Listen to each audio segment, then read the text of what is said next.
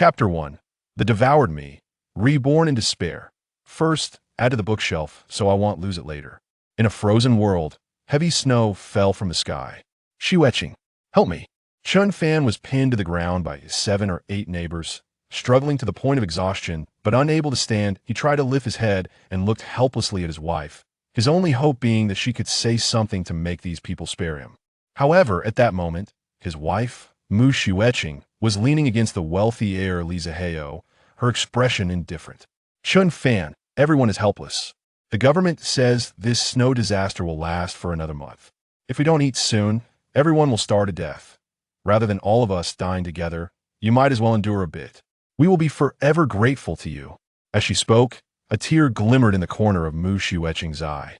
Unable to bear the sight, she buried her face deep in Li Zihao's chest.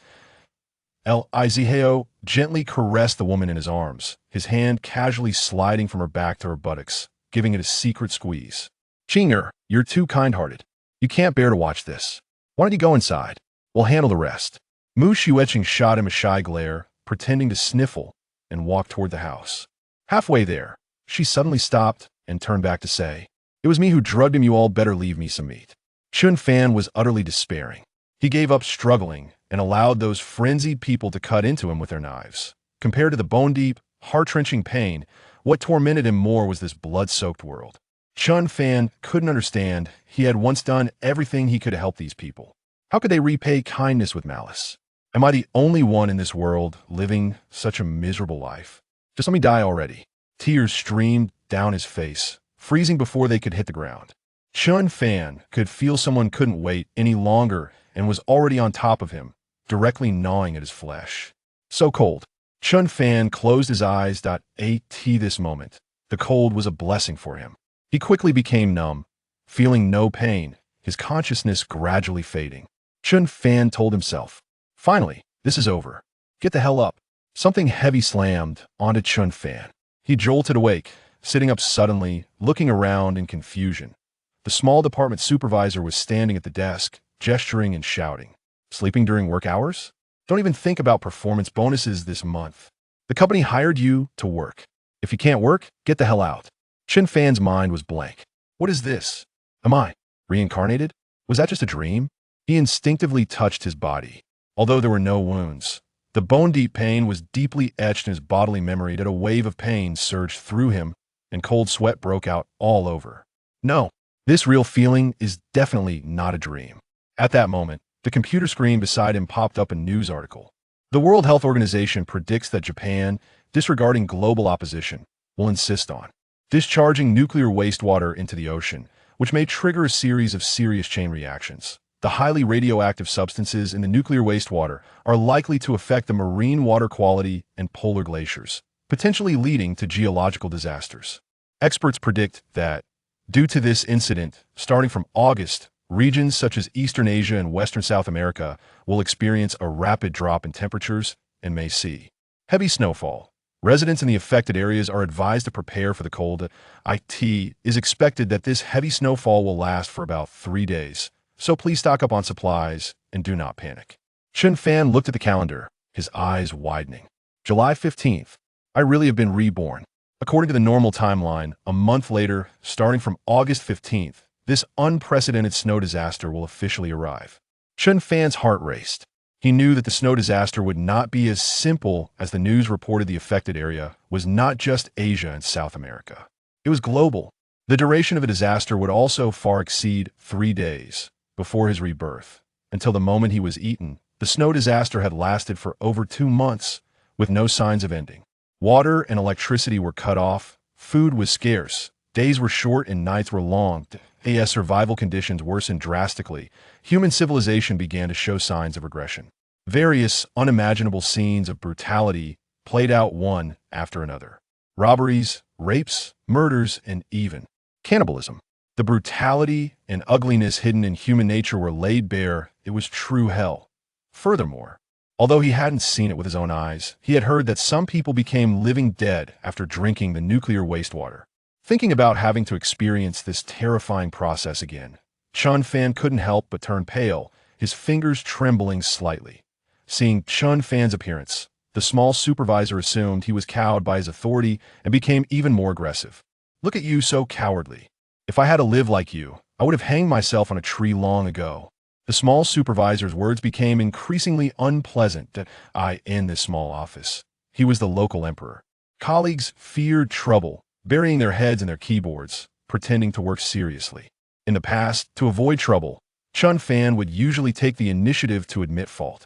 But today, Chen Fan met the small supervisor's gaze, coldly fixing his eyes on his face. In a month, when the snow covers the sky, everyone will perish. Do I still have to endure your nonsense? Fuck you. Chen Fan suddenly exploded. What the hell are you? Relying on a bit of authority in the company to act tough. Do you think no one knows what you're doing? The small supervisor was stunned. He knew that everyone usually looked down on him, but he didn't care. The key to surviving in this world was to be shameless. As long as no one dared to speak out, it was as if it didn't exist. But he never expected that the well-known, honest man Chen Fan would suddenly be so bold today. All the colleagues in the room perked up, putting down their work, stretching their necks to watch the excitement. Even people from the neighboring department were drawn over, peeking through the door. The small supervisor was surrounded, his face turning red. I have done nothing wrong. The leader appreciates me because of my strong work ability. Chen Fan cranked up his volume to the maximum. Shut that pit on your face. Besides your tongue being agile enough to please the boss wife, what other work ability do you have? The boss wife has a gynecological disease, so your mouth ulcers must not be healing well, right? Don't stand so close to me, the smell is too strong. Oh, the entire office seemed to suddenly understand something, and then everyone covered their mouths and noses.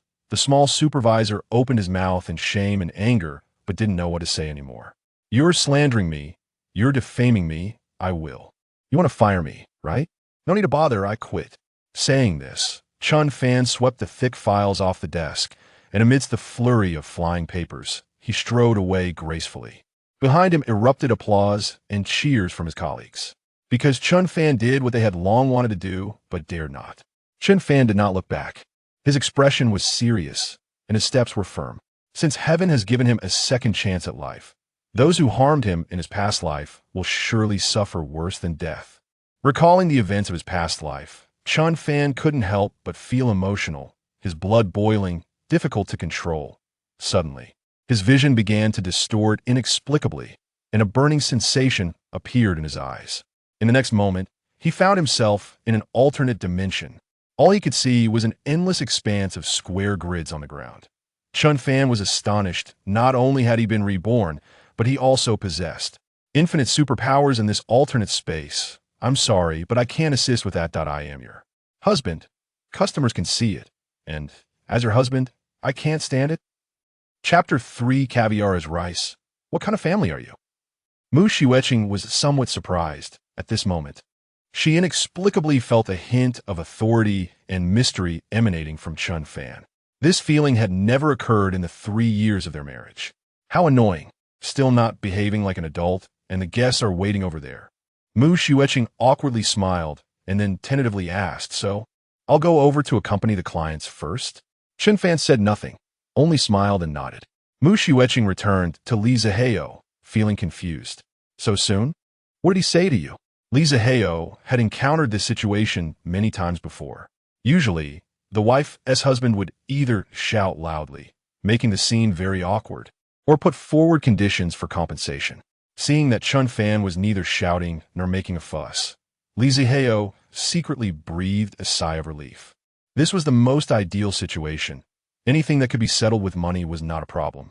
Chen Fan said nothing. He was just passing by to have a meal. Just that simple. He didn't ask for money. Li Zihao paused, about to bring the red wine to his mouth, and said in surprise. Mu Shiueching shook her head. In fact, she was just as puzzled as Li Zihao, full of questions. Her seat was turned away from Chen Fan. For some reason, she felt as if she was being stared at, and her back felt uncomfortable and hot. All these feelings were Mu Shiueching's inner thoughts, due to her guilty conscience. In fact, from the moment she left Chen Fan's table, he hadn't even glanced at her again. This, and this. Chen Fan focused on browsing the menu and casually ordered a few dishes. Okay, sir, if you've made your selections, we'll place the order now. The waitress smiled slightly. As expected, this guy came in with such a big attitude, yet he only ordered so few things. Apart from the few I just ordered, I want everything else, Chen Fan said calmly. The waitress was stunned, putting down her electronic order device and looking at Chen Fan in confusion. She thought she must have misheard. Sir, are you saying that on this menu, aside from what you just ordered, you want all the other dishes? Chen Fan exhaled impatiently. What? Is my Mandarin not clear, or can't you understand? Okay, how extravagant. The waitress suddenly felt that this seemingly ordinary customer exuded an air of nobility from within. How could an ordinary person spend tens of thousands on a meal? Maybe he is a successful person experiencing life. Okay, sir, please wait.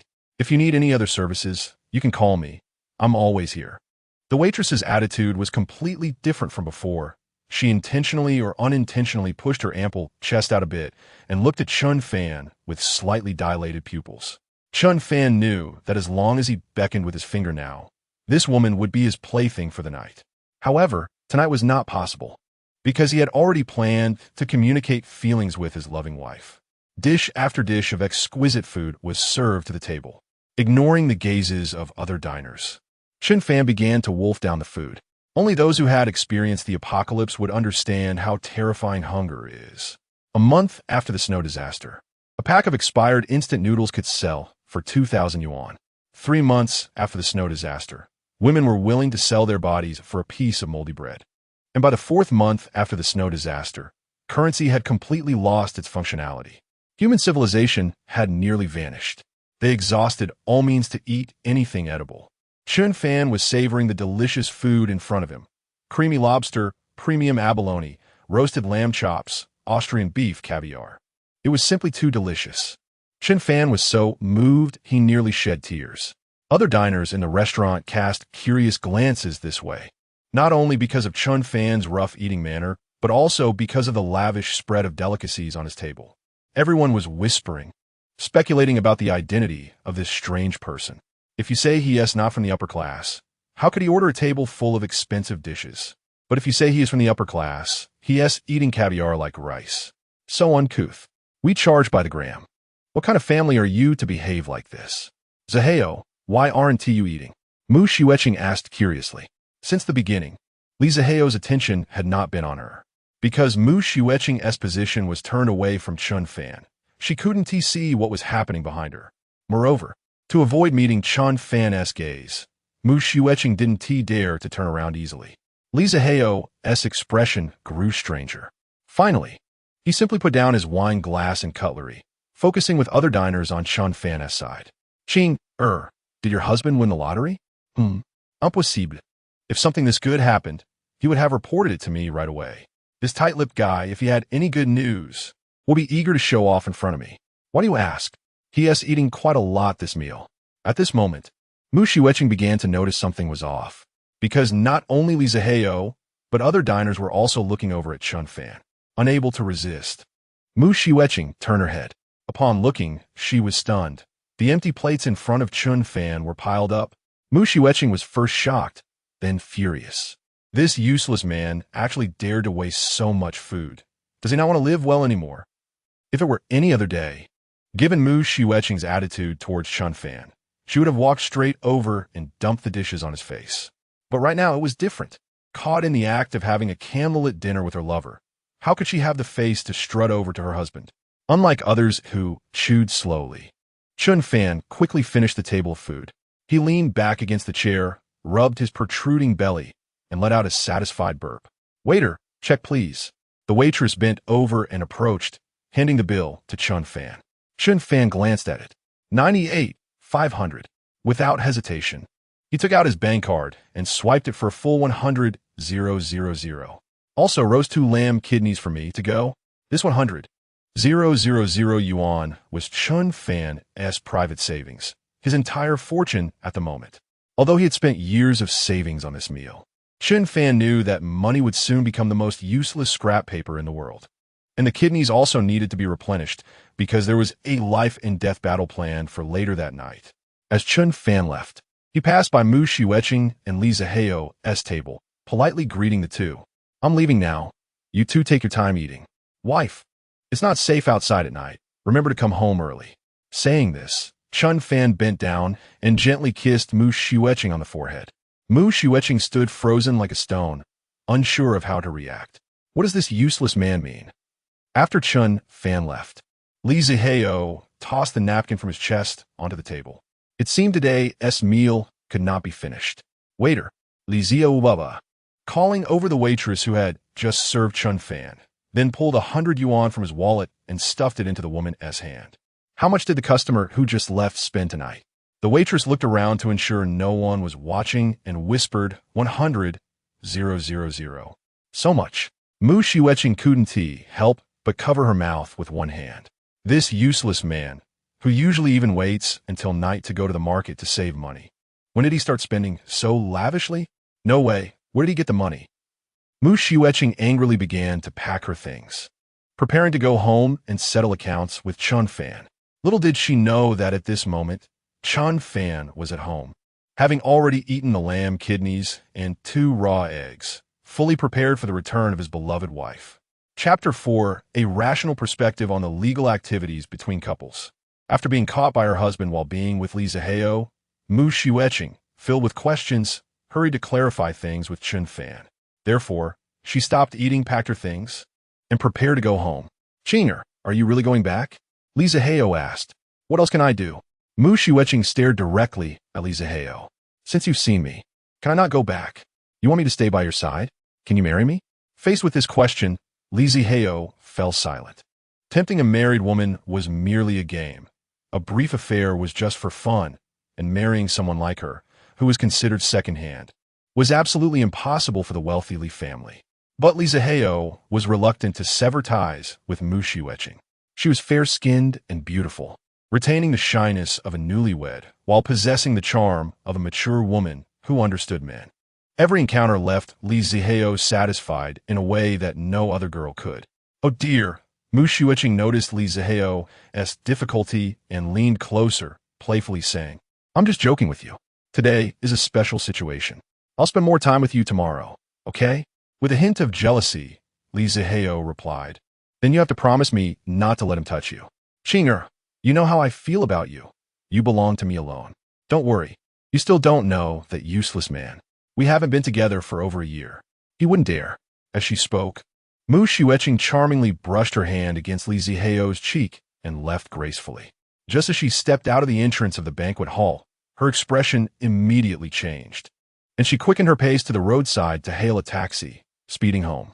Mu Xueqing was eager to return home, not because she was afraid Chen Fan would misunderstand her relationship with Li Zihao. She had long since ceased to care about that. What she was anxious to clarify was where Chen Fan got the money he spent and how much he was hiding from her. After all, they were legally married, and all assets were shared. Even if they divorced, she would still be entitled to half of that money. No, wait. Women are the weaker party.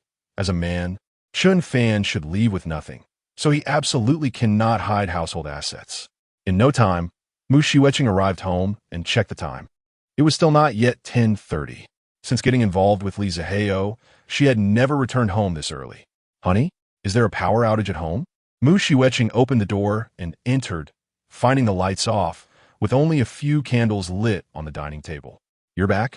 Chen Fan's voice suddenly came from the corner, startling Mu Xueqing. She looked closely and found Chen Fan sitting quietly on the sofa, but he appeared a bit strange, as he was only wearing a pair of briefs. What the hell? Why are the lights off at home? Mu Xueqing put down her bag and reached for the switch. Chen Fan suddenly stood up and walked over, grabbing her wrist. Don't turn it on. It's so romantic this way. Chen Fan's voice was somewhat gloomy, and Mu Xueqing couldn't help but feel taken aback, sensing something was different about him today. Although they were married, once a woman looks down on the man beside her, her interest in that aspect diminishes.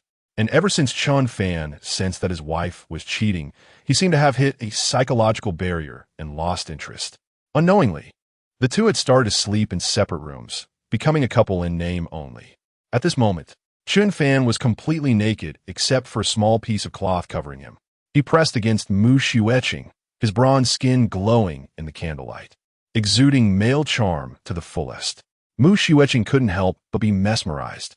After several years of marriage, she had never noticed that her husband's physique was so solid. Dear, We haven't been intimate for a long time. Chen Fan leaned in, his breath teasing Mu Shiueching, making her feel a tingle inside. At a crucial moment, Mu Shiueching still remembered her main task. She hardened her face and sternly asked, Chen Fan, you spent 100,000 today at the restaurant. Where did you get so much money? And how much are you hiding from me? After all, they have been a couple for a long time. And Mu Shiueching's contempt and arrogance towards Chen Fan had become habitual. Chen Fan sneered, amazed that this woman could say such things. He had given her 990,000 as a bride price, purchased their home with a loan he alone repaid, and despite both of them having jobs, all household expenses fell on him. However, Chen Fan was now too lazy to argue about these matters. Why should he reason with a mere tool for release? You think you can just avoid touching me? You think you have the final say? Chen Fan grabbed Mu Shiueching by the collar and tore it open. Her two large white breasts immediately sprang free. What were you doing? At this moment, Mu Shiueching realized something was off with her husband. Chen Fan's eyes were bloodshot, his face contorted in a terrifying manner. What? Not used to it. Have you forgotten that I, Chen Fan, am your legal husband? With a forceful toss, Mu Shiueching was flung onto the table. Chen Fan followed closely, pressing one hand heavily on her neck, rendering her unable to move. Then began the legal intercourse between the loving couple. As the table rocked back and forth violently, the hallway's motion sensor lights flickered with Mu Shiueching's cries. Chen Fan ruthlessly ravaged his wife's body, releasing long-held love and hatred from a past life. Thus, after more than 2 hours of flickering hallway lights, Chen Fan finally finished. Sweating profusely, he returned to the sofa, while Mu Shiueching lay limply on the floor. Her eyes glazed with a sense of reminiscence. After resting for a while, she picked up her clothes from the floor and walked over. I hate how strong you are. Honey, can you tell me now how much money we actually have? Mu Shiueching leaned against Chen Fan's thigh, her heart filled with hope. Any female animal admires a strong male, and Mu Shiueching was no exception. Today, she realized her husband was surprisingly strong. Since he could hide one secret, he might as well be hiding another. If her husband was actually a hidden wealthy man, wouldn't she have struck it rich? Who needed that useless Li Zihao? Chen Fan looked down at his obedient, blushing wife and thought to himself, if only you could live a simple life with me. Then you would have endless money and many things that money cannot buy. Unfortunately, there are no ifs. The 100,000 spent at the restaurant is all my savings. There is no more, Chen Fan said flatly. Mu Shiueching raised her head, looking astonished. Are you kidding me? Honey, you must be joking, right? I'm telling the truth. You can check for yourself. Saying this, Chen Fan casually threw all his bank cards and ID on the floor. Mu Shiueching's eyes widened. Suddenly, she stood up and began to shout. Chen Fan, are you out of your mind? Spending all your savings on one meal. How are we going to live like this? Did you even consider me when you did this? My brother borrowed money from us to buy a house not long ago, and you said we didn't have any. Where did this 100,000 come from? Mu Shiueching rattled off a list of grievances against Chen Fan, recounting dozens of his crimes. Chen Fan simply listened quietly, his expression calm. His wife's crazed behavior was just as it had always been. She hadn't changed at all. Chapter 5, Philanthropist Wang Dingya. In front of others, she appears virtuous and beautiful, but when she returns home and closes the door, she faces her husband with a different demeanor. Chen Fan is not surprised by Mu Shiueching's behavior. It only strengthens his resolve for revenge. If you don't want to continue, you can divorce, Chen Fan said. What? Mu Shiueching suddenly stopped her chatter, thinking she must have misheard. Is this useless man suggesting divorce? If you want to leave, go ahead. Whoever doesn't leave is a grandson. I still have Li Zihao without me. You'll just be a lifelong bachelor. Mu Shiueching dressed quickly, turned on the light, and sat down seriously at the table. Divorce is fine, but how will the assets be divided?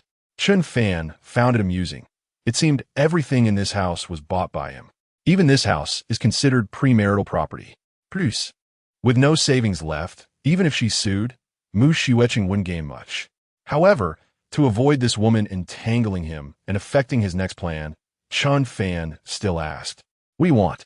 Mu Shiueching wasted no time, directly taking out paper and pen, writing as she spoke, essentially stating, Chen Fan and Mu Xiuqing agree to divorce.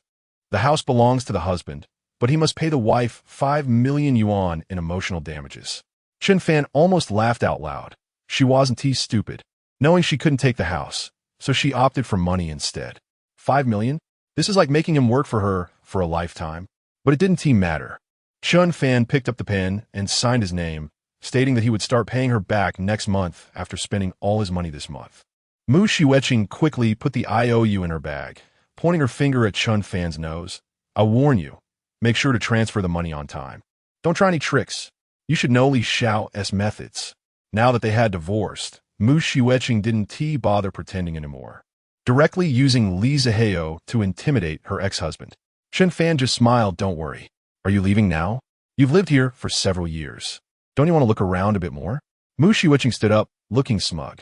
I don't want to stay in this doghouse for even a minute longer. To be honest, in this building, Li Xiao has already bought me a house. No need to elaborate on what it's for. Goodbye. No, never see you again. Mu Xiuqing intentionally mentioned her and Li Zihao's base to provoke Chen Fan. Chen Fan proposed a divorce, and Mu Xiuqing felt a surge of resentment. If anyone should bring it up, it should be her. Why should this useless man have the say? But it's fine. She no longer had to pretend. Now she could be with Zihao openly. Even without a title, at least she wouldn't have to worry about expenses, and surely her mother and brother would support her. Watching his ex-wife strut out like a victorious hen, Chen Fan shook his head slightly. You didn't want to see this home. Now you won. Before long, this place will be where you long to return but can't. The first task after his rebirth was to sever ties with his wife. Completed. Chen Fan took out the prepared checklist and marked an item with a tick. The list had several other tasks, including stockpiling food, buying weapons, resolving water and electricity issues, and entertainment facilities, etc. The most critical task was to turn the house into an impregnable safe haven. In the apocalypse, Chen Fan had seen firsthand how brutally humans could go mad, how vile and insane they could be, without a safe place to live.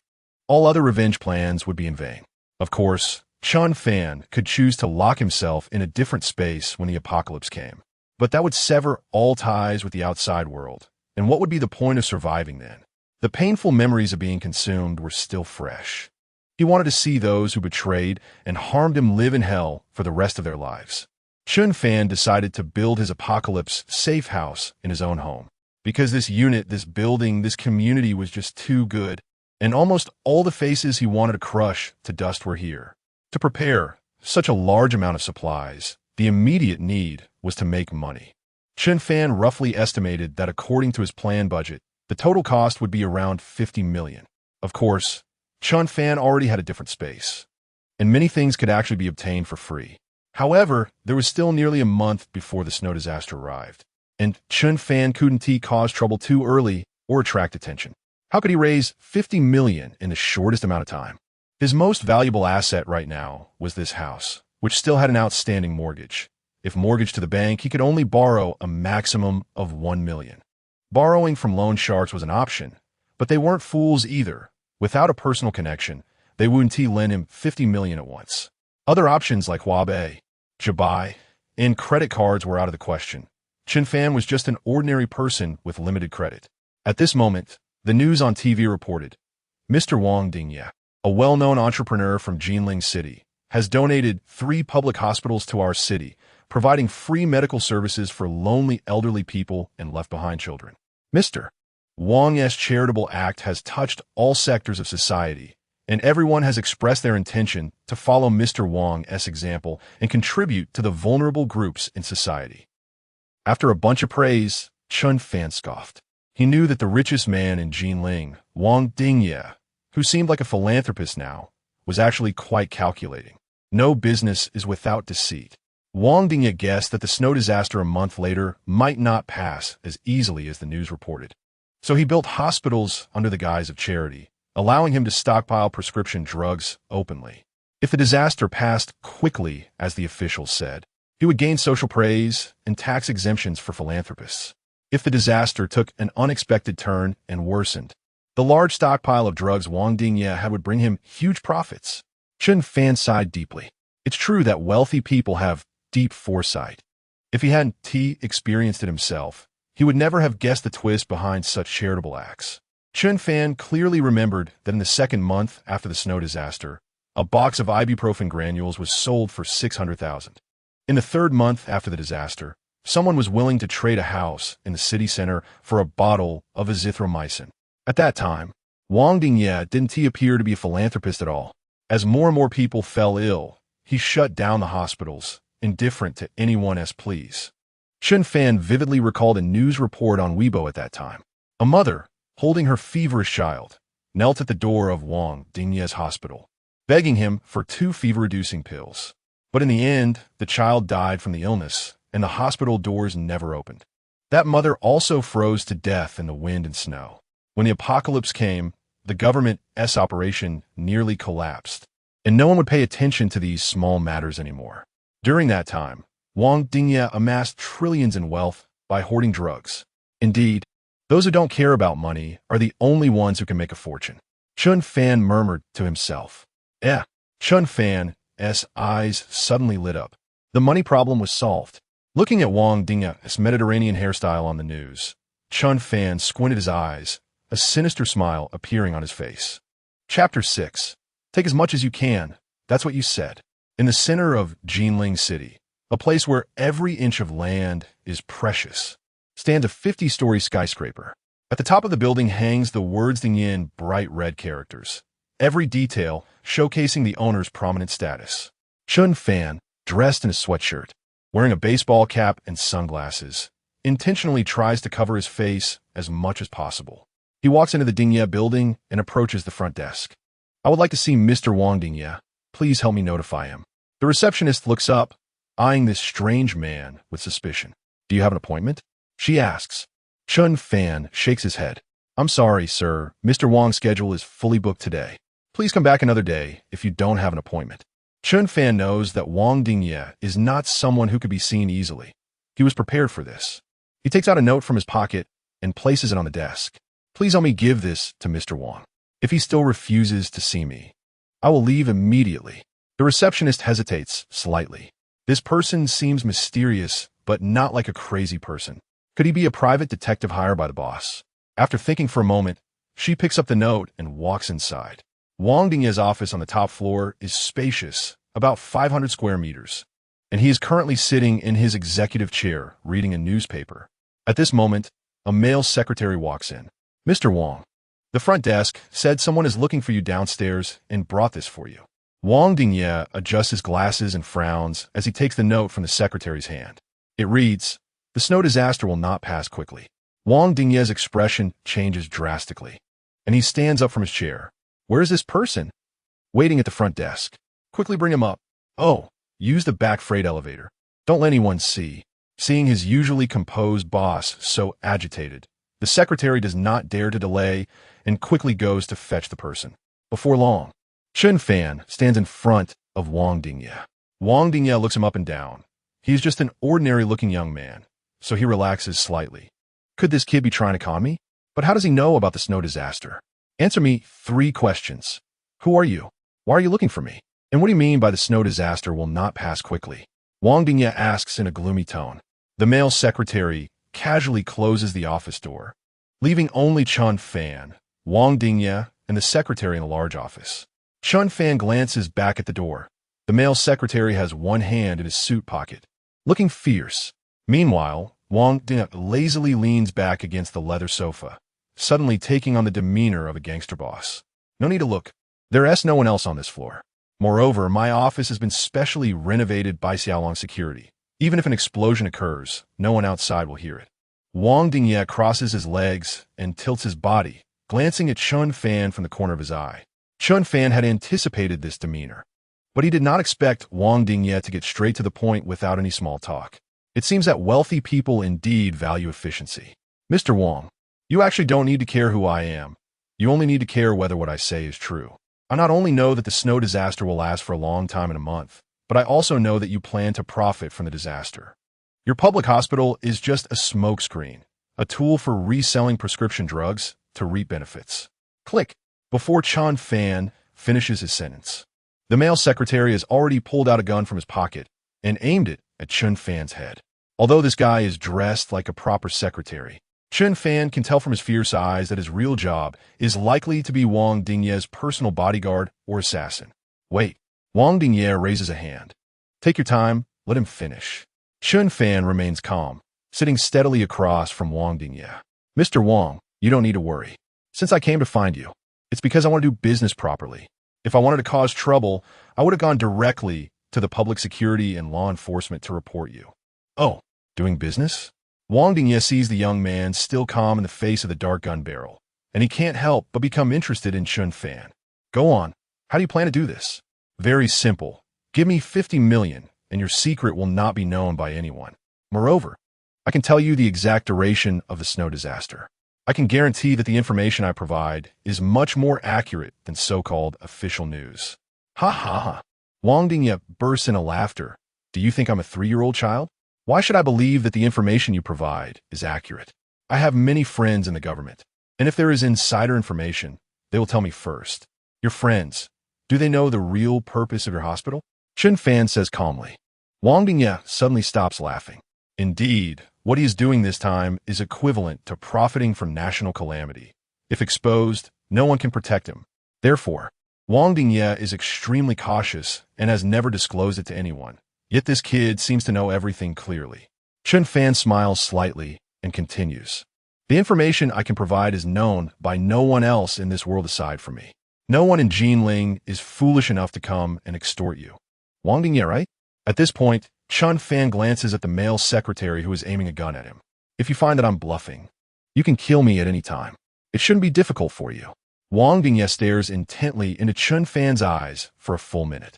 Although he doesn't believe someone can predict a snow disaster, this person in front of him is indeed too peculiar. He actually knows about his closely guarded business plan, which is not something an ordinary person could do. Perhaps he really knows how long the snow disaster will last. If he can grasp the accurate duration of the disaster, he can make more targeted preparations and earn more money. Compared to the huge profits, 50 million is just a drop in the bucket. Wang Dingye steals himself, all right. I'll trust you this once. But remember, no one can play tricks in front of me. Wang Dingye.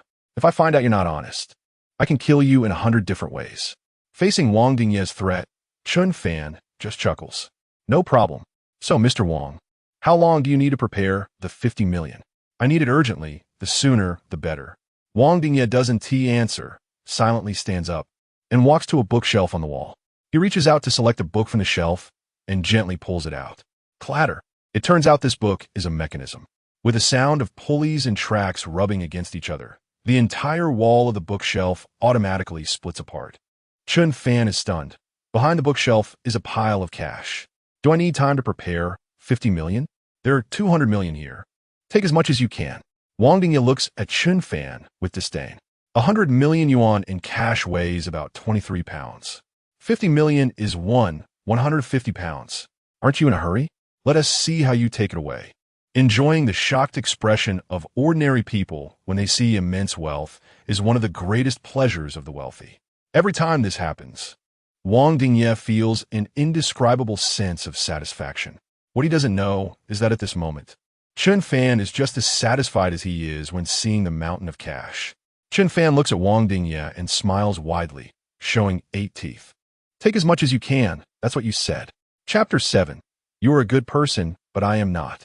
Chen Fan activated his right eye's spatial ability, and the mountain of 200 million cash in front of him was sucked into a suddenly appearing black hole vortex, instantly leaving not a single bill behind. Wang Dingye was dumbfounded. No way. You really took it. Wait. This kid is up to something. Kill him. Wang Dingye roared. The male secretary did not hesitate and immediately pulled the trigger. He curled his index finger with force, but ended up grasping at nothing. The gun that had been in his hand just moments ago had vanished without a trace. Is this some kind of ghost in broad daylight? The male secretary and Wang Dingye were frozen in place, helpless. Chen Fan's understanding of the spatial function had deepened. He discovered 2 flaws. First, he could not absorb any living beings other than himself. Second, he couldn't focus properly on moving or active objects, making absorption impossible. As for whether the spatial ability had other functions, Chen Fan needed more time to explore. Fortunately, The male secretary had been aiming his gun at Chen Fan since the beginning, and he seemed well-trained, holding the gun steadily. This provided Chen Fan with an excellent opportunity for a counterattack. He quickly stored the handgun into the spatial realm and then retrieved it again.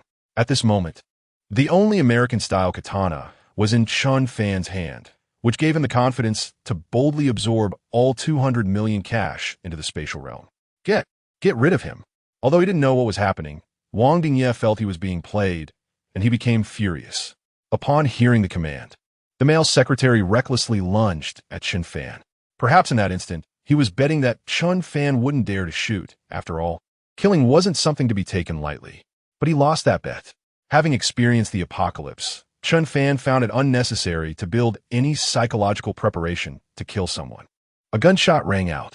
The dark muzzle emitted a faint white smoke, and a bloody hole appeared in the male secretary's forehead. The lively man who had just been full of life instantly rolled his eyes and collapsed at Wang Dingye's feet. Wang Dingye, this kid is ruthless. The imposing billionaire of Jinling instantly lost his earlier arrogance. Little brother, let's talk this out. You can take all the money. Let's pretend nothing happened. I swear, I will never trouble you. Chen Fan looked at the cowering, bald, fat man in front of him and sneered inwardly. If any word from these so-called big shots could be trusted, pigs would be able to give birth. Chen Fan was willing to wager his life that if he let this guy go now, as soon as he left, he would be hunted down by the entire underworld of Jinling. It was possible that even government agents would be among those pursuing him. Chen Fan slowly spoke, Boss Wang. Let's make an assumption. If you had a lot of medicine, so much that you couldn't use it all, and someone needed your help to save their life, would you give them the medicine for free? Wang Dingye was dumbfounded. He was being held at gunpoint and was almost scared to the point of wetting his pants. And now he was asked to solve a problem? I want to hear the truth. If you answer correctly, I will spare your life. Chen Fan smiled a sinister smile at Wang Dingye. This eerie smile made Wang Dingye's scalp tingle. Of course. Absolutely. You should know that I am a well-known philanthropist in Jinling. Not only would I give away medicine that I couldn't use up, even if I needed it to save my own life, I would let others use it first. He spoke sincerely, and as he got emotional, tears even welled up in his eyes. Chen Fan laughed.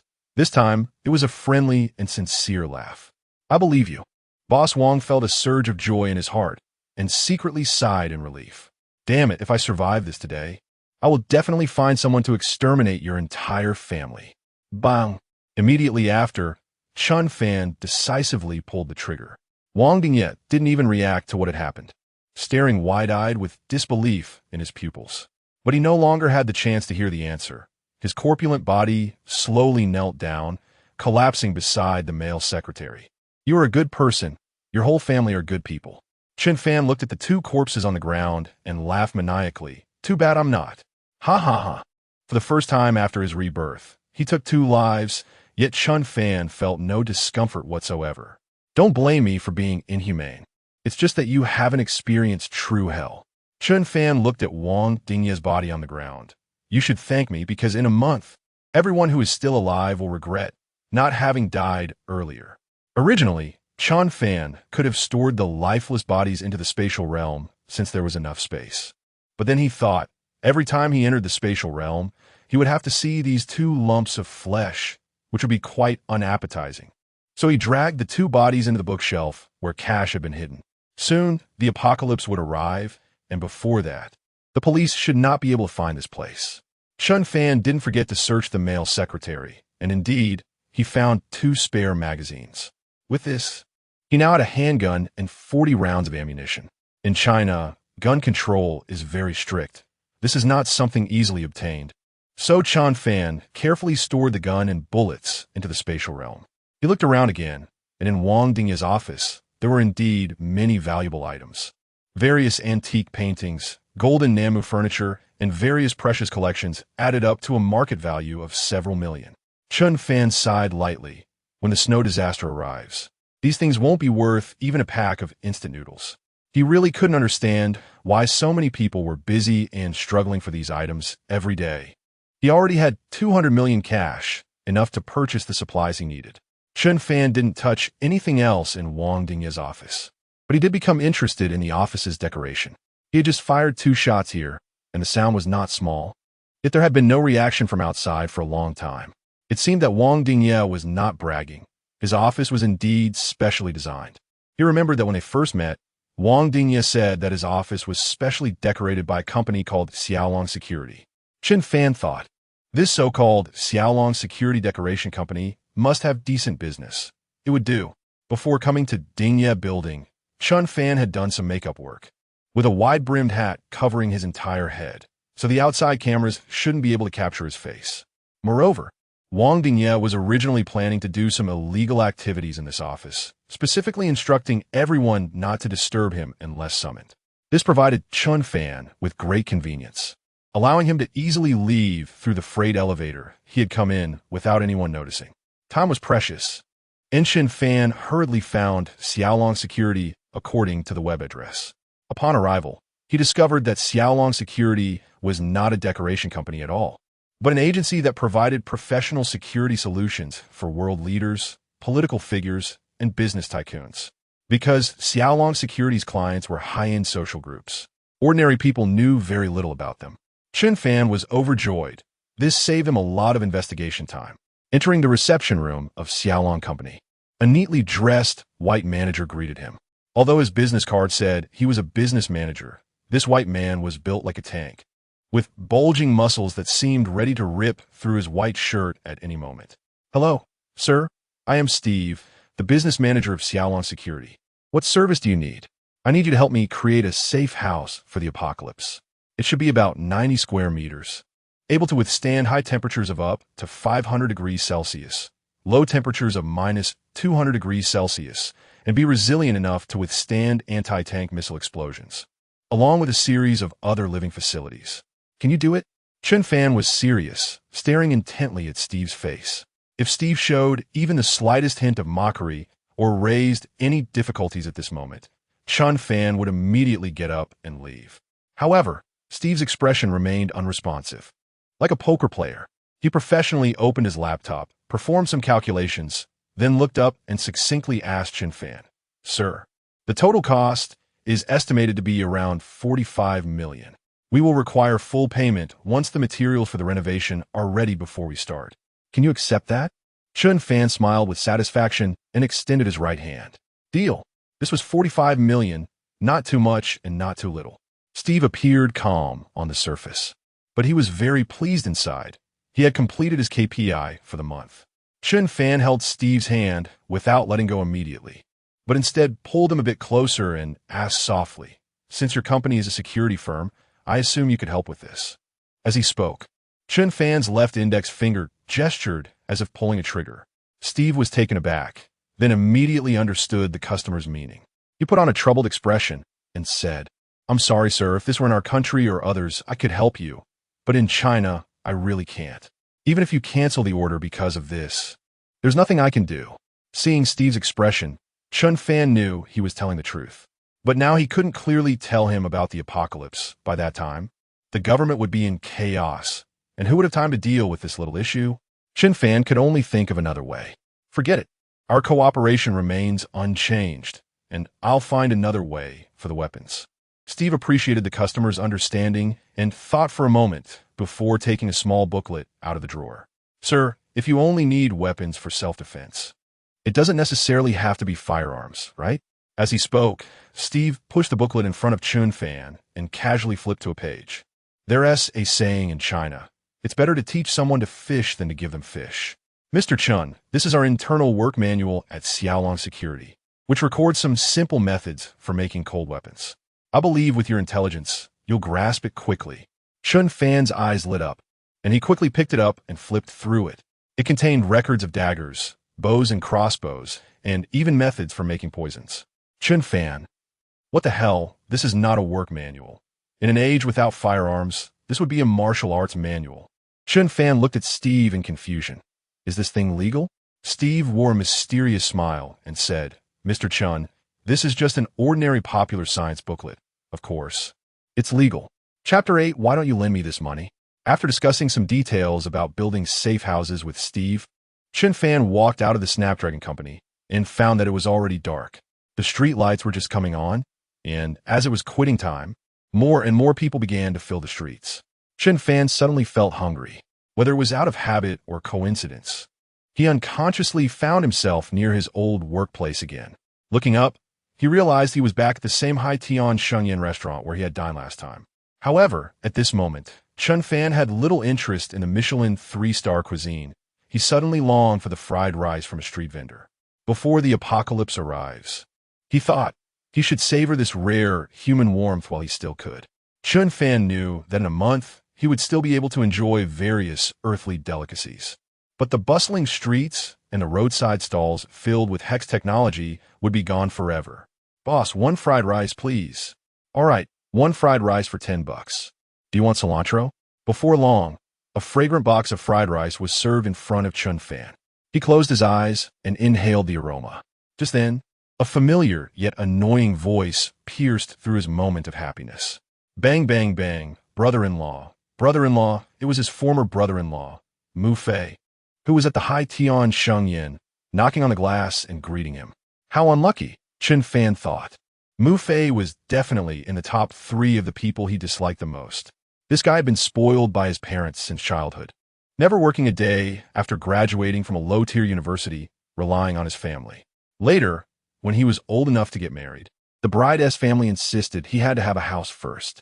Unable to scrape together the money for a house, Mu Fei's mother-in-law and his sister joined forces to pressure Chen Fan for sponsorship. But Chen Fan was just an ordinary worker, struggling to make ends meet himself. He had no strength left to support his brother-in-law. Because of this, Chen Fan had lost all status in the eyes of Mu Fei's family. Every time they met, they would mock him with sarcasm.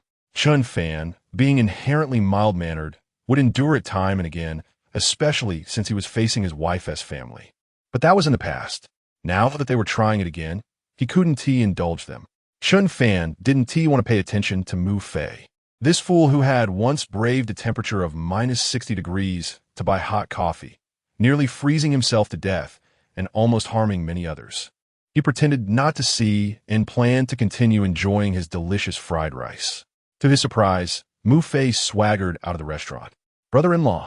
Oh no, I mean former brother-in-law. Haha. Chen Fan glanced at him. It had been a while, but he still had that annoying look. What are you doing eating street food here, brother-in-law? Chen Fan casually hummed. Well, didn't you see? Come on, what is so good about this? Let me treat you to Hai-Tian Shengyan. Look, Michelin 3-star. Chen Fan didn't want to engage with him, but Mu Fei, being overly familiar, directly threw his arm around Chen Fan's shoulder and pulled him along. With many pedestrians around, it wouldn't look good to struggle in public. So Chen Fan could only take his box of fried rice and follow him inside. Chen Fan was puzzled. This guy usually had pockets as empty as his face. Where did he get the money to eat at such a high-end place? Mom, sis, guess who I saw? When they reached a large table inside, Chen Fan realized that his ex-wife, Mu Shiueching, and his former mother-in-law, Niu Tsuixia, were also there.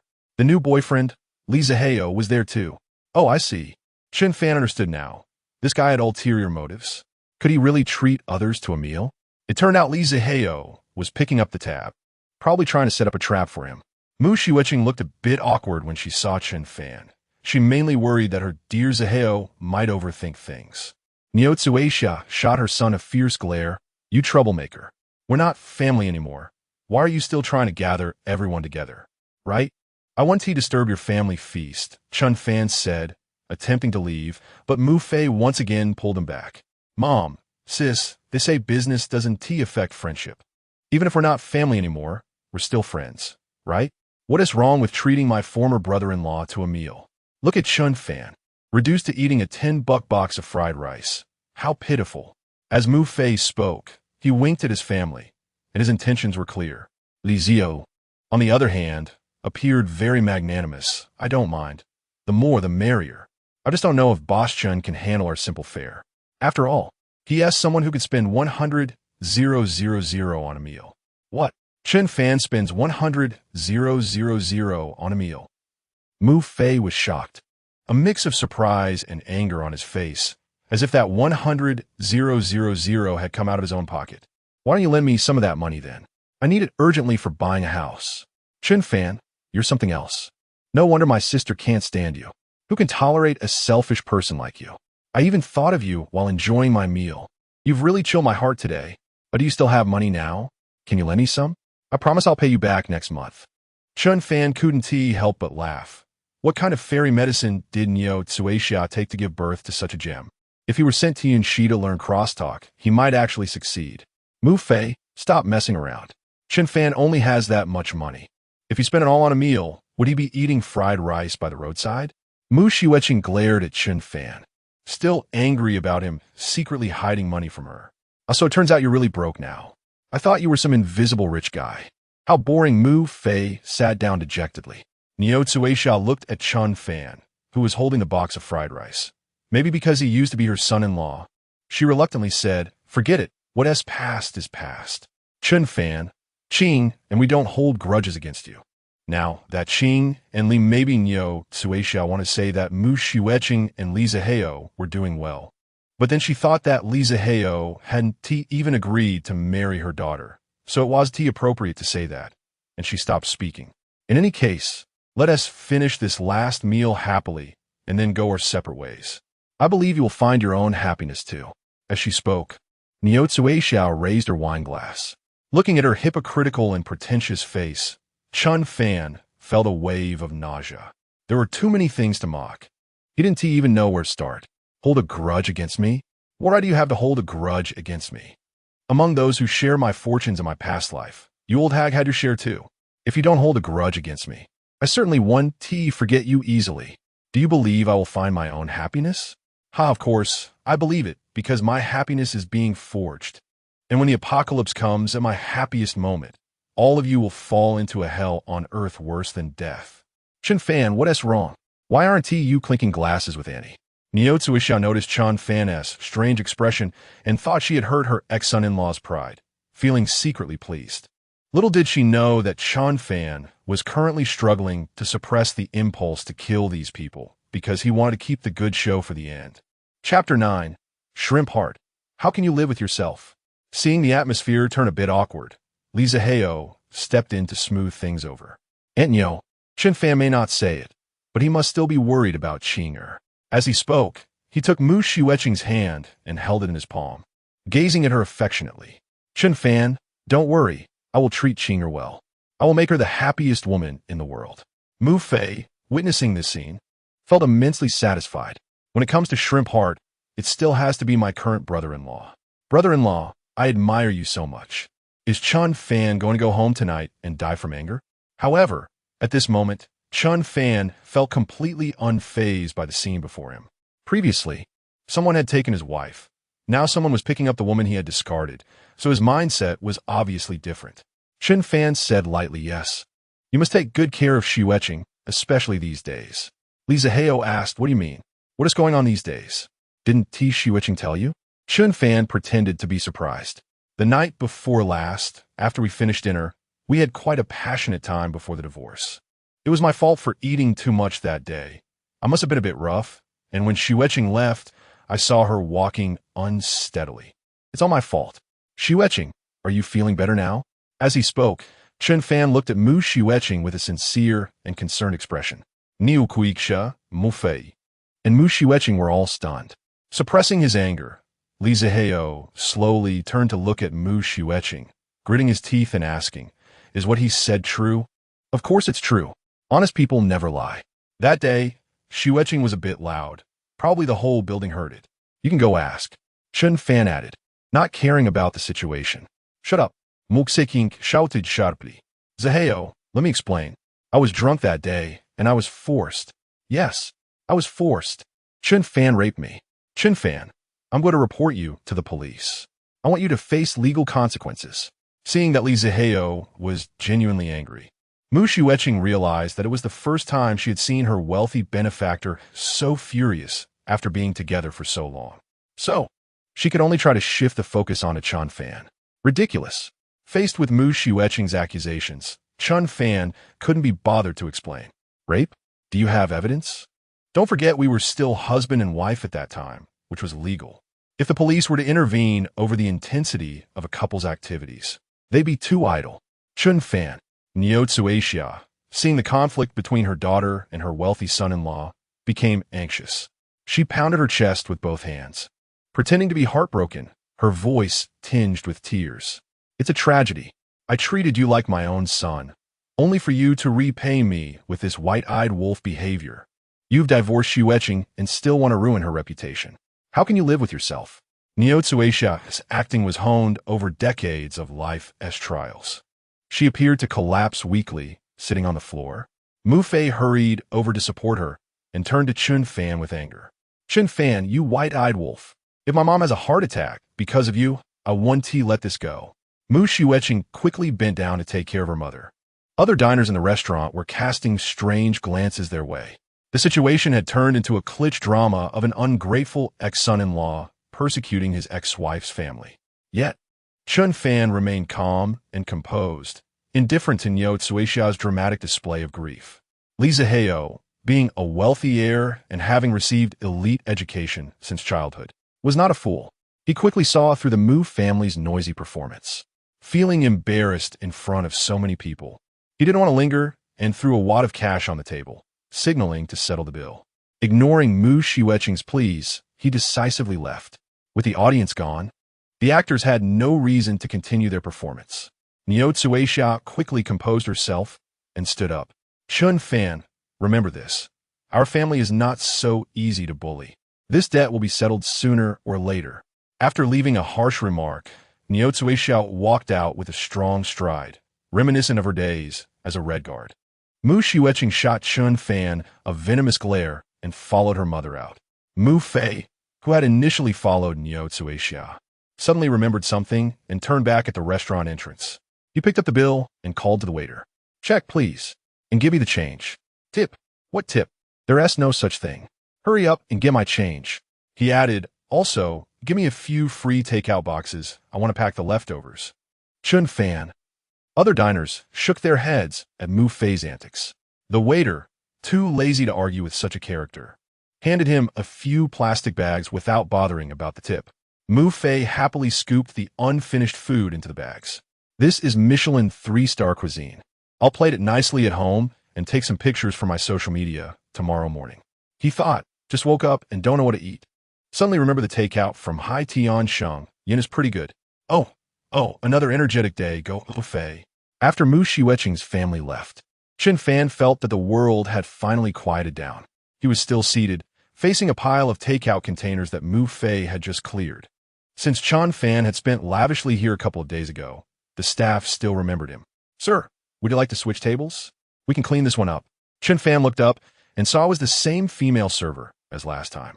This time, her attitude was noticeably friendlier and more polite than during his previous visit. After all, he was a customer who had spent 100,000 on a meal, and the server couldn't believe someone like him would be an ordinary person. Chen Fan smiled. Sure. Then he took his box meal to a nearby table. This time, the server remembered not to judge by appearances. She eagerly helped Chen Fan open the takeout box and hand him a knife and fork. Chen Fan nodded. This was the quality of service one should expect in a high-end restaurant. While Chen Fan ate quietly, the server stood beside him, watching in silence, more out of curiosity. Having worked as a server for many years and having seen countless customers, she had never encountered someone so unusual. After a while, Chen Fan finished the last grain of rice and leaned back satisfied. Burp, that was delicious. He even thought that the fried rice from the small street stall should be included in the Michelin 3-star restaurant menu. What's your name? Chen Fan tilted his head to look at the female server. The woman had straight legs, a well-defined bosom, and was slightly taller than the other girls. Her features were sharp, and upon closer inspection, she could be considered an 80-point beauty, but she was entirely different from the delicate type like Mu Xueqing. My name is Selena, the woman said, her eyes charming. Selena Liu. Chapter 10. The customer's request is really reasonable. After chatting briefly, Chen Fan realized that Selena is of Eurasian descent. No wonder she is taller and her skin is whiter than other women. Selena, the set meal I had here last time was delicious. In a few days, I want to order 200 sets for a banquet at home, Chen Fan said calmly. The mixed-race beauty thought she heard wrong. Did you say you want to order 200 sets of the 10,000 yuan meal from last time? Chen Fan nodded calmly. Selena quickly counted on her fingers, muttering to herself, 10,000 a table, 200 tables is. Please wait a moment. She hurried to the front desk, took the calculator, and started typing. 1 million times 200 equals 20 million. Electronic voice, 20 million. Mr. Chun, this requires 20 million. Are you serious? Selena's breathing became rapid, her already ample bosom rising and falling dramatically. The restaurant offers commission rewards to waitstaff for bringing in big clients. And if Chen Fan really spends 20 million at once, Selena could buy a small apartment in the city. Chen Fan still nodded calmly. Selena's fair face turned red with excitement, and she quickly ran to the back to inform her manager. In a moment, the manager of the restaurant walked out with hurried steps. Hello, sir. I'm a manager of this restaurant. If you want to order 200 sets of the full menu, you need to pay a deposit of 5 million first. What do you think? The manager tried to act nonchalant, but his voice trembled slightly with excitement. No problem, Chen Fan replied in a flat tone. I have one requirement. These dishes must be completed and delivered to my home within 25 days. The manager was overjoyed, nodding like a garlic peeler. No problem. We guarantee to deliver all the dishes you ordered on time and with quality. That's good. Let this lady accompany me back to get the 5 million deposit. Back home to get it? The manager's brain raced. In this day and age, everyone uses electronic payments. Who still uses cash? The customer's actions must have other intentions. The manager glanced at Selena, just in time to see her uniform straining at the seams, the cleavage deeper than the Mariana Trench. He instantly understood. The customer's request is simply too reasonable. Business is tough nowadays, especially in the high-end market. Many car and real estate companies have long employed marketing tactics like sending special services upon order, and we should keep up with the times. Besides, with a 20 million order, even if it means letting Selena accompany him home to get money, that's fine too. The manager smiled at Selena. Then you'll have to work hard. Provide good service for the customer, and the company won't treat you poorly. He even winked meaningfully at Selena. Selena naturally understood immediately. She was already captivated by Chen Fan's lavish demeanor and was more than willing to get closer to him, even if it wasn't tea for the company. So, Selena quickly changed out of her work uniform and walked out with Chen Fan. Chen Fan noticed that Selena's casual outfit had a lower neckline than her work uniform. He wasn't sure if it was intentional, but the pure black deep V lining paired with a white blazer highlighted her advantages perfectly. A gentle breeze blew, and a captivating scent of perfume wafted into Chen Fan's nose, making him feel a bit restless. Chen Fan looked at Selena, who happened to meet his gaze. The half-Eurasian character is different from that of Eastern women. They express their desires quite openly. Chen Fan smiled, sharing a tacit understanding. In fact, Chen Fan didn't think much about asking the restaurant to send someone to get the deposit. Mainly, he couldn't take out 5 million from the other space in front of others, as that would be too bizarre and cause unnecessary commotion. Unexpectedly, both the restaurant manager and Selena misunderstood. However, it didn't matter. Chen Fan didn't mind this mistake. The two entered Chen Fan's home. Selena looked around, somewhat surprised.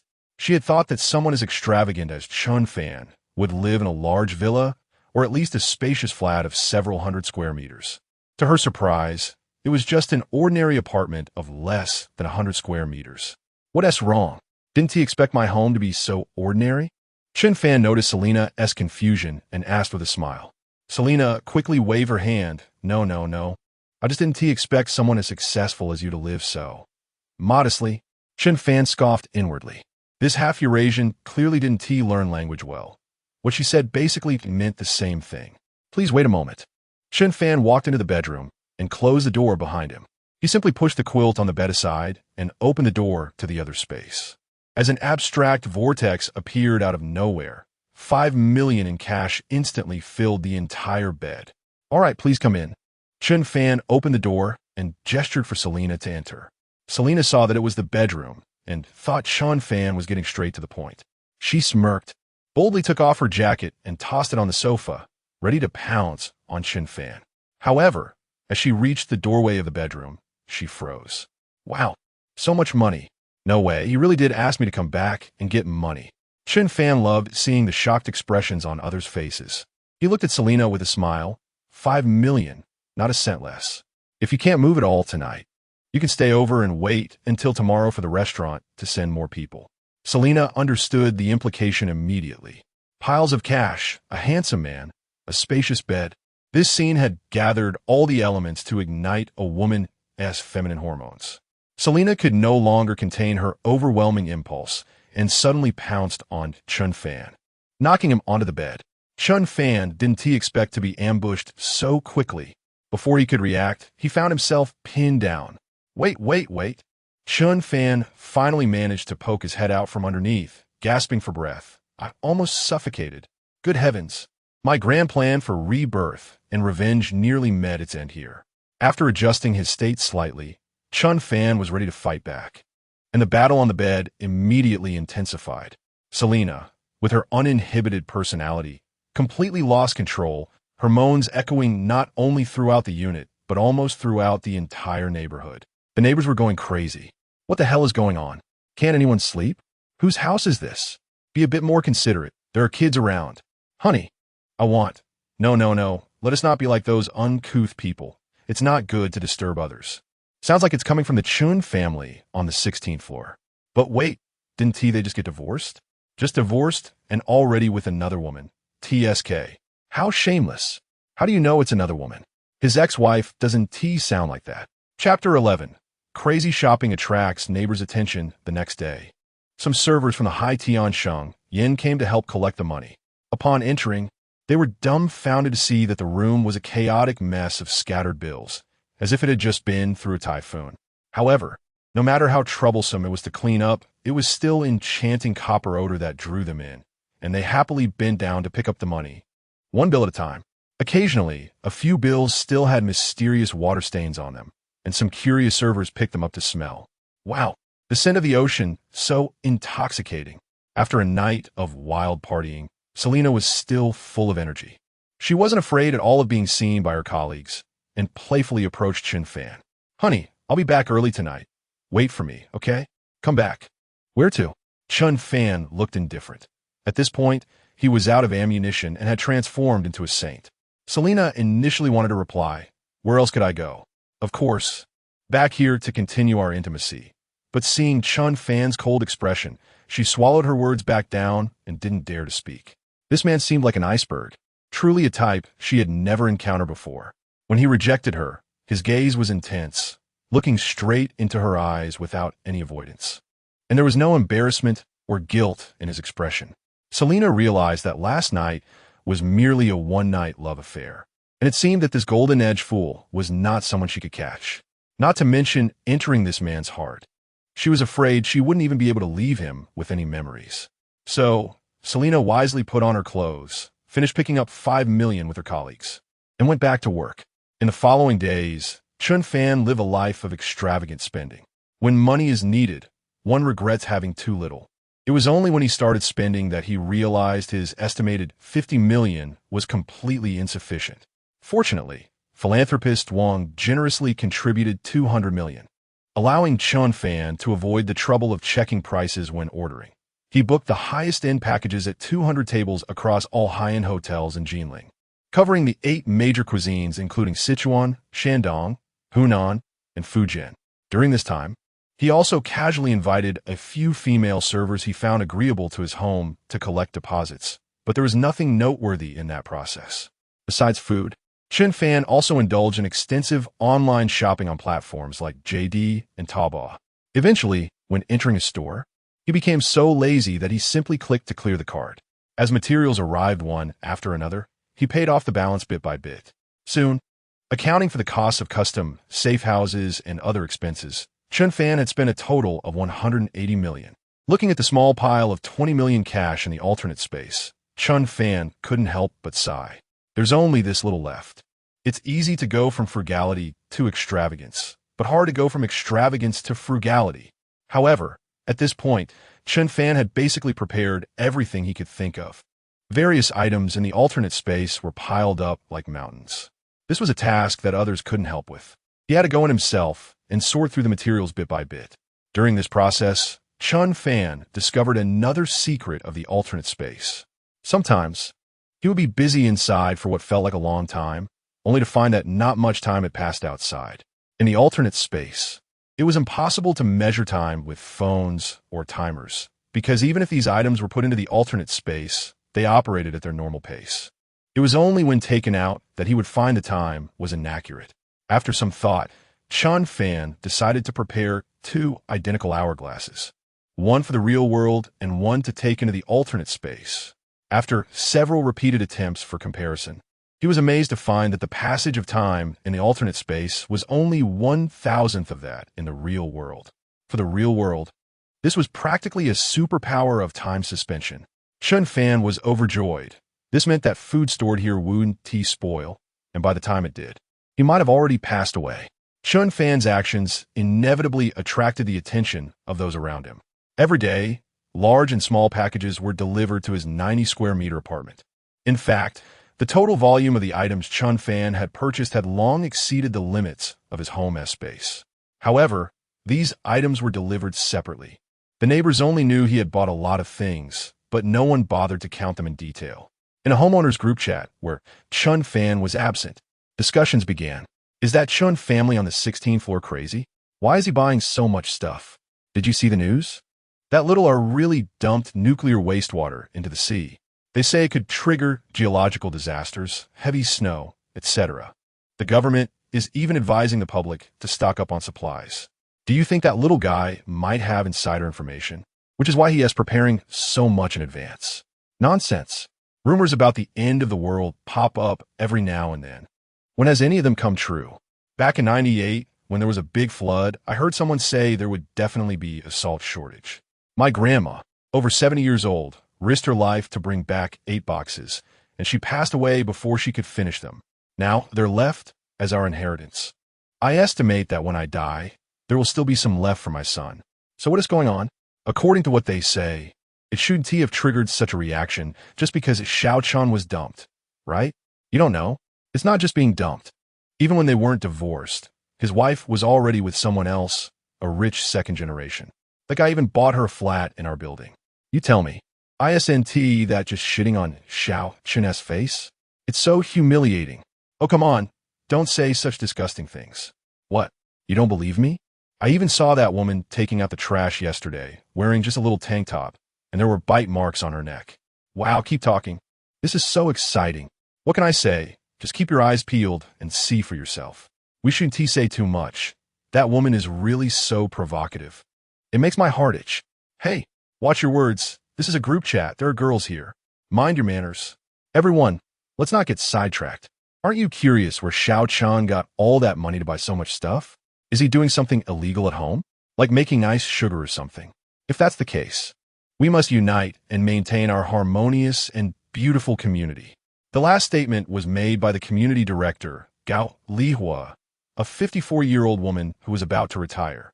However, judging by her work enthusiasm, it seems she wanted to use her last year to exert her remaining energy thoroughly. The community director may not hold a high position, but she wielded significant influence in the neighborhood. Residents often seek her help for certificates or procedures. Once Director Gao spoke up, countless supporters were drawn in. Director Gao is right. No matter who it is, if they want to do illegal things in our community, I, Huang Tao, will be the first to oppose it. That Chen Fan always looks sneaky. I've thought he was a good person for a long time. As the saying goes, it takes 2 to tango. If he had no issues, would his wife have run off with someone else? Speaking of which, I remember that my son's company is next to Chen Fan's unit. I heard he was fired from his job a few days ago. A jobless loafer can't be a good person, can they? No need to analyze. He must be hiding something shameful at home. Old man Jiao, what are you talking about? Just because someone is unemployed doesn't mean they're a bad person. I'm unemployed too. Does it bother you? 12-03 Jia Fugue. Oh, come on. Look at this kid. The old man isn't talking about you. I'm talking about Chen Fan. You're different. You're a good kid. The old man misspoke. Don't take it to heart, okay? 8-01 Lu Tian. All right, everyone stop arguing. Let's get back to business. We're temporarily forming a neighborhood security team, and we'll go check on Chen Fan this afternoon. Who wants to volunteer? Everyone Gao Lihua called out in the group. However, the lively chat suddenly went quiet. Chapter 12, The Authority of the Community Director. A giant in words. A dwarf in action. Whether we admit it or not, This is the true portrayal of the vast majority of people today. Just because neighbors are passionate in the owner group, when it comes to taking real action, no one speaks up. There's a saying that jealousy distorts one's appearance. Chen Fan has been buying and buying all day. Naturally, more and more people are envious. Deep down, everyone doesn't really believe that Chen Fan is doing something rock candy at home. They just say it to vent their frustrations. Moreover, spreading rumors online carries no responsibility, just to feel good for a moment. But there's always a chance something might happen. Chen Fan has bought so many things recently. It's indeed too abnormal. What if he really is doing something illegal at home? I've heard that people involved in that kind of business carry guns. If something happens, it wouldn't be worth it to get caught in the crossfire. When it comes to our own interests, even a 1 in a million chance is not acceptable. Neighbors, I am both a resident of the Fuda Blue Mountain community and the community director of our area. I, Gao Lihua, am responsible for any issues that arise in the community. Seeing that no one responded for a long time, perhaps to enhance emotional impact, Gao Lihua sent several long voice messages. But to put it bluntly, as the saying goes, the community is my home, and harmony relies on everyone. Protecting the stability and unity of our home is ultimately the responsibility of all homeowners. I'm not insisting everyone join me, but the more people participate in such an action, the more it reflects our community's unity and strength. Don't you think so?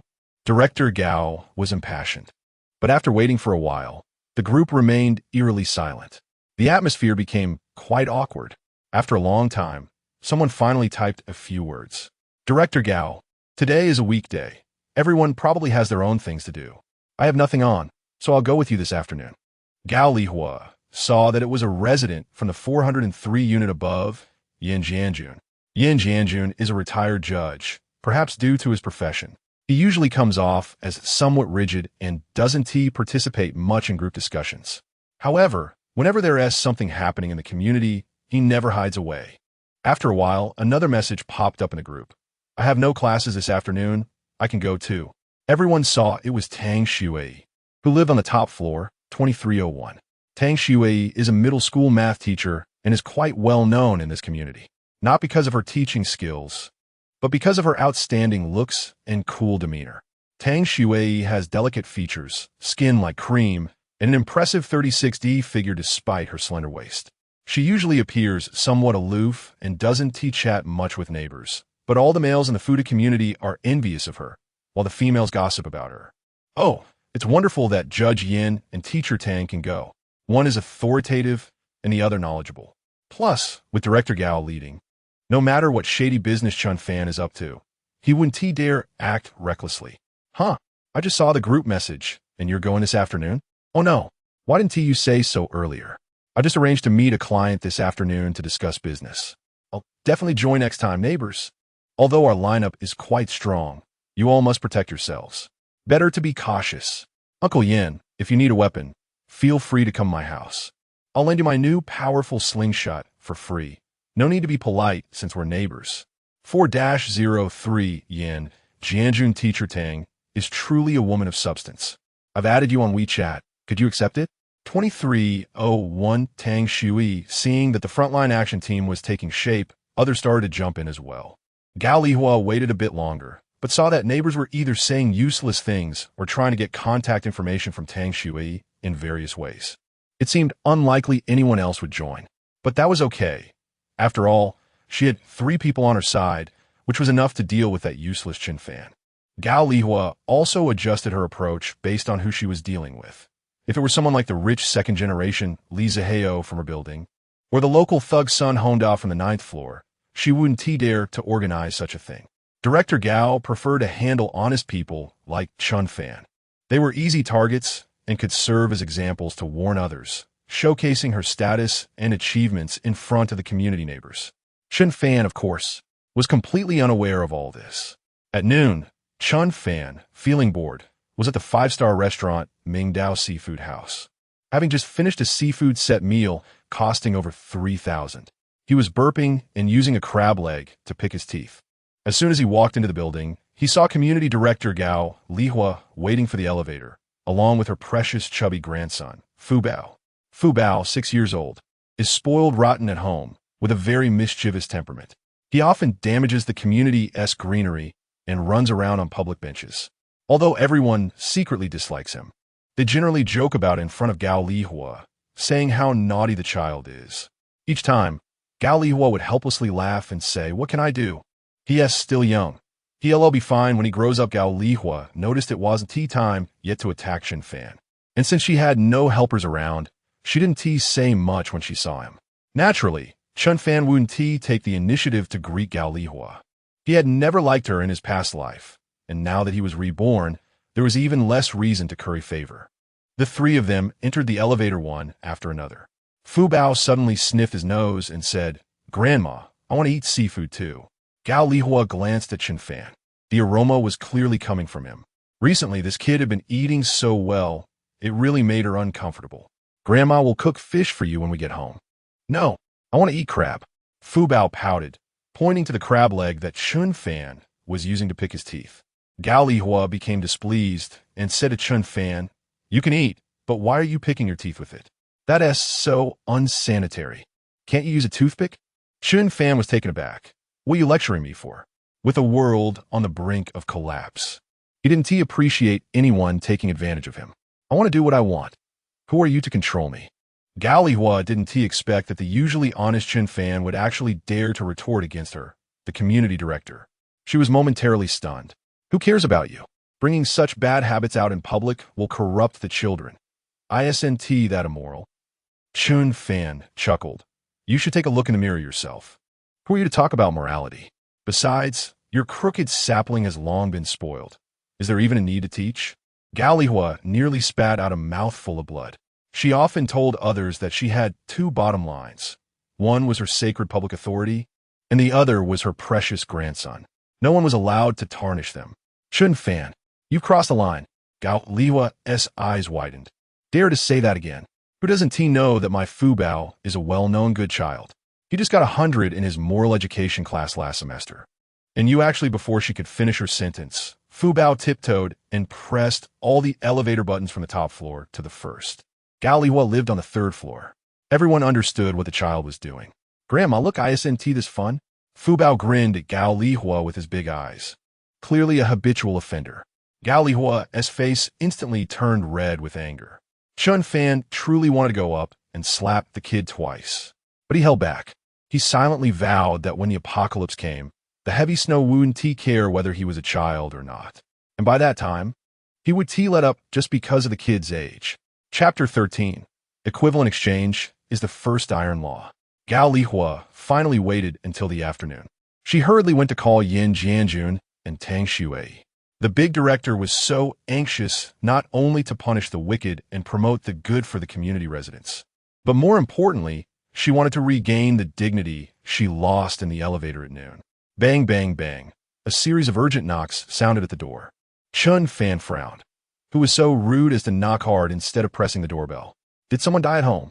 Reluctantly, he crawled up from his sofa and walked over to open the door. Gao Lihua's angry face was right in front of him. Chen Fan was surprised. "How did old Yin and teacher Tang come too? What are you all here for?" Before Chen Fan could finish speaking, Gao Lihua pushed past him and walked straight into the room.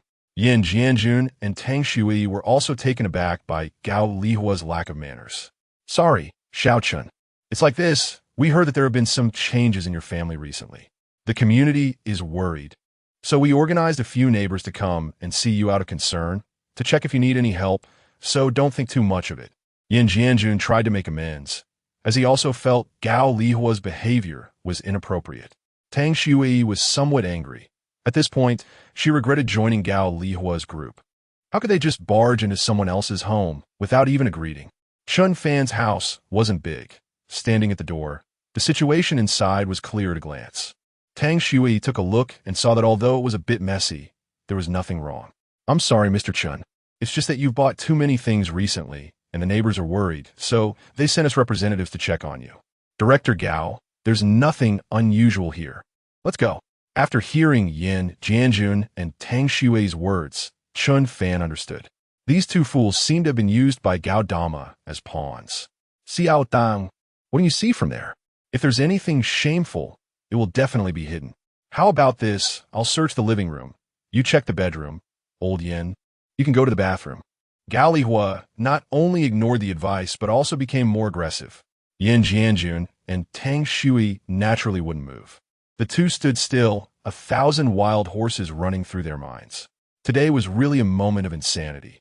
How did they agree to come with her? But no one expected that Gao Dama, as the community director, would engage in such shocking low-level behavior. This was no longer a matter of manners. If Chen Fan called the police, this was called trespassing, and it could lead to arrest, you know? Gao Lihua was not legally blind. She hadn't planned to be so rude. But who made Chen Fan confront her precious grandson in the elevator at noon? More importantly, Director Gao felt that her sacred and inviolable official dignity had been provoked by a commoner, which was a bottom-line issue. Today, she had to make Chen Fan remember this. What? Trespassing? Calling the police? Go ahead. Sorry. Did I not tell you that my son is the deputy captain of the Economic Investigation Team of the Municipal Public Security Bureau? The person who comes to respond could very likely be my son as subordinate. Humph. Gao Lihua relied on her family background, which made her fearless. She didn't even change her shoes and soon left footprints all over the house. Chen Fan's expression gradually darkened. He subconsciously glanced at the boning knife on the kitchen cutting board and then coldly looked at Gao Dama, thinking that it was only a matter of time. Maybe you should just deal with her today. Stop it. Just as Chen Fan was about to explode, a voice shouted out before him. It was Yin Jianjun. The usually easygoing old judge really couldn't stand it anymore. Was Gao Lihua going through menopause? How could she act like this? After all, he had come with her today, and if this matter got out, how would others view him? Gao Lihua might be shameless, but Yin Jianjun still had a reputation to uphold. If you want to make a scene, do it another day. Today, I came with Xiao Tang. If you act like this, others will think we three are in on it together. Yin Jianjun rarely got angry, and Tang Shui also frowned. Gao Lihua looked at them and felt a bit unsure. Putting Xiao Tang aside for now, although Yin Jianjun was retired, he was an old cadre who had worked in public security and law enforcement with connections and influence. If he wanted to cause trouble, her deputy captain's son might not be able to handle it easily. Thinking of this, Gao Lihua coughed twice. Well, let's just leave it at that for today. But Chen Fan, you better watch out. Don't let me catch anything on you. Or I will definitely have my son send you a silver bracelet. After saying that, she turned and left in a hurry. Yan Jianyun sighed deeply. Xiao Chen, I'm sorry. We didn't think this through today. Although he knew Yin Jianjun had no bad intentions, Chen Fan was still angry and didn't give him a good face. Yin Jianjun shook his head and tactfully left. Why are you still here? What? Do you want to search some more? Seeing Tang Shui still standing there, Chen Fan asked curiously. Chen Fan was already very familiar with Tang Shui. In the Fuda community, there wasn't a single man who didn't notice her. Such a beautiful woman looked like a painting. In his previous life, Chen Fan had, like the other men in the community, occasionally stolen glances at Tang Shui and fantasized. Facing her so closely now was something he never dared to imagine back then. I'm sorry about today. I owe you an apology. After all, I can't just leave your home like this after making a mess. Let me help you clean up, Tang Shui said. Chen Fan initially wanted to say it was no big deal, just a few extra footprints on the floor that could be wiped away. But then he looked at Tang Shui's face. TSK, a woman as beautiful as this cleaning my room? Only a fool would refuse. Seeing that Chen Fan didn't decline, Tang Shui took the initiative to walk into the bathroom, took out a mop and other tools, and started working. Chen Fan calmly returned to the sofa and turned on the television. The television was just a facade. His eyes never left Tang Shui's figure. What a pity. In a few months, even such a top-notch woman would fade away. What? I can save her? Of course, but why? Just because she's beautiful. Should I act like a sycophant and go flatter her? Hell, what am I thinking? No way. Unless she has utilitarian value. Otherwise, anyone in my eyes is the same. If you want something from me, you have to offer something of equivalent value in exchange. This is the first iron law Chen Fan set for himself after coming back to life. After a while, Tang Shui cleaned the room spotless, even tidier than when they first arrived. Chen Fan didn't expect that not only was Tang Shui beautiful, but she was also great at housework. His mind couldn't help but conjure up the image of Tang Shui dressed in a Japanese-made outfit, kneeling on the floor and mopping. Mr. Chun, is this okay? Tang Xue's voice pulled Chen Fan back to reality. Huh? Oh yes, it's fine. Thanks. Although he was excited inside, Chen Fan still pretended to be calm on the surface. He didn't even invite Teacher Tang to take a break. Seeing Chen Fan's indifferent attitude, Tang Xue frowned slightly. She silently walked out, and, as she casually closed the door, she couldn't help but look back at the man on the sofa. Chapter 14, he is still a child, so don't let him off the hook. After this incident, Yin Jianjun reported the results to all the neighbors in the Fuda community group, stating that everything was normal at Chen Fan's home and there were no illegal activities. This result was already anticipated by everyone. In fact, no one cared whether Chen Fan was doing anything illegal. They were just curious about where Chen Fan got the money to buy things. Since no faults could be found, the homeowner group targeting Chen Fan was subsequently disbanded. Tang Xue was the first to leave the group without saying a word. It was estimated that she would no longer participate in any activities called for by Director Gao in the future.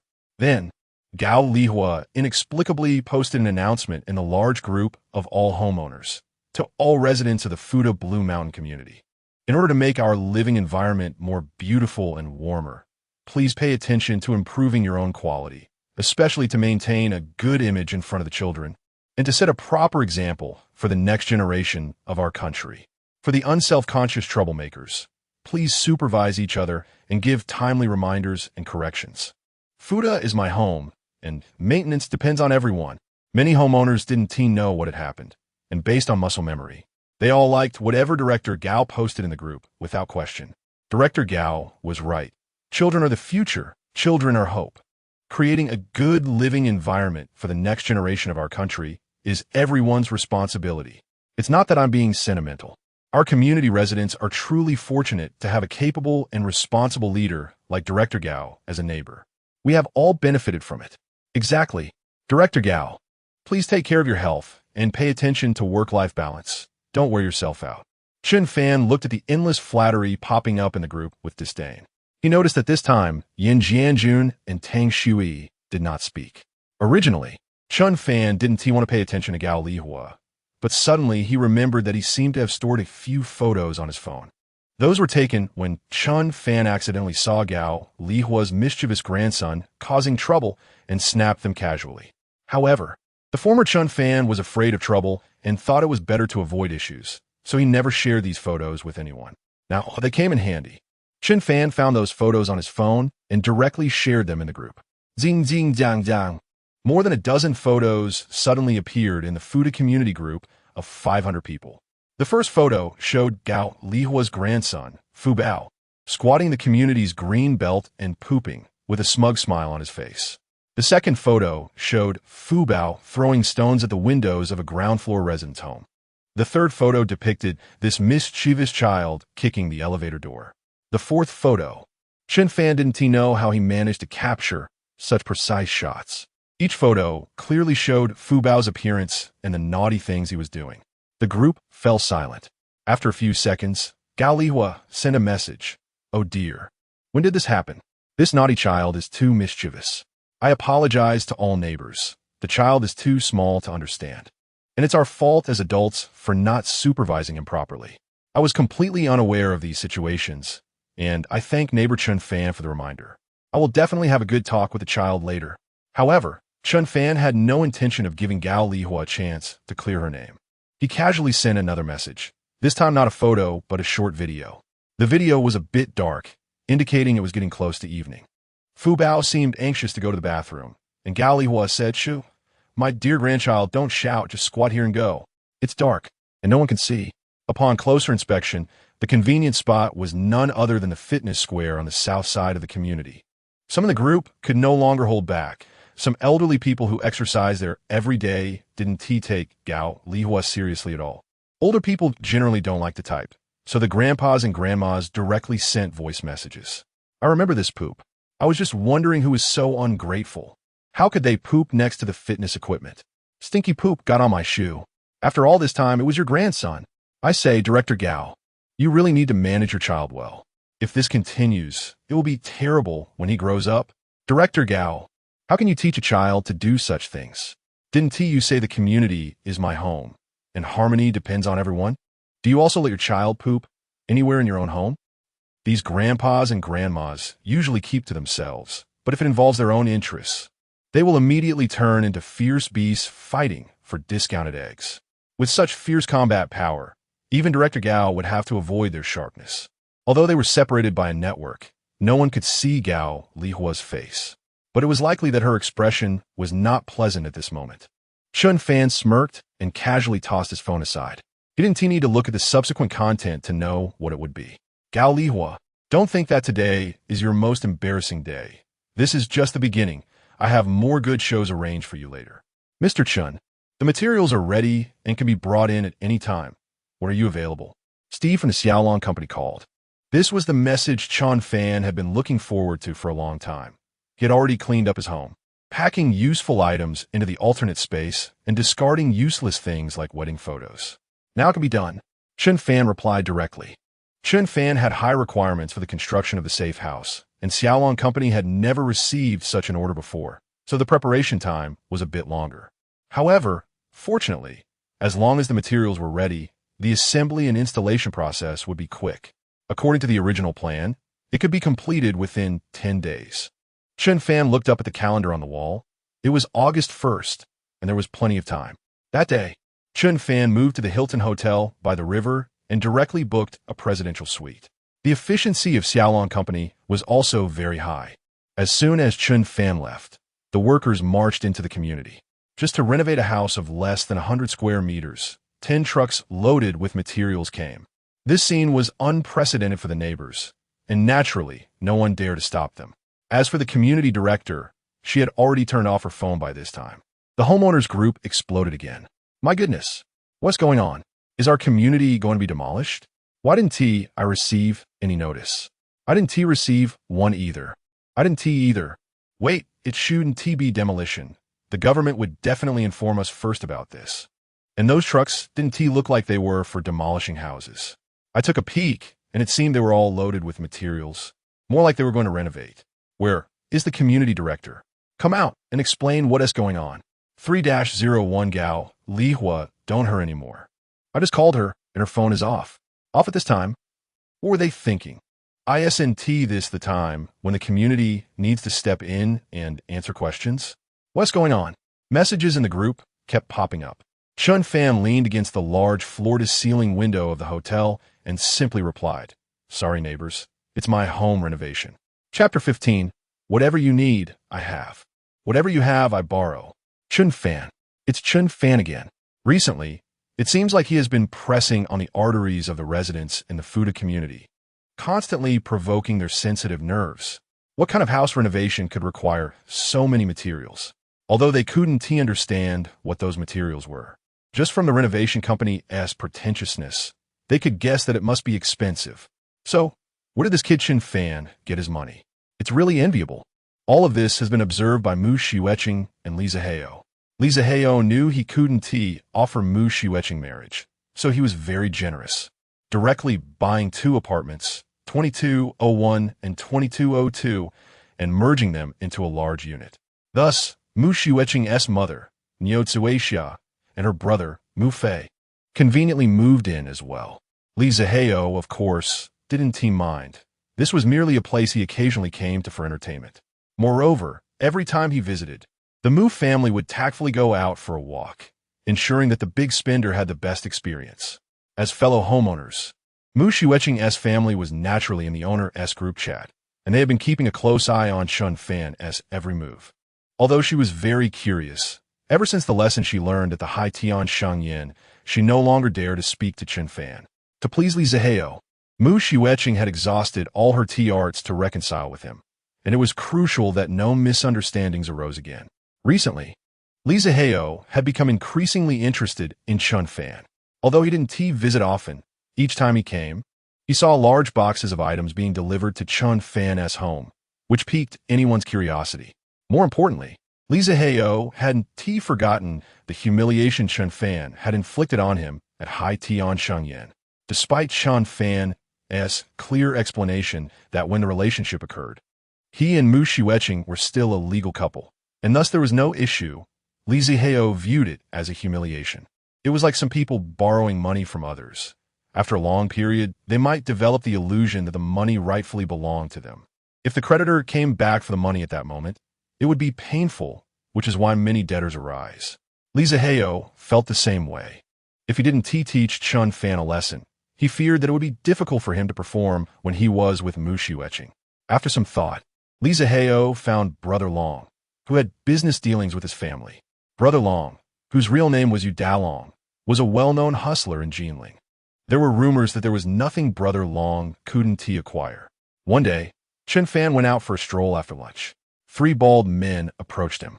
The one in the middle had the shiniest head, wore sunglasses, and had a gold chain around his neck thicker than a dog leash. The 3 blocked Chen Fan's path. Chen Fan glanced at the 3 and instinctively took a step back, leaving room to dodge. He held his hand in a half grip, ready to pull out a prepared one. 5-meter machete from his spatial pocket at any moment. "You are Chen Fan?" Yu Dalong asked. Chen Fan nodded. "Who are you?" "Yu Dalong, my brothers in the underworld call me Brother Long." Yu Dalong slouched, one leg shaking continuously. Seeing Yu Dalong's appearance, Chen Fan felt a bit disoriented. He seemed to recall a news report about a Brother Long who got killed. Why do people with this name always act so arrogantly? "We're here to find you because we heard you've been spending a lot lately, so we're here to offer some financial support." "Of course. You can't use this money for free. You have to pay some interest. But if you don't cooperate, then it means you don't regard me, Along, as a friend, and don't blame me for turning hostile." Yu Dalong grinned without showing any real emotion, while the 2 little brothers next to him subtly revealed knives hidden in their waistbands. This was Lee Zaheo's idea. "You, Chen Fan, aren't you able to buy things? Then let us see how much you can buy, forcing you to borrow at high interest. Let us see if you dare to be so high profile in the future. Once you borrow at high interest, the subsequent compounded interest would be a given. You would never be able to turn your life around." Chen Fan understood that this kind of door-to-door service would probably find trouble if he refused. Conversely, as long as he cooperated, there would be no issues. Understanding this, Chen Fan relaxed. "Brother Long, you are truly a timely rain. You should be using the name of Liang Shanbua Song Jiang." Chen Fan reached out both hands and tightly grasped Brother Long's hand, his eyes full of eagerness. Yu Dalong was taken aback. "What is going on? Why does this kid seem so enthusiastic? Is he really in desperate need of money? How much do you need?" Seeing Chen Fan's state, Yu Dalong felt a bit uneasy. "How much can you lend me, Brother Long?" Chen Fan asked. "Damn, what a big appetite." Yu Dalong thought. "Is this kid trying to bluff me? That 1T work. You need how much? Brother Long has how much? Brother Long, you have how much? I borrow how much?" Yu Dalong and his little brothers. 1 million. Yu Dalong gritted his teeth to say it. "Today, let us see if you dare to accept." Chen Fan's expression showed a hint of disappointment. "Is that it? Fine. I'll guarantee to pay you back the principal and interest within a month." Yu Dalong was completely dumbfounded. "What? I haven't even mentioned the interest yet. Brother, let us be clear up front. My minimum interest is 5%. If you can't pay back 1,500,000 after a month, if I'm short even a cent, you can bring people directly to my house and kill me." Chen Fan replied hastily. "Good brother, it's a deal." Yu Dalong excitedly flushed, forgetting all about Lee Zaheo. This person in front of him was the real big spender. Chen Fan was also quite satisfied with this loan. In a month, he wanted to see how Yu Dalong would storm into his house. "Brother Long, could you do me a small favor? I don't want to take cash for this loan. Can you help me exchange it for goods directly?" Hearing this, Yu Dalong got even more excited. Chen Fan's suggestion was more secure for him. Even if he was lending at high interest, he was worried about clients who might refuse to pay back. But if the customer exchanged the money for goods, it would be different. If the money truly couldn't be recovered later, at least he could collect some materials as compensation. "You've come to the right person. You can go out and ask. There is nothing I Along can't get, including this." As he spoke, Yu Dalong made a skating gesture. Chen Fan quickly waved his hands. No, Brother Long, you misunderstand. The things I want aren't that hard to get." Saying this, Chen Fan took out paper and pen and gave Yu Dalong a list on the spot. It contained various materials he needed to prepare based on the work manual gifted by Steve, some of which were inconvenient to purchase.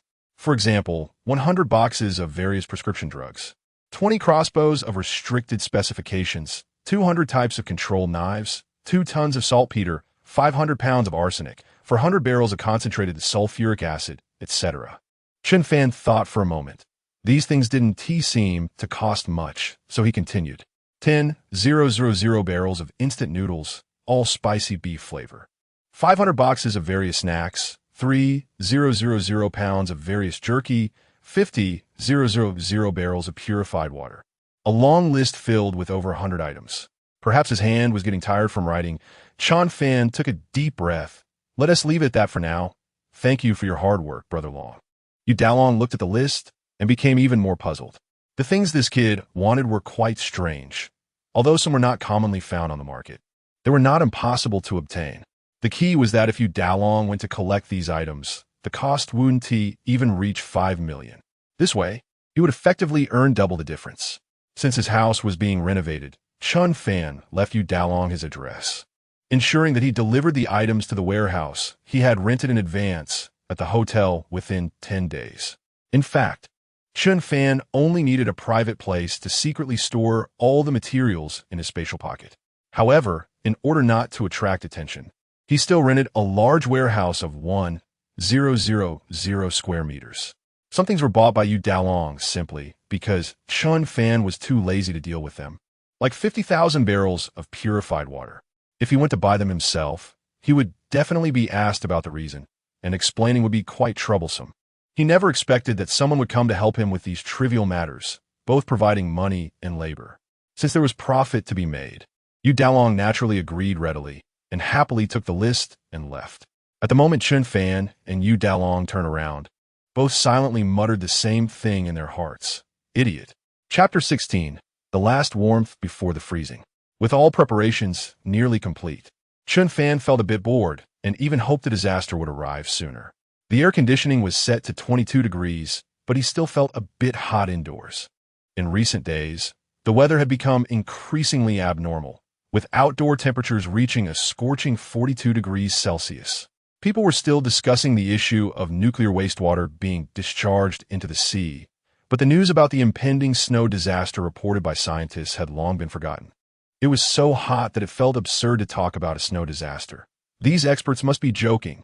Only Chen Fan knew that this was the result of nuclear wastewater radiation affecting the marine environment, causing some seawater to transform from liquid to solid, resulting in a short-term phenomenon of significant heat release. After a brief period of high temperatures, a continuous snowfall lasting several months would follow, leading to a despairing century of freezing. The room felt stifling, so Chen Fan took his room card and stepped outside. The temperature outside was outrageous, and he naturally wouldn't go out shopping. Fortunately, the Hilton Hotel was spacious enough with excellent facilities. The first floor had a CAF, a reading area, and other spaces for leisure. With a 20-meter-high ceiling adorned with glittering crystal chandeliers, it showcased the elegance of the city's most upscale hotel. It had long become a popular spot for influencers in Jinling, where various lovely young women would occasionally come to order the cheapest coffee and sit for the entire day, posing for photos. When Chen Fan arrived downstairs and stepped out of the elevator, he was taken aback by the crowd. The CAF was packed, and there were no seats available. Normally, it wasn't this crowded. Perhaps everyone was seeking a place with air conditioning to pass the time due to the extreme heat outside. However, Chen Fan wasn't anxious. The CAF had regular and VIP areas. As a distinguished guest staying in the presidential suite, he was indeed a VIP among VIPs. Dressed in loud floral shorts and slippers, he lazily made his way to the bar. The sharp-eyed staff spotted him from afar, and before Chen Fan could get close, a female server cheerfully jogged over. "Mr. Chen, how can I assist you?" "Just looking around. Is there any seating available?" Chen Fan glanced around at the bustling crowd, seemingly dissatisfied with the noisy environment. "We do have a reserved VIP seat, just for you over there. If you find it too noisy, we can also bring what you need to your room." "No need, I'll just sit in the lobby." Chen Fan strode forward, with the server respectfully following behind. This scene immediately caught the attention of several young women. It's worth noting that Hilton staff encounter many upper-class elites daily. Therefore, they are generally indifferent towards ordinary successful individuals or newly rich people, and they hardly spare a glance for typical influencers or average business people. However, in front of Chen Fan, this server, who looked like a supervisor, appeared exceedingly respectful. Every detail highlighted Chen Fan's unique identity and status. Who is that guy? Dressed so poorly. How can he wear just shorts and slippers in such a high-end place like Hilton? It really ruins the atmosphere. Are you blind? Can't you see he's heading straight to the VIP area? You look formal because coming here for coffee is a ritual for you. But for the guy in slippers, it might just be a simple thirst quenching. Don't measure others with your highest consumption, sister. Wow, he looks so stylish even while picking his feet. Are you a lovesick fool? How can picking feet and being stylish be related? But I really want to get to know him. Hey, Xiueqing, isn't that your ex-husband? Suddenly, someone screamed, drawing everyone's attention. The speaker was Lin Xiao, a yoga instructor living next door to Mu Xiueqing in room 2203. Lin Xiao was Mu Xiueqing's close friend for over a decade, and their sisterly bond was deep. Let's just say it this way for now. Thus, when Li Zihao asked Mu Xiueqing to choose a house, she immediately opted for one next to Lin Xiao. She said it was to be closer to her friend, but all 3 units in that block had the same area and layout. Li Zihao directly bought 2 units, connecting them from Mu Xiueqing, making her home twice the size of Lin Xiao's. They inevitably ran into each other daily, and while they didn't speak about it, Lin Xiao often felt something was off. Clearly, their family conditions and appearances were similar. Why did Mu Xiueqing get to live in a big house so easily while she was stuck with a small one and still paying off a mortgage? Are today's rich second-generation kids blind, ignoring a clean and innocent girl like her self-assessment to chase after someone divorced? Does she know more than I do? However, Lin Xiao could only think these thoughts in her heart and would never express them outwardly. After Chen Fan began hoarding supplies, Lin Xiao felt quite pleased. It seemed her friend had misjudged. Chen Fan might be a hidden wealthy man, and Mu Xiueqing had let a golden goose slip away. Yet every time they discussed Chen Fan, Mu Xiueqing firmly believed he was just a loser with no money. The reason was simple. If he really had the means, why not directly switch to a villa instead of messing with an 80 square meter small apartment? But today, at this moment, they were actually mingling in the crowd of the regular area, watching Chen Fan swagger into the VIP area. Lin Xiao seemed energized. See, I told you this guy is not simple. Mu Xiueqing rubbed her eyes and looked closely. It really was her ex-husband. Although she knew Chen Fan's family was undergoing renovations and he couldn't stay there, why was he at the Hilton? Chen Fan. Since Lin Xiao was Mu Xiueqing's close friend, she and Chen Fan had already met. Without consulting Mu Xiueqing, Lin Xiao loudly called out, even standing up and waving vigorously at Chen Fan. Chen Fan, we're over here. With so many people in the regular area, and these women seemingly in agreement, all heavily made up with exposed legs, their faces slathered in layers of sunscreen. Shimmering under the sun and reflecting light, it was blinding. Chen Fan didn't bother looking that way. It was too dazzling. Hearing someone call his name, he turned to find Lin Xiao in the crowd. In his mind, Chen Fan thought, oh, it's this S-piece.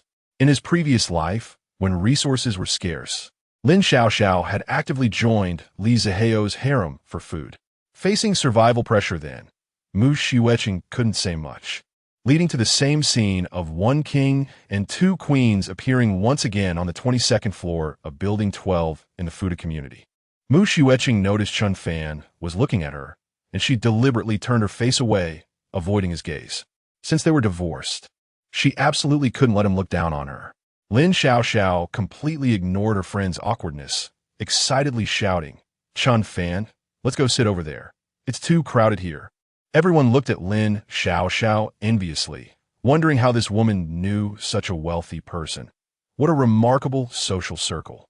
The server also kept a close eye on Chen Fan's actions, ready to invite the 2 beauties over at any moment. But Chen Fan, no.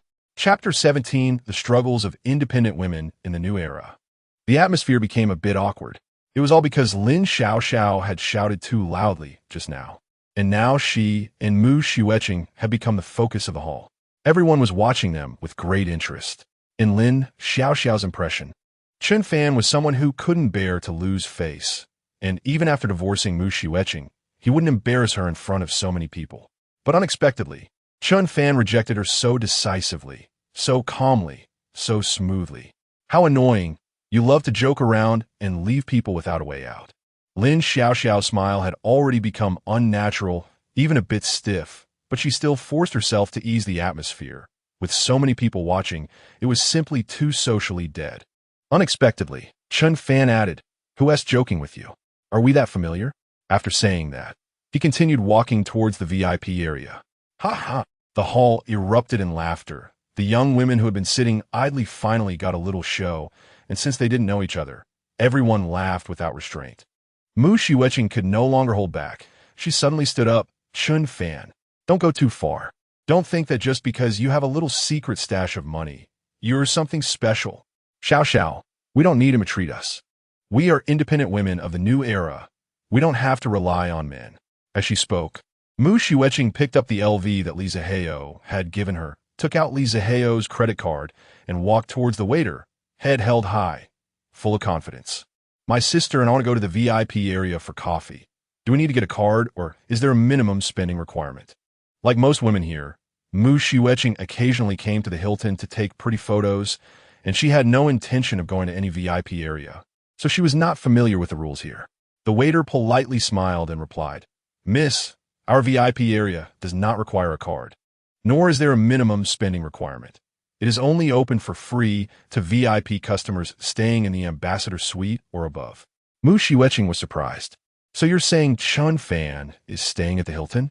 All room prices were displayed on the electronic screen at the front desk, and without asking, it was known that staying in an Ambassador Suite here costs 128,000 a night. "Are you saying Chen Fan is in an Ambassador Suite here?"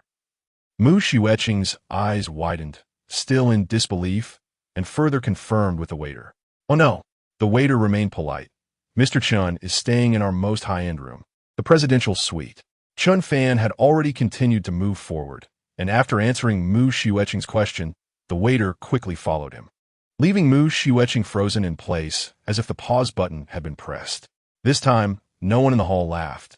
The girls were whispering to each other, gossiping. Everyone's attention was now focused on Chen Fan. "Did you hear that? Présidentielle suite? Whoa. Is the presidential suite expensive? Of course, doesn't that name sound expensive? Look, the price list over there.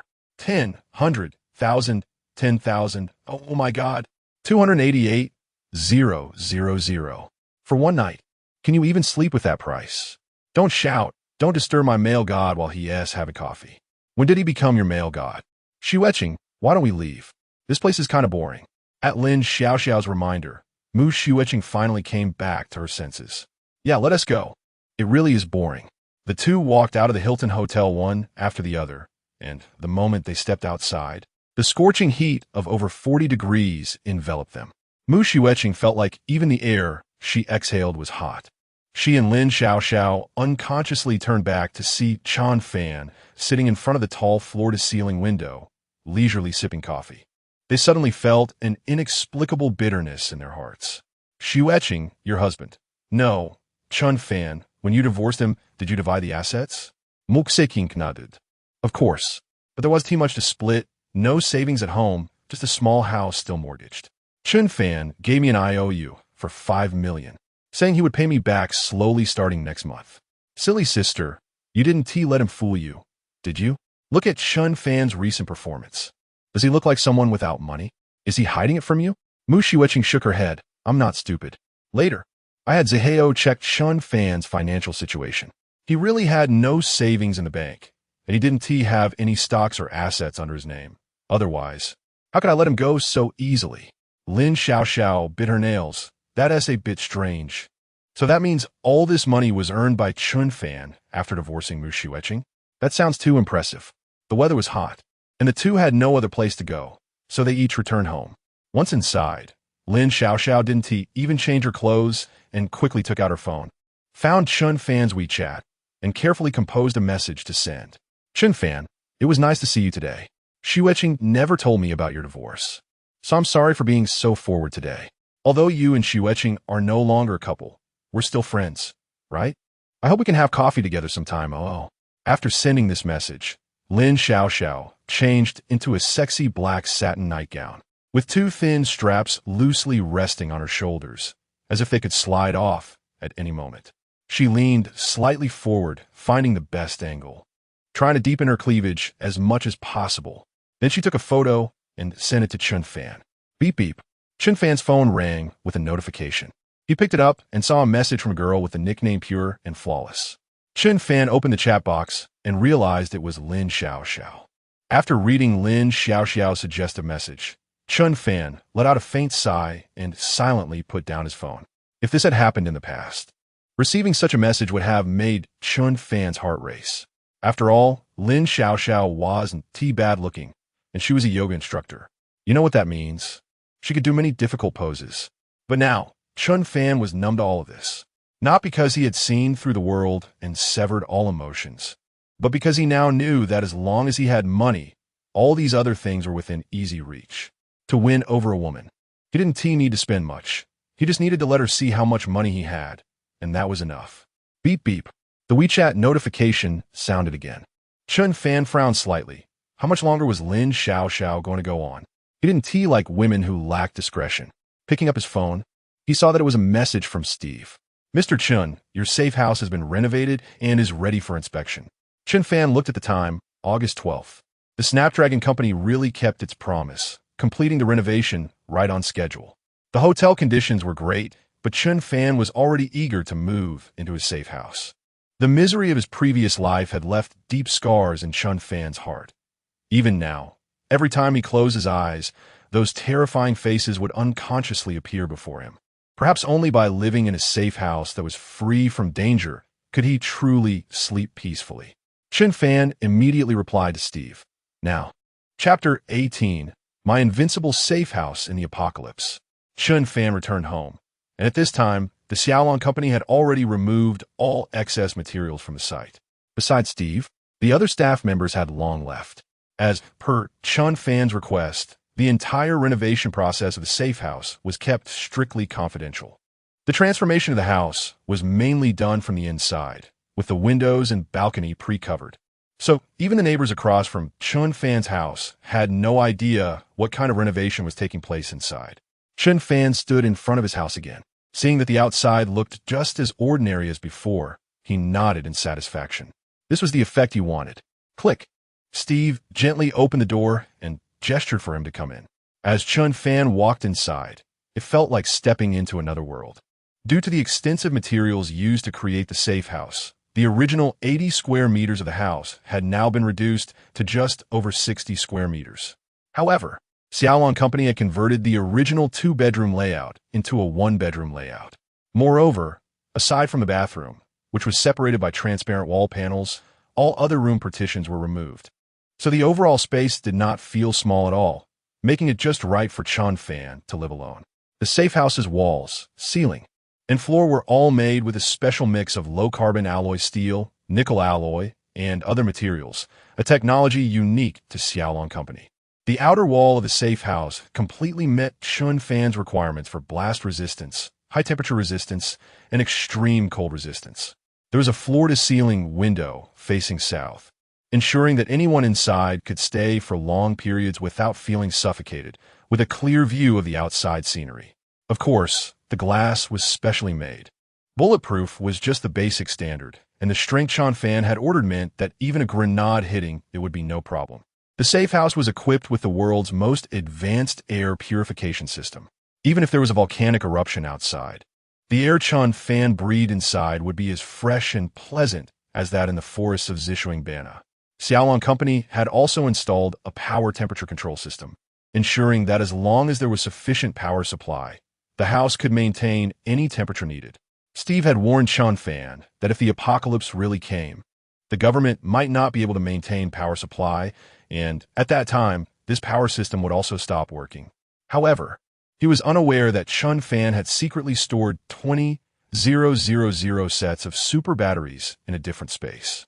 These batteries were specially ordered from Tesla, and each set was sufficient to keep all the appliances in the safe house running for over 5 days.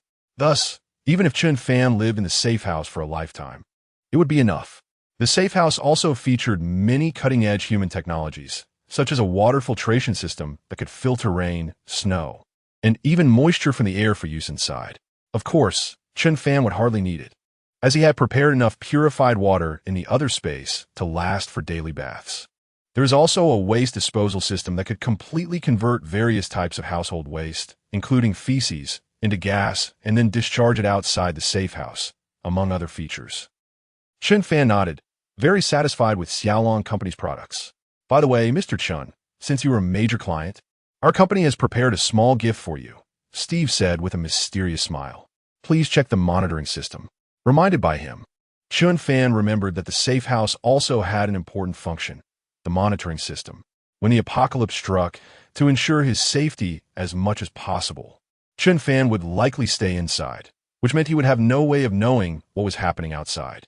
Therefore, he had instructed Xiaolong Company to secretly install many hidden cameras around the safe house and in the hallway of the building. As long as there was any movement from the neighbors, he could view the footage on his phone. Hearing Steve mention a small gift, Chen Fan suspiciously opened the app on his phone. Upon looking, he exclaimed, "Hey, isn't this the plaza west of Building 3? After checking a few more feeds, he realized, wow, at first I only asked for monitoring of my unit, but Xiaolong Company has installed hidden cameras in all public areas of the entire community.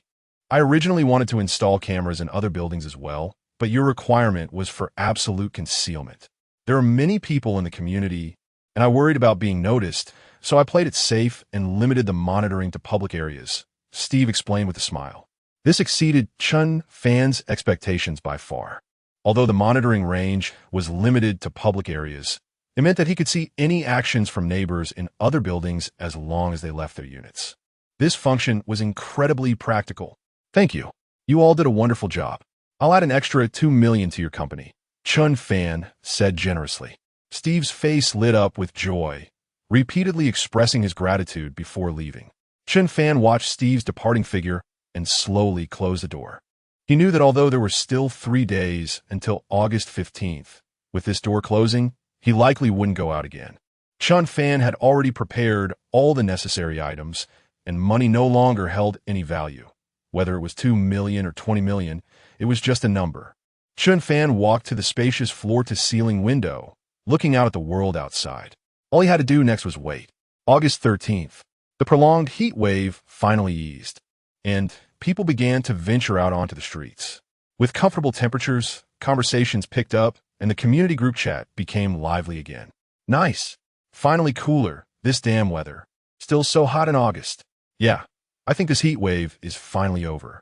I've been suffering from headaches from the air conditioning at home. You all have it better. I have to endure noise on top of the heat. The 16th floor has been clanging for days, but finally, it's quieted down. You reminded us. Didn't a few cars come over a while back? What a big deal. What does it look like now? It must be like a palace. Hee, you can't tell. They keep it tightly sealed, never open the door.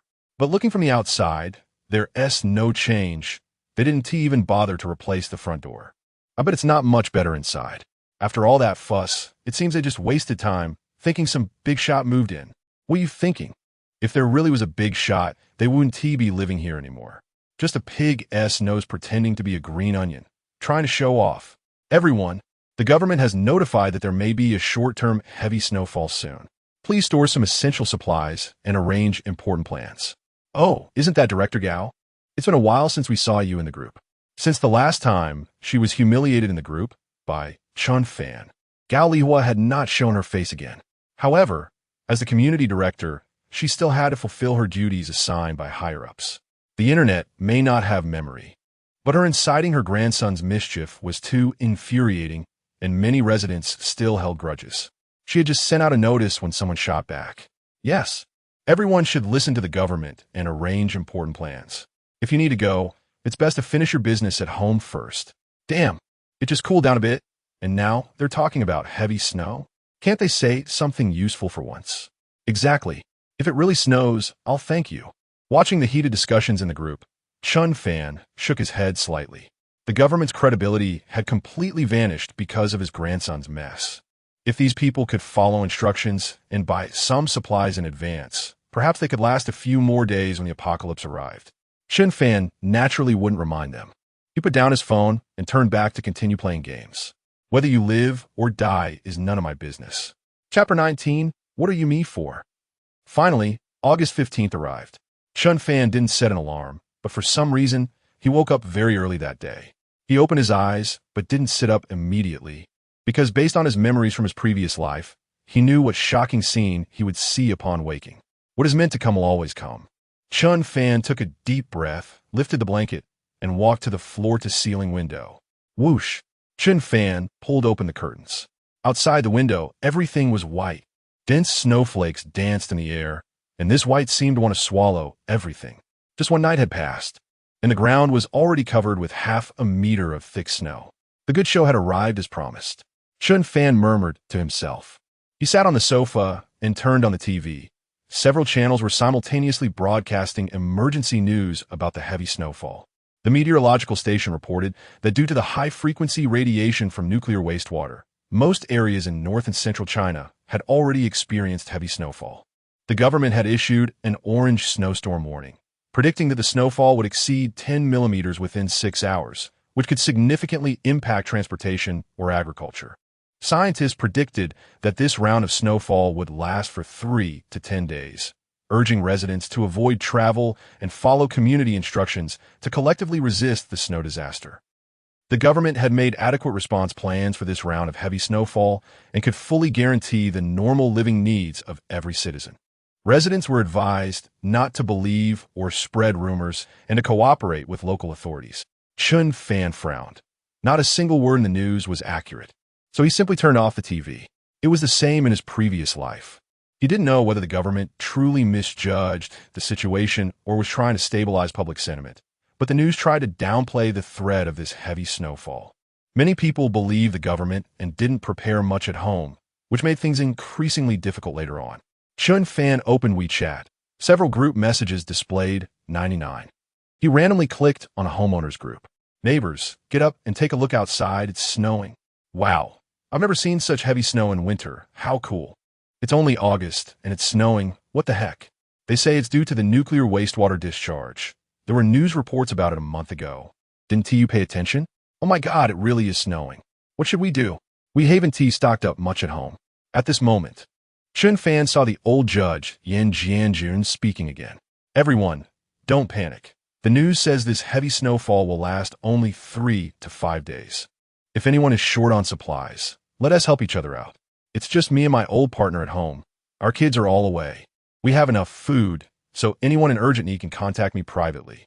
Judge Yin is reliable. Let us give him a thumbs up. What Judge Yin said is right. This little difficulty can be overcome together. I propose that when the next homeowners committee is elected, we choose Judge Yin as our committee head. I agree. Me too. Seeing this, Chen Fan shook his head slightly. The old man was decent, but this kind-hearted style wouldn't get far in the apocalypse. The neighbors chatted animatedly. The atmosphere was quite cheerful, and many were even relieved that they didn't have to work due to the snow disaster. Some neighbors even dug out their winter down jackets, planning to take their kids outside to build snowmen. No one seemed to realize the seriousness of the situation. Everyone Director Gao reappeared, stating that to maintain a clean and orderly living environment in the community, the neighborhood had decided to form a snow-clearing team, asking each household to send one volunteer to join the team. Everyone another call for volunteers. Since the last incident, no one in Fuda community has paid any attention to Gao Lihua. Everyone can see the old lady's true colors. Only a fool would want to get involved again. After a while, not a single person replied. 403 Yin Jianjun. Perhaps realizing she no longer had her previous prestige, Gao Lihua had to change her strategy. She directly approached the most agreeable person, Yin Jianjun. Old Yin, the neighbors have some misunderstandings about me. Please take the lead. Cleaning up our community is not only a task assigned by the government, but also good for our neighbors, don't you think? Yin Jianjun indeed fell into the trap and began to rally in the group. Neighbors, we should listen to the government call. If we don't clear the roads in the community in time, what if someone has an emergency, like needing medical attention, and the ambulance can't get in? That will be a serious problem. So, I think forming this snow-clearing team is necessary. Let us assess our situations. If there are young people in good health, they should come out, while those with only the elderly and children at home don't need to come out. I'll take the lead. I'm getting ready to go downstairs now. Yin Jianjun was also over 60 years old, and seeing the old man voluntarily step up, many neighbors naturally felt embarrassed. So one after another, They responded. Uncle Yan, I'll go too. I'll go. Just a moment. I need to find my winter clothes. Count me in. Anyway, staying at home is just wasting time. It's rare to have snow in August, and many young people treated it as a chance to go out and play, eagerly joining the snow-clearing volunteers. At this moment, Chen Fan suddenly noticed someone in the group. 1602 Chen Fan. Why aren't you signing up? So many older folks are going downstairs, and you, a young and strong guy, can't just pretend you don't see this. Chen Fan squinted and saw that it was indeed Gao Lihua. It seemed that after all this time, she hadn't forgotten about him. She was really putting in the effort. Chen Fan naturally wouldn't pretend not to see it. Or did he need to? He directly replied in the group. Don't just me. Didn't T22, a one-move Fei and Li Ziheo not sign up either? And 1203 old man Jia is still in good shape. He could definitely pitch in. Oh right. Should you notify 903 Sun Hongda too? He usually doesn't participate in community activities. It's time for him to contribute, right? A long string of messages left Gao Lihua and the other neighbors dumbfounded. Based on his previous life's memory, Chen Fan knew that at this time, Li Ziheo was indeed at Mu Shiweqing's home. Jia Fugui was a very talkative middle-aged man, over 50 and unemployed, who always chattered in the homeowners group. But today he was oddly silent. As for 903 Sun Hongda, he was the person that made the neighbors go silent. Sun Hongda was an ex-con, nicknamed Sun the Tiger. He had served 10 years in prison for seriously injuring someone, and after getting out, his wife and children had left him. This person became even more violent, known as someone you couldn't mess with in Fuda community. Usually, neighbors would avoid Sun the Tiger from a distance, and even Gao Lihua never dared to provoke him. But today, Chen Fan actually dared to directly call him out in the homeowners group. This news shocked everyone. After a long while, Sun Hongda finally spoke in the group. Director Gao, do you need me to go downstairs? 301 Gao Lihua, seeing this message. Gao Lihua was stunned, instantly feeling restless. What the hell? Chen Fan called you out. Not me. What are you me for? Chapter 20 come down for a one-on-one. Sun Thief, this is the owner's group, and the neighbors are all watching. Gao Lihua's position is already precarious, and if she wants to regain her reputation in the future, she absolutely cannot mess up at this moment. So, Director Gao gritted his teeth and replied, maintaining the community is the responsibility of every owner. As you can see, everyone is participating. If it's convenient for you, why not come down and exercise a bit? Sun Hongda, let me ask you, is this giving you face? You really dare to arrange for me, huh? If you have the time to meddle, why not take care of your own grandson? If you can't manage him, just wait until I have time to help you out. A few words left Gao Lihua shocked and trembling. It's over. How did I provoke this living Yalma? What if he really harms my family member? This is all that bastard Chen Fan's fault. Sun Laohu certainly wouldn't let Chen Fan, who called him out in the group, off the hook. He immediately tagged Chen Fan in the group. 1602 Chen Fan, brother, you really have guts to challenge me in the owner's group. Huh? Is it because I haven't contributed enough to the community? Fine, I'm signing up. I'm going downstairs right now. And you better come down quickly so we can have a face-to-face chat. These words made Gao Lihua feel great. Good. Let you be cocky. Now that Sun Laohu has set his sights on you, there's no good outcome for you. The neighbors also dared not interject, not even trying to mediate. Chen Fan saw the message and chuckled, then replied, all right, then you hurry downstairs to wait for me. If you don't see me, don't leave. Everyone was astonished. Is Chen Fan tired of living, daring to confront Sun Laohu like that? No one knows whether this snow disaster is the end of the world, but in any case, by provoking Sun Laohu like this, Chen Fan's end seems to have come early. Of course, Chen Fan had no intention of going outside. It was so comfortable at home. Only a fool would go out. He knew well that people overlooked another huge difficulty that came with the heavy snow, the low temperature. The heavy snow had already blocked the sun, and the only source of warmth on the ground was gone. Although it was daytime in August, the outdoor temperature had plummeted to over minus 30 degrees. Chen Fan knew this was just the beginning. The temperature would drop even further in the evening.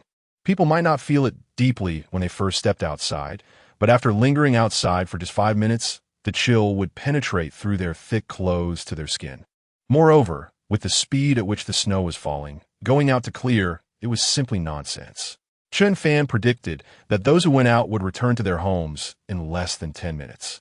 At this moment, a notification popped up on WeChat indicating a friend request. Chen Fan looked at the verification information and was surprised to see it was Tang Shui from room 2301. Why would this proud and beautiful ice beauty take the initiative to add me? Chen Fan suspiciously accepted the request. Hello, Chen Fan. I saw your conversation with Sun Hongda in the group just now. I want to remind you not to go downstairs. Sun Hongda is a desperate man, and he might do anything in a fit of rage. I'm sorry about what happened at your house last time. Consider this reminder as an apology. Chen Fan looked at the message and smiled meaningfully.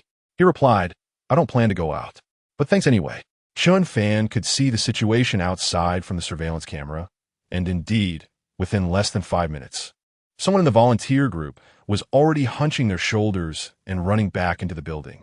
Meanwhile, Sun Hongda was holding a shovel but wasn't shoveling snow. It was clear he was waiting for Chen Fan to come downstairs. After a while, perhaps people finally realized that clearing snow in such heavy snowfall was impossible. And one by one, they left. Sun Hongda also finally couldn't withstand the cold. Chen Fan saw him sneeze a few times, cursing as he headed home. Damn it, where are you? You coward. I've been waiting for you down here for so long and haven't seen you. Useless. 1602 Chen Fan not long after. Presumably after Sun Hongda went inside, he messaged again in the group. I'm downstairs, where are you? Chen Fan snugged on the sofa, easily spinning a lie. Bullshit. You didn't even go downstairs. How could I not see you if you were down here? Did you really come down? Chen Fan continued play dumb. Oh, I just saw someone with a shovel and a red scarf around their neck. Was that you? Sun Hongda was taken aback. With the snow falling so heavily, he couldn't see anything from the 16th floor. How could Chen Fan accurately describe my appearance? Could he really be down there? You better hurry over. If you wait any longer, I won't wait for you. Chen Fan pretended to be very excited and sent a voice message. This got Sun Hongda riled up. If others saw him, they would think Sun Laohu was afraid of this turtle bastard. You wait for me. I'm going down right now. Saying that, Sun Hongda hurriedly put on his clothes again and rushed downstairs with the shovel. The result was obvious. Sun Hongda searched around in the cold and snow for more than half an hour, freezing and crying, before finally giving up and returning home. It was at that moment he realized, with it so cold outside and his fingers numb from the cold, Chen Fan couldn't possibly be outside responding to him. It's 1600 ifing. You just wait for me. Ashu. Don't let me catch you in the future, if I do. Ashu. He couldn't finish his sentence before sneezing over 10 times, clearly having caught a cold from the freezing weather. Although the neighbors all dared not speak, they felt secretly pleased. They didn't expect that the villain Sun Laohu would also receive such treatment. This Chen Fan truly seemed to be living on the edge. The heavy snow would eventually pass, and when that day came, wouldn't Sun Laohu go all out against him? But it didn't matter. Everyone had long been displeased with Chen Fan. Whether he or Sun Hongda was unlucky, the neighbors were more than happy to see it. In a corner of the group chat, Tang Shui quietly watched the whole situation unfold. Chen Fan first privately told her that he had no intention of going out, and then he pulled off a series of operations in the group, leaving Sun Hongda spinning in circles. Tang Shui curled up in bed, giggling at the scene. This man, Chen Fan, was indeed a bit special. Achoo! Although the doors and windows were tightly shut, the cold air inside the house had already started to seep in. Tang Shui instinctively pulled the blanket up a bit. Her home was on the top floor, the one with the best view in the entire community. On ordinary days, Tang Shui could see far from her bed, taking in the bustling city of Jinling and even the distant suburban forest park. But at this moment, it seemed the whole world had turned into a stark white. A sense of fear inexplicably arose in Tang Shui's heart, an instinct telling her that this snow disaster might be different from what was reported in the news. In room 2201, at Mu Xueqing's home, Li Zihao also knew that Chen Fan had called him out in the owner's group, but he wasn't curious about how Chen Fan knew he was here. What Li Zihao was anxious about was something else. Yesterday, his interest had been slightly higher than usual, and, after sparring a bit with Mu Xueqing, he felt quite tired and thought about staying the night here, leaving the next morning. But unexpectedly, when he woke up, the whole world had changed. The heavy snow had blocked the roads, and cars couldn't go out at all. Zaheo Mu Shiweching was wearing a loose white shirt on top, going commando underneath. Her two long, smooth, white legs completely exposed. She wrapped her arms around Li Ziheo's neck from behind. Though it was cold outside, Li Ziheo had installed central air conditioning here, and as a rich second generation, he certainly didn't mind the electricity cost. The room remained warm as spring. Darling, why the long face? Is it because of Chen Fan again? He's just a loser with red-eye disease. Why bother with him? Instead of wasting time on him, why don't we have another round? Facing Mu Shiweching's captivating charm, Li Ziheo, at this moment, couldn't muster any interest. Why is the snow so heavy? Li Ziao murmurat. Chapter 21. The spoiled rich kids, educated in elite schools. Mu Shiweching thought that Li Ziheo was worried about the company's affairs. After all, her Ziheo was not like Chen Fan, that useless good-for-nothing. Our Ziheo is a successful person managing a company with thousands of employees. Dear, the heavy snow like this is fate. It's the heavens telling you to spend more time with me. Why do you still look so reluctant? Don't worry. The news says this snow will last at most 3 to 5 days. Once the weather clears up, you can go back to work. Just spend these days with me. Okay. Muang completely misunderstood Li Ziheo. The company with thousands of employees belonged to his father. Even if Li Ziheo never went to work for the rest of his life, it wouldn't affect the company. At this moment, he was worried about something else. Many people think that the so-called second-generation rich are all uneducated, spoiled kids. In fact, most of those stories are fabricated out of jealousy by poor scholars. The reality is that rich second-generation kids receive elite education arranged by their families from a young age, giving them a head start far above ordinary people. Their thinking, awareness, and experiences are often much more advanced than those of regular folks. Li Zihao ignored Muang. He turned on the TV and focused intently on the news broadcast, then took out his phone to scroll through short videos and Weibo posts from people around the world.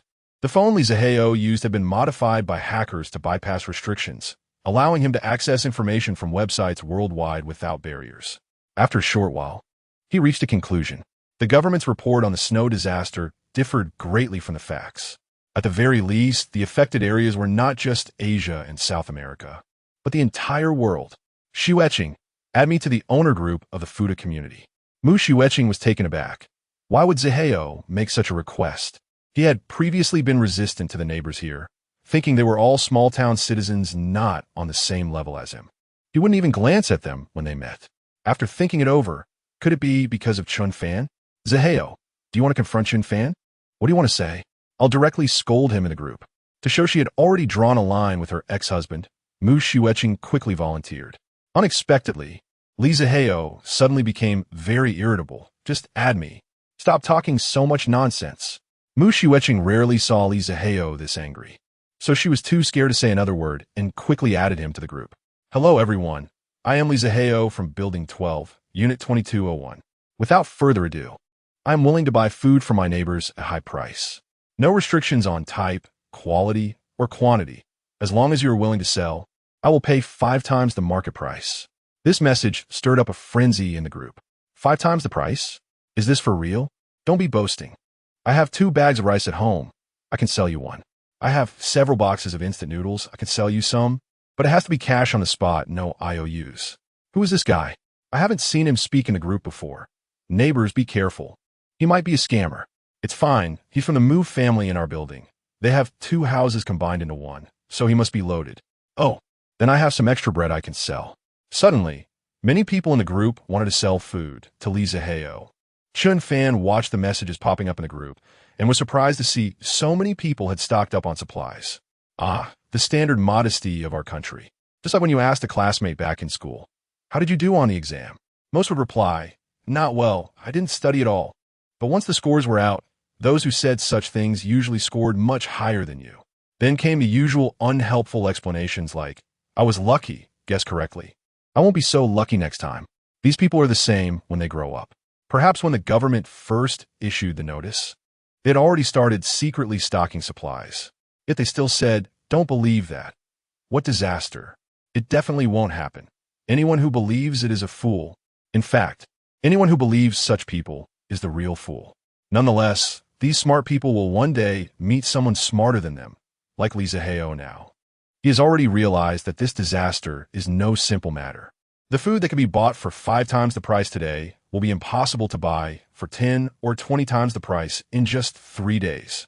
Chen Fan chose to watch the farce in the group with a cold eye. Although Lee Zaheo and Mu Shiueching were targets of revenge, those greedy, insatiable neighbors were also part of Chen Fan's revenge plot. He had no reason to warn these little mice now. Moreover, since Lee Zaheo had such insight, he and Mu Shiueching should live a little longer. For a cat, catching a fat mouse doesn't mean eating it immediately. It will play with it for a while longer. Only then can it bring more joy and greater satisfaction. Of course, there were still a few rational individuals among the neighbors in the food community. They advised each other to sell their food within their means, as the snow disaster was ongoing and food was precious. They shouldn't sell everything and end up with nothing to eat themselves. The neighbors saw that it was Judge Yin speaking. Judge Yan's reputation in the community was much higher than that of the community director, and the crowd immediately calmed down. Indeed, while the government said this heavy snow would end in 3 to 5 days, who could guarantee that natural disasters would not strike? Moreover, why was this Lee Zaheo willing to stockpile food at such high prices? Did he have some insider information? Nonetheless, by the end of the day, Lee Zaheo managed to buy a lot of food. The bread, ham, rice, and so on added up to enough for Mu Shiueching's family to eat for a month. Lee Zaheo kept his word. For every neighbor who brought food, he paid on the spot using a QR code, as long as the price wasn't too outrageous. He accepted it all. Mu Fei felt a pang in his heart. Although it was his brother-in-law paying, this was quite a hefty expenditure. If only I had bought more supplies earlier, I could have sold them to my brother-in-law now and made a fortune. Time quickly passed to the evening. The temperature plummeted, reaching minus 60 degrees outside. Although the neighbors in the food community were reluctant to spend on high electricity bills, they simply couldn't bear the cold and turned on their air conditioning and various heating devices.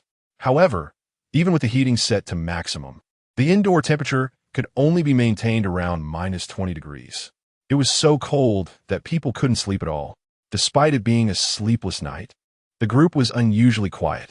These people didn't know what to do.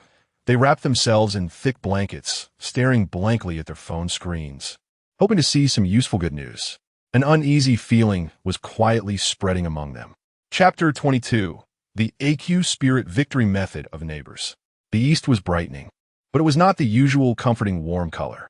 People endured the cold, shivering as they got out of bed, and when they opened the curtains, they saw nothing but a white expanse outside. The heavy snowfall showed no signs of stopping. At this moment, the snow that had piled up all night had completely blocked the unit door, and no one could go out. Although it was only the second day of the heavy snow, many people were already feeling the strain. The imagined situation and the actual experience were indeed very different. Why is this snow still falling? Is it really going to last for 3 days? I'm freezing to death. My house only has a small air conditioner that can't heat the place at all.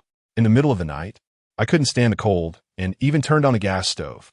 Don't mess around. Aren't you afraid of gas poisoning? It was the same morning for Chen Fan, who lazily kicked off the covers. The 27-degree temperature inside made him sweat slightly. Chen Fan rubbed his eyes and got up, first exercising on the treadmill for a while, then enjoying a hot shower. His breakfast was quite simple. He took out a sirloin steak, a bowl of spaghetti, and a plate of Australian lobster prepared by a top chef, paired with a glass of 1982 CH Toe Mouton Rothschild. A simple and unpretentious meal. Not long after, feeling full and satisfied, Chen Fan leaned back on the sofa and picked up his phone out of boredom. The owner group, which had been quiet last night, surprisingly showed 99 again. Chen Fan had thought everyone would be relatively calm for the 3 days before the disaster, but unexpectedly, it was lively early in the morning.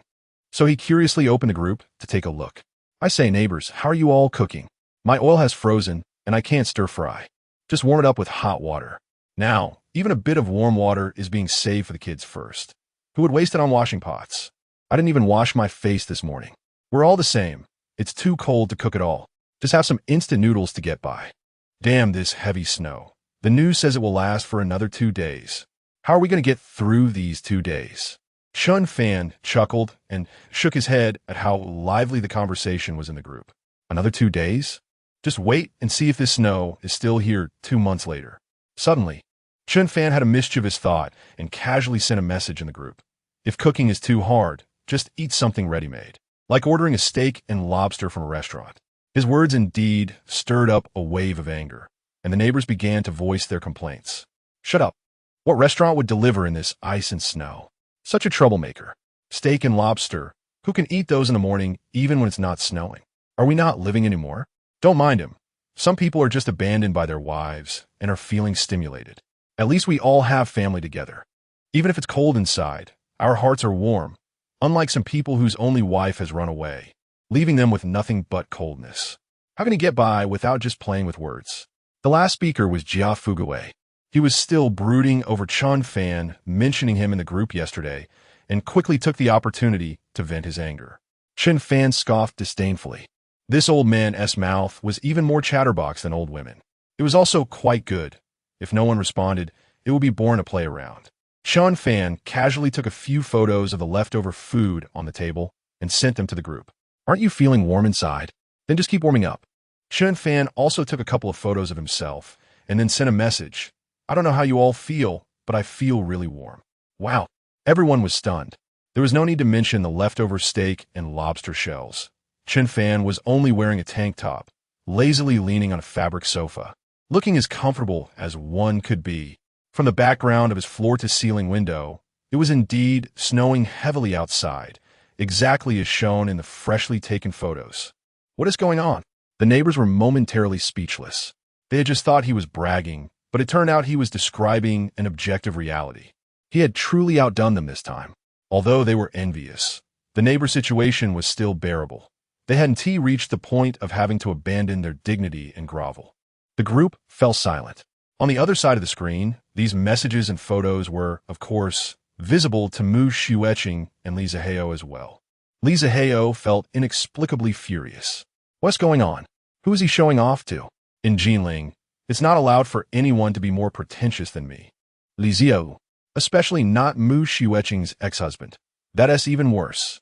After a brief discussion, Li Zihao and Mu Xueqing turned their central air conditioning to the highest setting. But even so, the indoor temperature could only reach around 10 degrees above zero. Chen Fan's safe house was specially made, airtight, and its insulation capabilities were unparalleled by ordinary homes. Li Zihao couldn't understand why. Even with the central air conditioning running 24 hours, the temperature was still lower than Chen Fan's old rundown place. But the situation was like going to war. They absolutely could not lose face. Li Zihao and Mu Xueqing also followed Chen Fan's example, taking off their outer jackets and wearing only thin layers inside, while letting Yao Tsuixia help them take a few glamorous photos. After taking the pictures, Mu Xueqing quickly snuggled back into her thick blankets, shivering. After a while, she used the fifth great invention of China Meidu Xiuxiu to edit the photos to make them as warm as possible and then sent them to the owner group, accompanied by the text. Isn't it just a bit warmer at home? What's there to show off? As for the lobster and steak, Li Zihao couldn't get them at the moment, and certainly couldn't use the frozen dumplings at home to compete with Chen Fan's lobster. So he simply decided not to compare breakfast. The group was already dissatisfied with Chen Fan, and seeing someone finally stand up to him made everyone feel secretly pleased. Some neighbors knew that Mu Xueqing was Chen Fan's ex-wife and deliberately added fuel to the fire. Oh, the couple in 2201 really is in love. A handsome man and a beautiful woman, envied by others. Yes, indeed, as the saying goes, those in love are well fed, and besides, they are so rich. Far better than some people. Having a warm house is useless. We all know some people's hearts are lonely, desolate, and cold. And only with family and love by their side can one find true happiness. Only love can bring real warmth. Chen Fan looked at the nonsensical reasoning and toxic positivity in the group and had no intention of responding. However, he was a bit curious about how Li Zihao's house was so warm too.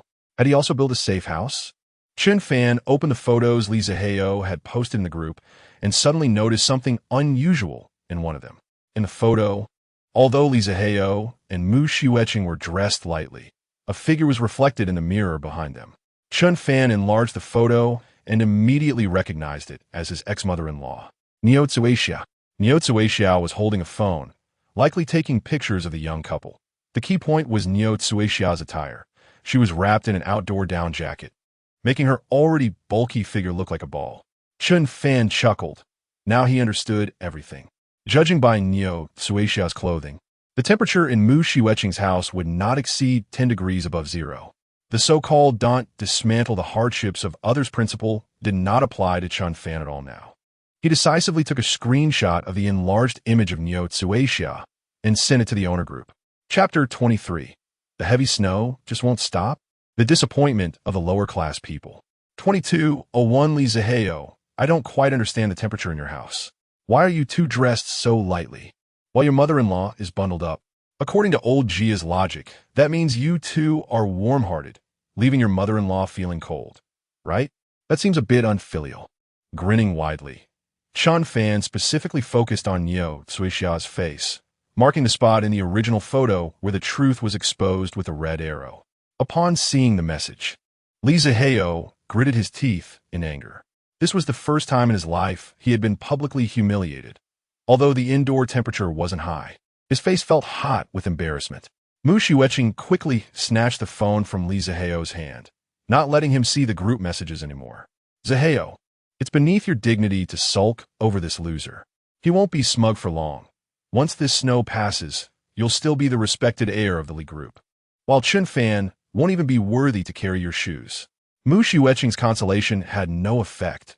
Li Ziheo's character remained stubborn. He refused to be an ostrich with its head buried in the sand. Li Ziheo clenched his fists, determined that if he ever got the chance, he would give Chen Fan no way out. Perhaps due to the low temperature, the enthusiasm of the onlookers was not very high. Or perhaps it was because Li Ziheo had just spent a fortune acquiring a lot of food from his neighbors. Now, everyone in the foodie community knew that Li Ziheo was a wealthy heir, a true rich person, so no one dared to make a fuss. After a few neighbors said some trivial things, the group fell silent again. Chen Fan put down his phone, a smirk forming on his lips. The curtain of this grand show was slowly rising. It wasn't even the appetizer yet. He knew that in the next stages, these people would experience disappointment, surprise, anxiety, fear, ultimately revealing the dark side of human nature when they lost all hope. And right now, these people were in the first stage, disappointment. They had initially thought this heavy snow wouldn't be as severe as the official reports had stated, but clearly, up to this point, the situation had not developed in the direction they hoped for. The news on TV was still optimistic, looking as if everything was fine. This news reports that the ruthless snowstorm has hit most parts of our country, but the people are united. Many volunteers have willingly joined the fight against the snowstorm. Their hearts are like a fire in the cold, warming hope and illuminating the way forward. Chen Fan watched as, in the background of the news, those people were being buffeted by the blizzard, unable to stand. Yet, when faced with reporters, they still forced a stiff smile, their cheeks red from the cold. After just a few words, their tears froze as they fell. Chen Fan shook his head, wondering what was going on. Time quickly moved to the third day. As Chen Fan had expected, the snowstorm showed no signs of improvement. However, what was unsurprising to Chen Fan was a shock to many others. Why is it still snowing? Didn't the news say this would only last for 3 to 5 days? Who knows how much longer it will go on? The official news is unreliable. It's over. There is hardly anything left at home, and if this snow continues like this, we will run out of supplies. Some neighbors were already showing signs of breaking down. Many neighbors had initially doubted that a disaster would come and hadn't prepared much in terms of supplies. There were also some who, although they had a decent amount of food, couldn't resist Li Ziheo's high-priced purchases and had sold their supplies. At this moment, they regretted it deeply. 2201 Li Ziheo neighbor. Can we discuss something? Can I have back the instant noodles I sold you? I'll refund you. Oh no, I can even add some more money. Li Ziheo would naturally not agree. He was even a bit smug at this point. These short-sighted lower-class people had no way to match his foresight. Neighbor, we had a cash-and-carry deal. No one owes anyone anything. Now that the items are mine, no one can take them back. Li Ziheo replied decisively. The neighbors were getting anxious. You can't say that. When we sold you the items, it wasn't just for money. We consider the fact that you have a large family and wanted to help you out. Now that you have enough supplies, shouldn't you help us? That's right. Rich people shouldn't be too heartless. Otherwise, that would be called being unkind to the poor. There will be retribution. 2201 mukseking. Can you talk some sense into your husband? Look, we've all been getting along well as neighbors. In your matters with your ex-husband, we stood by you. Now that our neighbors are in trouble, shouldn't you help out a bit? In the neighbor group, there was a lot of chatter. Mukseking, being a woman and having lived in the community for many years, got along well with everyone. She felt a bit embarrassed and tried to persuade Lee Zaheo. Zaheo, we have so much food. Why don't we add some money and sell them some? This way, we not only gain a good reputation, but also make some pocket money. Lee Zaheo looked at the silly girl in front of him and almost laughed in anger. No wonder Chen Fan could hide so many secrets from her. She seemed quite foolish, still unable to see the situation clearly at such a critical moment. Chinger, this heavy snow may last who knows how long. The official information is already unreliable. Besides, we have a big family. There's you, me, your brother, and your mom. Whether we have enough food is a problem. We absolutely cannot give any away. This is no longer just about money. Do you understand? Mu Shiweching was surprised. She had always admired Li Zaheo and believed everything he said, so she stopped bringing up selling food. However, being stuck in the same building with so many neighbors, it wasn't good to let them criticize them like this. What if her own family encountered difficulties and needed the neighbors' help? Haha, don't worry. Li Zaheo's eyes twinkled as he smiled wickedly. I have a plan. He picked up his phone and sent a message in the group. Dear neighbors, to speak from the heart, I really don't want to refuse to help everyone, but you know my family situation. Although we do have some supplies, there are many people in our family. My little brother can eat a lot. He can finish 8 buns in one meal. So actually, we don't have enough supplies either. If you want to buy from me, I want to buy some from you too. I think everyone is focusing their attention in the wrong direction. Isn't my family the one with the most abundant supplies in our community? Of course not. Have you all forgotten that Chen Fan's family hoarded a lot of supplies a while back? Why not ask him if he's willing to share some? Chapter 24, my plan, is named Killing with a Borrowed Knife. Lee Zaheo's words enlightened the neighbors. Right? How could I forget about this? A while ago, there were almost daily deliveries to Chen Fan's house, and from the photos he posted in the group, it was clear that this guy had prepared a lot of supplies. 1602 Chen Fan, are you there? I'm Huang Ge from upstairs. Remember we took out the trash together? If you have extra supplies at home, could you share some with me? I promise to return them once the heavy snow stops. 1602 Chen Fan, neighbor, you stocked up a lot of supplies recently, and one person at home can't eat that much, so why not share some with the neighbors in case of emergency? If necessary, we can even pay you at market price. 1602 Chen Fan, young man, you look like a kind-hearted person, and he believes you won't just watch everyone suffer without helping, right? Auntie is older and has trouble moving. Could you bring her a box of flour? If you could also bring some milk, that would be great. Everyone, neighbors, this is a special time and special situation. We should all abandon personal interests and consider the bigger picture. Only by uniting can we all get through this disaster smoothly. I propose that neighbors with ample supplies donate their items to the community for centralized management. The community will scientifically allocate these items to each household based on actual needs. I will set an example and contribute my supplies to serve as the temporary command center for the community's disaster response. Neighbors can start bringing their excess supplies over now. I will keep a record, and after the snow disaster, the government won't forget those neighbors who made special contributions. This long string of messages was written by the community director, Gao Lihua. Chen Fan was scrolling through the group messages with one hand while holding a bottle of soda with the other. He almost couldn't hold back his laughter upon reading Gao Lihua's message. Wow, this old lady's intentions are so obvious. I can hear her calculations all the way from the 16th floor. Is she the one who's crazy, or does she think everyone else is? This line of thought is just too bizarre. There are still many messages directed at his neighbors, too many for Chen Fan to keep up with. But even without reading, he could guess that they were just trying to persuade him emotionally and logically to share his supplies. You might not look great, but your thinking is beautiful. Many people don't even want to offer money. They believe that in the face of disaster, the wealthy should donate voluntarily. Why should I give you anything? Chen Fan finally spoke up in the group, simply asking a question. Neighbors, what kind of question is this? Why should I? Isn't this what should be done?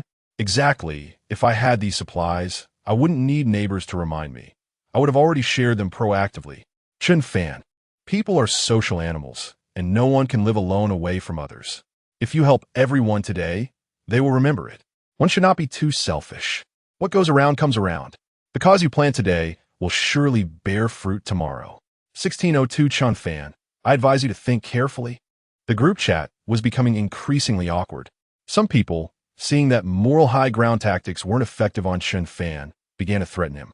Li Zihao and Mu Shiuecheng were cuddled up in bed, staring at their phone screens, occasionally bursting into laughter. Zihao, you're amazing. You shifted all the focus onto Chen Fan with just a few words. I really love you for this. This is nothing, if I'm guessing correctly. The real show is still to come. A sinister smile appeared on Li Zihao's face. My plan is named killing with a borrowed knife. Chen Fan is doomed. Li Xiao understood that people might lose their rationality in difficult situations, especially with so many different types of people in the community. Sure enough, not long after, the person he anticipated spoke up in the group. Chen Fan, I've run out of food at home. You need to send me a box of instant noodles right now, and we can forget about the past. If you don't listen, I'll take care of you. When the neighbors saw that it was Sun Hongda speaking, they all fell silent. Sun Hongda's voice was hoarse and terrifying, and everyone could tell from his tone that he was serious. Everyone was quiet, staring at the screen, waiting to see how Chen Fan would respond. Previously, Sun Hongda had been running around Chen Fan's floors and had caught a bit of fever when he got home. Thankfully, he had some fever-reducing medicine at home. He took some haphazardly, and, combined with his good physical condition, he managed to survive. After waking up, Sun Hongda browsed the group messages and understood the gist of things. He casually checked what food was left at home and saw there wasn't much. So he hurried over to extort Chen Fan. Chen Fan saw Sun Laohu showing off again and smiled slightly, sending a simple message, go to hell. Just 4 simple words. But the emotional impact was clearly much stronger than Sun Hongda's lengthy voice message. The neighbors were shocked. Chen Fan really was a person who would risk his life rather than part with his money. Even Sun Laohu couldn't get anything. So it seemed that further discussion was pointless. On the other side of the screen, Sun Hongda saw that Chen Fan dared to insult him, and his eyes instantly turned bloodshot. He grabbed the iron rod from his bedside and rushed out. This iron rod weighed about 20 pounds and had been with Sun Hongda for over 20 years. Back in the day, he had used this rod to single-handedly take on over 30 thugs of the market, gaining fame. Since then, no one had dared to insult him or even look him in the eye within a 100-mile radius. But today, he was publicly humiliated for the second time by this nameless Chen Fan in a large group. Sun Hongda's violent temper couldn't wait to settle the score after the disaster. So he angrily climbed to the 16th floor to find Chen Fan. Chen Fan had already seen everything clearly through the surveillance. However, he wasn't worried at all. He didn't even plan to get up from his comfortable sofa. If the security house, specially customized by Snapdragon Company, couldn't withstand even a single iron rod, then Steve and his colleagues might as well go eat shit. In less than 3 minutes, Chen Fan heard a bang-bang sound at the door. He calmly brought up the camera footage. He couldn't help but marvel at how strong Sun Laohu was, swinging such a thick, solid iron rod. Outside the door, Sun Hongda didn't waste any time. He stood in front of Chen Fan's door and got straight to the point, raising the iron rod to smash it. He was very familiar with his weapon. This rod had once smashed a safe, so breaking down a resident's door was child's play. 1 hit, 2 hits, 3 hits. Sun Hongda struck continuously more than 20 times, only causing his hands to feel numb while the door showed just a tiny, insignificant white mark. Sun Hongda was a bit baffled. What was going on? Why was Chen Fan's door so sturdy? However, fueled by his anger, Sun Laohu was determined to take down Chen Fan, so after a brief rest, he continued smashing. Inside the house, Chen Fan was not worried at all about Sun Hongda breaking into the security house. However, the loud banging outside was indeed annoying.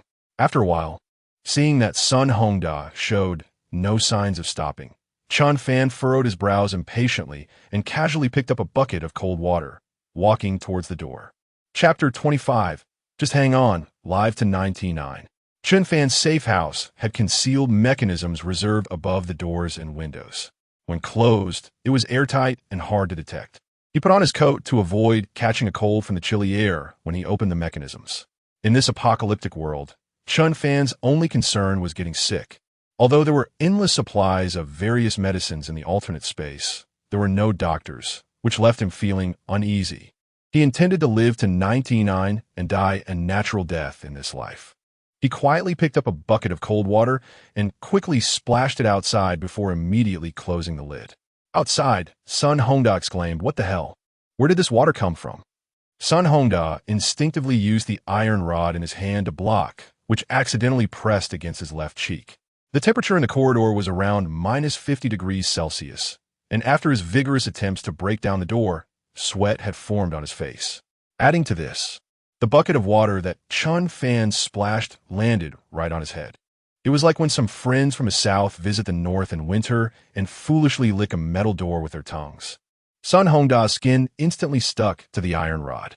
Chen Fan was also taken aback. He initially wanted to drive him away, but didn't he expect such an outcome? "Sun Hongda, don't stop. Why aren't you smashing it anymore?" Chen Fan shouted with a laugh. "FCK, who said I'm not smashing it?"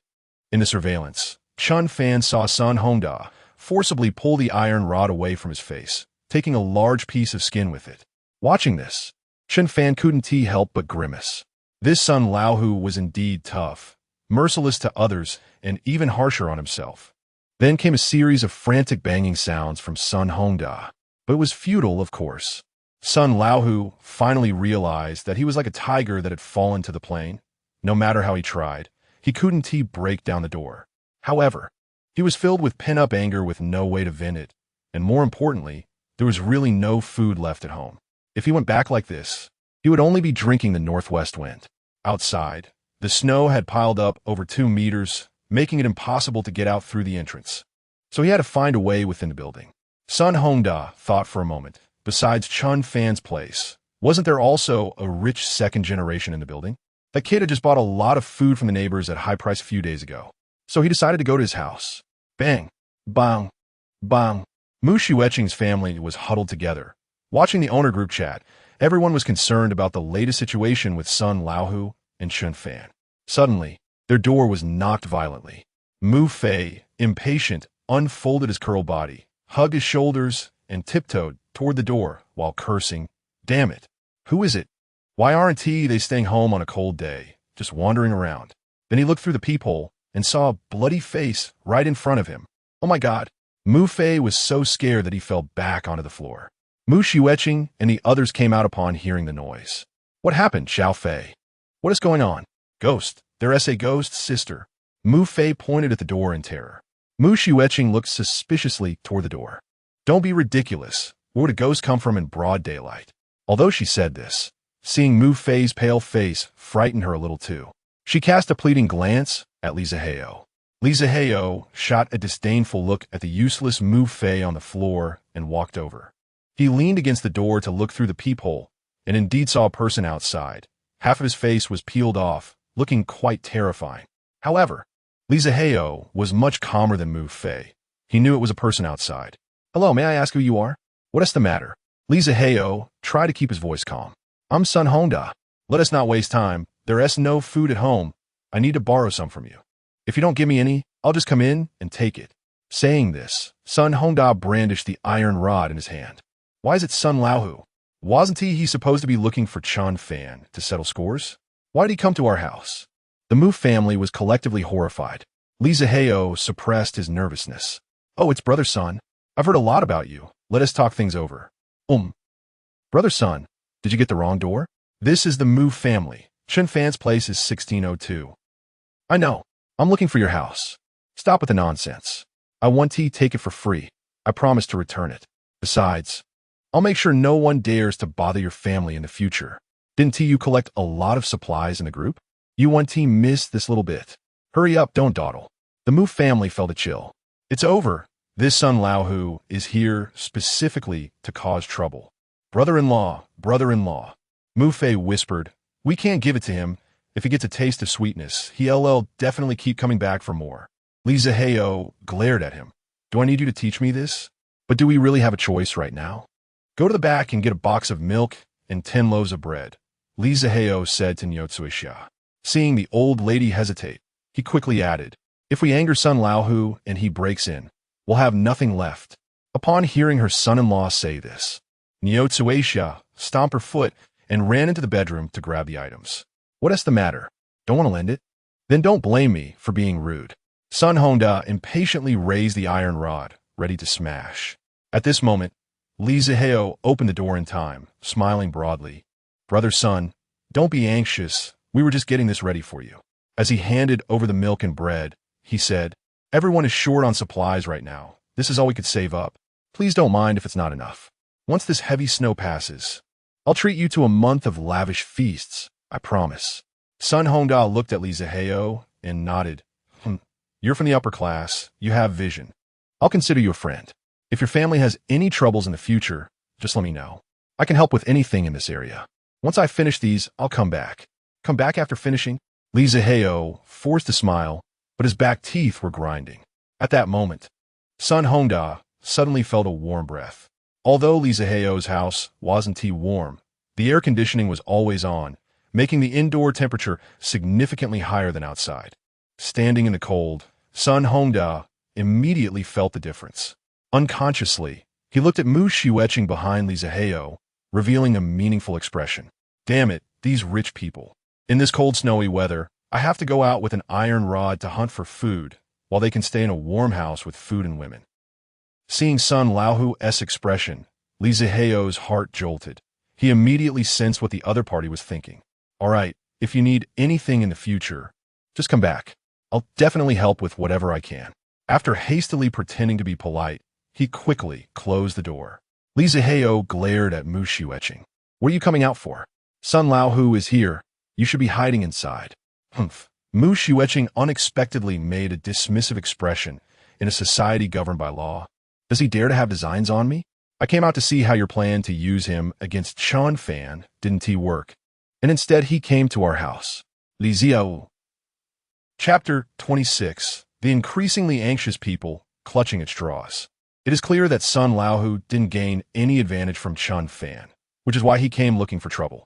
Although the reason is unknown, Mu Shu etching's mindset is also changing. Female animals always have a natural admiration for strong males. In the past, Mu Shu etching looked down on Chen Fan because he was poor, weak, and unambitious, unable to satisfy her high consumption needs or provide her with a sense of security. Li Zihao is no different now. Why is it that you can't solve problems that even Chen Fan can, and yet you still smile and try to get close to someone like Sun Hongda, who is from a lower social class? It's really embarrassing.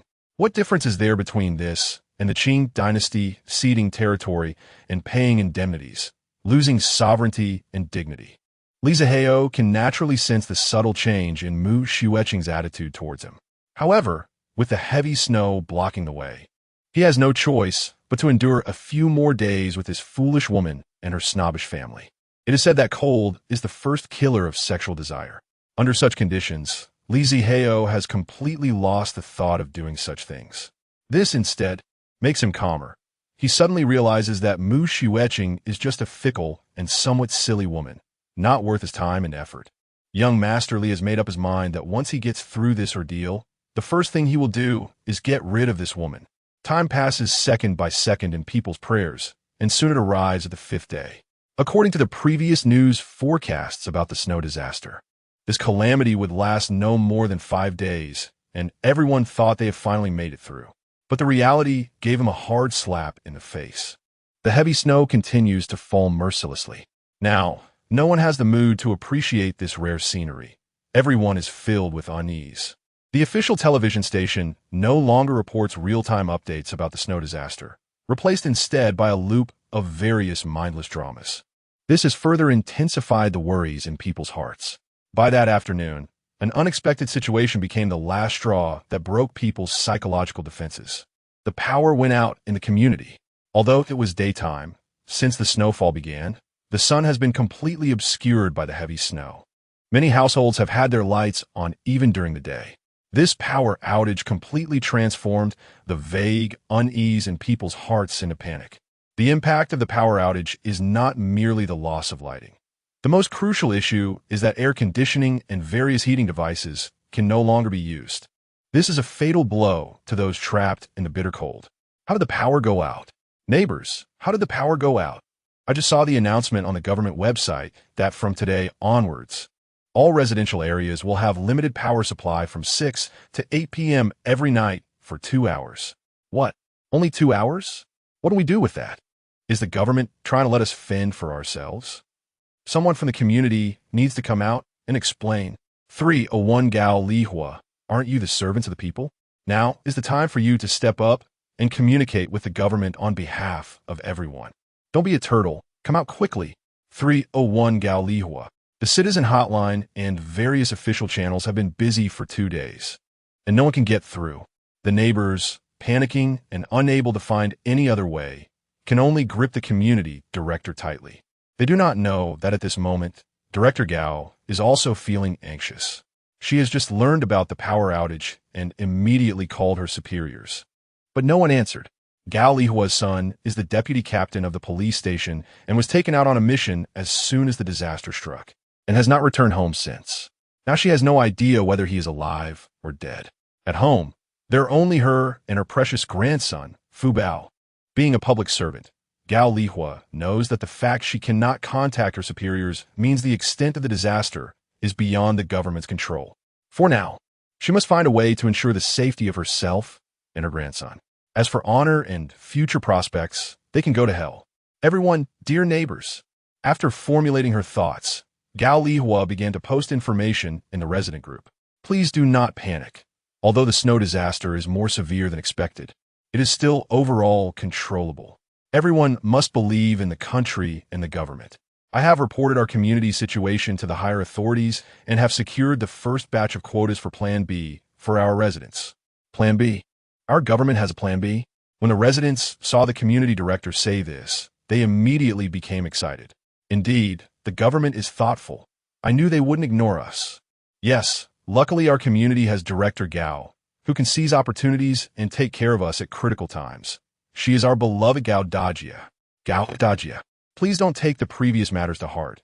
We will definitely come to apologize later, but can you first tell us what Plan B is? Seeing the neighbors so easily taken in by her words, Gao Lihua also breathed a sigh of relief. She was really afraid that no one would believe her now. All right, everyone, listen to me. Because the heavy snow continues unabated, the government can no longer maintain power supply to all areas. So they have pre-established a safe zone to cope with the current situation. From now on, residents in areas with limited power can be relocated to the safe zone under the government's unified arrangement, where there is ample food and a warm living environment. I have already secured the first batch of relocation quotas for everyone. The government will soon send troops to pick us up. Please rest assured.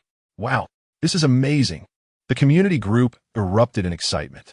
Long live Director Gao. Gao Dajia is a good official who truly thinks of the people. I feel immensely proud to live in the same community as you. From now on, whatever you say we will listen to, no questions asked. Chen Fan has been closely watching the group chat, his mind filled with questions. The government has a Plan B?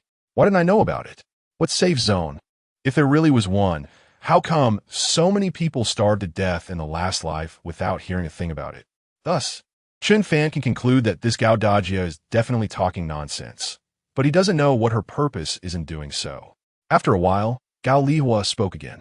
Everyone, please be quiet. There's one more thing. Because there are many people in the community, it is impossible to relocate everyone at once. Therefore, the government has established a rule. Those who want to sign up to leave first must hand over their food to the community for safekeeping, to be given to those who have not left yet. Silence. Seeing Gao Lihua say this, the group, which had just been lively, suddenly fell silent again. Why does this keep coming back to handing over food? Only this time, Gao Lihua provided a seemingly reasonable and hard-to-refuse reason. Those who leave first will be going to the safe zone, so keeping food on hand is of no use. It makes sense to leave it for those who have not left yet. But no matter how you think about it, it feels a bit awkward. Everyone is not stupid. What if they hand over their things and then can't leave? Or if the safe zone is not as good as she says and also lacks food, then what? Chen Fan smiled. From a certain perspective, he actually admires this old lady a bit. Her mind is really sharp. If he hadn't been reborn, he might have fallen into her trap. Chapter 27. Director Gao's sincere monologue. Neighbors, the transfer spots are very limited. If anyone is willing to leave, please contact me as soon as possible. The first batch of transfer personnel is only 100 people, and registration will close once full. After sending this message, Gao Lihua no longer showed her face, but she was nervously staring at the screen. There were few items left at home, and she couldn't go out to snatch like Sun Hongda. If she couldn't trick her way into getting supplies, she and Fu Bao would starve to death. Director Gao, I want to sign up. Is the supply still submitted to your house? Finally, a neighbor couldn't hold back and sent the first message to Gao Lihua. Once one person took the lead, it was as if a faucet had been turned on and many other neighbors followed suit, rushing to deliver supplies to Gao Lihua's house.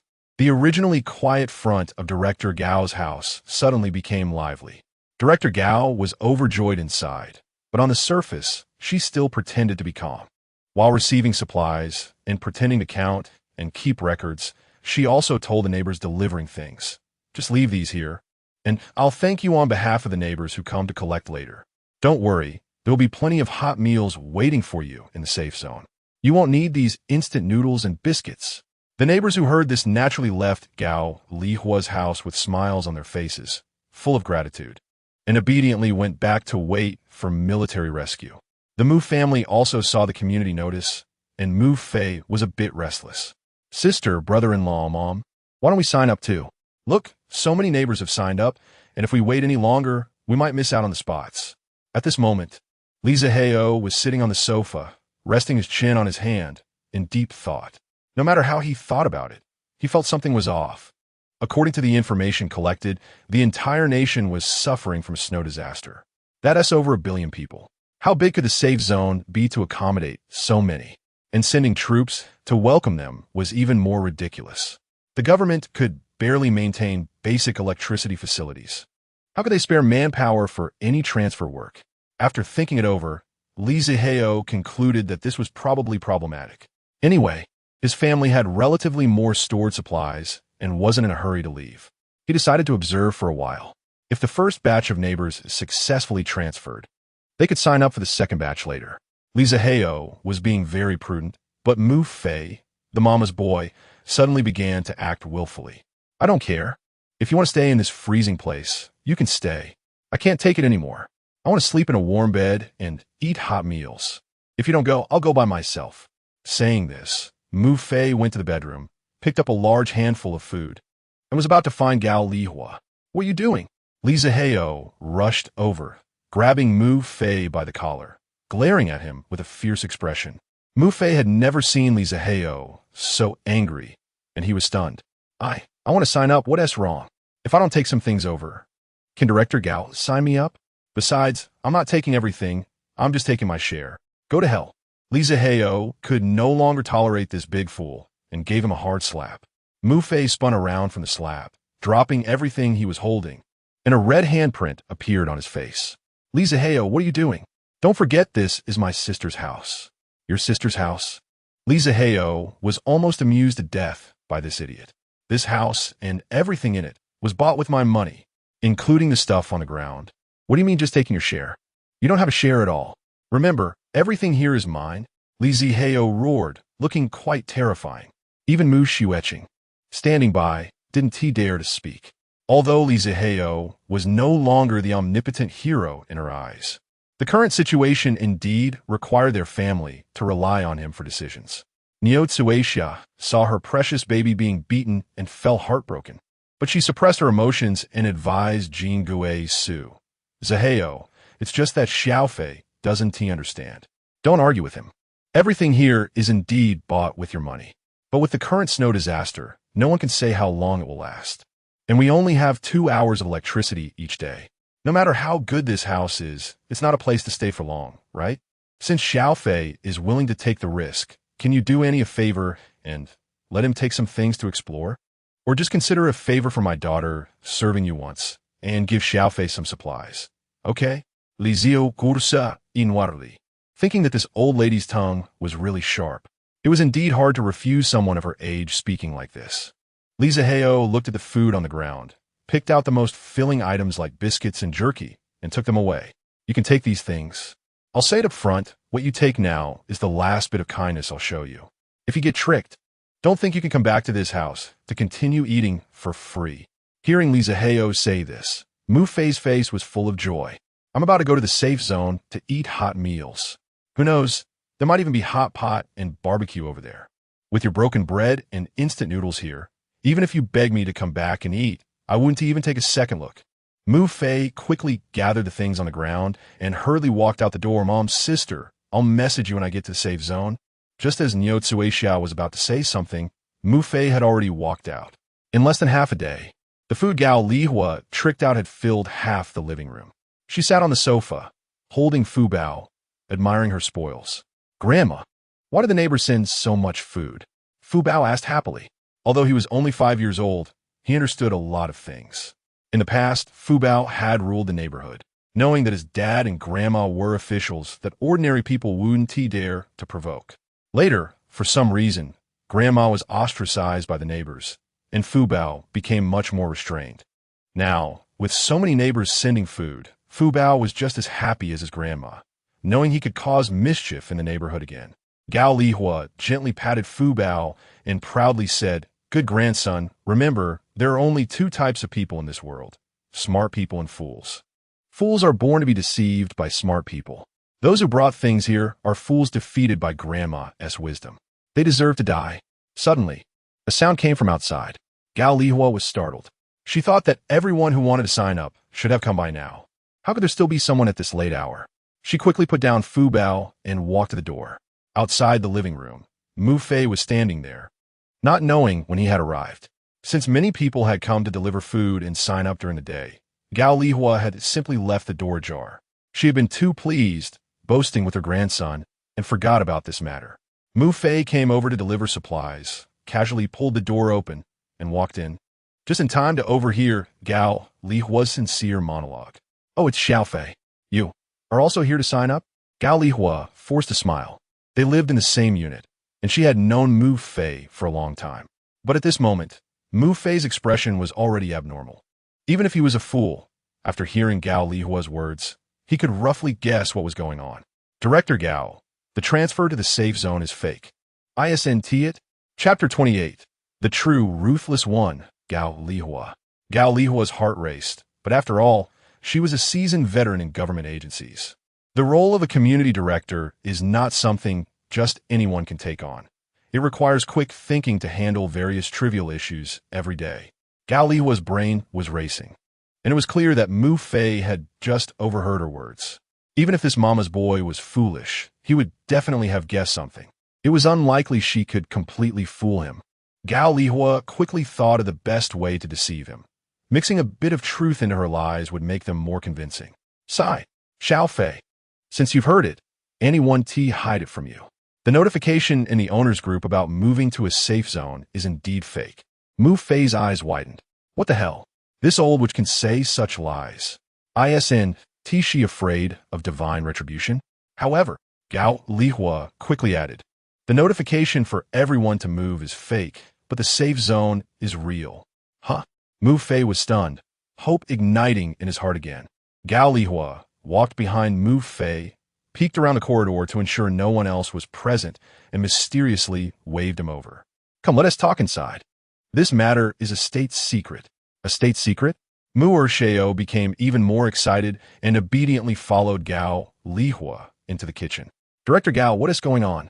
Don't lie to me. I'm very clever."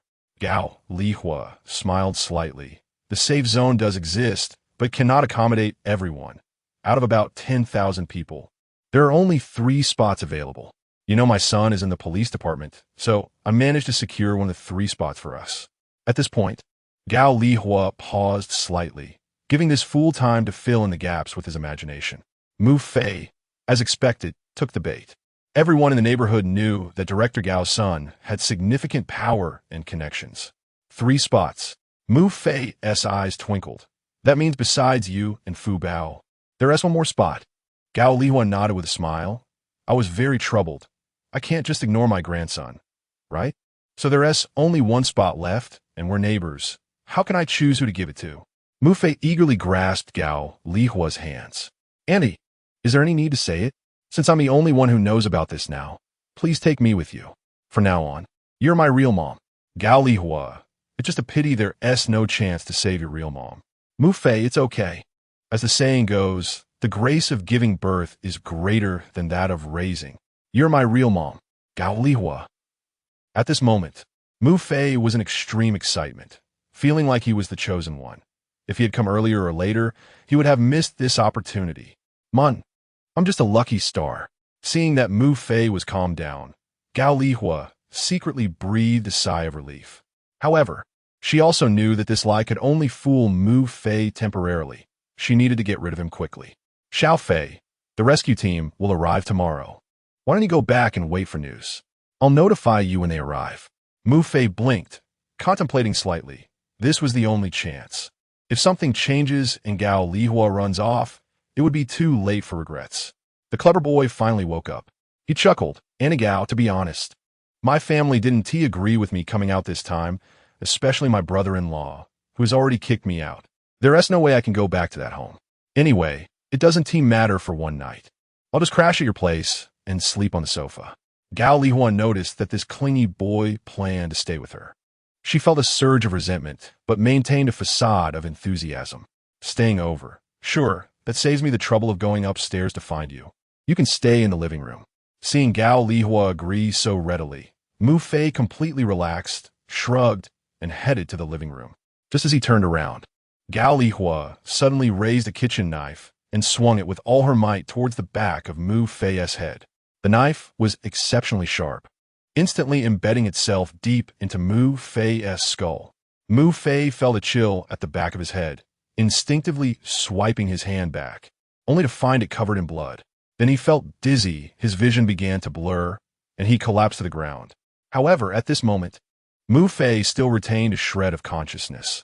He suddenly realized something and shouted help as he struggled towards the door. The corridor was very cold, and every household had their doors tightly shut.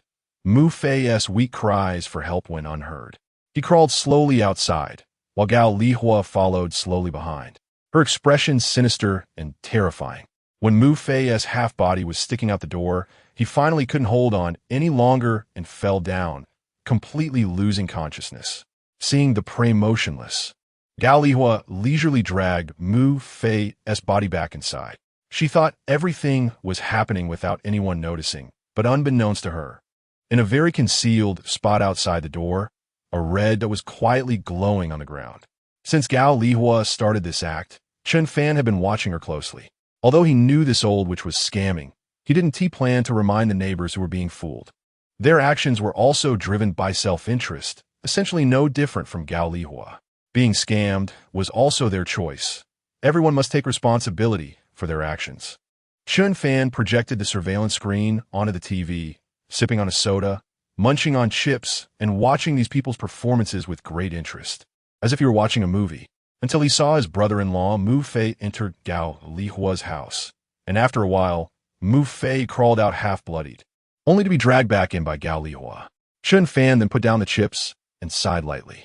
He knew Mu Fei must have been killed by Gao Lihua. He didn't expect that this old witch really had some skills. She was quite ruthless, especially her manner when killing. She was completely different from her usual self, like a malevolent ghost. In an instant, a scene flashed through Chen Fan's mind. In the last apocalypse, he was pinned down by neighbors, and he vaguely remembered that when he still had consciousness, someone was eagerly leaning over him, gnawing on his flesh. Chen Fan suddenly recalled that crazed face. Was it Gao Lihua? He gasped, suddenly feeling as if he was being gnawed on by some animal, feeling uncomfortable all over, and quickly rubbed his hands over his body. Chen Fan clenched his fists. Gao Lihua, you're just a beast. I can give everyone a good end. But you can't. Time passed again for 2 days. At first, a few neighbors occasionally asked in the group about the time to move to the safe zone, and Gao Lihua would respond half-heartedly, but then her replies became fewer and fewer. By the 3rd day, Gao Lihua simply exited the group chat altogether. Only then did everyone realize they had been scammed. Some people almost went crazy, What they had sent to Gao Lihua was food necessary for survival. Chapter 29. Stop. Someone's dead. Neighbors. We've been cheated. Gao Lihua is a big liar. We can't just let her go. The monk can run, but the temple can't. Let's go to her house and settle the score, right? Even if we can't get those things back, we can't let this beast go. It's simply too despicable. Is there no law? Chen Fan saw that these people finally reacted, thinking to himself that their brains were too slow. Since the time had come, he might as well push things along. Chen Fan casually sent the video of Gao Lihua dragging Mu Fei's body into her house to the group chat. The neighbors were shocked when they saw it. My God, is this murder? The bloody figure on the ground looks like the young man from the 22nd floor, the Mu family. It's him. Gao Lihua killed him. Heartless. She is simply a beast in human form. The group chat immediately erupted in chaos. Niu Tsuexia saw her son's tragic death and completely broke down, crying loudly in the chat. My Fei, my son, how am I supposed to live now? Gao Lihua, you heartless wretch, I will kill you. I will skin you alive. Chen Fan felt nothing inside, quietly closed the group chat, and casually turned on the hi-fi speakers. A piece of Beethoven's Fate echoed in the room. He knew that with someone starting to kill, the true end of the world had officially begun.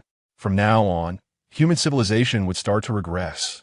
There were about 40 or 50 neighbors deceived by Gao Lihua, although they were a bit shaken by the sight of her killing. The lack of food and the imminent threat of starvation made them even more fearful. These people, like Gao Lihua, were gradually going mad. They gathered in front of Gao Lihua's house, cursing and banging on the door.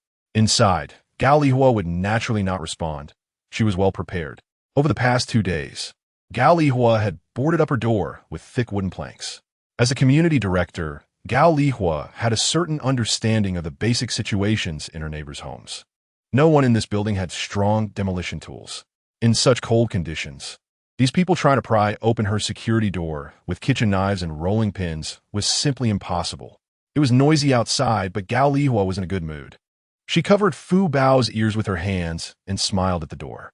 Those curses seemed like praises for her wisdom. This security door is too solid. If this goes on, we'll freeze to death before we can even break it down. Damn it. I'd rather freeze to death here today than let Gao Lihua live. Don't be so impulsive. The reality is right here, and being anxious won't help. I think we should go back first and come up with a long-term plan. The corridor was too cold, and the neighbors were beginning to feel discouraged.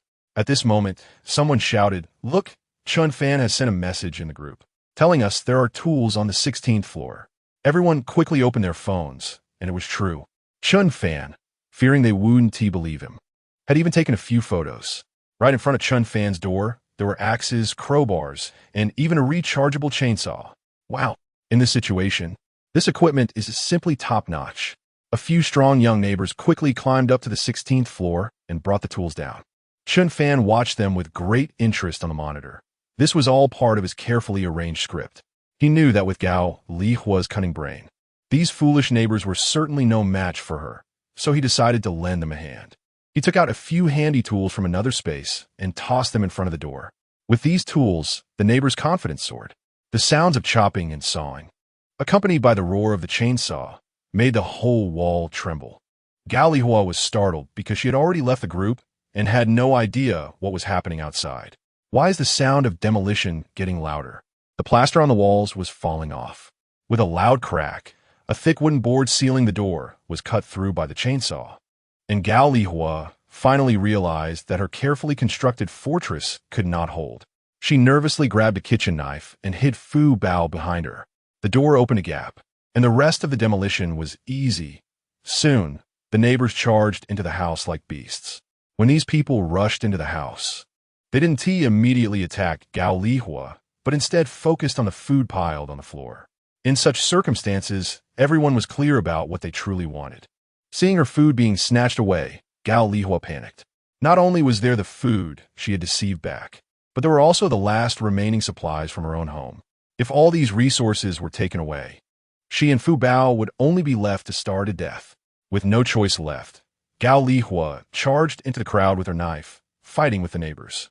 Although those who broke in were not united, Gao Lihua was, after all, an older woman. Her physical strength was no match for the young ones. and after a few rounds, her kitchen knife was knocked away. She was also beaten black and blue.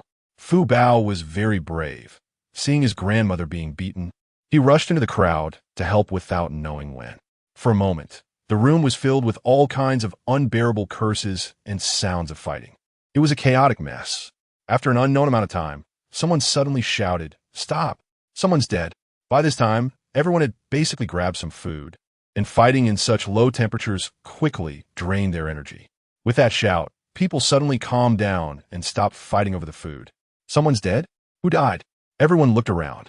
Gao Lihua, who had been filled with rage, suddenly felt pleased when she heard someone had died.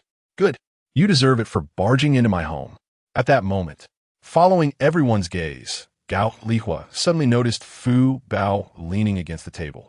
He had somehow hit his head on the table corner, and blood was gushing from his forehead. Gao Lihua's pupils suddenly constricted, and shaking, she stumbled over to hold her grandson. "Fu Bao, my dear grandson. Oh no, you beasts!" Gao Lihua cried out in despair. The neighbors exchanged glances, although they knew Gao Lihua was also a murderer and had come determined to kill the old witch. Imagining killing someone and actually doing it were two different things. Now that they had gotten the food back, seeing Fu Bao in such a state made them feel afraid. Fu Bao's father is a policeman. If he comes back after this snow disaster to settle accounts, what will happen? It has nothing to do with me. I just came to get my things back. I didn't do anything else. It has nothing to do with me. I was just fighting with old Chun. I was far away from your grandson. Don't blame me. I didn't even touch Fu Bao. The people who had been so aggressive just moments ago were now calm again. They hurriedly gathered the food they had snatched and retreated from Gao Lihua's house. At this moment, Gao Lihua suddenly realized that her grandson Fu Bao still had a faint breath. She felt a surge of hope. Although all the food had been taken, as long as her grandson was alive, she still had hope. What she needed most now was to find some medicine for Fu Bao and a warm, clean place. Chen Fan. Gao Lihua immediately thought of Chen Fan's house, which had been shown the photos in the group. Not long ago, Chen Fan had bought so many things. She vaguely remembered seeing medicine labels among those supplies. Plus, Chen Fan's house was warm and comfortable. If she could get Fu Bao into Chen Fan's house now, her grandson would definitely be saved. Meanwhile, Chen Fan was quietly watching all of this on the monitor. Chapter 30. She actually plans to moral kidnap me. Not knowing I don't have that thing, the residents of the Fuda community suddenly discovered that Gao Lihua had added herself back into the owner group. Everyone was puzzled. This old lady really has no shame, coming back after everything? Is she planning to pull some trick again to trick us into giving her food? Does she really look down on our intelligence that much? No one spoke. Everyone just silently waited to see what she wanted to do. Before long, the neighbors noticed that Gao Lihua had actually started a group video call in the chat. What the hell? The old lady has some guts. She even wants to do a live stream? Out of curiosity, the neighbors clicked in one after another. In the screen, Gao Lihua had adjusted her phone camera well. Not only could they see her full figure, but they could also clearly see where she was. The door number of Chen Fan's home, 1602, was prominently displayed in front of the neighbors. Gao Lihua was kneeling pitifully in front of Chen Fan's door, holding the baby Fu Bao. "Chen Fan, my grandson is dying. I know you have medicine at your place. Please have mercy and save him. All the mistakes are the adult's fault. The child is innocent, no matter what. Please have great compassion and save my grandson. I know you hate me, and as long as you save my grandson, I will smash my head against your door and won't hold you responsible. I beg you, I beg you." As she spoke, Gao Lihua buried her head and started to knock. The crowd was astonished. This community leader, who usually looked down on the neighbors and acted arrogantly, was actually showing such a humble demeanor, live streaming to all the owners in the community. This is just two. Chen Fan naturally knew what was happening. He didn't accept Gao Lihua's video invitation, but he had already seen all her actions clearly through the surveillance. When Gao Lihua arrived at Chen Fan's door, she didn't immediately start the group chat. Instead, she first opened the camera, repeatedly tried several shooting angles, posed a few times, and only then did she finalize her draft. Chen Fan chuckled to himself. He was really impressed by this old woman. It was obvious what Gao Lihua wanted to do. She wanted to stand on a moral high ground and force Chen Fan to accept her demands. The logic was simple and crude. Even if I, Gao Lihua, commit fraud, murder, and do all sorts of evil, the child is innocent. If someone sees a 5-year-old child dying and does nothing, then they are heartless, devoid of humanity, and worse than beasts. Chen Fan propped his chin on one hand while putting a spicy strip into his mouth, watching Gao Lihua on the surveillance screen. What is this old thing thinking? Is she actually planning to moral kidnap me, not knowing I don't have that thing? At this moment, Gao Lihua had no other way but to rely on Chen Fan, while the breath of Fu Bao in her arms grew weaker. She could only keep begging, knocking her head harder and harder. After countless knocks, Gao Lihua's forehead had already been rubbed raw, with blood running down her nose and soaking her front. Her throat had also become hoarse from crying and shouting. Time passed second by second. Among the neighbors watching the live stream, some started to feel they couldn't bear it any longer. The saint type is such a strange creature, no matter who the target is. As long as they show enough pity and vulnerability, it will definitely evoke their overflowing compassion. Director Gao, stop knocking, or you won't be able to hold on much longer. Yeah, let's talk it out. Chen Fan hasn't said no for sure. Indeed, no matter how big the adults' mistakes are, they shouldn't involve the children. If possible, they should help Fu Bao. 1602 Chen Fan, are you there? The child is too pitiful. If you can, please have mercy and help them. The direction of the group began to change gradually, with a small number of people stirring up a wave of compassion towards Chen Fan. Chen Fan finished the last spicy strip in his bag, then took it out, wiped his fingers, and replied, "If you all want to help, why not invite Gao Lihua to your own homes? Why should I care about her plight? Did I barge into her house? Did I hit anyone? Onlookers." With just a few words, Chen Fan silenced those saints. Suddenly, Gao Lihua let out a heart-wrenching scream. Her whole body convulsed and collapsed on the ground, tightly holding onto Fu Bao. Through the screen, everyone could see that Fu Bao's complexion was pale, clearly already dead. At that moment, the air seemed to freeze. For those who were used to a stable life, this scene was undoubtedly a tragic human drama. Everyone held their breath, staring at the screen. After more than 10 minutes, Gao Lihua finally moved again. She raised her head, still tightly holding Fu Bao's corpse, and revealed a chilling smile on her face. "Oh, Fu Bao, good boy. Grandma will buy candy for you. Let's go, Fu Bao. Grandma will take you home, and today Grandma will make hot pot for you." The neighbors in the community were stunned. Director Gao had actually gone mad. Although Gao Lihua was not well liked, especially with some of her later actions, making the neighbors gritting their teeth in anger, many still had empathy. They didn't derive much enjoyment from Gao Lihua's plight. Instead, they became increasingly worried. After all, this was a desperate and suffocating disaster. Today, it was Gao Lihua, and tomorrow it might be their turn. Time quickly reached the 10th day of the heavy snow disaster. People had lost hope for government aid because even the previously promised 2 hours of electricity a day could no longer be guaranteed. Now, the average daily electricity supply was less than an hour and a half, and everyone used this limited time to charge their phones, ensuring they didn't miss any important information.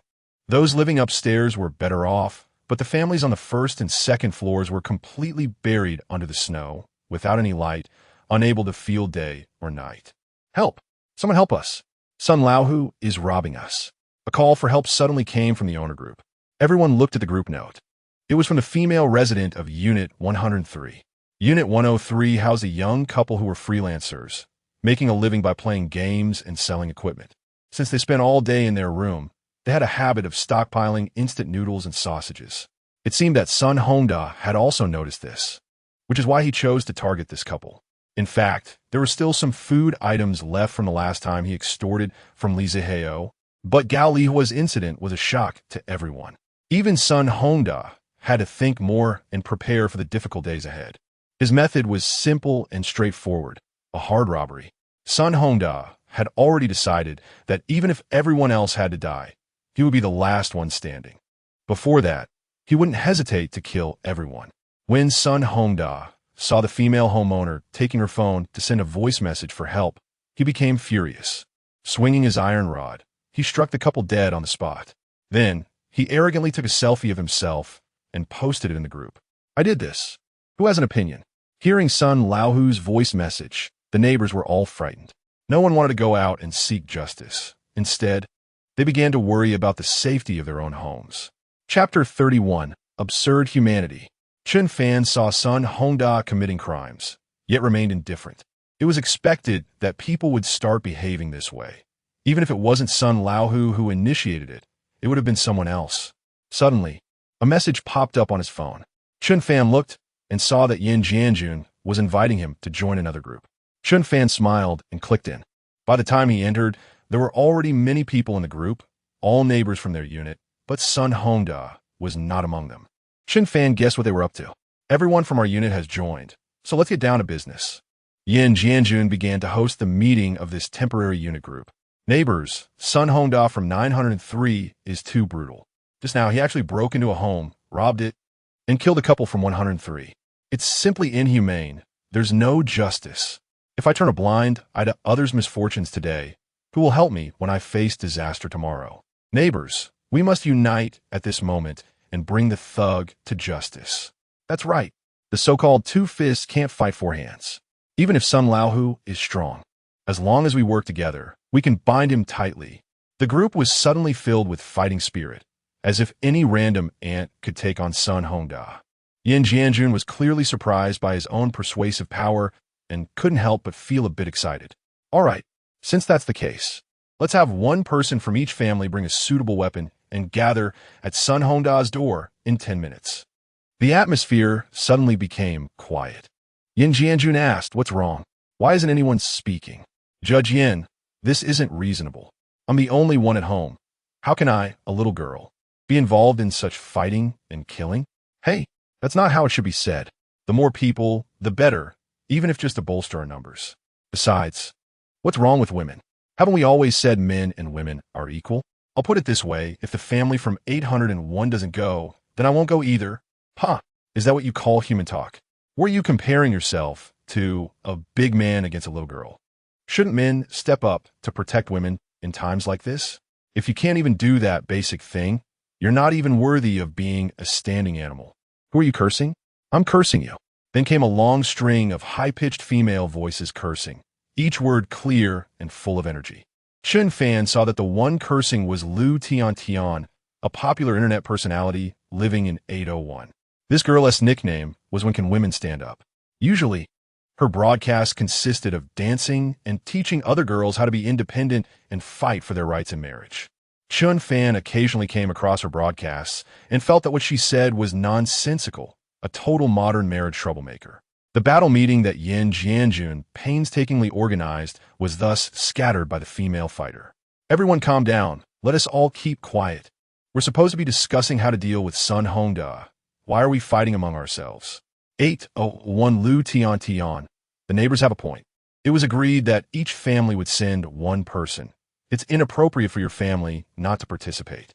This way, you can hide behind Uncle Yin and ensure you won't be harmed. All right?" Yin Jianjun kindly advised. But unexpectedly, the female fighter was completely ungrateful. "Old man Yin, you don't need to pretend to be a good person here. Others respect you as an old judge, but I don't care about that. Do you think I don't know what you're planning? Sun Laohu is clearly sweeping from the bottom up. Your family is on the 4th floor, and if disaster strikes, your family will be among the first to suffer. You just want us to act as cannon fodder, right? Hey, dream on. If you all don't go deal with Sun Laohu, we'll just lean against the wall. After all, my family is on the 8th floor. We have time." This woman was exceptionally eloquent, her words coming out like a rapid-fire barrage, leaving Yin Jianjun unable to interject. The old judge had been in the profession for decades and had never seen a lawyer with a tongue as sharp as Lu Tiantian's. Good intentions were met with ingratitude, and the old man was nearly infuriated to death. He didn't know where this woman learned her fortune-telling skills. Just because Sun Hongda's first robbery was at the 1st floor 1-03, she concluded he was robbing from the bottom up? Absurd. In his anger, Yin Jianjun directly disbanded the group. "Isn't it said that I'm acting for my own interests? Fine, then let us wait and see who ends up unlucky." After Yin Jianjun's outburst, no one organized any more efforts to confront Sun Laohu. Everyone knew deep down that sooner or later, they would likely face the fate of being harmed by the bully, but no one wanted to be the bird that sticks its head out. This was a peculiar psychological phenomenon. Chen Fan recalled a news story he had seen years ago about the invasion of the Japanese pirates. Just a dozen Japanese, armed with long guns, managed to escort tens of thousands of Chinese citizens for relocation. After traveling dozens of miles through the mountains, not a single person among the tens of thousands resisted or attempted to escape. Human nature is truly one of the most complex things in the world, perhaps even in the universe.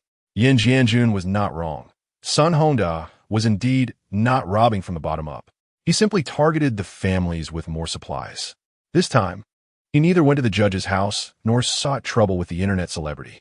Sun Laohu once again set his sights on the Mu family in 2201. The reason was simple. Apart from Chen Fan, their family had the most supplies. Chen Fan's family had already tried their luck, but the result was not ideal. So he could only turn to Li Zihao again. Mu Xueqing saw Sun Laohu through the peephole and was so frightened that her hair stood on end. Zihao, he... Sun Laohu was back.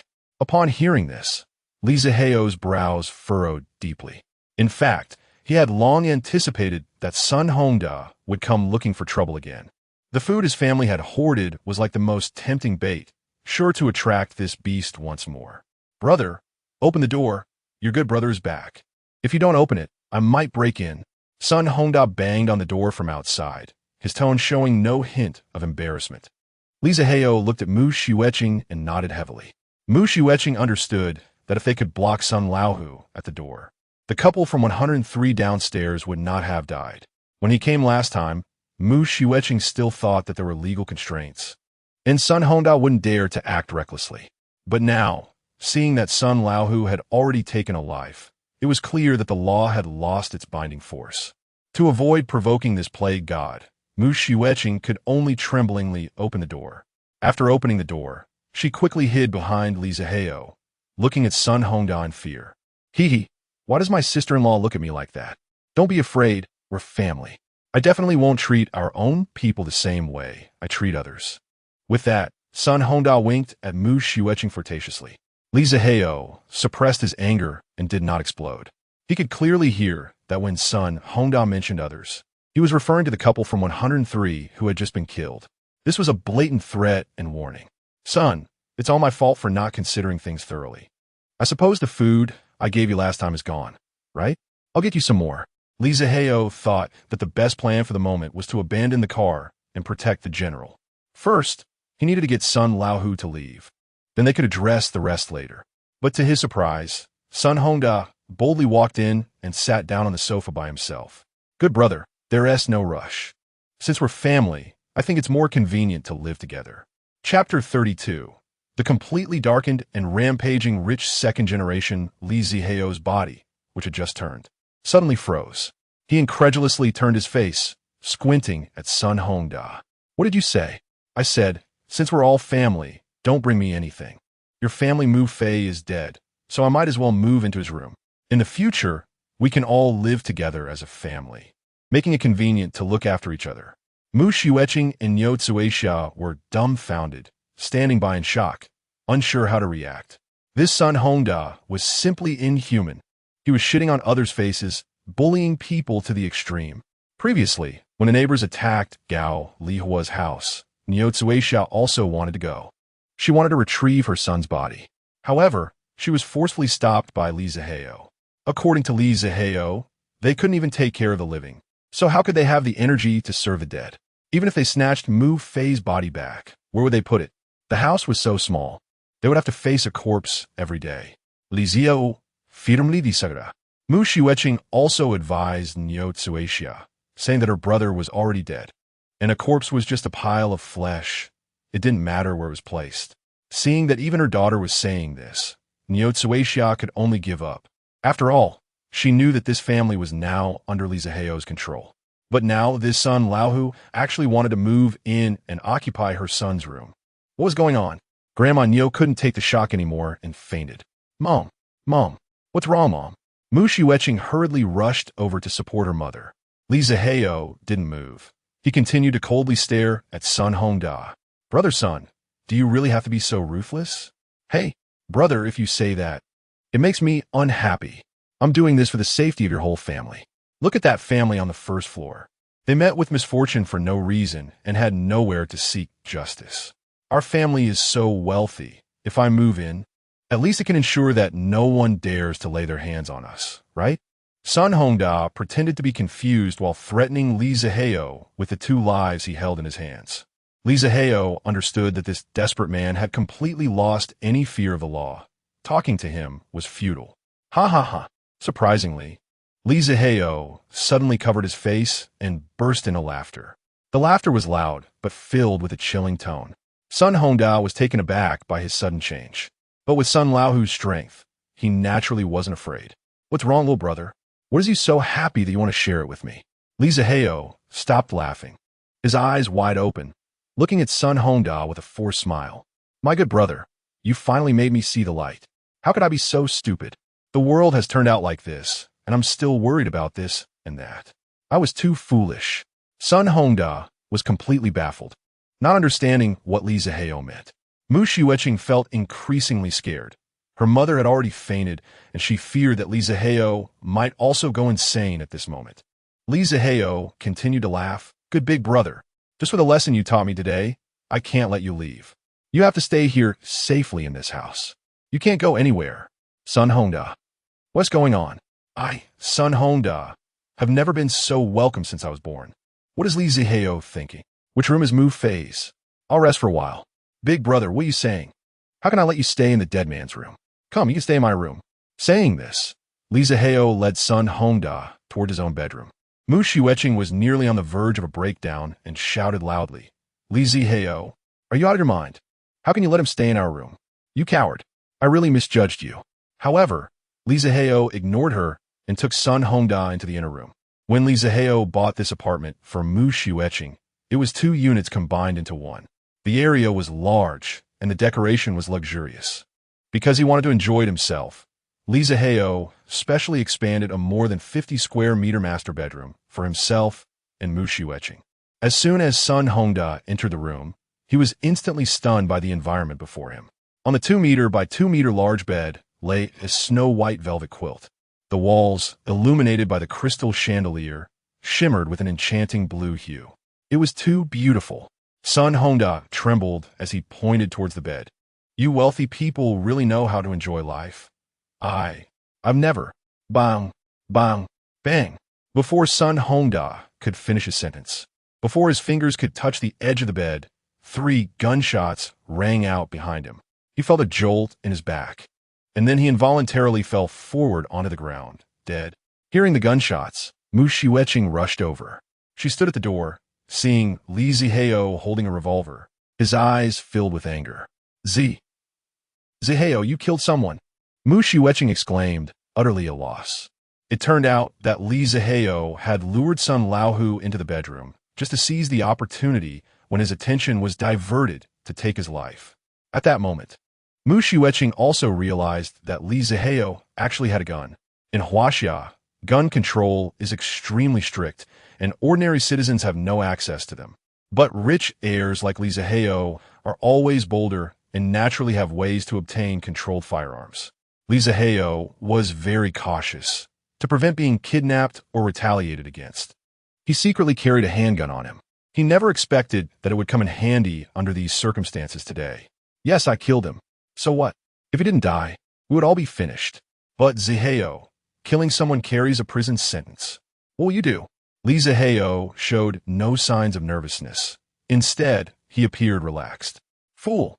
Don't you understand yet? This world is already finished. There is no law anymore. Only the strong can continue to survive.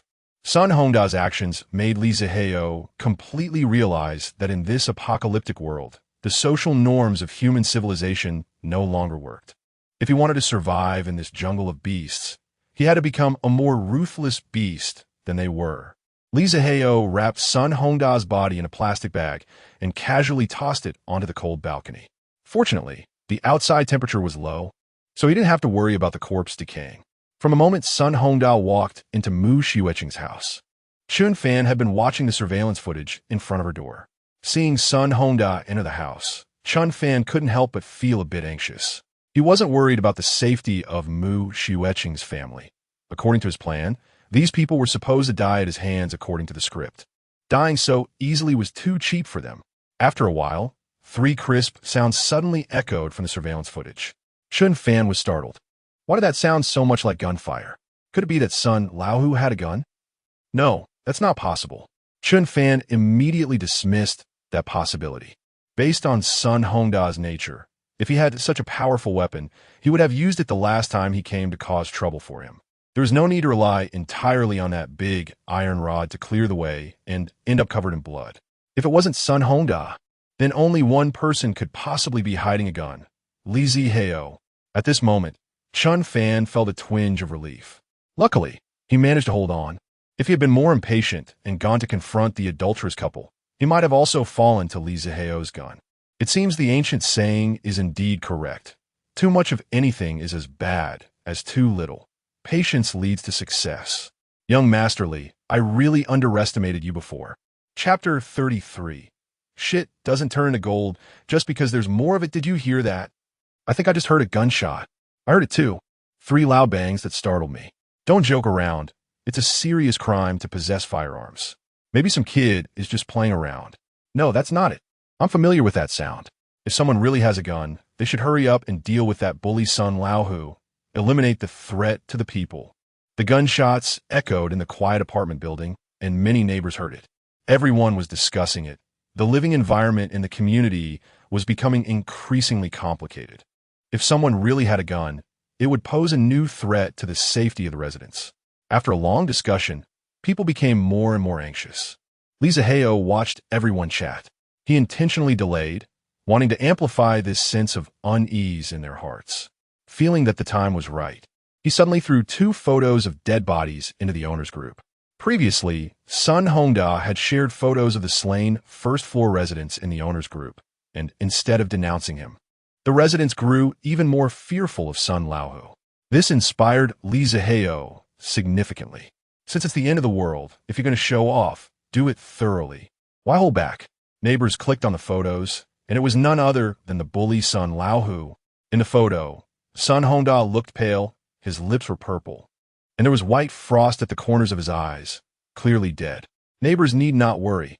It was I who shot him. Sun Hongda has been killed by me. When reasoning with this guy didn't work, the only option was to make him shut up. Li Zihao spoke directly into the voice chat. He mimicked Marlon Brando's lines from the movie The Godfather, deliberately lowering his tone and dragging out his speech. This made him seem mysterious and high class, but in reality, only he thought so. Under normal circumstances, people would definitely think he was crazy and should see an ENT specialist to check if he had throat polyps. At this moment, of course, no one dared to be so presumptuous because Li Zihao had a gun. On the other side of the screen, even Chen Fan frowned. A gun-wielding Li Zihao was much harder to deal with than 10 Sun Hondas with iron rods. This unexpected situation was equally tricky for him. Originally, Chen Fan planned to leave the safe house and push forward with the next step of his revenge plan. But now that there was a potential weapon outside that could harm him, Chen Fan had to change his approach. Although he also had a gun, and his equipment was much more advanced than Li Zihao's, Chen Fan still was not willing to take that risk. My life is precious. Even if there's a 1 in 10,000 chance of getting hurt, I won't go out. Hero. He is simply the hero of our building. After a moment of silence, someone finally spoke in the owner's group. Chen Fan looked, and it was the chatterbox Jia Fugue. 2200, un lizio.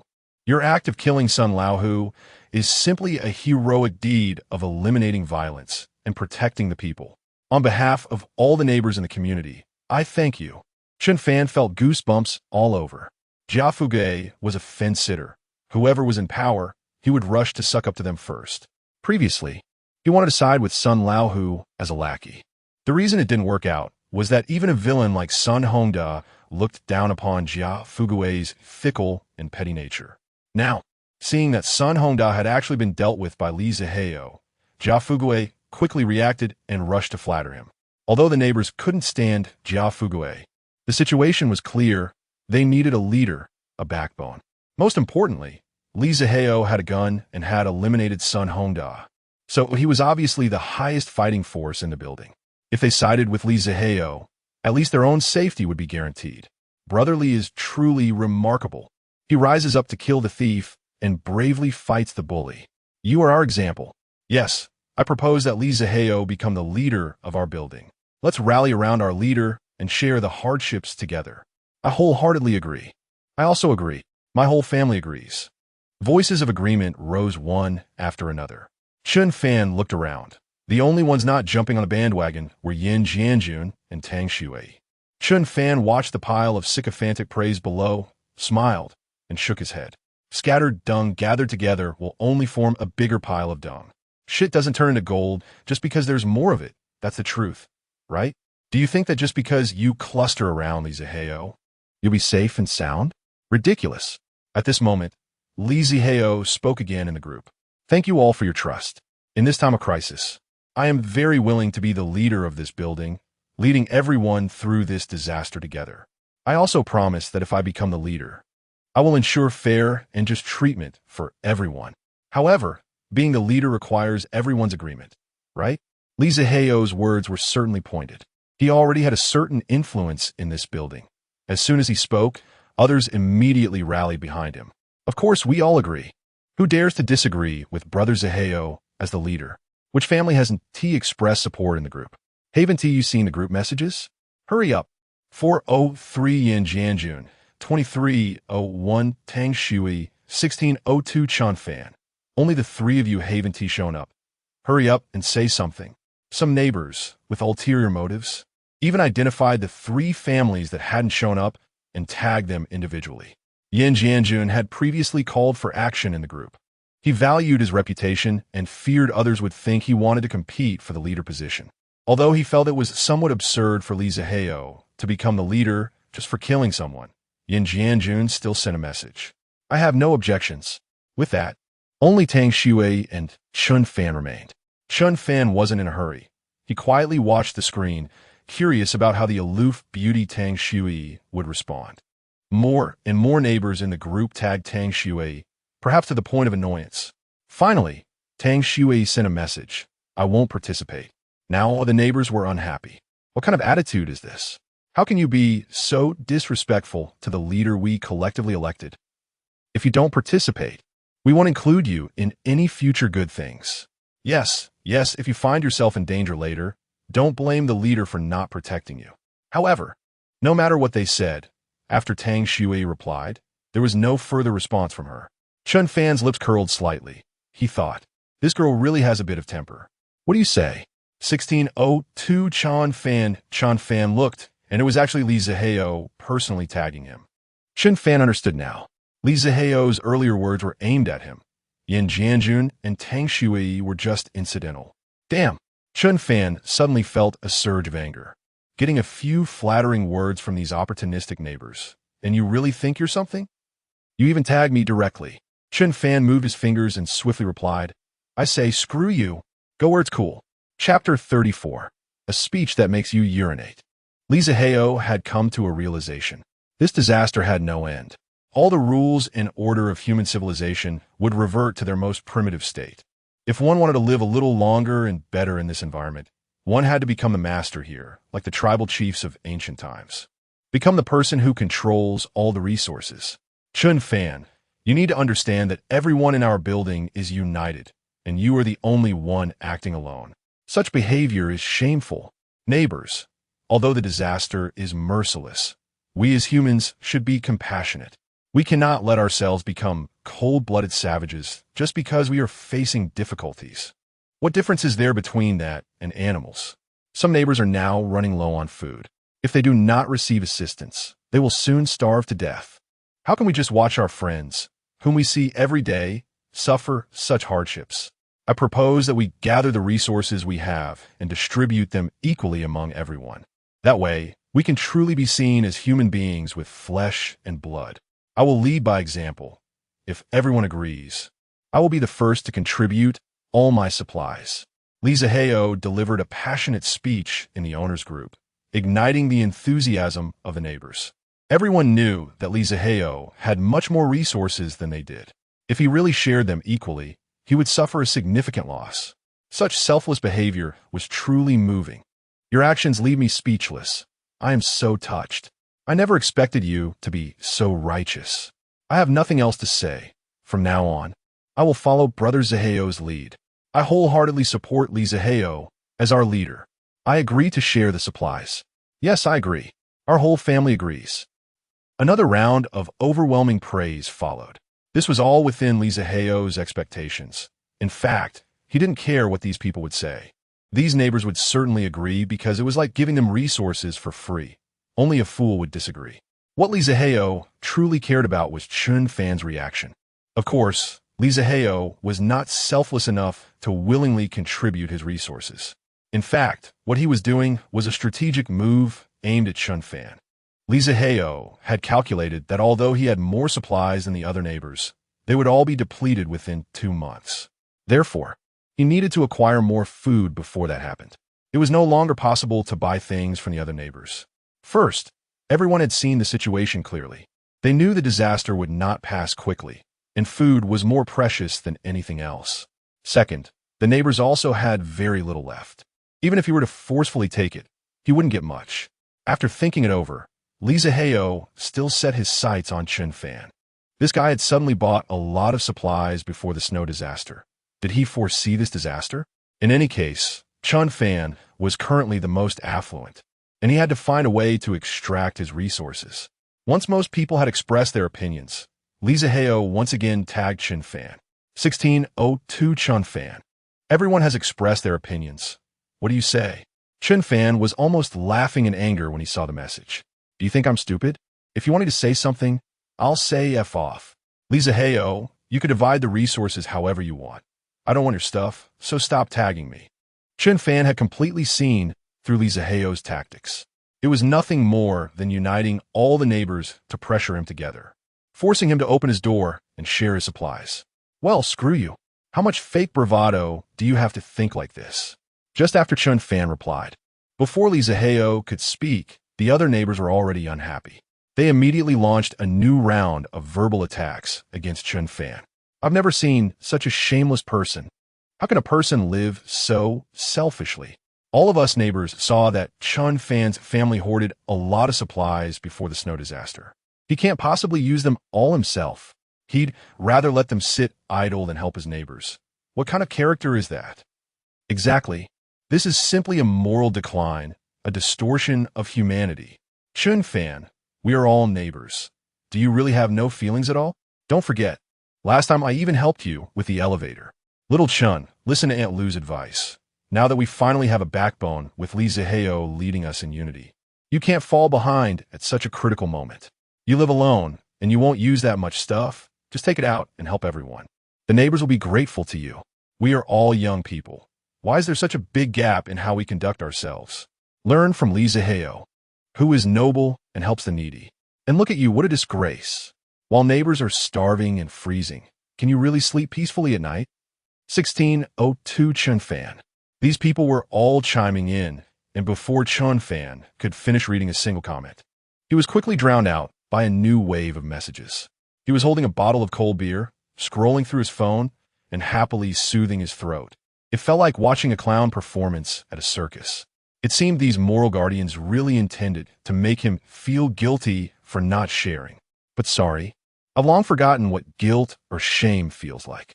There were too many messages, and Chen Fan was too lazy to reply to each one. So he simply recorded a short video for himself. In the video, Chen Fan was draped in a silky thin pajama, lazily leaning on the sofa. His legs were casually crossed over the edge of the coffee table, looking as comfortable as possible. The coffee table was also piled high with various high-end snacks, including four-season squirrel nuts, truffle chocolates, abalone crisps, venison jerky, duck liver paste, and so on, everything one could think of. Chen Fan took a sip of his cold beer and casually said, "You are right. I do have a lot of supplies. No, I should say I have an overwhelming amount, enough that I won't run out in my next life. But I simply don't want to give any to you. What can you do about it?" The neighbors in front of the screen were dumbfounded. They clicked on the video Chen Fan sent, incredulously playing and pausing it, frame by frame, examining everything in his home, not to mention the high-end snacks on the coffee table. Even without the disaster, they couldn't afford them.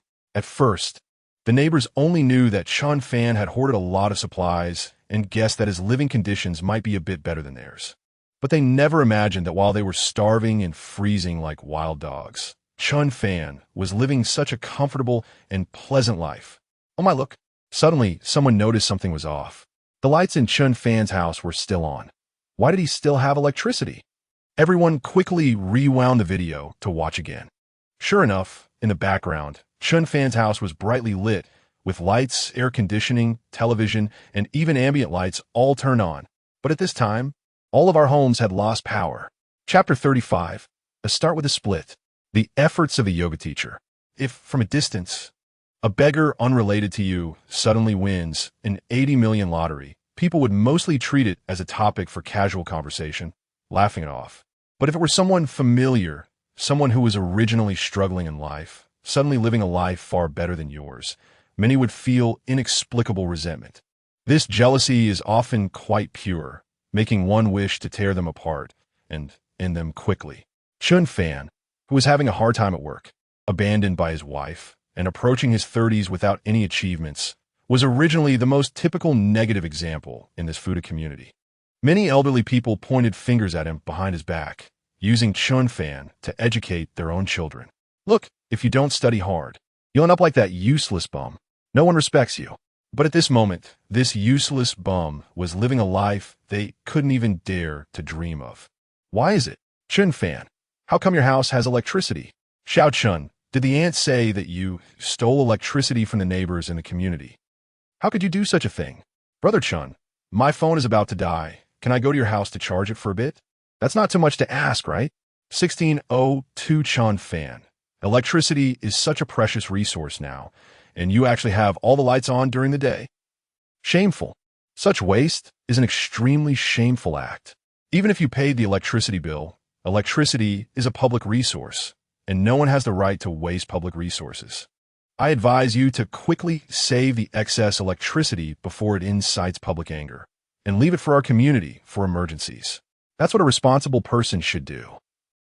Another round of chaotic condemnation. Chen Fan watched and couldn't help but laugh. These neighbors had quite the peculiar mindset.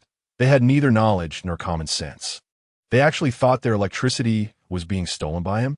At this moment, Chen Fan began receiving friend requests on WeChat from people adding him through a group. The requests kept piling up. Chen Fan was curious. Weren't these people already in the group? If they had something to say, they could just say it directly. Why add him privately? So he casually accepted one. Hello, neighbor. Are you there? I might have been a bit extreme in my previous comments in the group. But upon reflection, all I said was for your own good. Think about it. If everyone else has no electricity and only your house does, doesn't that make you a target for envy and gossip? As the saying goes, 3 people can create a tiger. It's more important to guard against the people's mouths than to guard against floods. You're too young. There are many truths you don't understand yet. I'm a university teacher, and if I have time in the future, I'll slowly explain these things to you. Neighbor, my battery is almost dead. Can I go to your house to charge it for a bit? Thank you.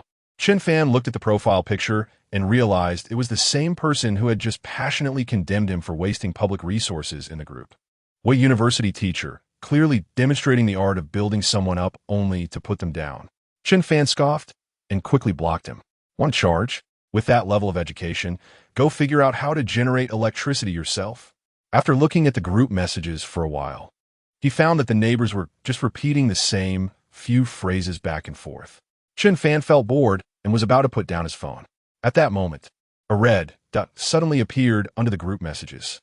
Chen Fan looked and saw it was a private message from Lin Xiaoxiao. Who could refuse the invitation of a yoga teacher? So he became interested again. To be honest, even though he had everything he needed in his safe house and alternate space, staying cooped up all day was indeed a bit boring. Chen Fan remembered that Lin Xiaoxiao had sent him flirtatious texts last time, but he was too busy preparing supplies to pay her any attention. Now he had the time. He opened Lin Xiaoxiao's chat, and it was a selfie that made his blood rush. Perhaps due to needing to exercise, Lin Xiaoxiao had some essential equipment at home, like a steel pole and 2 long red ropes tied to the ceiling. In the photo, Lin Xiaoxiao had changed into yoga attire, her back to the camera. Her legs were spiraled with the red ropes, performing a split suspended in the air. Teacher Lin showcased the perfect curve of her peach-shaped bottom. Impressive. This scene made Chen Fan gasp in admiration. After the power restrictions in the community, the indoor temperatures in the neighbors' homes were all below -30 degrees. Lin Xiaoxiao was really pushing it by wearing something so revealing. Chen Fan, are you there? After a while, Lin Xiaoxiao probably finished changing and sent a message. Chen Fan hated this kind of opening line. If he wasn't there, he wouldn't see it. If he was there, she could just say what she needed directly. But considering Lin Xiaoxiao was being so diligent, he replied yes. With this heavy snow, I can't go out, and I don't know if I still owe the school. Facepalm emoji. How about I just practice at home? What do you think? Shy emoji, blushing face. Chen Fan smiled. It was freezing outside, and this girl still had the mood to discuss tea arts. What do you mean by what do you think? Are you asking about the poses or the glutes? Chen Fan changed his previously honest persona. Given the current situation, who was he pretending to be pure for? Unexpectedly, Lin Xiaoxiao seemed very happy and directly sent a voice message. You just love to tease me. Chen Fan couldn't help but shrug. Lin Xiaoxiao's sweet voice definitely wouldn't come out without 3 to 5 years of live streaming experience. However, even though Lin Xiaoxiao was trying her best to act relaxed, Chen Fan could still detect a bit of nasal congestion. It seemed that after all that fuss earlier, she had caught a cold. Fanga, can I be honest? What do you think of me? Fan Ye. Chen Fan found this increasingly amusing. Lin Xiaoxiao had never called him go before, let alone his name. She usually referred to him with dismissive terms like that one or hey. Chen Fan sneered inwardly. This woman was becoming so polite. It seemed that cold and hunger had their benefits in improving human qualities. Why do you ask? You never cared about my opinion before. Chen Fan pretended to be confused while teasing Lin Xiaoxiao with interest. Fanga, how could you think that? I've always been silently paying attention to you. But you know, I'm like sisters with Xueqing, and since you were her husband, I naturally can't overstep. But in my heart, I always felt that you are different from other men. I think you can sense this, right? Lin Xiaoxiao was really getting into it, probably believing what she was saying. Chen Fan, looking at the screen, felt his toes curling awkwardly in his slippers. Can I sense your vague feelings? Every time you come to see Mu Xueqing, you act like I'm invisible, without even greeting me when you come and go. Clearly a guest at someone else's home, yet you act so aloof, as if your eyes are glued to the top of your head. Sometimes you even shamelessly order me around to serve tea. Damn it, thinking back on it makes me furious. How could I have been so vain and tolerated it over and over? If you dare to act like that now, I de-slap you. Chen Fan thought, from this perspective, I really am different in your eyes compared to other men. With others, you wouldn't dare. Chapter 36, Plastic Sisters. Chen Fan initially planned to leverage his equipment advantage to storm into Li Ziheo's house, rob his food, or destroy it, and make the adulterers experience the bitterness of hunger and cold as soon as possible. But now that he knows Li Ziheo has a gun, he decided to postpone his revenge plan. Without a foolproof strategy, Chen Fan would never recklessly leave the safe house. Lin Xiaoxiao coming over now. He knew what she was up to. Suddenly, an idea flashed in his mind. There might be a way to disarm Li Ziheo's gun. It was worth a try. Xiao, I didn't expect you to have such feelings for me. Honestly, I'm a bit touched. I also have an indescribable affection for you, but I just don't know how to express it. Chen Fan replied with a smile while texting. In his previous life, he was an honest person with limited experience with girls, so his flirting skills were quite poor. However, Chen Fan knew that in this situation, no matter how fake or cheesy his words were, Lin Xiaoxiao would definitely believe him. It wasn't because he was good at it, but because she wanted to believe it in her heart. Sure enough, as soon as the message was sent, Lin Xiaoxiao's replies flooded in like a tsunami. Fan Ye, my feelings were right. We really have a telepathic connection. Circumstances have caused us to miss the most sincere version of each other at the best time. But I think it's still not too late. Heaven favors us, allowing us to sincerely express our feelings. Fanggu, I don't know when this blizzard will end. We should cherish this last bit of time and love courageously once. I'm coming down to find you right now. Chen Fan almost spat out his soda. Wow, one little compliment from me, and she is eager to move into my house? Has this green tea gone too far with her assumptions? Did a donkey kick her brain? Xiao, calm down. We can't be together right now. Chen Fan held his laughing stomach with one hand while replying. Why not, Fanggu? What can stop two people in love from being together? Lin Xiaoxiao's urgent voice message cracked. In her inner monologue, she was thinking, let me into your house quickly. I'm freezing to death. As long as you let me in, I can lay in bed for you. You understand, even though I'm divorced from Xueqing, we were once married. And you and Xueqing are the best of friends, like sisters. I don't want our issues to affect your sisterly relationship. There was a moment of silence on WeChat. Chen Fan could imagine Lin Xiaoxiao's expression at that moment. Once, Lin Xiaoxiao swore, while hugging Mu Xueqing's arm, that she would rather lose her life than lose Mu Xueqing as a friend. Of course, she made that vow because she wanted Mu Xueqing to ask Li Zihao for a security job for her lame cousin. After a while, Lin Xiaoxiao sent another message. Fangge, actually you misunderstood. My relationship with Mu Xueqing is not what it seems. There are many things you don't know. When we're together, we don't need to consider her feelings at all. Chen Fan smiled. This was the response he expected. Oh, not what it seems. Then what is it? What is it that I don't know? Xiao, I believe that sincere partners shouldn't have secrets. If there's something I should know, you should tell me. There was another pause on WeChat. Lin Xiaoxiao seemed to have made some kind of decision and sent a long message to Chen Fan. Actually, I'm forced to hang out with Mu Xueqing. My cousin works as a security guard at Li Zihao's company, and if I don't keep her happy, my cousin will lose his job. But now, for you, Fangge, I have to tell the truth. I really can't bear to see you kept in the dark by that bitch's hypocritical face. That promiscuous bitch Mu Xueqing has been cheating on you with Li Zihao behind your back. You know, after your divorce, she secretly had an affair with a coach from the Oli Fitness Club while still hiding it from Li Zihao. Tell me, does such a woman deserve to be a stumbling block in our pursuit of true love? This piqued Chen Fan's interest.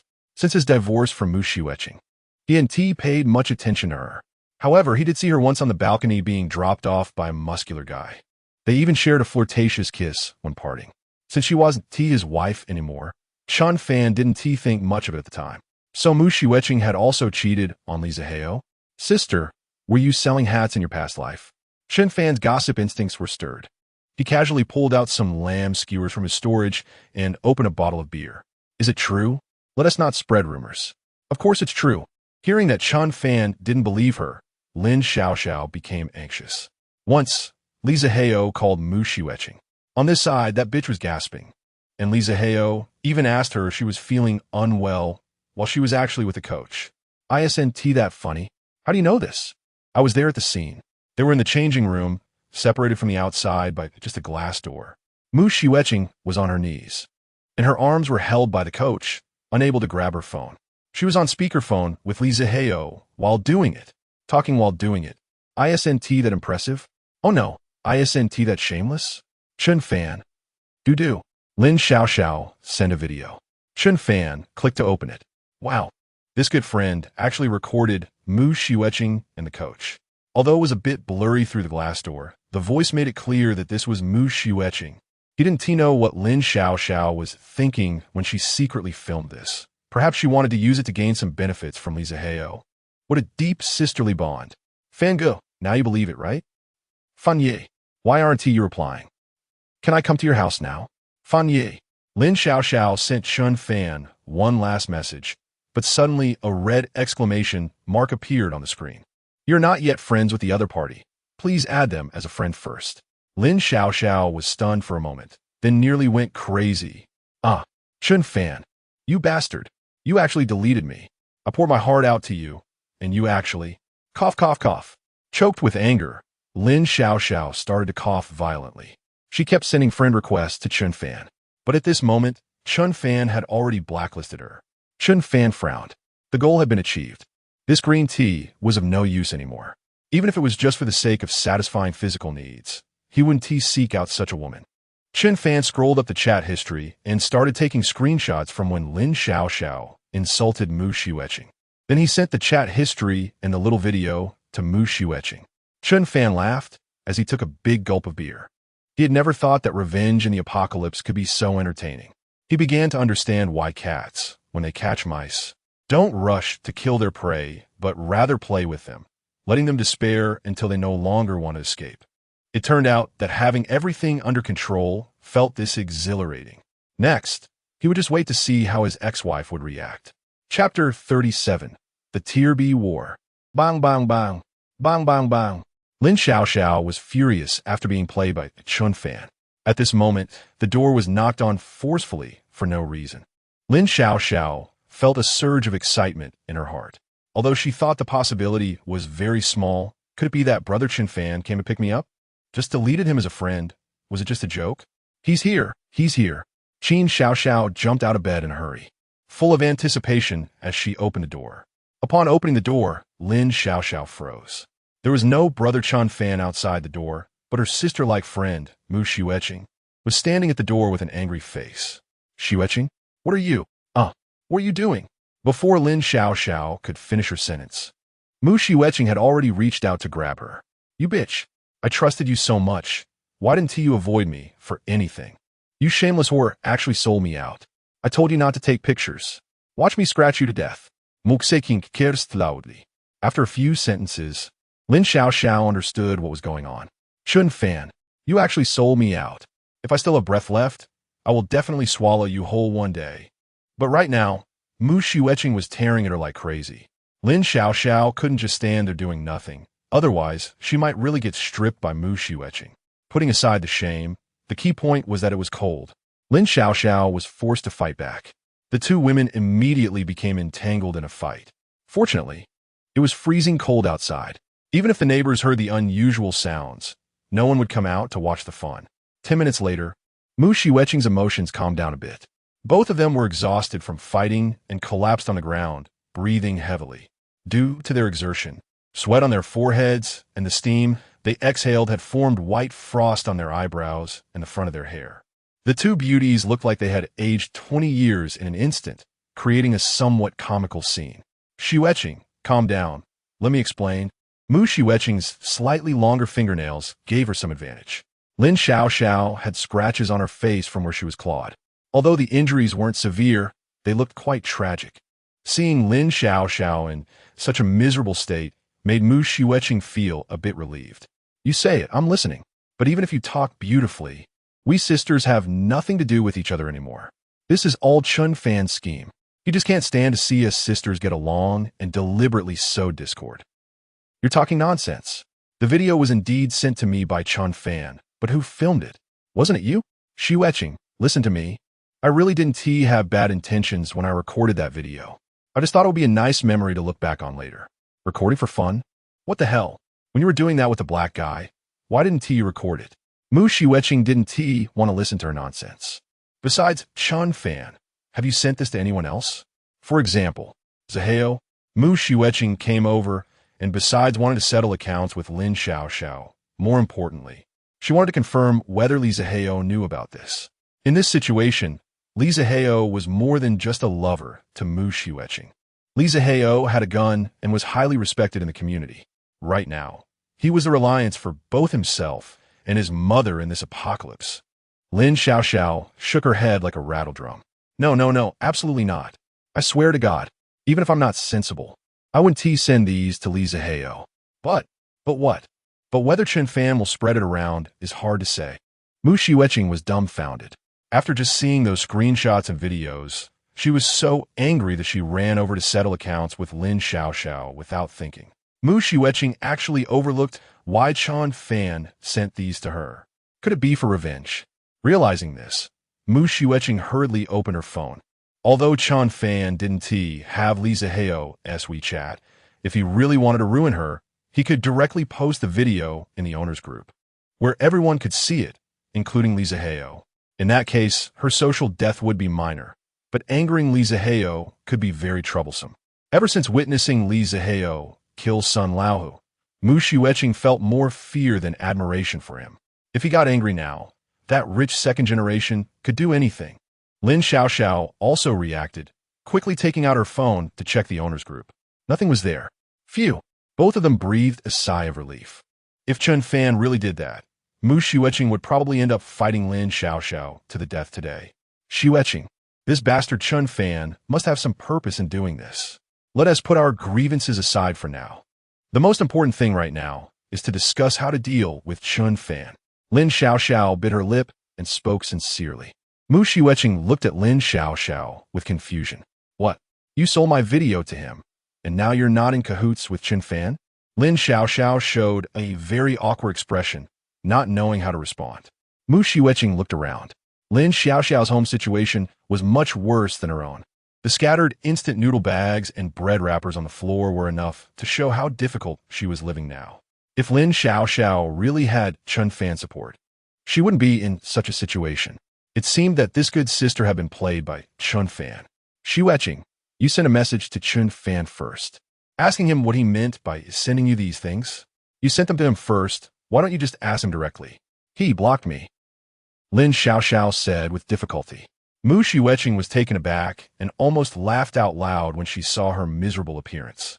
Lin Xiaoxiao, what kind of stupid thing have you done? Even if Mu Xiuetching wasn't very bright, she could guess the general situation.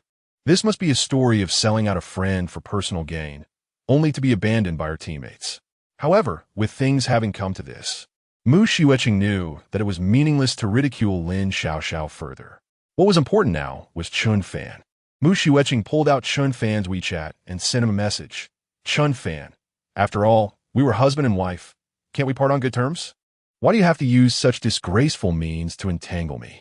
Lin Xiaoxiao saw the message Mu Xiuetching sent and admired her inwardly. In just a few sentences, she expressed the hope that Chen Fan would let her off for the sake of their past relationship, without appearing too pleading or lowering herself. It seemed that she still needed to learn tea arts from Mu Xiuetching. However, after waiting for a while, there was no response from Chen Fan.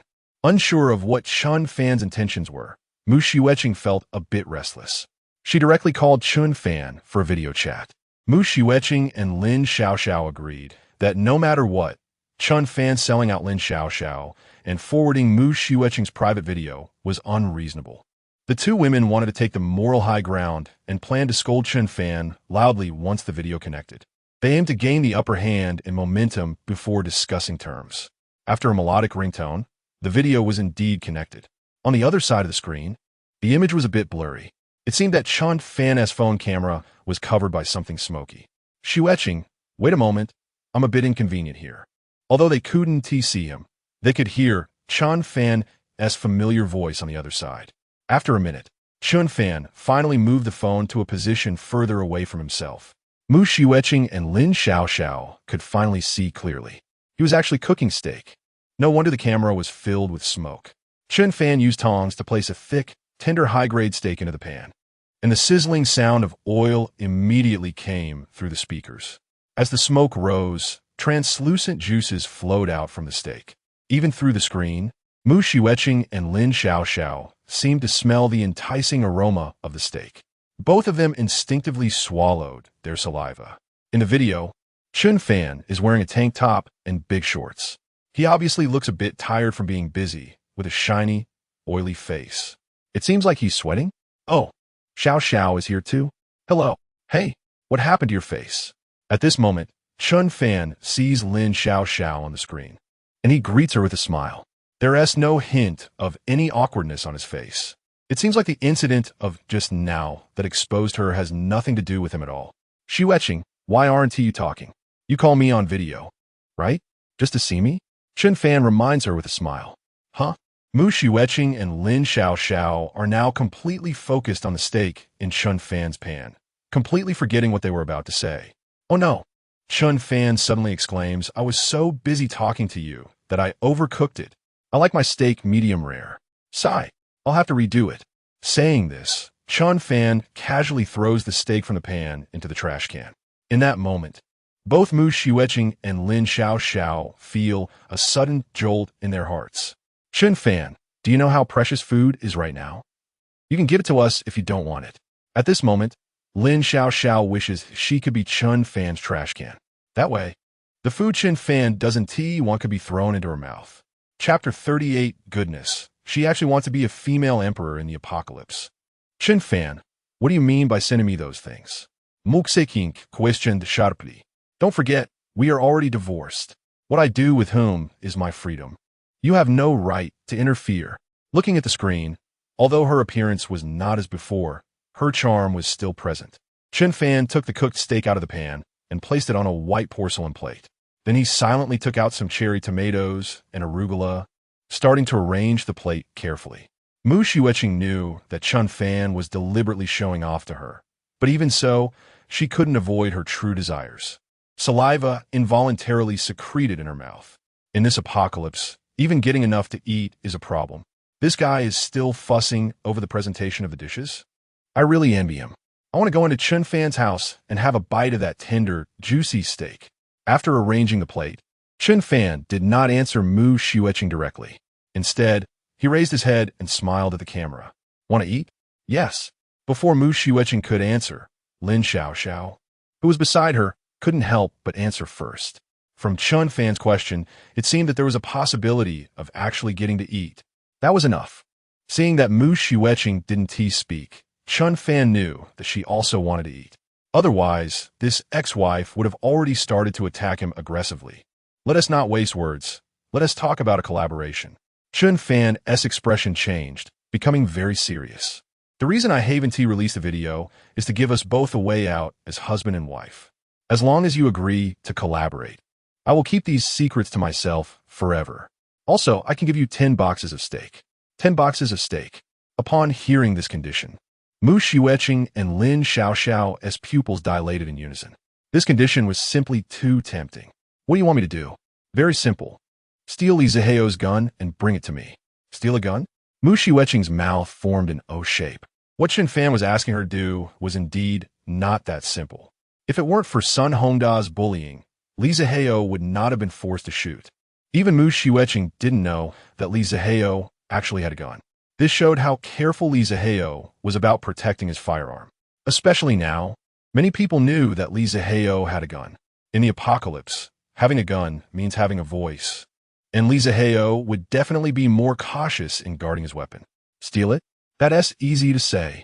Even if I wanted to help you, it might not be possible. How about you change the condition? Mu Xiueqing's face showed difficulty. Chen Fan immediately changed his expression, his gaze sharp. This condition is non-negotiable. If you can't do it, then don't talk. Seeing Chen Fan's fierce look, Mu Xiueqing was taken aback. This was the first time she found him somewhat frightening since she knew him. That fierce gaze was somewhat similar to Li Ziheo's when he killed someone. Could it be that he also? It's a deal. I'll agree on behalf of Xiueqing, but if you go back on your word this time, I'll haunt you as a ghost. Lin Xiaoxiao didn't care whether Mu Xiueqing's little video would be exposed. But the temptation of 10 boxes of steak was something she simply couldn't resist. Right now, even if it meant stealing a gun, Lin Xiaoxiao wouldn't hesitate. Mu Xiueqing looked at Lin Xiaoxiao, who seemed energized and thought about her lack of options. She could only nod helplessly. That's more like it. Chen Fan's expression softened. He casually reached into the alternate space, and a stack of steaks was neatly arranged on the ground. Then Chen Fan turned the camera to let the two women see clearly. See, I have plenty of good stuff here. As long as you complete the task. If I'm in a good mood, I might even give you more. Work hard, I believe in you. After saying this, Chen Fan turned off the video. You make it sound easy, steal a gun? Am I trying to get myself killed? Li Ziheo would really kill someone now. She didn't dare to do it in front of Chen Fan. As soon as the video was turned off, Mu Xiueqing vented her frustrations on Lin Xiaoxiao. Lin Xiaoxiao didn't argue with her. After so many years of being good sisters, they both knew each other's character very well. Lin Xiaoxiao knew that Mu Xiueqing was always willing to backtrack, making things convenient for herself. By agreeing to cooperate with Chen Fan, who would benefit the most. All right, Xiueqing. Lin Xiaoxiao smiled and walked over, affectionately linking her arm with Mu Xiueqing's. It was as if the previous argument had never happened. It was all my fault before. No matter what, we women should unite. Otherwise, how can we survive in this apocalypse? Don't worry. I'll help you deal with the gun theft. You have a way? Mu Xiueqing looked at Lin Xiaoxiao in surprise. She had to admit that this good sister often had clever ideas. If it weren't for Chen Fan's lack of chivalry this time, she would have been completely sold out by her. Lin Xiaoxiao smiled mysteriously, her expression suggesting that she was in complete control. Xiueqing, we're going to steal a gun. But doing this is not for the sake of trading with Chen Fan. Muxiking. Seeing that Mu Xiueqing didn't understand, Lin Xiaoxiao continued to explain. Think about it.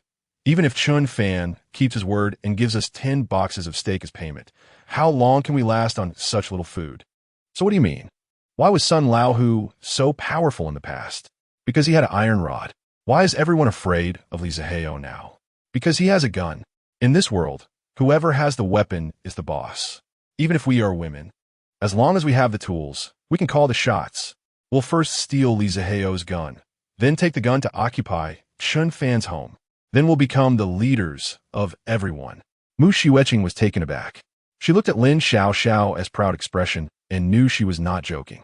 She didn't expect this good friend to have such great ambitions. Goodness, she actually wants to be a female emperor in the apocalypse. Mu Shiueqing remained silent, neither agreeing nor opposing. Lin Xiaoxiao glanced at her disdainfully. It's the apocalypse. Who are you putting on this act of not taking the initiative, not refusing for? In any case, the two of them had reached a consensus on the matter of stealing the gun. Lin Xiaoxiao quickly drafted a battle plan. In the past 2 days, Li Ziheo had been feeling somewhat depressed. Although he had smoothly become the building leader and the highest authority in this unit, the subjects he most wanted to conquer, Chen Fan, had not yet yielded. What was even more troubling was that this only rebellious delinquent happened to be the one with the most supplies. Public opinion pressure, moral coercion, conscience condemnation, and the willingness to grant titles. Li Ziheo had tried all the methods he could think of, except for a strong attack. But he still couldn't make Chen Fan waver in the slightest. To be precise, Chen Fan simply didn't care about him. Li Ziheo didn't dare to easily launch a strong attack on Chen Fan's home. He knew that this method had already been tried by his son Hongda. Although he didn't know the details, even Sun Laohu, with his large physique, couldn't manage it, and he would only waste his effort. Moreover, the revolver in his hand only had 6 bullets in total. When he killed Sun Laohu, he had wasted 3 bullets in his excitement from killing someone for the first time. Li Ziheo was clear that the reason he could intimidate these neighbors was because of this gun. If the threat was gone, it was hard to ensure that those neighbors, starving, wouldn't come over to steal things like Sun Hongda. Therefore, the 3 bullets in his hand were even more precious. Ziheo, aren't you unhappy? Mu Shiueqing leaned over, lying on Li Ziheo's back like a cat from behind. The tone and posture were familiar. For a long time, the two had developed a tacit understanding. Li Ziheo understood immediately that this was Mu Shiueqing asking him to fight. Since the power outage, they haven't been intimate for a long time. It's not that they don't want to, but the low temperature in the house has really dampened Li Ziheo's interest. Chinger, forget it, it's too cold. How can that be? You've been frowning all the time, and I just want you to relax. How about this? I'll invite Xiao over, and the 3 of us can be together. With more people. Want to be warmer? Li Ziheo's body trembled with excitement. Is there really such a good thing? Actually, he had thought of this idea a long time ago, but he was worried that Muxweeking wouldn't agree, so he never dared to bring it up. Now Chinger actually suggested it first. Baby, you really understand us men too well. Chapter 39. Heart of a Scorpion. Chinger, are you serious? Or are you testing me? You know I'm very devoted to you. Although he said that, Li Ziheo's eyes had already started to wander. Mu Shiueqing smiled slightly. Xiao, come in. The bedroom door was gently pushed open. Lin Xiaoxiao walked in wearing a skin-colored yoga outfit, layered with a thick down jacket, swaying her hips. Because her face had just been scratched by Mu Shiueqing, Lin Xiaoxiao was still wearing a gold powder mask. These props were all prepared by Mu Shiueqing to enhance the quality of life, daily items for fun. This situation came in handy just at the right moment. Li Ziheo's eyes widened, and he unconsciously stood up from the bed to greet her. Lin Xiaoxiao was indeed a yoga teacher. When she reached Li Ziheo, she directly lifted her leg high and placed her foot on his shoulder. Although young Master Li was a rich second generation and had seen his fair share of the world, he had never encountered a woman with such skills before. At that moment, the temperature in the room wasn't high, but Li Ziheo could clearly feel that his little brother had reacted. He turned his face to look at Mu Shiueqing. Mu Shiueqing smiled knowingly and nodded at him. Ziheo, you've worked hard during this time. This is what you deserve. Moreover, Xiao is also willing. So understanding, so very understanding. Young Master Li felt a surge of gratitude towards Mu Shiueqing. Lin Xiaoxiao held Li Ziheo's hand with one hand, actively pressing that hand against her most proud, peach-shaped bottom. Li Ziheo's fingers moved. Indeed, it was firm and bouncy. The yoga teacher lived up to her reputation. Actually, she didn't have much experience, so be gentle, okay? Don't hurt me. Although it was over 20 degrees below zero indoors, Li Ziheo suddenly felt hot all over. Lin Xiaoxiao's other hand became restless, teasing down along Li Ziheo's chest. As she got closer to his sensitive area, young Master Li's breathing grew heavier. After a short while, that hand finally reached its destination. But suddenly, Lin Xiaoxiao's eyes widened involuntarily, because she distinctly felt that she had touched something hard. Teacher Lin had seen countless men. She could tell with precision whether this hardness was a normal human organ or not. Li Ziheo also noticed Lin Xiaoxiao's pause. It seemed he suddenly remembered something and quickly pushed Lin Xiaoxiao away. "Oh, I'm sorry, I need to go to the bathroom to tidy up." Saying this, he bent over and hurriedly walked toward the bathroom. Mu Xueqing looked at Li Ziheo's back with a puzzled expression. He usually doesn't pay this much attention to hygiene when he asks with me. Could there be something going on? Lin Xiaoxiao had a mischievous smile and lowered her voice. "I never expected that Li Ziheo would hide a gun there. Isn't he afraid of it going off and castrating himself?" "Huh? Are you saying?" Mu Xueqing's eyes widened in realization. If Li Ziheo really had a gun tucked in his underwear, it meant that every night when she went to sleep, there was something next to her that could take her life at any moment. Thinking of this, Mu Xueqing felt quite scared. Damn it, Li Ziheo is such a pervert. If he accidentally touches the gun while sleeping, wouldn't I die an unjust death? After a while, the sound of the toilet flushing came from the bathroom. Li Ziheo walked out with a lascivious look. "I'm ready, let us go. If you want to do it, then let us do it." Teacher Lin has never been afraid of such things. In the peak of her career, she faced 3 men at once without fear. What do you compare to that? Things like cabbage are always more exciting when they belong to someone else. Although Lin Xiaoxiao's overall conditions were not as good as Mu Xueqing's, freshness was irresistible. Li Ziheo quickly became immersed in it. The sounds of men and women moaning echoed continuously. While they were fully engaged, Mu Xueqing stealthily slipped out of the bedroom. She made her way to the bathroom that Li Ziheo had just visited, searching around. Sure enough, in the toilet tank, she found a revolver wrapped in a plastic bag. Mu Xueqing was overjoyed and quickly hid the gun. Then she returned to the bedroom, enthusiastically joining the battle. After all, Li Ziheo was a young master. How could he withstand the relentless efforts of 2 battle goddesses? In less than 10 minutes, he surrendered. But Lin Xiaoxiao wouldn't let up. Using her unique skills, she managed to make young Master Li regain his vigor after several rounds, until it was certain that Li Ziheo could no longer produce a drop of oil. The 2 women finally stopped. Li Ziheo lay sprawled on the bed, unable to even turn over, let alone get up. Less than a minute later, he was snoring. Mu Xueqing and Lin Xiaoxiao exchanged smiles before quietly getting dressed. They grabbed the gun and stealthily left the house. When Mu Xueqing left, she also made sure to take half of the food from her home to Lin Xiaoxiao's south house across the street. She knew that when Li Ziheo woke up and found the gun missing, he would surely go crazy torturing himself. This home, she knew she could never return to. The only path ahead was Mount Hua. If she didn't succeed, she would perish.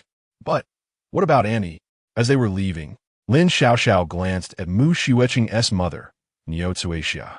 After Mu Fei's death, Niu Zuixia's mental state had become somewhat abnormal.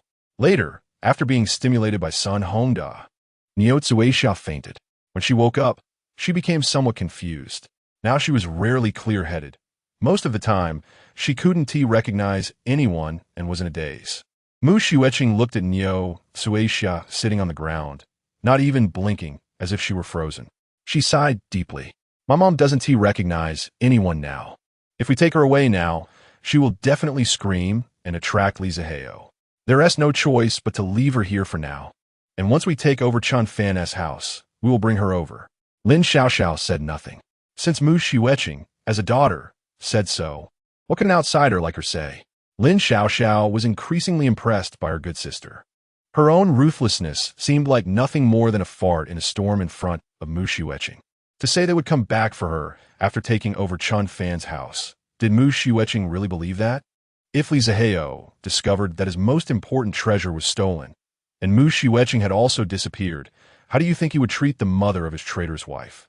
Lin Xiaoxiao thought to herself, once they took Chen Fan's house, she must strike first to eliminate this scorpion-hearted bitch. If she didn't die, sooner or later, she would be the one killed by her.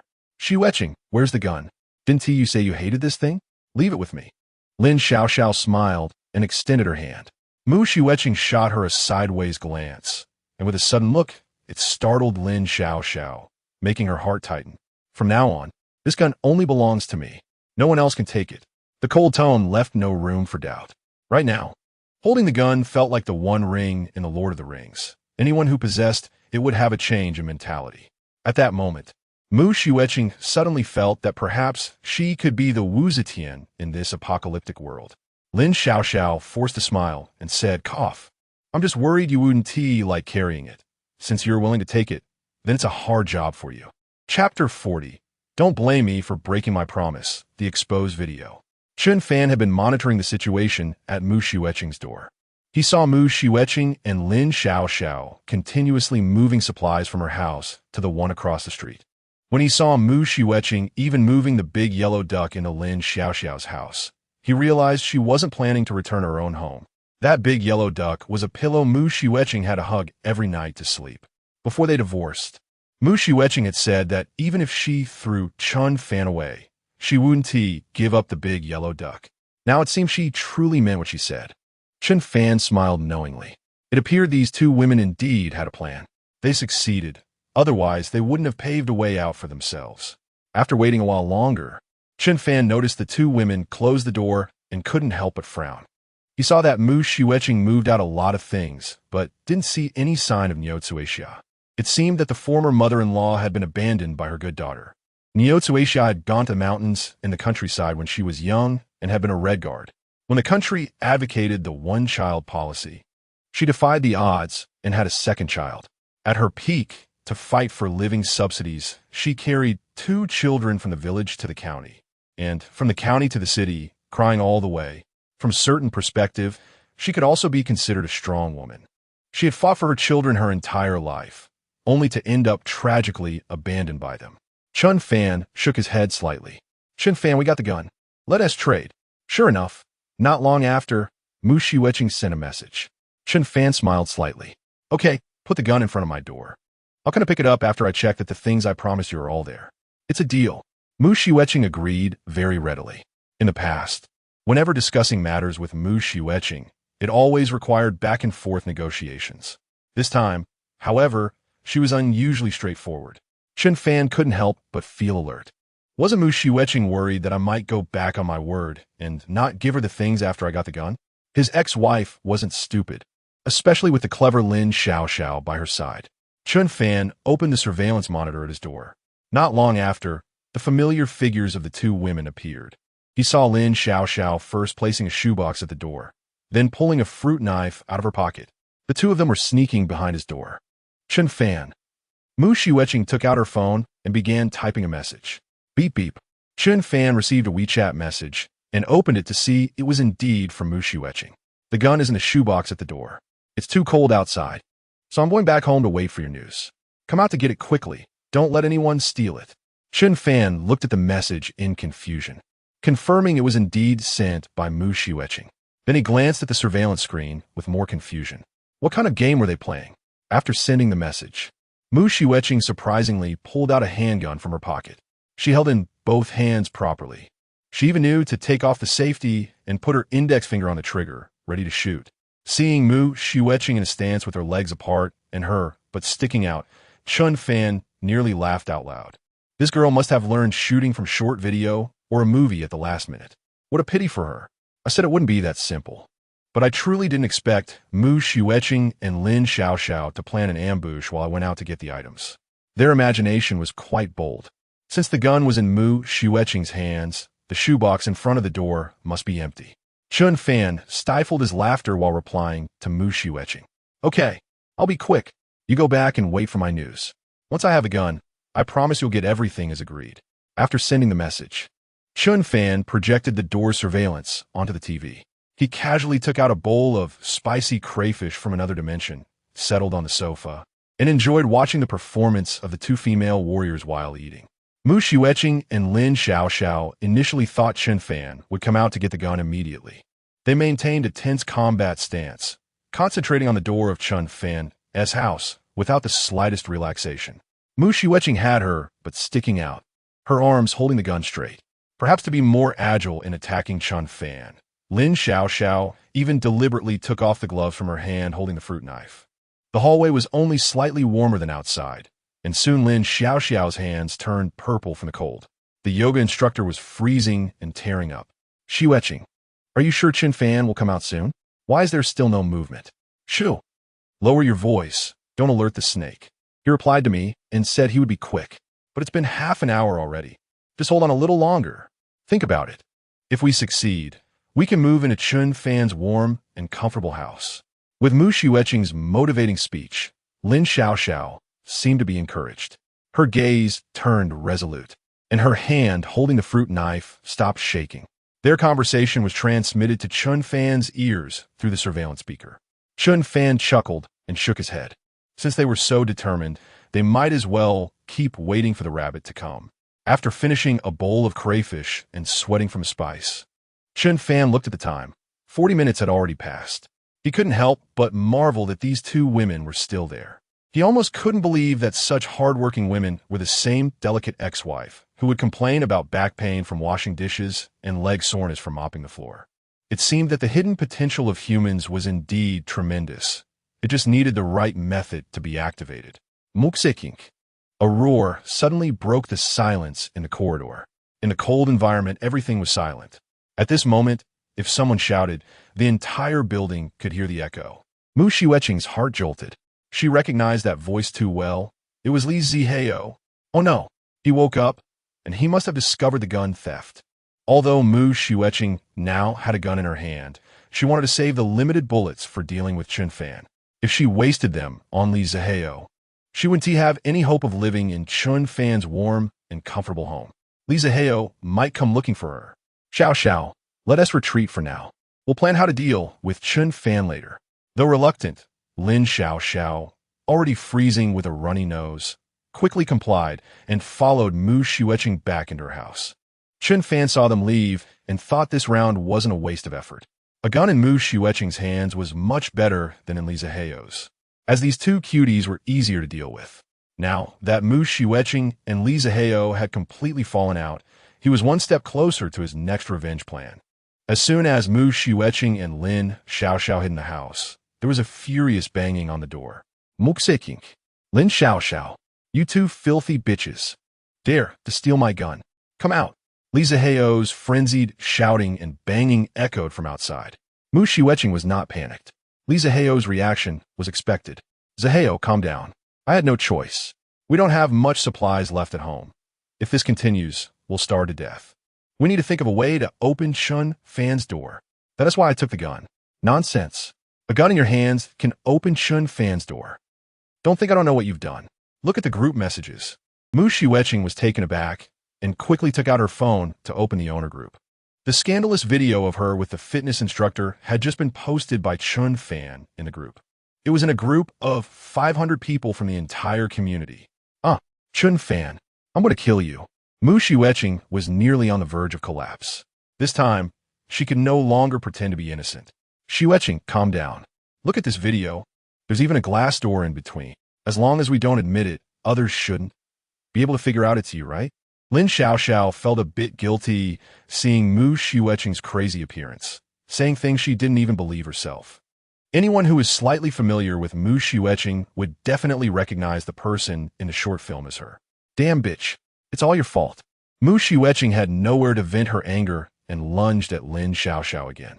Fortunately, she still remembered that bullets are precious and shouldn't be wasted easily. Otherwise, Lin Xiaoxiao will be a dead fish by now. Chapter 41. The Great Director of Human Tragedy, Chen Fan. The two women wrestled for a while. Due to the low temperature, their physical strength was depleting rapidly.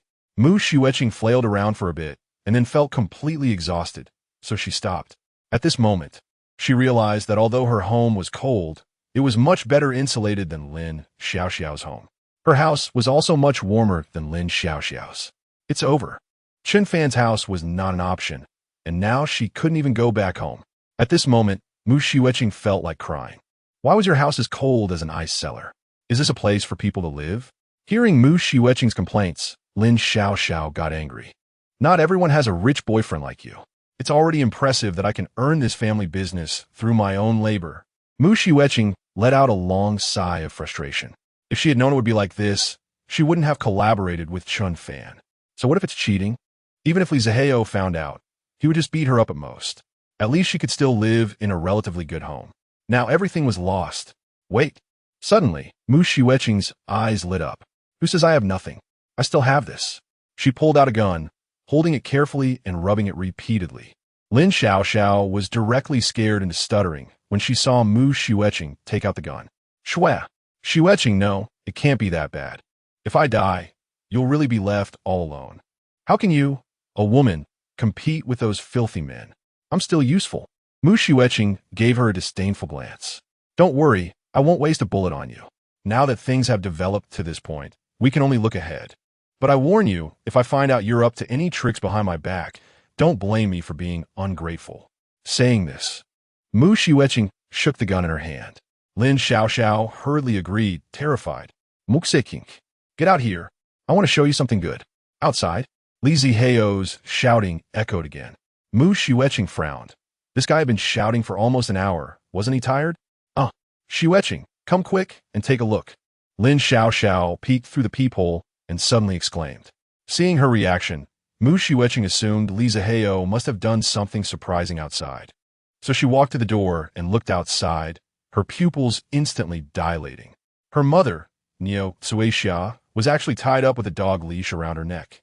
She was lying on the ground, licking up the crumbs of bread scattered by Li Zihao. Niu Tsuixia was clearly no longer normal. The only thing she could feel now were animal instincts. Whenever Li Zihao casually threw down breadcrumbs, Niu Tsuixia would crawl over like a dog. Muxeking, hurry up and open the door, give me back the gun. Otherwise, you'll only see your mom living like a dog every day. Li Ziao showed ludly.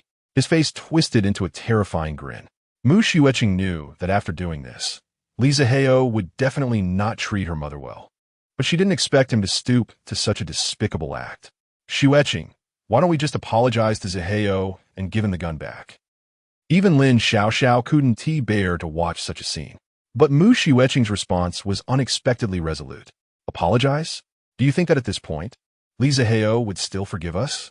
Don't be foolish. But Aunt Niu, shut up. This is my family's business. You don't need to meddle. My mom has been senile for a long time.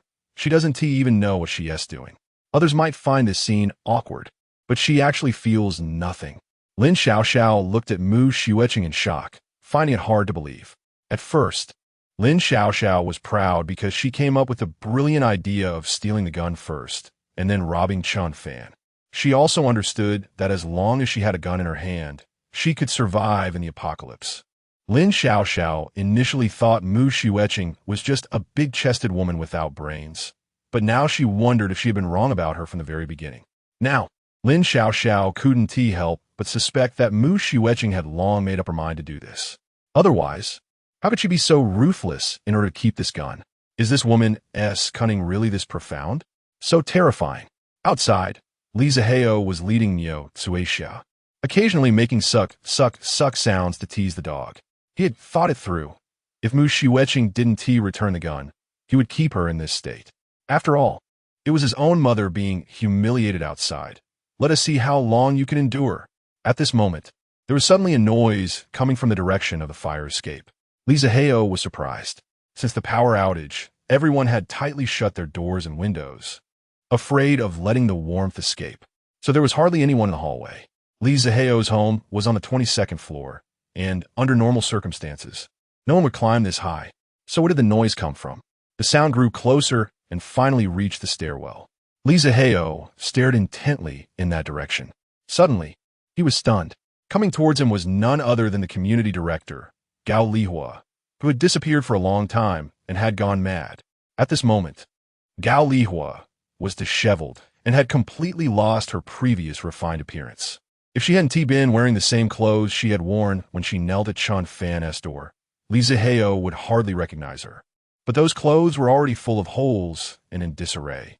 To Li Zihao's shock, he discovered that Gao Lihua was actually holding the already stiff corpse of Fu Bao in her arms. Could it be that she had maintained this state and wandered the hallways for so many days? How had she survived? Gao Lihua stared at Li Zihao and grinned widely. Slowly, she pulled out a human hand from her bosom and began to gnaw on it. Even though Li Zihao had already turned dark and become ruthless, he couldn't help but feel his scalp tingle at this sight. He felt a wave of nausea rising in his stomach, almost making him vomit. Just moments ago, Niu Tsuixia, who had been in a daze, lying on the ground licking breadcrumbs, suddenly let out a sharp scream. Like a beast, she howled and lunged at Gao Lihua. Niu Tsuixia, for some reason, suddenly had immense strength and actually broke the rubber collar around her neck in one go. A shocking and brutal scene unfolded. Niu Tsuixia and Gao Lihua, two mad women, violently toward each other. At this point, they had completely lost all semblance of humanity. They clawed with their fingernails and bit with their teeth, continuously inflicting damage on each other's bodies in the most primitive way. Both of their carotid arteries were bitten open. Blood sprayed everywhere in the hallway. Accompanied by beast-like hoarse growls, it was unclear how long it lasted, but they finally collapsed to the ground, unmoving. Li Zihao watched in a daze, completely confused about what was happening. Meanwhile, Chen Fan was watching everything on the surveillance cameras, and it was almost all within his expectations. That day, the neighbors, deceived by Gao Lihua, rushed into her home and looted all the food. Logically, Gao Lihua, being mad and without food, should have starved to death by now. But everyone overlooked one point: the corpse of Mu Fei that had always been in Gao Lihua's house. After going mad, Gao Lihua had actually survived by eating human flesh. Perhaps in her subconscious, she was still searching for a way to revive Fu Bao. So she kept wandering around this building. Chen Fan's surveillance system covered the entire unit's hallway without any blind spots. He knew where Gao Lihua was and what she was doing at all times. When Chen Fan saw Li Zihao leading Niu Tsuixia out, he knew the time had come. So, through the surveillance, he quietly whispered to Gao Lihua, "Go to the 22nd floor now. There is someone who can save Fu Bao."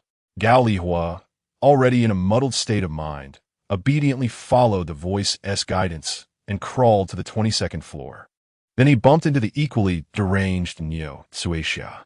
Although Chen Fan was unsure of what would happen when two madmen collided, he knew that not even a hand, even if turned to ash, could prevent a mother from recognizing her own son. Sure enough, Niu Tsuixia immediately recognized that the hand being gnawed on by Gao Lihua was that of her son, Mu Fei. In that moment, Niu Tsuixia suddenly became clear-headed. A mother's instinct filled her with immense rage. Thus, the bloody scene unfolded just moments ago.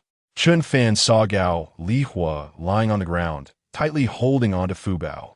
Meanwhile, Niu Tsuixia leaned against the corner, looking at the severed hand she had retrieved, tears streaming from the corners of her eyes. There is no greater tragedy in the world than this. Chen Fan remained silent, feeling a mix of emotions in his heart. He slowly stood up, focused his left eye, and instantly entered an alternate space. Somewhere in that alternate space stood a whiteboard.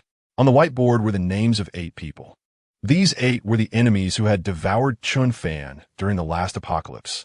Chen Fan picked up a red marker and heavily marked an X over the names of Niu Tsuixia and Gao Lihua. Chapter 42. Those who know the times are wise, the neighbors. Chen Fan, you bastard. Leaking someone else's privacy is against the law. I won't let you go. Mu Shiueqing went crazy criticizing Chen Fan in the owner group. Chen Fan frowned. He knew Mu Shiueqing was at Lin Xiaoxiao's house at that moment. She must have seen everything happening outside through the peephole. That was his own mother who had died. And Mu Shiueqing's first act was to come to the group to settle scores with him. "Ha, baby, it was you who broke the agreement first. You promised to bring me Li Zihao's gun, but what did you do? You know it in your heart." Chen Fan didn't indulge her and directly replied in the owner group. According to the planned revenge, it was time for this step, and there was no need to give her any face. You might as well let everyone see this woman's true colors. I said, "Mu Shiueqing, your mother just died outside your door. My ex-mother-in-law's body is lying in the corridor. Aren't you going to go out and collect the body? I knew you were cold-blooded, but I didn't expect you to be like this even to your own mother." 666. Mu Shiueqing was startled. How did Chen Fan know about what just happened outside? Did he go out? Mu Shiueqing was feeling bold, ready to go out and deal with Chen Fan with a gun. But as she reached the door, She saw Li Zihao still blocking the way. She could only bite her lip, resentfully give up. There were only 3 bullets in the gun, and she couldn't guarantee her skills would ensure a one-shot kill. If she killed Li Zihao first, she wouldn't be able to deal with Chen Fan. Dam Li Zihao. You let my mother die. What more do you want? Mu Xueqing could only return to the WeChat group and continue to verbally spar with Chen Fan. The two of them went back and forth, refusing to back down. Gradually, the neighbors understood the whole story, what had happened. In the past, whether it was the gym explosion incident, the crazy woman mutual destruction in the corridor, or the director Gao eating human flesh incident. Any one of these would have been explosive news. It would have kept the gossiping crowd entertained for several days. But the current situation was different. When people are facing survival dilemmas, it is hard for anything else to excite their nerves. Now, the only thing they cared about was how to survive. At this moment, the neighbors and Fuda community picked up a few key pieces of information from the conversation between Mu Xueqing and Chen Fan. First, Li Zihao was out of guns. The gun was in Mu Xueqing's hands. Second, if there was really no food, eating people was also a good choice.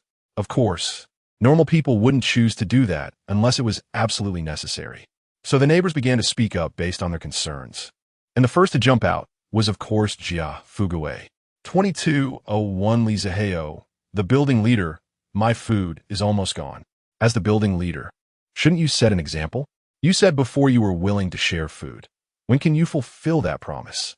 Yes, everyone supports you as the leader. You can't drop the ball at a critical moment. I only have 2 packs of instant noodles left. Can I borrow some food from your house as an emergency? No problem, right? Building leader, you took a lot of supplies from me before, and now I'm willing to buy them back at the original price. I hope you won't refuse my reasonable request. Li Zihao looked at the messages in the group, grinding his teeth in anger. These opportunistic bastards.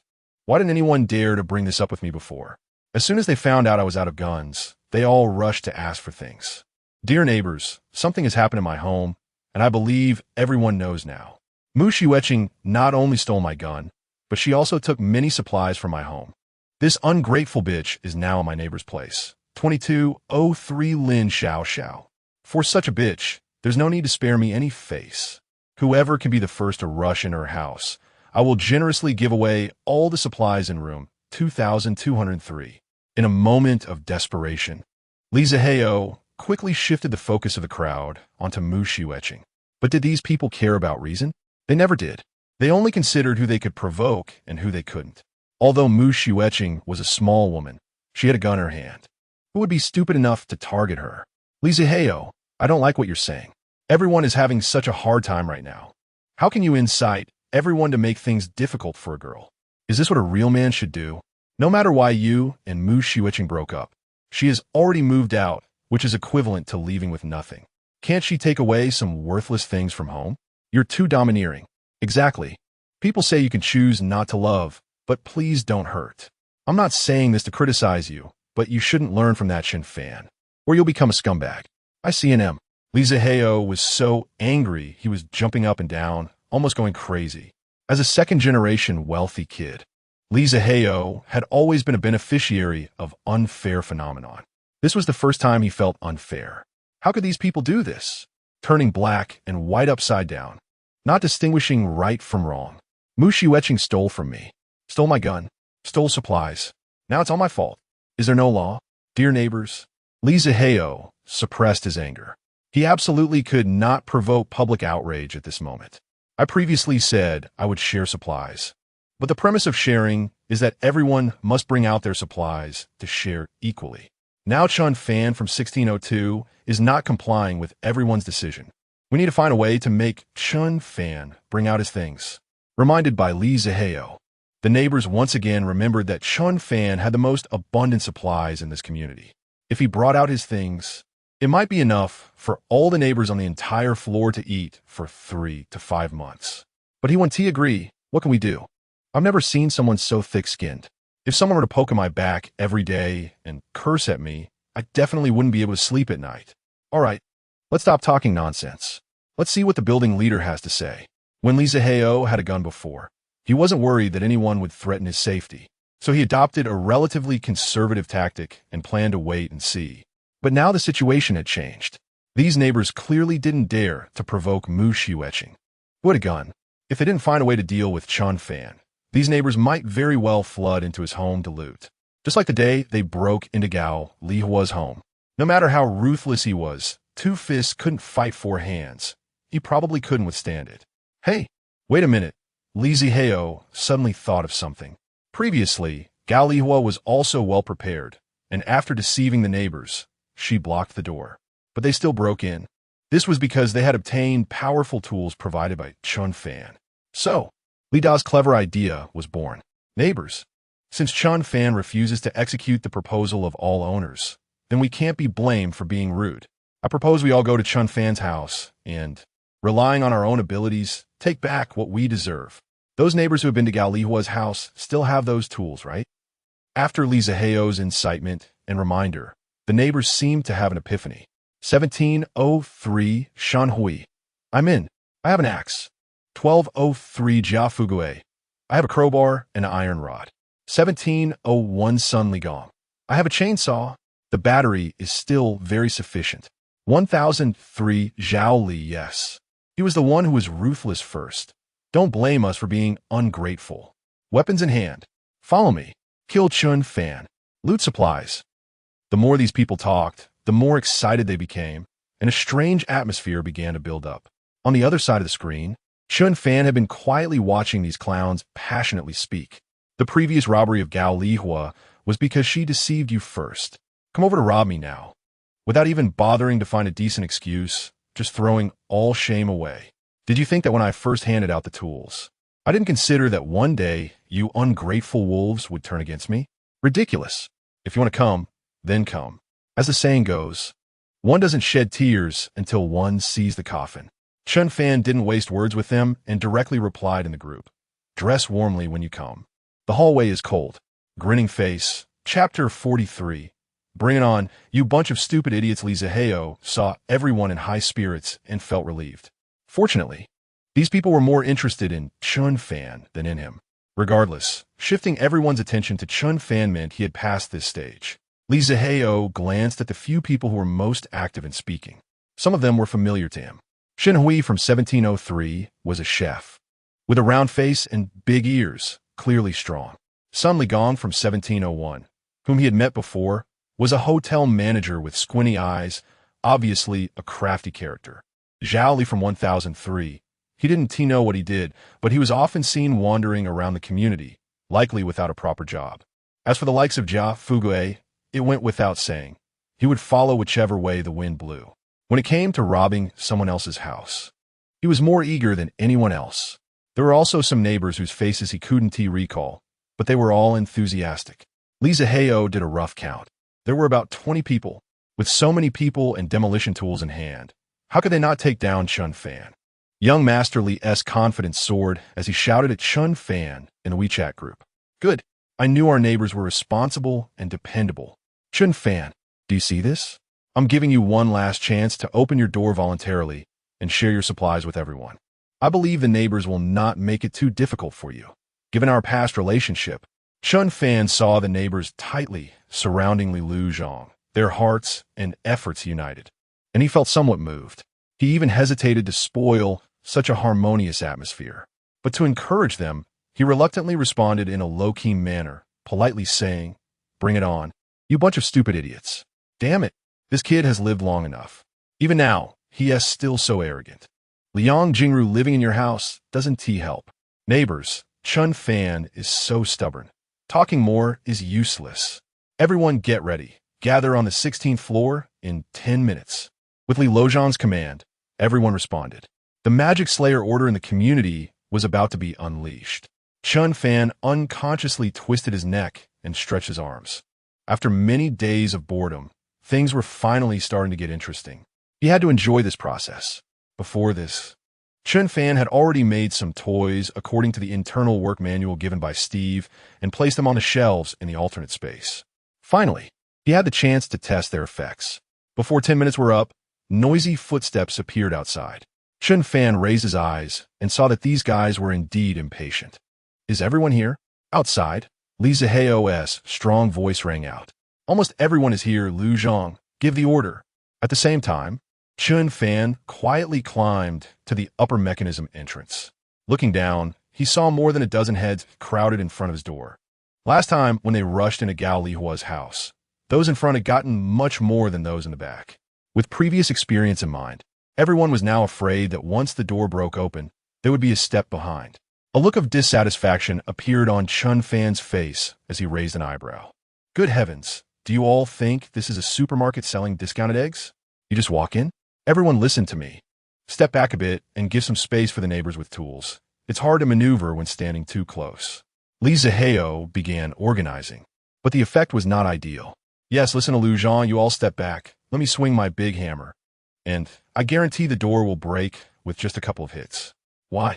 My axe is no less useful than your hammer. Step back. I can chop through our building S security lock in one go. What are you all scrambling for? Don't you remember that last time at Gao Lihua's house? I was the one who first cut open the door with a chainsaw. Even before they began, divisions had already started to emerge within Li Zihao's group. Chen Fan couldn't help but laugh. He quietly took out his first weapon, named Fragrant World. The work manual had detailed explanations. First, layer 20 plastic bags tightly to perfectly seal them.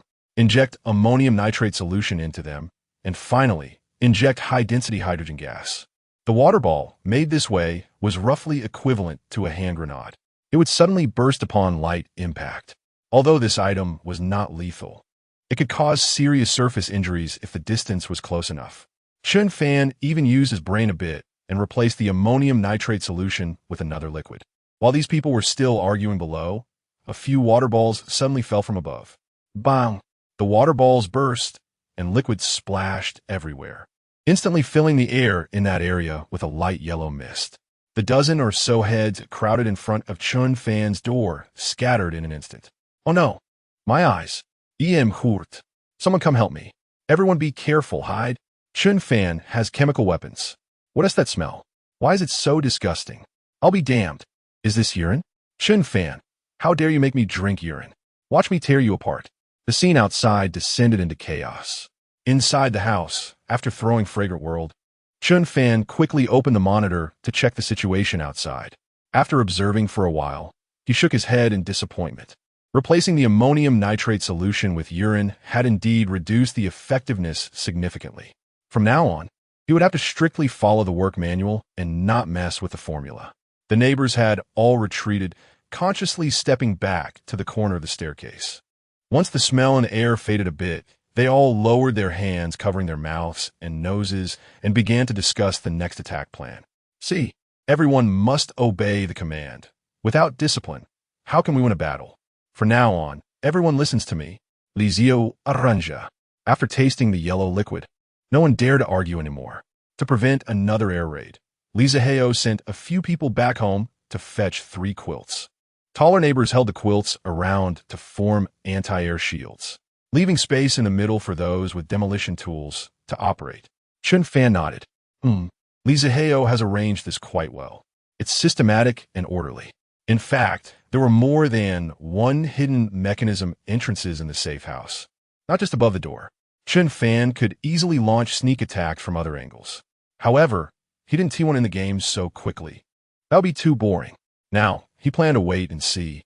He wanted to watch the neighbors' expressions change from hope to disappointment, then from disappointment to despair. Shenyi, go for it. The neighbors outside cheered loudly. Chen Fan knew that Shen Hui was a seasoned chef, and because he cooked every day, his arms were very strong. Shen Hui was confident in his strength and took the lead with a big iron hammer, launching the first round of frenzied attacks on Chen Fan's door. He hammered dozens of times in one breath, only to feel his hands tingling, as if he'd been doing heavy work for several days. Yet, in front of Chen Fan's door, there was only a trivial little white duck. Shen Hui was dumbfounded. Finally, he was so exhausted that he bent over, gasping for breath, with beads of sweat the size of soybeans falling to the ground from his forehead. Chapter 44. As long as there's food, everything's negotiable. The neighbors rolled their eyes one by one. This chef Shen looked big and strong, but turned out to be all talk. He was already panting before even doing anything. Old Shen, step aside, let me handle it. Sun Ligong pulled Shen Hui behind him and raised the chainsaw that Chen Fan had previously given him. When it came to breaking things, this tool was definitely the best. Sun Ligong pulled the switch hard, and with a terrifying buzzing sound, the chainsaw's gears began to spin rapidly. The noise seemed like a shot of adrenaline, and the neighbors instantly became excited. Shen Hui shot him a glare.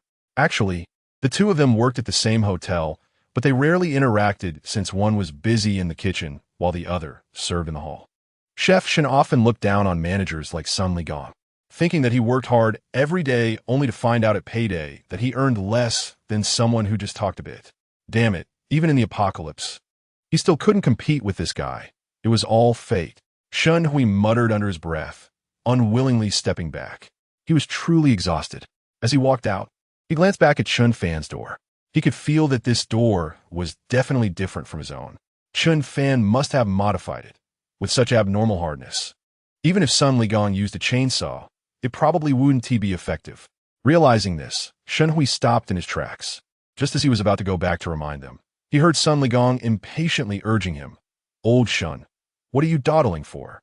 Hurry up and make some space." Shen Hui opened his mouth to speak, but then closed it again. He shot an annoyed glare at Sun Ligong. "Damn it, let you be the first to stick your neck out, and something bad happens." Sun Ligong, a hotel manager, was very particular about his appearance. Even though he didn't have to work right now, he still wore a well-fitted suit, his hair slicked back perfectly. He held the chainsaw, 1 foot forward in a stance that showed confidence, with his chin slightly raised as if looking down on everything. He was the epitome of a high-quality man. "Go for it, Mr. Sun. You got this." Mr. Sun is so handsome, he has practically walking hormones. "Ligong, you're the man. Come on, go for it." Amidst the crowd's praises, Sun Ligong gradually lost himself. Using a chainsaw to break in should have been a careful process, inching closer and gradually applying force when everything felt all right. But Sun Ligong thought that would seem too weak and lacking in style. Besides, it was just a plain entrance door. He had already tried at Gao Li Hua's place, and cutting through with the chainsaw was as easy as slicing through vegetables. So he cranked it up to the highest setting and thrust the chainsaw forward. With a shower of dazzling sparks and a loud bang, the chainsaw's dozens of teeth exploded outwards. The shattered teeth flew out like bullets, hitting several neighbors who were holding the blankets, causing them to scream in pain. The chainsaw was also knocked back by the immense recoil, landing right on Jia Fugue's foot. The arch of Jia's foot was instantly severed. The scene turned chaotic. Among these people, Sun Ligong was the closest and the unluckiest. His face was hit by the flying tooth fragments, leaving him with a mass of gruesome wounds that were hard to look at. My face. I've been disfigured. My beauty. Help me. Hurry." Sun Ligong fell to the ground, covering his face and screaming. However, at that moment, everyone was too frightened to care for him.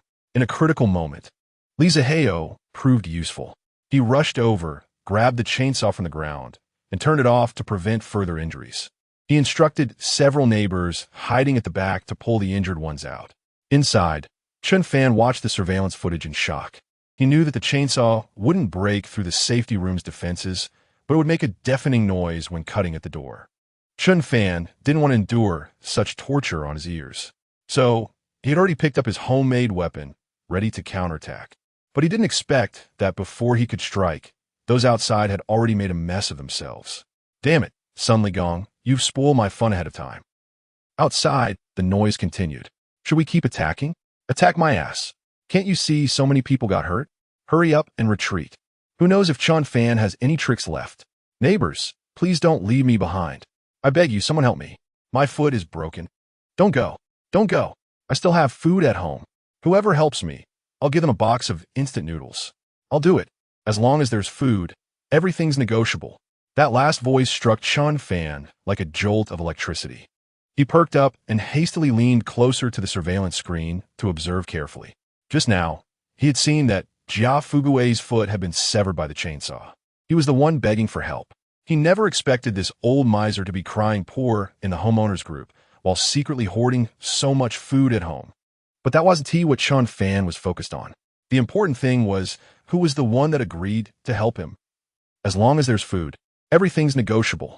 That voice was all too familiar to Chen Fan. He could even say that it was deeply engraved in his bones. Something he would never forget even in 100 years.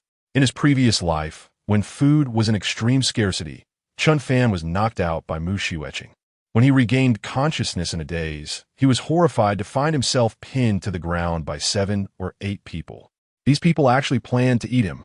After being reborn, Chen Fan vowed to take revenge on everything, especially those 8 bastards. He absolutely couldn't let them die peacefully, because when Chen Fan woke up, he had already been pinned down. He could only turn his face sideways and count how many people were around him by looking at their feet, while also recognizing a few familiar identities, like Li Zihao, Mu Xiuqing, Niu Zuixia, Gao Lihua, and Jia Fugui. However, there were still 3 people whose faces he didn't see at that time and didn't know who they were. What he was certain of was that, due to the heavy snow blocking the roads, the traffic was paralyzed, so the other 3 must also be living in this community. Now, Chen Fan had dealt with Gao Lihua and Niu Zuixia. He planned to save Li Zihao and Mu Xiuqing as the main course for last. But his current target was originally fixed on that old bastard Jia Fugui. Killing Jia Fugui was easy. Chen Fan had at least 100 methods now. What he needed to choose was which method of death could satisfy his pent-up resentment. The only difficulty in this entire revenge plan was identifying those 3 people he didn't know at that time. Because after being reborn, the scene of being harmed had not yet occurred. He couldn't find out who his accomplices were by interrogating one of them. Therefore, now Chen Fan could only determine the identities of those 3 people based on scattered memory fragments and clues. Chen Fan clearly remembered a conversation among those 8 people in his previous life. "This is human meat. You can handle it too? Don't mess it up after going to all this trouble. We're all counting on this meat to extend our lives. Don't worry. As long as there's food, everything's negotiable." Chen Fan. Chapter 45. Evil begets evil. As long as there's food, everything can be negotiated. Chen Fan widened his eyes, staring intently at the surveillance screen. He saw it. The person who was carrying Jia Fugui while talking big was the chef, Shen Hui. I should have thought of him earlier. Chen Fan pounded his fist against the wall in anger. Although Shen Hui was not a renowned chef in the food community, especially in their building, there were no other chefs besides him. If someone were to handle rare ingredients, like human flesh, it wouldn't be surprising for the neighbors to seek him out. Damn your ancestors for 8 generations. Remembering the humiliation from his previous life, Chen Fan could no longer hold back. Being killed was one thing, but being eaten was another. But being cooked like pork or beef, treated like livestock, was entirely different. You not only kill people without gratitude, but you also make them die with such indignity. Worse than animals. Chen Fan couldn't wait any longer. He couldn't afford to wait. If he didn't deal with Shen Hui today, it would be hard to calm the anger in his heart. With a face full of rage, Chen Fan casually pulled out an item from the alternate space, called the Kiss of the Demon. This was a simple crossbow arrow he made according to the work manual. The structure of the crossbow was very simple, just a conventional Y-shaped wooden frame equipped with strong rubber bands, along with a standard sight. It could accurately target within 50 meters. This crossbow could only fire 1 arrow at a time, looking unremarkable. However, the special craftsmanship and technology of this weapon lay in the poison smeared on the arrowhead. This poison had no name and was a unique patent of Xiaolong Company. 8 red-topped centipedes, 6 golden-edged poisonous toads, 14 Ethiopian jungle giant-tailed scorpions, plus sulfur, graphite powder, and so on, all mixed together, soaked in 80-degree liquor, dried under incandescent light, and then crushed. The resulting poison, once it breaks through the fine outer tissue of the human body, can rapidly suppress the regeneration of platelets and white blood cells. The wound would continue to spread uncontrollably. Even more terrifying, the immune function of a person affected by this toxin would drop to nearly 0. That meant that even a mosquito bite could be fatal.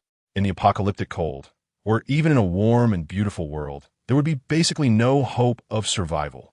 Compounding this poison was very troublesome. The ingredients were rare, and it took a long time.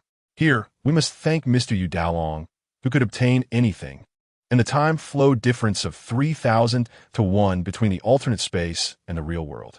Chen Fan knew this thing was quite cruel. Although it wouldn't kill immediately, it was also incurable. The person hit could only watch themselves rot day by day until they died. When he was making it, he hadn't really decided whether to use it or not. However, At this moment, pulling out the kiss of the demon came without hesitation. It seemed that no matter how cruel the punishment in this world, there were always people suitable for it. The neighbors began to gradually leave this floor. Chen Fan chose his angle and opened the corresponding mechanism. He accurately locked on his chef Shun. Shen Hui was carrying Jia Fuguwei for a box of instant noodles, most of his body blocked from view. Chen Fan could only aim at his exposed calf and pulled the trigger. Ah! Hiss! Shen Hui only felt something brush against his calf, causing him to wince in pain.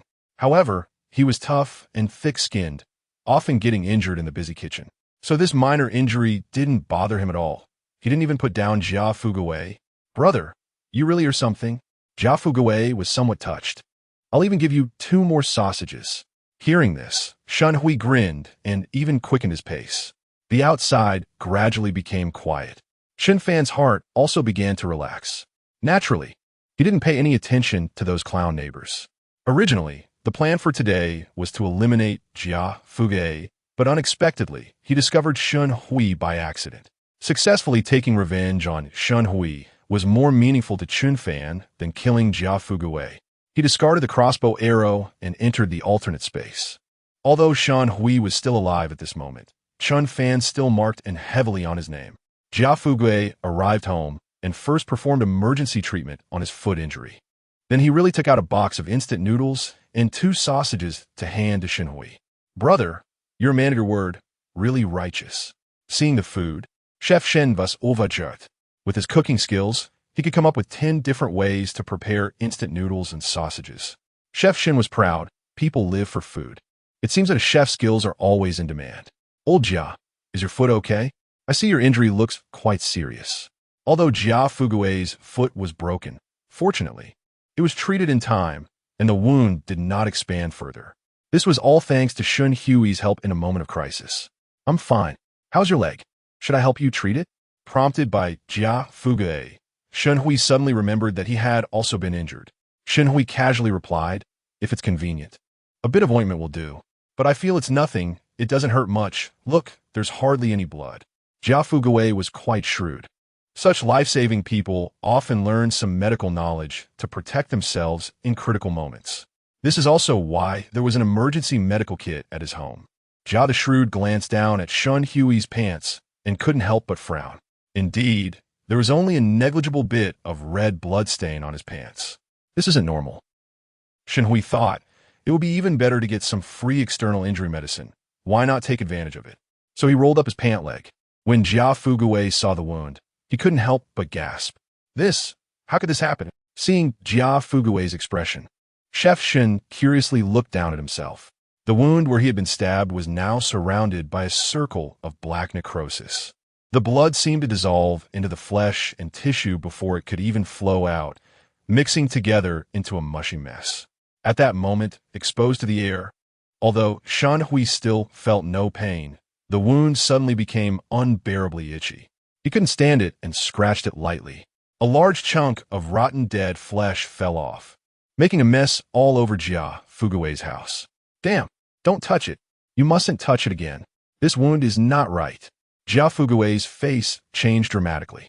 Although he didn't know the specific reason, it was clear from the wound's appearance that this flesh seemed like it had decayed for a month. Clearly, he had just been injured. What kind of method did Chen Fan use? Thinking that if that arrow had hit him, he would now look like this.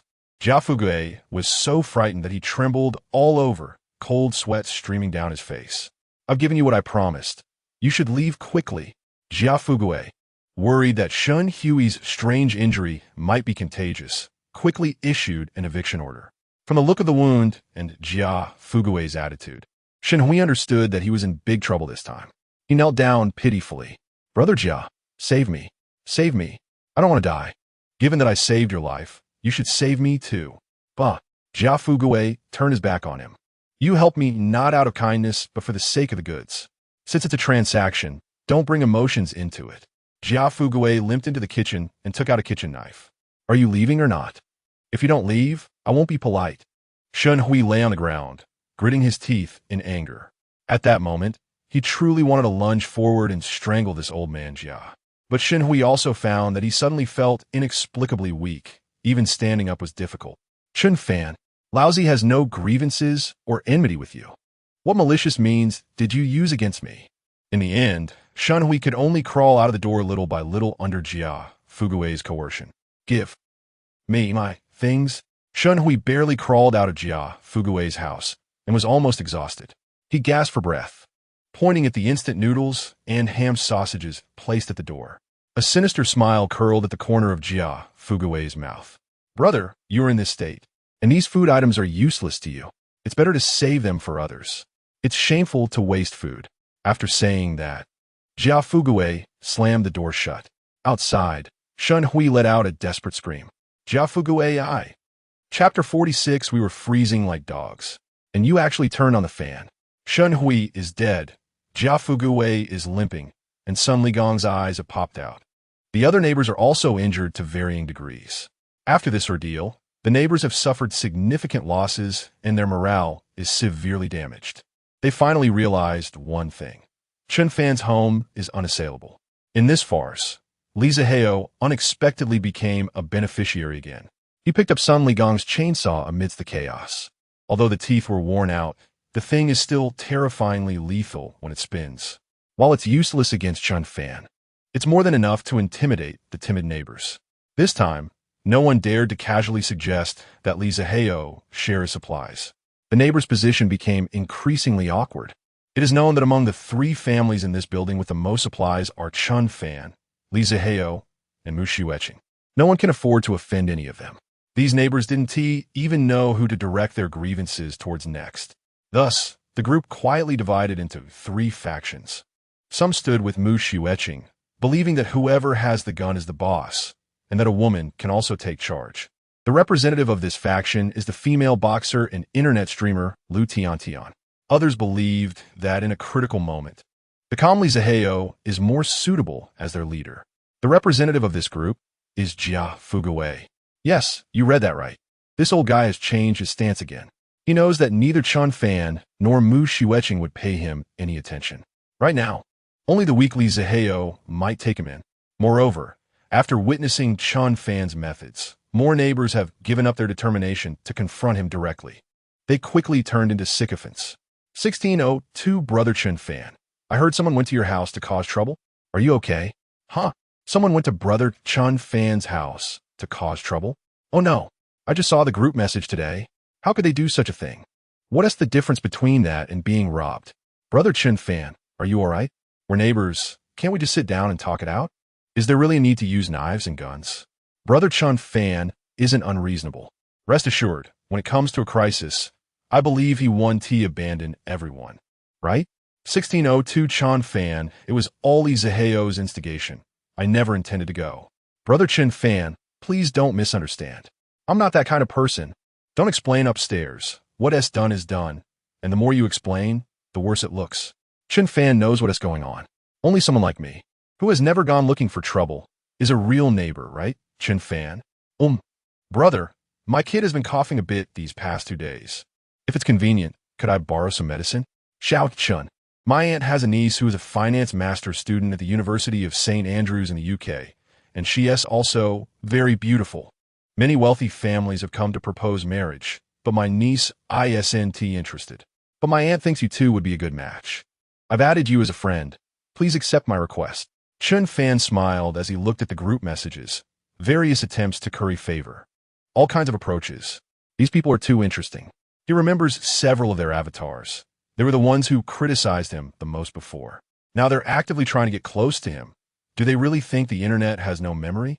Only the old judge, Yin Jianjun, sent him a private message, which Chen Fan found somewhat acceptable. Yin Jianjun said, Xiao Chun, I know they went to your house to steal things, but I don't dare to stick my neck out. If I get into trouble, no one will take care of my old partner. I'm glad to know you're okay. I'm sorry. In that instant, Chen Fan's hardened heart seemed to soften a bit, and he typed out several words. But after thinking about it, he deleted them all. He simply replied, We're not family. Just take care of yourselves, that's normal. As for the other neighbors, Chen Fan treated their messages as nonsense and ignored them. In his previous life, he pitted these neighbors and offered them his stored supplies for free during a crisis. But what he received in return was endless demands and ungrateful indifference. Next door in 1601 lives a widow named Lou. Her husband was a police officer who died in the line of duty a year ago. In the last apocalypse, Chen Fan pitted widow Lou for having to take care of a baby alone. So, secretly and without letting Mu Xueqing know, he occasionally sent her some food. But when Chen Fan was being pressed to the ground by those people, he clearly remembered that widow Lou stood at the back of the crowd, holding her child, silently watching. Her expression showed no urgency. Instead, it seemed like she was waiting for a share of the soup. There were just too many messages, and Chen Fan was too lazy to reply to each one. Do these neighbors deserve forgiveness? Of course not. Since you envy, desire, and covet my life, then let me show you even more clearly. Chen Fan placed his phone on a stand and directly started a live stream. When the neighbors saw that Chen Fan opened the video invitation, they hurriedly clicked in. The group video live room was instantly packed. In the video, Chen Fan had his back to the camera, shirtless, working out on a treadmill, sweating profusely. Chen Fan. Chen Fan. Seeing this scene, the neighbors went wild, shouting Chen Fan's name. However, Chen Fan had long anticipated this and had already set the sound to mute. After 10 minutes, Chen Fan took a deep breath and finally stepped off the treadmill. He picked up a white towel beside him to wipe his sweat. Then he leisurely turned on the electric fan. The world was frozen. The weather was cold. The neighbors were shivering, freezing like dogs. But Chen Fan turned on the fan. Right in front of them, Chen Fan walked into the bathroom. Behind a frosted glass, white steam rose, and the sound of running water made the neighbors drool. You have to know that clean water resources are as scarce as food right now. Seeing this scene, many instinctively raised their arms to smell themselves.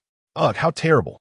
Now, in the entire community, no, possibly the entire country, the only person who doesn't smell is probably Chen Fan. After showering, drying off, turning on the fan, applying some perfume, and changing into dry clothes, Chen Fan walked out. He took a bottle of soda from the fridge and inserted a straw. Oh, there are still so many people? I thought you all logged out. Chen Fan picked up his phone and saw that the number of people in the live stream was even more than before he showered. Of course, given the situation, what else could they do if they didn't watch his live stream? Seeing Chen Fan's indifferent attitude, the neighbors finally gave up on unnecessary pleasantries and became more genuine. Chen Fan, I want to waste more words. Your family has such good conditions. Can you do me a favor and sell me some food? I really can't hold on anymore. Tell me what you want me to do. I'll agree to anything as long as I can do it. Neighbor, my child has a cold. I beg you. Let my child stay at your house for a few days. As long as the child gets better, I'll pick them up right away, okay? Chen Fan, I really don't understand. The neighbors are starving and freezing, and you're wasting water, electricity, and food like this. Doesn't your conscience hurt? I haven't had a full meal in 3 days, and you're throwing away scraps that you're prepared to toss in the trash. What loss could that bring you? Chen Fan, think about it. If we all die, and you're the only one left in this world, how lonely and helpless would you be? It seems like you're helping us, but in reality, you're helping yourself. They appealed to his emotions, used reasoning, and bombarded him with various arguments. But throughout the video, Chen Fan maintained his posture, sipping his soda while occasionally making slurping sounds. He didn't take it seriously at all. The neighbors pleaded until their mouths were dry and gradually lost control of their emotions. Some began to put on a sob story, kneeling in front of so many people, banging their heads on the ground. But Chen Fan didn't like watching that.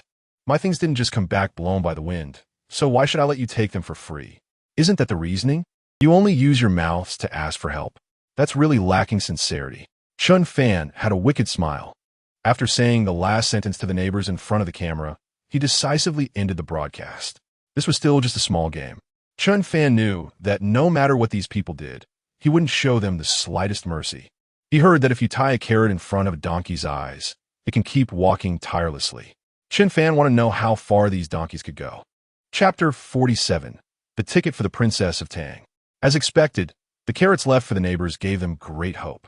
Several men expressed that although they had nothing of value, they were willing to do hard labor for Chen Fan in exchange for food. The female neighbors were even more active. It seemed they had come to an agreement, as they all sent various photos to Chen Fan privately.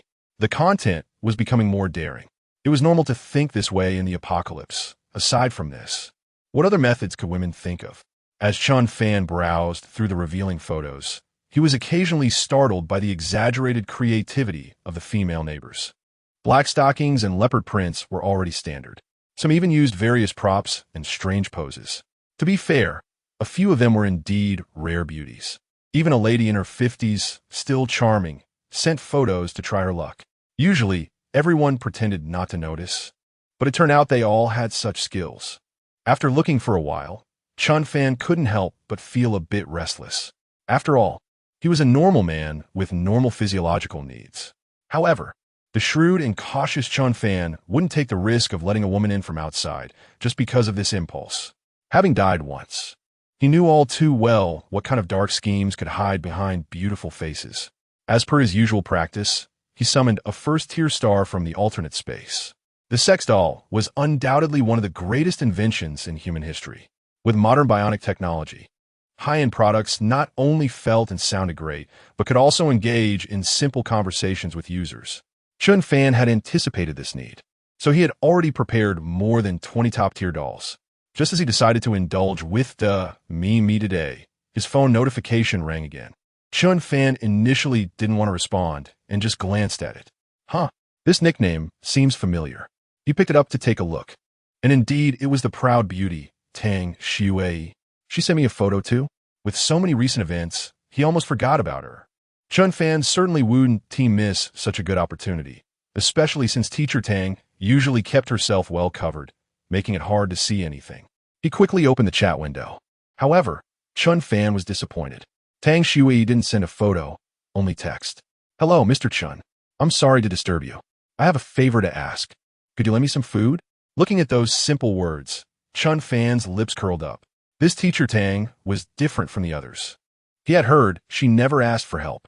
To say that meant she must be starving. Chen Fan squinted slightly. But what does that have to do with me? Chen Fan, food? I have it. What will you offer in exchange? Tang Xuei. Mr. Chen, under the current circumstances, money seems worthless. I truly can't think of what I could use to trade with you. Why don't you tell me what I can offer in exchange for food? Chen Fan, it's simple. Be my sexual partner, serve me, and do whatever I ask. I'll give you food, and you can also conveniently live in my house. Tang Xuei stared at Chen Fan's reply, completely stunned. So direct. This is not just being a sexual partner. This is practically being a sex slave. She wasn't oblivious to Chen Fan's intentions. After all, with her looks and figure, any normal man would have thoughts. But Tang Xuei had always lived like an untouchable noble princess, encountering men who were all sycophants. They would only grovel, send gifts, and package themselves carefully in an attempt to win her heart. No one had ever spoken to her disrespectfully. Now this Chen Fan was so rude. No, this was simply blasphemy, an insult. Furious, Tang Xuei threw her phone on the ground. What does this Chen Fan take me for? When she visited his house last time, Tang Xuei actually had a good impression of him. Unlike other sycophants, Chen Fan didn't act like a tail wagger upon meeting her. In fact, there were few normal men who could do that around her. Later, when Chen Fan single-handedly confronted the entire neighborhood and toyed with the neighbors, Tang Xuei saw it in the group chat. Sometimes, she found herself laughing at what Chen Fan said and did. A capable man always has an inexplicable attraction to women, and Tang Xuei was no exception. At this moment, her hunger was one aspect, but she could also choose to seek help from Li Zihao or Jia Fuguei. By going directly to Chen Fan, she subconsciously hoped that something might happen between them. Perhaps it could be a romantic, post-apocalyptic love story. But unexpectedly, Chen Fan shattered Princess Tang's beautiful dream with one sentence. He indeed wanted to have something happen with her, but his approach was direct and to the point. Simple, crude, and without room for negotiation. Tang Xuei sat on the bed, taking a moment to calm down. She stared at the phone on the floor, and that Chen Fan didn't send any more messages. This person really... Gurgle. Tang Xuei's uncooperative stomach growled again. At this time, she had only 3 choices. 1 was to starve to death. 2 was to turn to other men for help. 3 was to give up her dignity and continue negotiating with Chen Fan. Tang Xuei struggled with her thoughts for a long time. Eventually, she picked up her phone and opened the chat with Chen Fan again. Mr. Chen, may I ask if you're drunk? Are you joking? Or are you serious? Of course, he was serious. Oh, and I should add, the obedience I mentioned is absolute, including if I tell you to kill someone, you must comply. Think it over well, and reply when you decide. Dang Sui. This person really speaks so straightforwardly. Teacher Tang completely lost her temper. She initially wanted to negotiate, even hoping Chen Fan would say a few soft words to make her feel better. But he actually, sigh. Tang Shui didn't he want to die? Of course, no one wants to die, especially not to starve to death. No one could bear that process. Tang Shui also didn't he want to be under the thumb of people like Li Ziheo or Jia Fugawei. If she sought help from them, such a scenario would almost inevitably happen. So, Tang Shui actually had no other choice. Forget it. I've been proud for over 20 years. That's enough. The civilization of this society has collapsed. So what use is it for me to cling to principles? Tang Shui steeled her heart and replied, I agree. On the other side of the screen, Chen Fan saw Tang Shui's reply and remained calm. This outcome seemed to be expected. A few sweet words, pretending to be a gentleman, could easily get Tang Shui into bed. But Chen Fan had other considerations. What he truly needed was not just a warm bed partner. Chen Fan knew that after he completed his revenge, he would eventually have to leave this safe house and the neighborhood. At that time, he would also need companions. However, choosing teammates in the apocalypse was quite difficult. One might get backstabbed. Moreover, his teammates must have a heart of steel, which was a basic requirement. Those who easily become overly compassionate or emotionally fragile should stay as far away as possible. Allowing Tang Shui into his world was merely giving her a ticket. Whether this path could be walked far would depend on her. Since he had Tang Shui, all other women seemed like worthless rags. Chen Fan was about to select all the photos sent and delete them to save space. Lu Tiantian. When he clicked on the popular streamer Lu Tiantian, Chen Fan paused. He knew that this woman was a well-known female boxing master, always shouting, when can women stand up? During the community group battle, she claimed to steadfastly support the Mu Shueching sisters. Yet, she quickly turned around and privately sent herself revealing photos, begging for food. Not to mention, her creativity is indeed somewhat different from other women. While others only showcase a single character, in Lu Tiantian's photos, besides her, there is also a small teddy bear. Is this hinting at playing man and beast?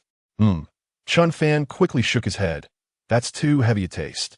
In the photo, Lu Tiantian is holding the teddy bear in front of her chest, cleverly using the dog to partially cover her alluring curves, making it quite enticing. Chen Fan instinctively tried to focus on the teddy bear, attempting to see past it to catch a glimpse of Lu's curves. At that moment, the bell tied around the teddy bear's neck caught Chen Fan's attention. The bell, Chen Fan suddenly recalled. In his last life, when he was pinned down, it seemed he had heard the sound of a bell. Chapter 48.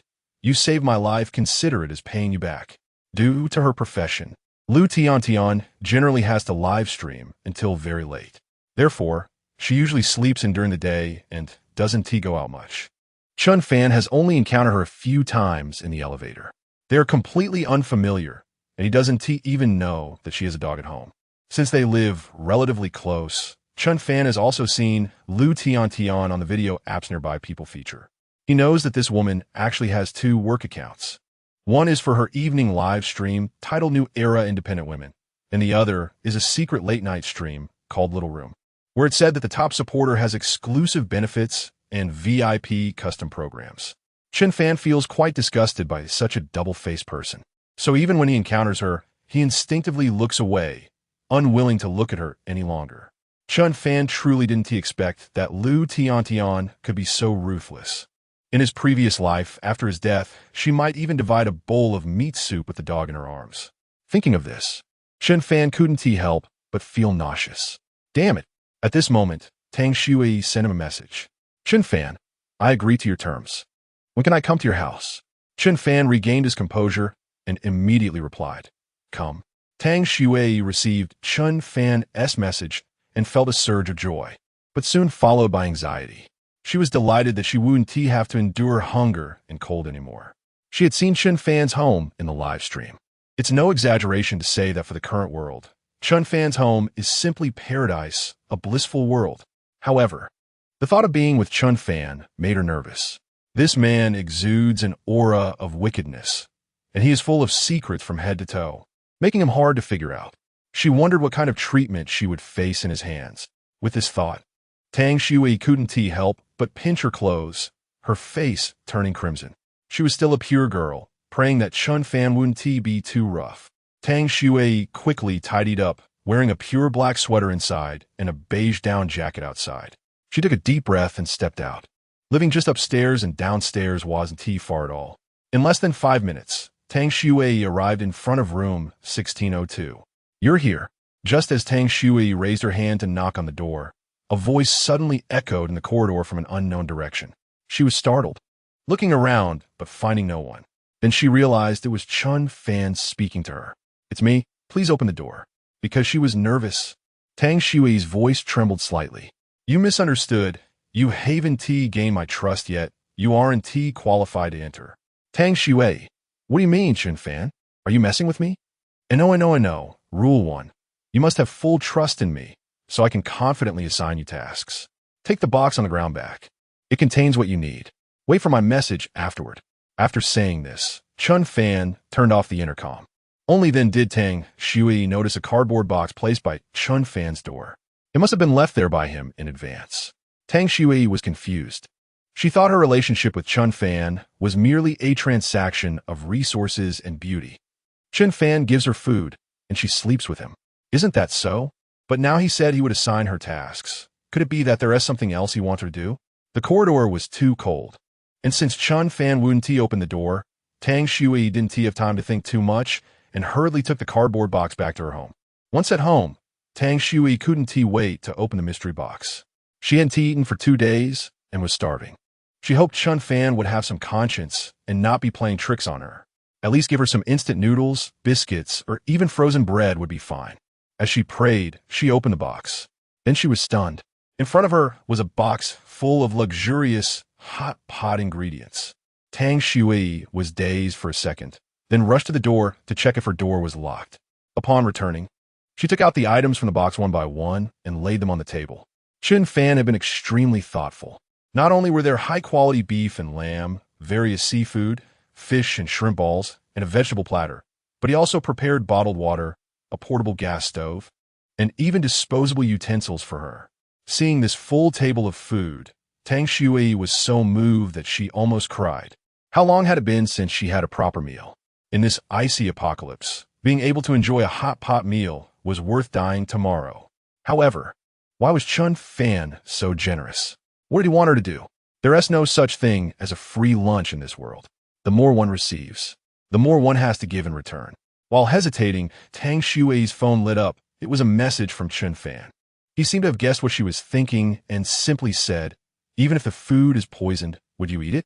Smiley face, hurry up, eat, and get to work. Serious face, Tang Shui understood.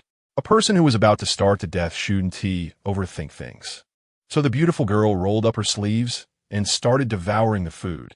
It smelled so good, so incredibly delicious. Ouch, so hot. Fortunately, Chen Fan had prepared a 4-person portion, or else Tang Shui wouldn't have been able to enjoy such satisfaction. 15 minutes later, there wasn't even a single vegetable left on the table. After catching her breath, Tang Shui proactively sent a message to Chen Fan. "I'm done eating, thank you. Now tell me, what should I do?" A moment later, Chen Fan replied, "There is a small white bag in the box. Did you see it? Find a way to get Lu Tian from room 801 to eat what's inside." A small white bag? Tang Shui suspiciously rummaged through the box, but didn't find anything. After thinking for a moment, she searched through the pile on the table and actually found a white paper bag the size of a seasoning packet. "What is this? Medicine, it's poisonous." "What the hell?" Tang Shui trembled all over and then became furious. "You put poison and hot pot together, and didn't give me a heads up? What if I had just tossed it in the pot as seasoning?" Sorry, I overlooked it. You didn't eat it, right? Tang Shui." I was filled with gratitude when I was eating, thinking how considerate Chen Fan was for preparing everything so thoroughly, not missing a thing. And then you. Sigh, I didn't eat it. If I had, could I still reply to you? All right, I'll go. Tang Shui's quick agreement surprised Chen Fan. After all, she was a girl who had previously maintained a cold demeanor. Chen Fan thought that once Tang Shui knew this was poison, she would argue with him about whether it was ethical to poison someone else. He didn't expect her to agree right away. Had she just been satisfied with the hot pot? Chen Fan, if you can't do it, just tell me directly. You absolutely cannot deceive me. Otherwise, the consequences will be severe, and I will never forgive any betrayal. Tang Shui, don't worry, I'll do what I say. Chen Fan, aren't you afraid of making an irreparable mistake? Tang Shui, if I'm wrong, I'll go to hell. This meal you provided, this life you saved, consider it as paying you back. I want to say more. Wait for my news. Looking at Tang Shui's reply, Chen Fan smiled. Chapter 49. She didn't die. She just won't ever wake up again. After eating too cleanly, there was nothing left. Tang Shui pondered for a moment, poured some leftover hot pot soup into a thermos, and then sprinkled the medicine from the white paper bag into it. Times have changed, although it was just leftover hot pot broth. It was a rare delicacy in the apocalypse. Tang Shui arrived in front of Lu Tiantian's house. Taking a deep breath, she knocked on the door. After a while, there was a rustling sound from inside. Lu Tiantian opened the door, but only a crack. The anti-theft chain was still attached. Seeing that it was actually Tang Shui, Lu Tiantian looked puzzled. Why are you here? Princess Tang was quite famous in the Fuda community, so she recognized her. In fact, Lu Tiantian was quite jealous of Tang Shui. She often fantasized that if she had half of Tang Shui's looks and figure, combined with her tactics to deal with the top guy, her income would have at least multiplied tenfold by now. Hello. Tang Shui forced a smile. She usually couldn't even flatter others, let alone deceive them. Oh, I came to bring you some leftover soup. Tang Shui showed the thermos in her hand. I thought since we are both women, we should help each other in this disaster. Do you need it? Saying this, Tang Shui slightly unscrewed the lid. The aroma immediately wafted out, reaching Lu Tiantian's nose. Lu Tiantian's pupils dilated instantly. I need it. I really need it. I've been eating steamed buns for almost a month. My tongue is about to dry up. Lu Tiantian quickly unlatched the anti-theft chain and let Tang Shui into the house. As Tang Shui stepped inside, she noticed that Lu Tiantian was holding a sharp fruit knife behind her back. Oh, sorry. Lu Tiantian quickly placed the knife on the table. It's just that the world is so chaotic now. It's better for women to be cautious, sister. Tang Shui didn't speak and silently nodded. Don't overthink it. It's really not aimed at you. I advise you to be careful at home too, especially in our unit. There are thieves who pry doors and unlock locks. Huh? Tang Shui hadn't expected this. Are you saying there are thieves in our unit? Lu Tiantian nodded mysteriously, about to say something. Suddenly, a ringing sound echoed. A teddy dog came bounding out from the bedroom. Everyone knows what a teddy is. It probably hadn't seen any women besides Lu Tiantian for a long time and was immediately excited to see Tang Shui, jumping on her legs and swaying back and forth. Tang Shui was startled and quickly stepped back. Get away. Lu Tiantian was annoyed and kicked the teddy away. I'm sorry. The dog doesn't know better. It means no harm. Don't hold against it.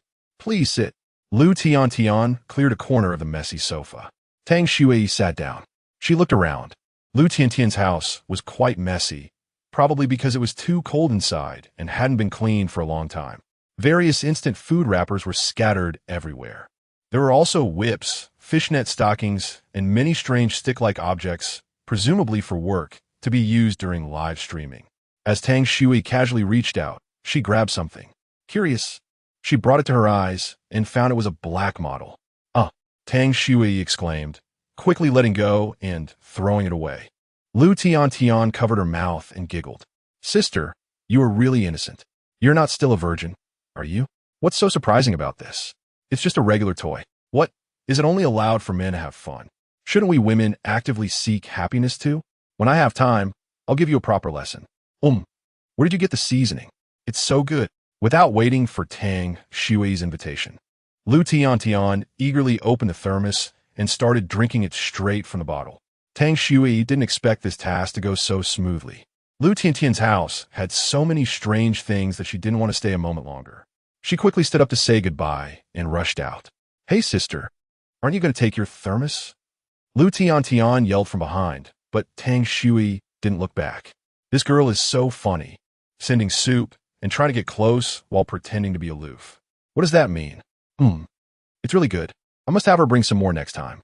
Lu Tian smacked her lips, but before she could savor it, she suddenly felt her head grow heavy, and her vision darkened. She collapsed onto the floor, losing consciousness. Woof, woof, woof, woof, woof. The empty house was left with the teddy barking incessantly. As Tang Shui ran up to the next floor, she heard the barking. She knew the drug was taking effect and was so scared she didn't dare look back, quickening her pace towards home. All of this was clearly seen by Chen Fan through the surveillance. Although he didn't know exactly what happened inside, he could tell from Tang Shui's hasty departure and the teddy's frantic barking that she had followed through and succeeded. Ding! Before Tang Shui could message Chen Fan, his message came first. How is it? Scared? Grinning face. This was the first time Tang Shui had done something harmful, and her heart was racing.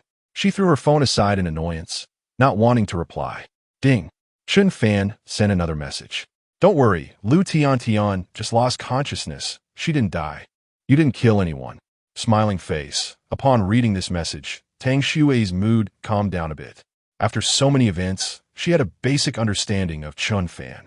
Although this person had poor character, he spoke frankly and didn't deceive her. And Chen Fan really hadn't lied to her. The drug Tang Shui gave Lu Tian was also a secret recipe recorded in the work manual.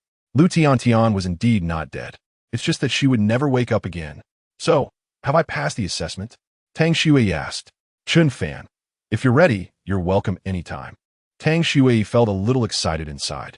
This feeling was like when she found out she had been accepted into her dream university. She quickly patted her head, warning herself. Tang Shui, you can't be so unambitious. However, her body was still honest. After receiving Chen Fan's approval, Tang Shui immediately stood up, opened the door, and walked towards Chen Fan's house. Finally, I can live a normal life now, she thought to herself. Tang Shui arrived in front of Chen Fan's house.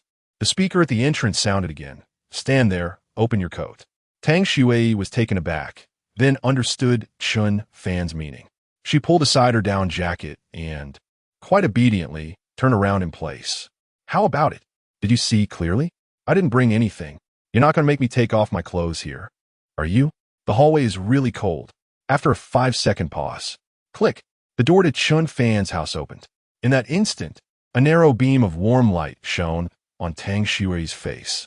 It was as if she saw a path to another world. Guomin, what are you standing there for? The warmth will run away. Huh? Oh, okay. Chen Fan urged, pulling Tang Shui into the house and effortlessly shutting the door behind him.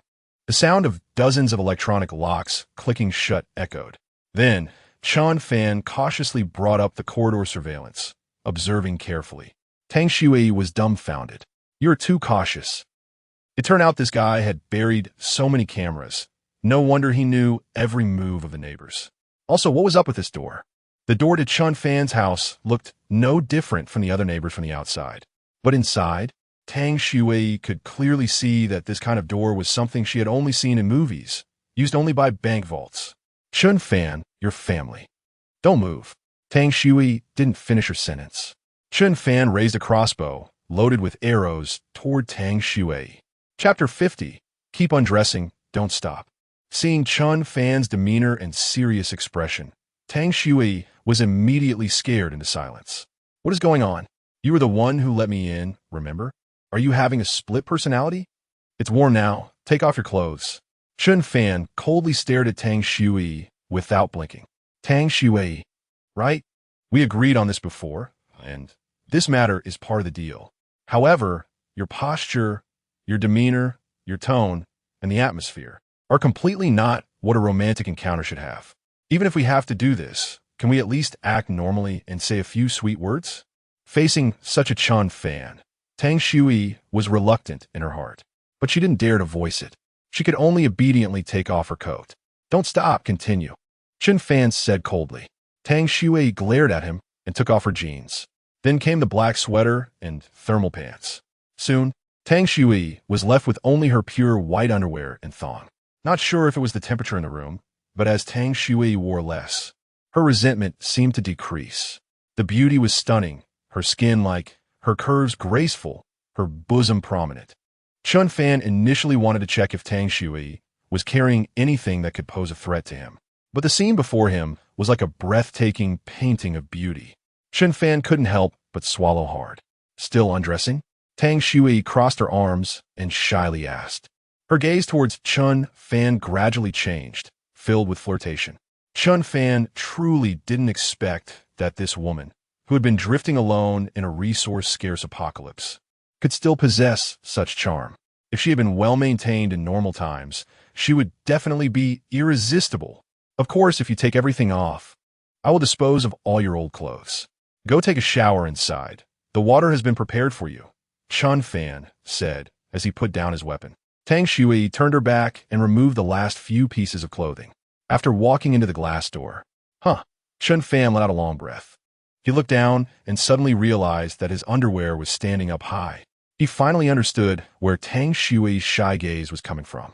Chen Fan felt a wave of embarrassment. Tang Shui took a hot shower with great satisfaction. After washing up, she also saw the clothes Chen Fan had prepared for her. It was surprisingly a Japanese female police uniform. Tang Shui's face turned dark. This guy really... Actually, Chen Fan didn't do it on purpose. When he was stockpiling supplies, he had no intention of letting anyone in, so he naturally wouldn't prepare women's clothing. This police uniform was taken off a sex doll. The glass door of the bathroom slowly opened. Chen Fan was stunned. Tang Shui actually did not wear the clothes he had prepared for her. To be precise, she was not wearing anything at all, completely naked. She approached him boldly and openly. Dang Su. Shu. Tang Shui raised a finger to Chen Fan's lips, signaling him not to speak. Can you see clearly now? I have nothing on me. Can you relax now? Then she slowly closed her eyes and leaned in to kiss. 2,000 words omitted here. 50 minutes later. Again? No. No way. 3 times already. Any more would be harmful to the body. Let's take it slow. Chen Fan was drenched in sweat, panting heavily. Too exhausted to say a complete sentence. This was the first time Tang Shui had the upper hand during their multiple encounters. Somehow, a hint of joy bubbled up within. The two lay on the bed to rest for a while, and Chen Fan gradually regained his composure. They each got dressed and went to the living room. Chen Fan immediately put on a serious face. Seeing his demeanor, Tang Shui knew he was about to turn back into a cold person. So she sat up straight, ready to listen to what he had to say. Chen Fan, did you notice? My place is actually not that big. Dang Sui? She instinctively glanced between Chen Fan's legs and thought it looked fine. Chen Fan quickly waved his hands. No, I mean my house doesn't have a large area. Oh, Tang Shui realized and nodded. You mean, with me here, it would be a bit cramped? Of course not. Chen Fan smiled. Aren't you curious where I keep all my supplies? All right. Dang Sui Suden Li Zigan. Everyone in the community knew that Chen Fan had stockpiled a large amount of supplies before the disaster. But now, Chen Fan's home, just a few dozen square meters, was all in plain sight. Aside from the regular furniture, there was nothing extra. Where were his supplies? Tang Shui's eyes widened, full of curiosity. Would you like a cup of coffee? How about a Starbucks? Chen Fan smiled and casually took out a steaming cup of coffee from the other space and placed it in front of Tang Shui. This? Tang Shui's eyes widened even more. What is this? Magic or sorcery? Could it be that Chen Fan is not a normal human? Seeing Tang Shui stunned into silence, Chen Fan took the initiative to explain.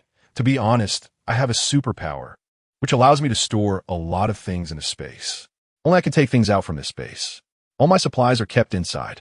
You know what that means? Tang Shui shook her head in confusion. Chen Fan looked at her warmly. This means that if I die or something happens, those supplies will be gone, and you would just wait to starve to death. I see. So that's what you mean. Tang Shui's mood fluctuated greatly. Just a moment ago, she was surprised and touched, thinking that Chen Fan had genuine feelings for her, which is why he revealed such an important secret. After a while, it turned out to be a threat. Chen Fan, you're really dog. Chen Fan still trusted Tang Shui quite a bit, but he also understood that trust is relative. Not finding any signs that Tang Shui might harm him didn't mean she was completely without threat. Even if Tang Shui didn't have ulterior motives toward him now, it didn't mean she would remain loyal forever. Time could change everything, and people's mindsets are always in flux. The resurrected Chen Fan had a much deeper understanding of human nature than in his previous life. so he didn't reveal all the secrets of the other space. It was enough to mention the parts that could make Tang Shui wary. Thus, the two enjoyed a stable honeymoon period. Whenever they had the time, they cooked together, exercised, and had fun. Their little life was full of flavor. Of course, a beautiful life and a beautiful companion were not enough for Chen Fan to forget the blood feud from his past life. He just hadn't figured out what to do next. Tang Shui noticed that Chen Fan often looked through the owner group by himself. We did so. He didn't tea-talk, just browsing through the neighbors' profiles and moments. Seeing Chen Fan frowning, Tang Shui knew he wasn't just bored. There must be some reason behind it. One day, unable to hold back, Tang Shui casually asked, "Chen Fan, do you have something on your mind?" Chen Fan turned to look at her, his expression serious. Now, Tang Shui's feelings for Chen Fan were quite complex. She couldn't even be sure what their relationship was. According to their previous agreement, she was just Chen Fan's servant or plaything. But after living together, Chen Fan had treated her exceptionally well. He had never forced Tang Shui to do anything she didn't want to do. Gradually, Tang Shui became more concerned about Chen Fan and started caring about his matters. Sigh. Chen Fan sighed. "It's okay to tell you. Actually, I'm looking for someone." "Looking for someone? Is the person you're looking for among these neighbors?" "Yes. I don't know who he is, but I'm sure this person is in our building." "Any characteristics? Maybe I can help." Chen Fan looked at Tang Shui and smiled. This cold, aloof beauty never participates in community activities and never interacts with the neighbors. With your indifferent attitude, I bet you don't even know whether the person living across the hall is male or female. How can you help me find someone? However, Tang Shui is kind-hearted, and Chen Fan naturally wouldn't say those words out loud. "I'm looking for someone who at least knows how to pick locks. I think he should be a locksmith. Do you know if any of our neighbors in this building do that kind of work?"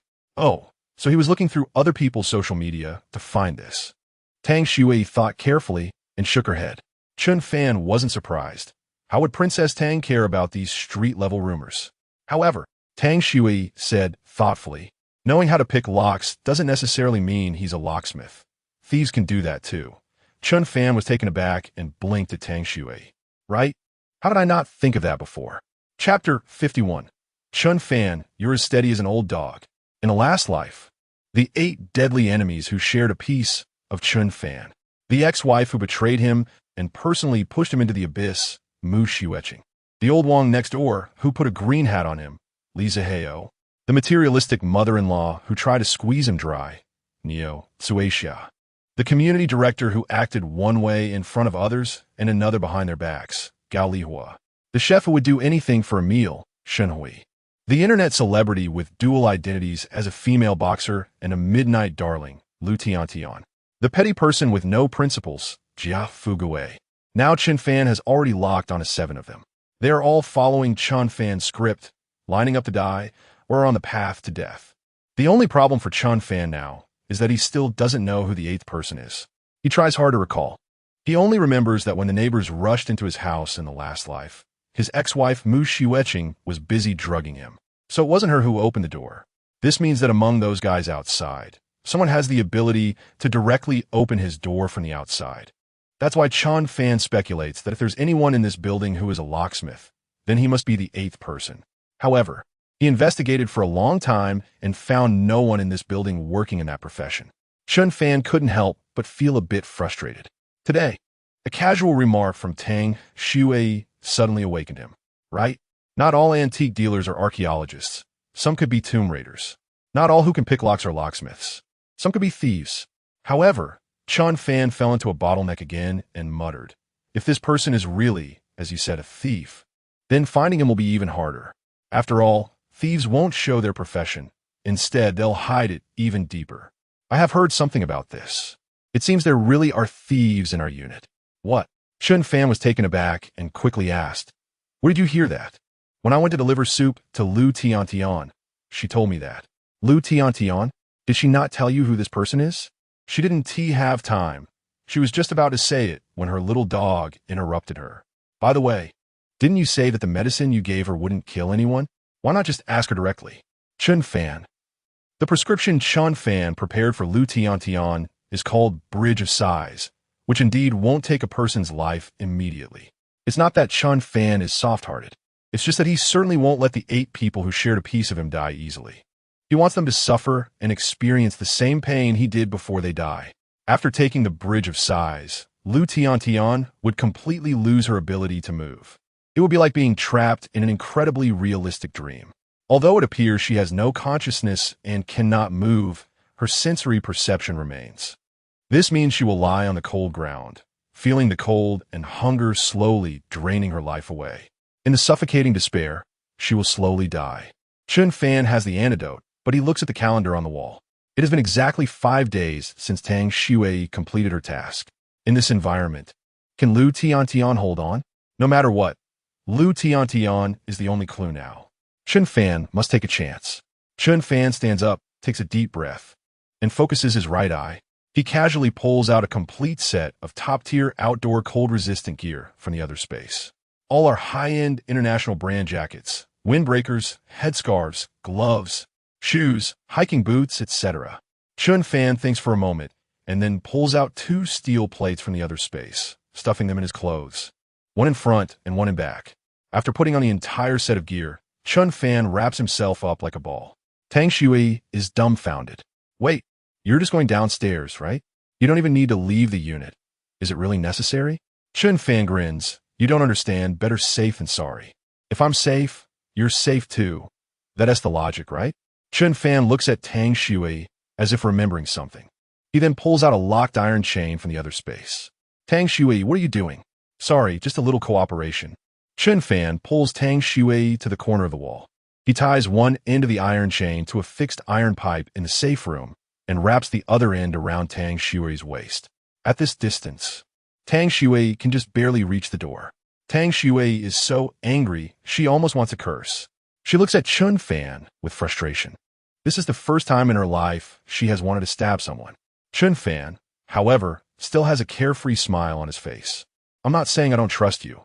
I'm just afraid that if you're swayed, you might let the bad guys in from outside. I don't want to lose you, sweetheart. Tang Shui bites her lip, thinking, nonsense. I think you're the one afraid of losing this safe room. You're so damn cautious. Chen Fan, you're as steady as an old dog. Tang Shui scolds. Chen Fan laughs heartily. Thanks for the compliment. Be good and wait for me to come back. Chen Fan opens the surveillance and carefully checks the situation in the entire building. Only after confirming it is safe does he cautiously step outside. In fact, he was overthinking it. The disaster has lasted a full month, and now no one dares to step outside. The corridor is as quiet as a graveyard. The elevator has long been out of service, and Lu Tiantian's home is on the 8th floor. Chen Fan can only bear the heavy gear and climb the stairs little by little. Even so, he refuses to put down the steel plates in his clothes or the mountain knife firmly grasped in his hand.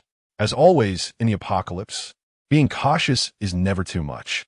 Damn it, Chen Fan is startled. When he reaches the 12th floor at the corner of the stairs, a corpse suddenly appears on the ground. The corpse is in a terrible state, with flesh and blood rotting beyond recognition. Even the bones inside are vaguely exposed. Chen Fan takes a moment to collect himself before recognizing the corpse. It's the chef Shinhui. TSK. I didn't expect this kiss of the demon crossbow bolt to be so effective. If I had known, I should have made a few more and given one each to Jia, Fugue, and those bastards. Chen Fan mutters to himself. Chen Fan glances at the 12th floor. Jia Fugue lives here. It seems that after Shan Hui took Jia Fugue home that day, he was kicked out by the miserly Jia, which is why he ended up dead here.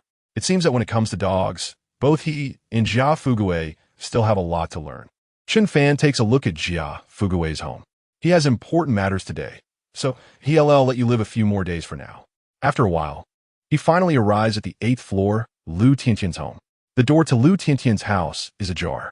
It must be that after Tang Shui left that day, she hadn't had time to lock the door before the effects of the medicine kicked in. However, now the neighbors aren't going out.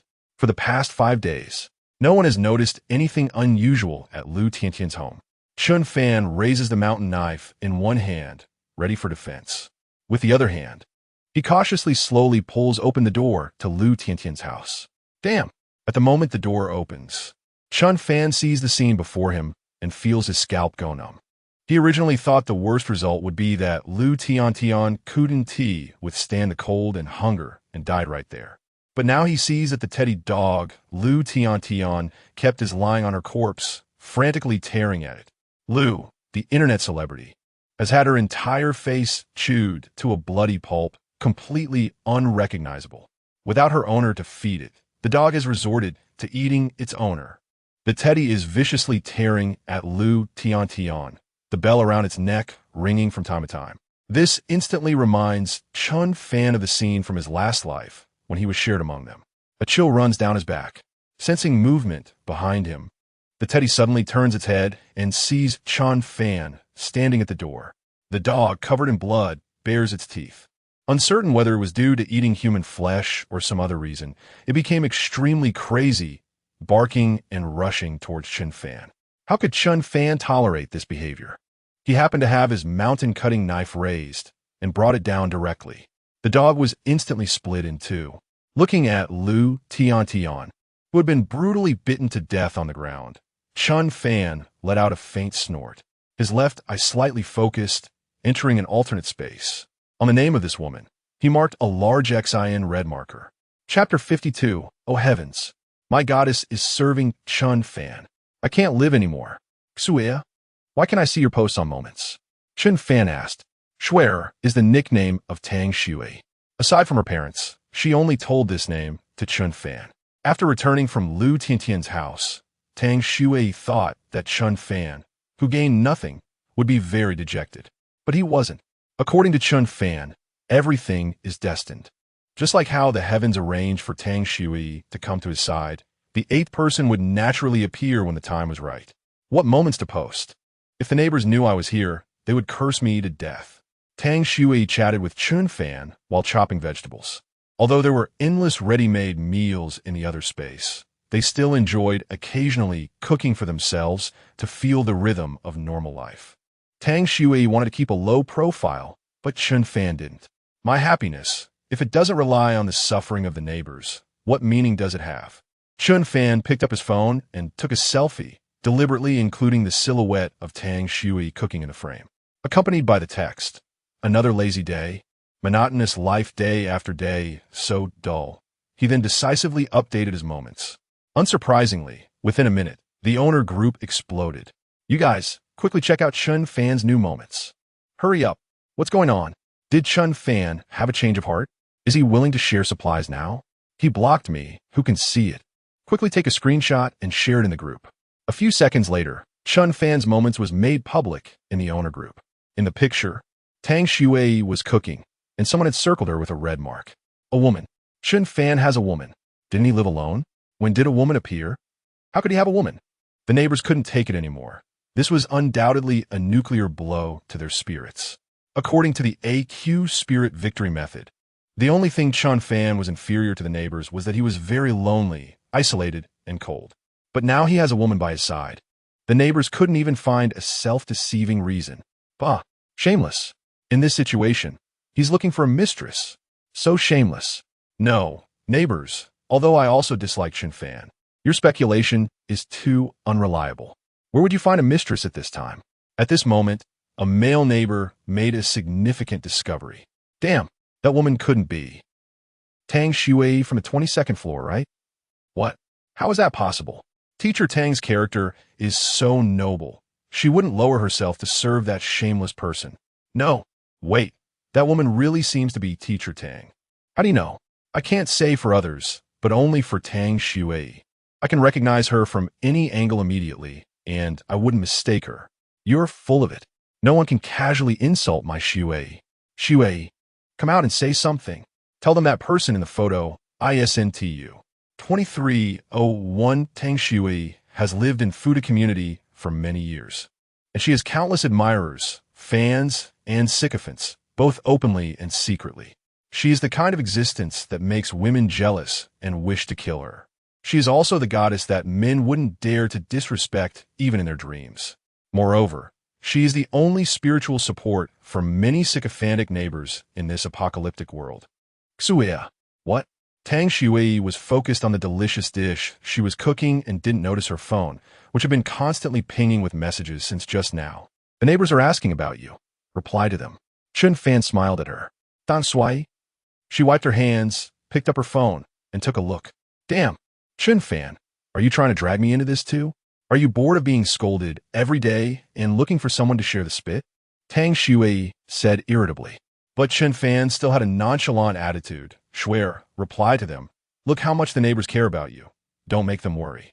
Tang Shui rolled her eyes at him. There were already dozens of messages in the group, and her. She couldn't even keep up with reading them. Tang Shui simply stopped looking and took a selfie for herself, unhesitatingly posting it in the group. Then she threw her phone aside and looked at Chen Fan. Are you satisfied now? The more she acted like this, the more Chen Fan liked it. He enjoyed Tang Shui's cold and aloof demeanor. In the group, the neighbors, especially the male ones, saw the real Tang Shui appear on screen, and immediately there were cries of despair. No, how can this be? Shui, why did you do this? Did Chen Fan force you? If so, just blink, and I will definitely come and rescue you. Tang Shui, you have disappointed me too much. Do you know how many years I've liked you, and how much I've silently given for you? Every time you come home at night, I specifically wait at the elevator just to share a brief moment with you in the elevator. I never expected you to be this kind of person. How can you face me? Teacher Tang, as a teacher, how can you do such a dirty act that goes against professional ethics? To associate with such a selfish person as Chen Fan, I really misjudged you. Shui, I believe you must have your reasons. Remember to take care of yourself. And don't let Chen Fan touch you. When you sleep at night, make sure not to take off your clothes, and don't sleep too soundly. Through the screen, Chen Fan could almost hear the sound of those sycophants' hearts breaking. Swear, aren't you coming to see? They're scolding you. Chen Fan lay sideways on the sofa, scrolling through his phone, occasionally bursting into laughter at certain comments in the group. Tang Shui finished stir-frying the dishes and brought them over to the dining table. All right, you've been idle all day, come eat. Aren't you curious about what they're saying? What's there to be curious about? There won't be anything good. Anyway, you are single. I am single. No matter why I am with you, it has nothing to do with others. I can't be bothered to deal with them. Chen Fan chuckled. He didn't say it, but he was very happy inside. At least Tang Shui didn't have a fragile heart, which was quite good. Since you think so lightly of it, why don't we be a bit bolder? Chen Fan set up the phone stand on the table and simply started a live stream. Tang Shui was surprised. What exactly was Chen Fan trying to do? Is he this bored? Though she felt awkward, Tang Shui remembered that she had made an agreement with Chen Fan before entering the house, and she couldn't stop him from doing anything. So, Tang Shui remained silent, eating and drinking as if the live stream didn't exist. As expected, the live stream quickly filled up. At first, some neighbors were spewing trash talk like before, but after a while, the insults dwindled. The live stream gradually became calm, because everyone in front of the screen was quietly watching Chen Fan and Tang Shui eat. It was just that simple. A warm, bright, and tidy little home. A man and a woman, leisurely tasting the freshly cooked dishes. The atmosphere was harmonious and beautiful. Before the apocalypse struck, this scene was just a daily occurrence in countless families. But now, when people saw it, they felt it was familiar yet distant, as if from a dream. Chen Fan, Dang Sui Suden Li spoke. You must have other intentions for doing this, right? Chen Fan smiled, reached out, and gently scratched the bridge of Shui's high nose. My woman is not only beautiful, but also very smart. Chapter 53. Ignoring the facts. Does he have no faults? Chen Fan was well aware of what people at each stage of the apocalypse needed most. In the initial phase of the disaster, everyone still harbored a glimmer of hope, believing that this calamity would soon pass. Thus, their measurements of worth remained at the shallowest level of material needs. As long as they saw someone around them with slightly more food, jealousy, resentment, and rage would ensue. After some time, when they psychologically accepted that they possessed fewer resources than Chen Fan, their reactions to material displays became less intense. Chen Fan knew that in the apocalypse, people's spirits would become extraordinarily sensitive and fragile. As the saying goes, only after losing something do we learn to cherish it. At this stage, they would increasingly long for their past normal lives.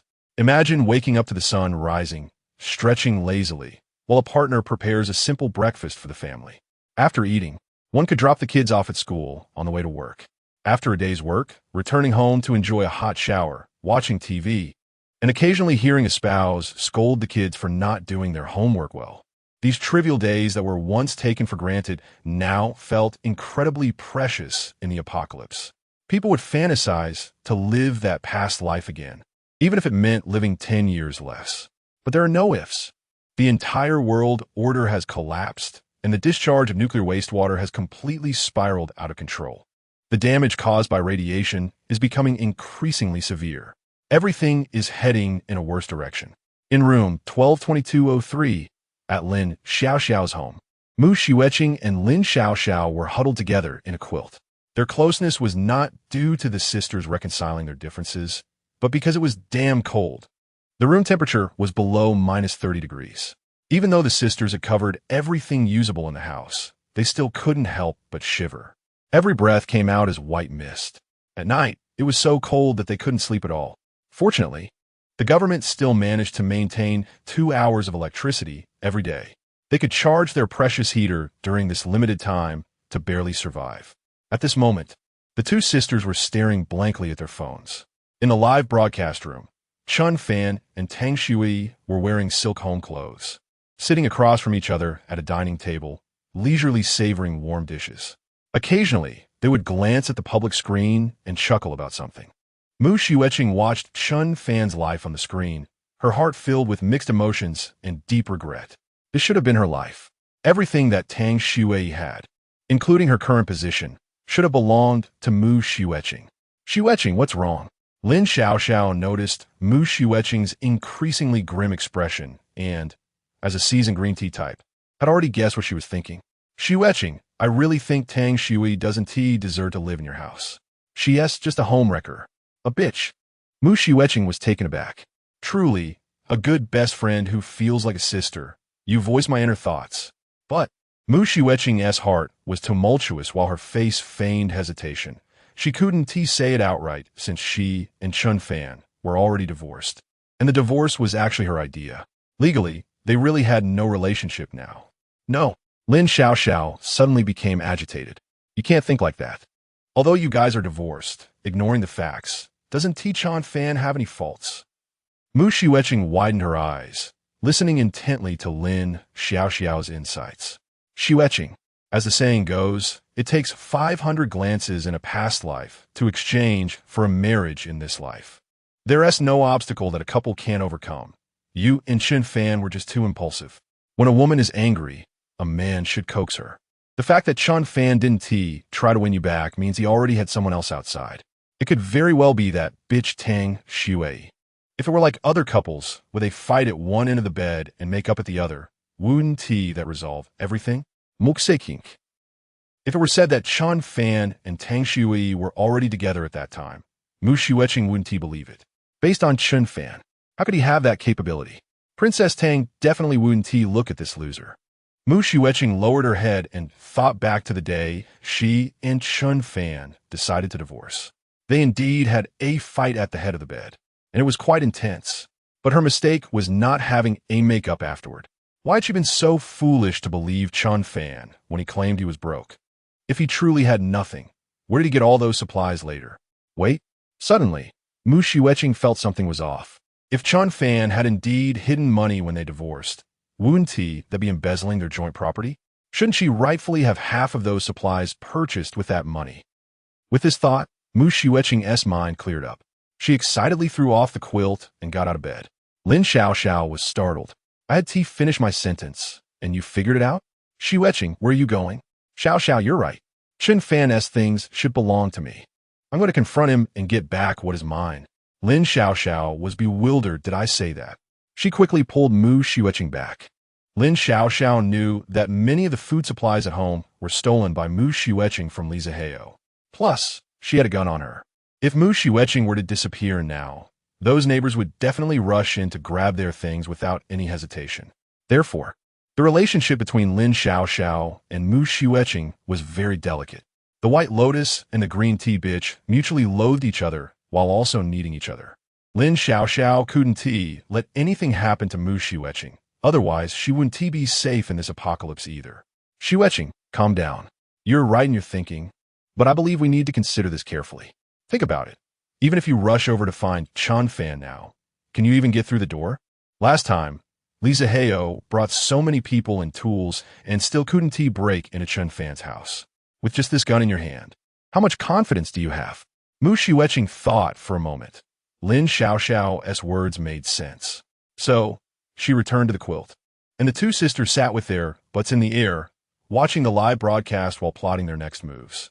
Lin Xiuqing, I think it's more reliable to find a way through Chen Fan first. If all else fails, we can resort to more forceful means. Mu Xiuqing, find a way through Chen Fan? What do you mean? Lin Xiaoxiao. Think about it, as the saying goes. A day as husband and wife means 100 days of grace. You and Chen Fan have been married for 3 years. That is a lot of days, right? Mu Xiuqing slapped Lin Xiaoxiao. Be serious. Lin Xiaoxiao was taken aback. What is not serious about me? This day is not like that day. You're the one who is thinking sideways. Lin Xiaoxiao. What I mean is, Chen Fan probably would be so heartless towards you. We should play the emotional card first. Look, Mu Xiuqing and Tang Shui, even if he finds another woman. Her name also has the character Xuan in it. This clearly shows he can't let you go. Mu Xiuqing felt her cheeks flush slightly from Lin Xiaoxiao's coaxing, shyly murmuring, "Do you really think so?" "Absolutely." Lin Xiaoxiao looked at Mu Xiuqing with unwavering confidence. Chapter 54. It's too cold. Have you frozen your brain? Dudu, are you there? Chen Fan's phone was bombarded with messages every day. He didn't want to pay attention, but a glance revealed it was an old acquaintance. Chen Fan put down his chopsticks and picked up his phone. "What's up? Who is it?" Tang Shui was also a bit curious. The only people who could message Chen Fan now, aside from neighbors asking for things, were not many. She rarely saw Chen Fan so concerned about any neighbor. Mu Xiuqing. Chen Fan held his phone without looking up. Tang Shui, chewing her food, instinctively paused. She knew very well that her presence in Chen Fan's home at that moment was merely a transaction. Although they slept together every day, Chen Fan had never promised her anything. So Tang Shui wisely kept silent and continued eating. However, she felt an inexplicable discomfort in her heart. "What's wrong?" Chen Fan noticed something was off and looked up at her with a smile. "It's nothing, but if you want her to come back, it'd be best to let me know in advance so I can prepare myself," Tang Shui murmured. Although she could reluctantly accept the conditions Chen Fan set for survival, it was also on the premise of having some feelings for him. If it was about 2 women serving 1 man, then Tang Shui absolutely could not accept that. She had already decided that if Chen Fan brought Mu Xiuqing back, she would leave. Dying from the cold or hunger was better than that. "I knew you were thinking too much." Chen Fan affectionately tapped Tang Shui's forehead. "Have you ever seen someone who, after eating exquisite delicacies, goes back to picking up chaff to swallow vegetables?" Tang Shui. She knew Chen Fan was trying to cheer her up. Although she was in good condition, Mu Xiuqing wasn't bad either. The two of them weren't that different. "Don't worry, if I want you to leave, I'll make it clear to you. If I don't say anything, don't jump to conclusions. Don't forget, we had an agreement before. You must believe me." After Chen Fan finished speaking, he picked up his phone again and left the dining table, his expression returning to seriousness. Tang Shui knew she couldn't disturb his work anymore. "Mu Xiuqing, are you there?" "Chen Fan, what's up?" Chen Fan really disliked this kind of meaningless conversation, feeling like it was just filling space. But Mu Xiuqing had this habit of always starting with "Are you there?" Every time they talked, they say if you love someone, you can tolerate everything about her. In the past, Chen Fan would honestly reply, "Wife, I'm here," and then continue. But now that he wasn't in love anymore, he found he had no patience for Mu Xiuqing. Even simple "Are you there?" made him instantly irritable. Chen Fan suddenly understood those scumbags who cut ties after zipping up their pants. "Mu Xiuqing, Chen Fan, it's been a while since we contacted each other. How have you been lately?" Chen Fan's face darkened. "What the hell is this ridiculous talk? You were watching when I was live streaming. I even saw your avatar in the list. How could you not know how I'm doing? Come on, sister, it's the apocalypse now. Let's not imitate those Mary Sue plots from Korean dramas, okay?" Chen Fan replied, "I'm not doing well. I haven't eaten since the last meal. Every day is worse than death. Aren't you the one who likes to pretend to be confused while knowing the truth? Let's see who can keep it up." "Mu Xiuqing, stop it. You haven't changed at all. Just know how to tease me, shy face." Chen Fan thought to himself, "Ugh, it seems we haven't contacted each other since the divorce. What do you actually want?" Seeing her ex-husband being straightforward, Mu Xueqing couldn't drag it out any longer. Chen Fan. These days, for some reason, I keep thinking about the wonderful times we had together.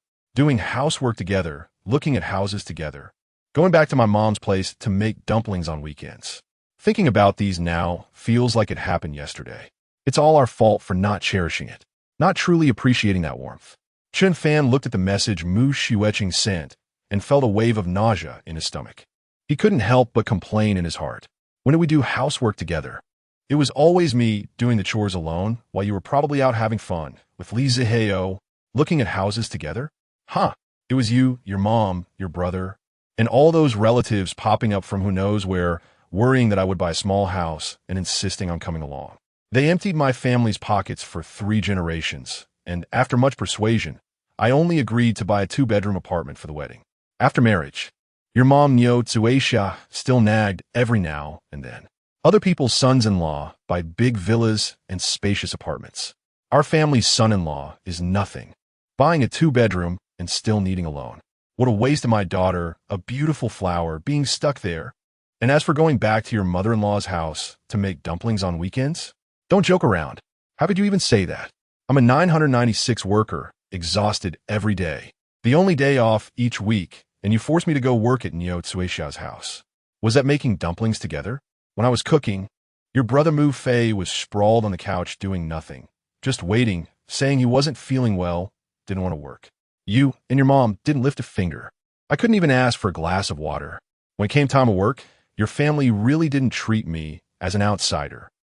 At this moment, Chen Fan knew exactly what Mu Xueqing meant by all this, but he wasn't in a hurry to turn hostile.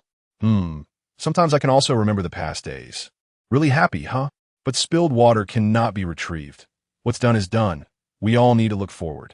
I believe you and Zaheo will be very happy too. Chen Fan pretended to be unaware of the affair and casually jabbed at Mu Xueqing, aiming for some entertainment. Of course, Mu Xueqing knew he was doing it on purpose. She had already laid everything out with Li Ziheo in the group, and this little matter had become common knowledge throughout the neighborhood. Chen Fan couldn't possibly not see it. However, Mu Xueqing wasn't in the mood to argue with Chen Fan too much. Chen Fan, if I said I wanted to go back to our previous life, what would you think? Mu Xueqing finally got to the point. Chen Fan chuckled, trying hard not to be too happy. What do I think? I think you and Mimpy. It's too cold. Have you frozen your brain? Go back to the past. Mu Xueqing, what is wrong with you now? Have you really run out of mint? If it doesn't work, I can give you a suggestion. It seems that Jacques Hazy is quite interested in you. Why not give it a try? After all, Chen Fan, will never go back to eating chaff and swallowing vegetables again. Grinning face, Mu Xueqing stared at the message, lost in thought for a long time. She asked Lin Xiaoxiao, what does that mean? What chaff and vegetables? Lin Xiaoxiao looked at her, swallowed hard, and didn't dare to respond. Suddenly, Mu Xueqing realized, grabbed her phone, and started sending voice messages frantically. Chen Fan, you bastard. How dare you play me? You're the one who eats chaff and swallows vegetables. Your whole family eats chaff and vegetables. Don't think that just because you and that bitch Tang Shui are hiding at home, I can't do anything. I'll catch you sooner or later. I have a gun. I swear I'll kill you. Do you believe it? Mu Xueqing cursed for a long time, her throat smoking from shouting. Until the voice message length ran out, she reluctantly sent it, but did not send successfully. A glaring red exclamation mark appeared. Mu Xueqing froze again. Oh, Chen Fan, you bastard. How dare you delete me? If anyone's going to delete, it's me deleting you. Who do you think you are? How dare you? Puffed. A mouthful of blood spurted out. Mu Xueqing nearly died of anger. Chapter 55, I won't let you take even a hair. Logelis. Tang Shui was doing housework when Chen Fan rushed over with his phone. You have to see this. I'm about to die laughing. I must share this with you. Tang Shui curiously took the phone and looked. Sure enough, it was yet another message from the neighbors. Chen Fan browses these every day and never gets tired of it. However, seeing Chen Fan so happy, she couldn't help but be curious about what refreshing opinions the neighbors had shared. Chen Fan, I know you live alone and it's very lonely. Actually, what is most important for a woman is to be aware of others' feelings. So besides being a bit good-looking, what else does Tang Shui have? Always wearing a stern face, as if everyone owes her 200 yuan. Think about it. Let me take care of you. I have plenty of experience and know how to treat people well. Brother Chen Fan, are you there? Although we're not familiar, you should have some impression of me, right? We've bumped into each other in the elevator a few times. At that time, I was cosplaying as Shiranui. Brother Chen Fan, I'm still young. I don't want to die yet. Please let me stay at your place. I promise I will be good and definitely won't cause trouble for you and Sister Tang. Handsome, I won't say anything else. Just let me in, and I guarantee I'll show you techniques you've never seen in your life. Have you ever experienced a flood of words? Tang Shui was flipping through the private messages sent by those female neighbors. She couldn't help but frown.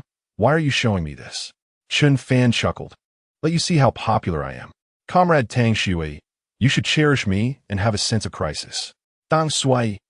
Alright, there's something I need to tell you. Tang Shui returned the phone to Chen Fan and then took out her own phone. Mu Shiueching added me as a friend. Chen Fan, you added her? Tang Shui nodded.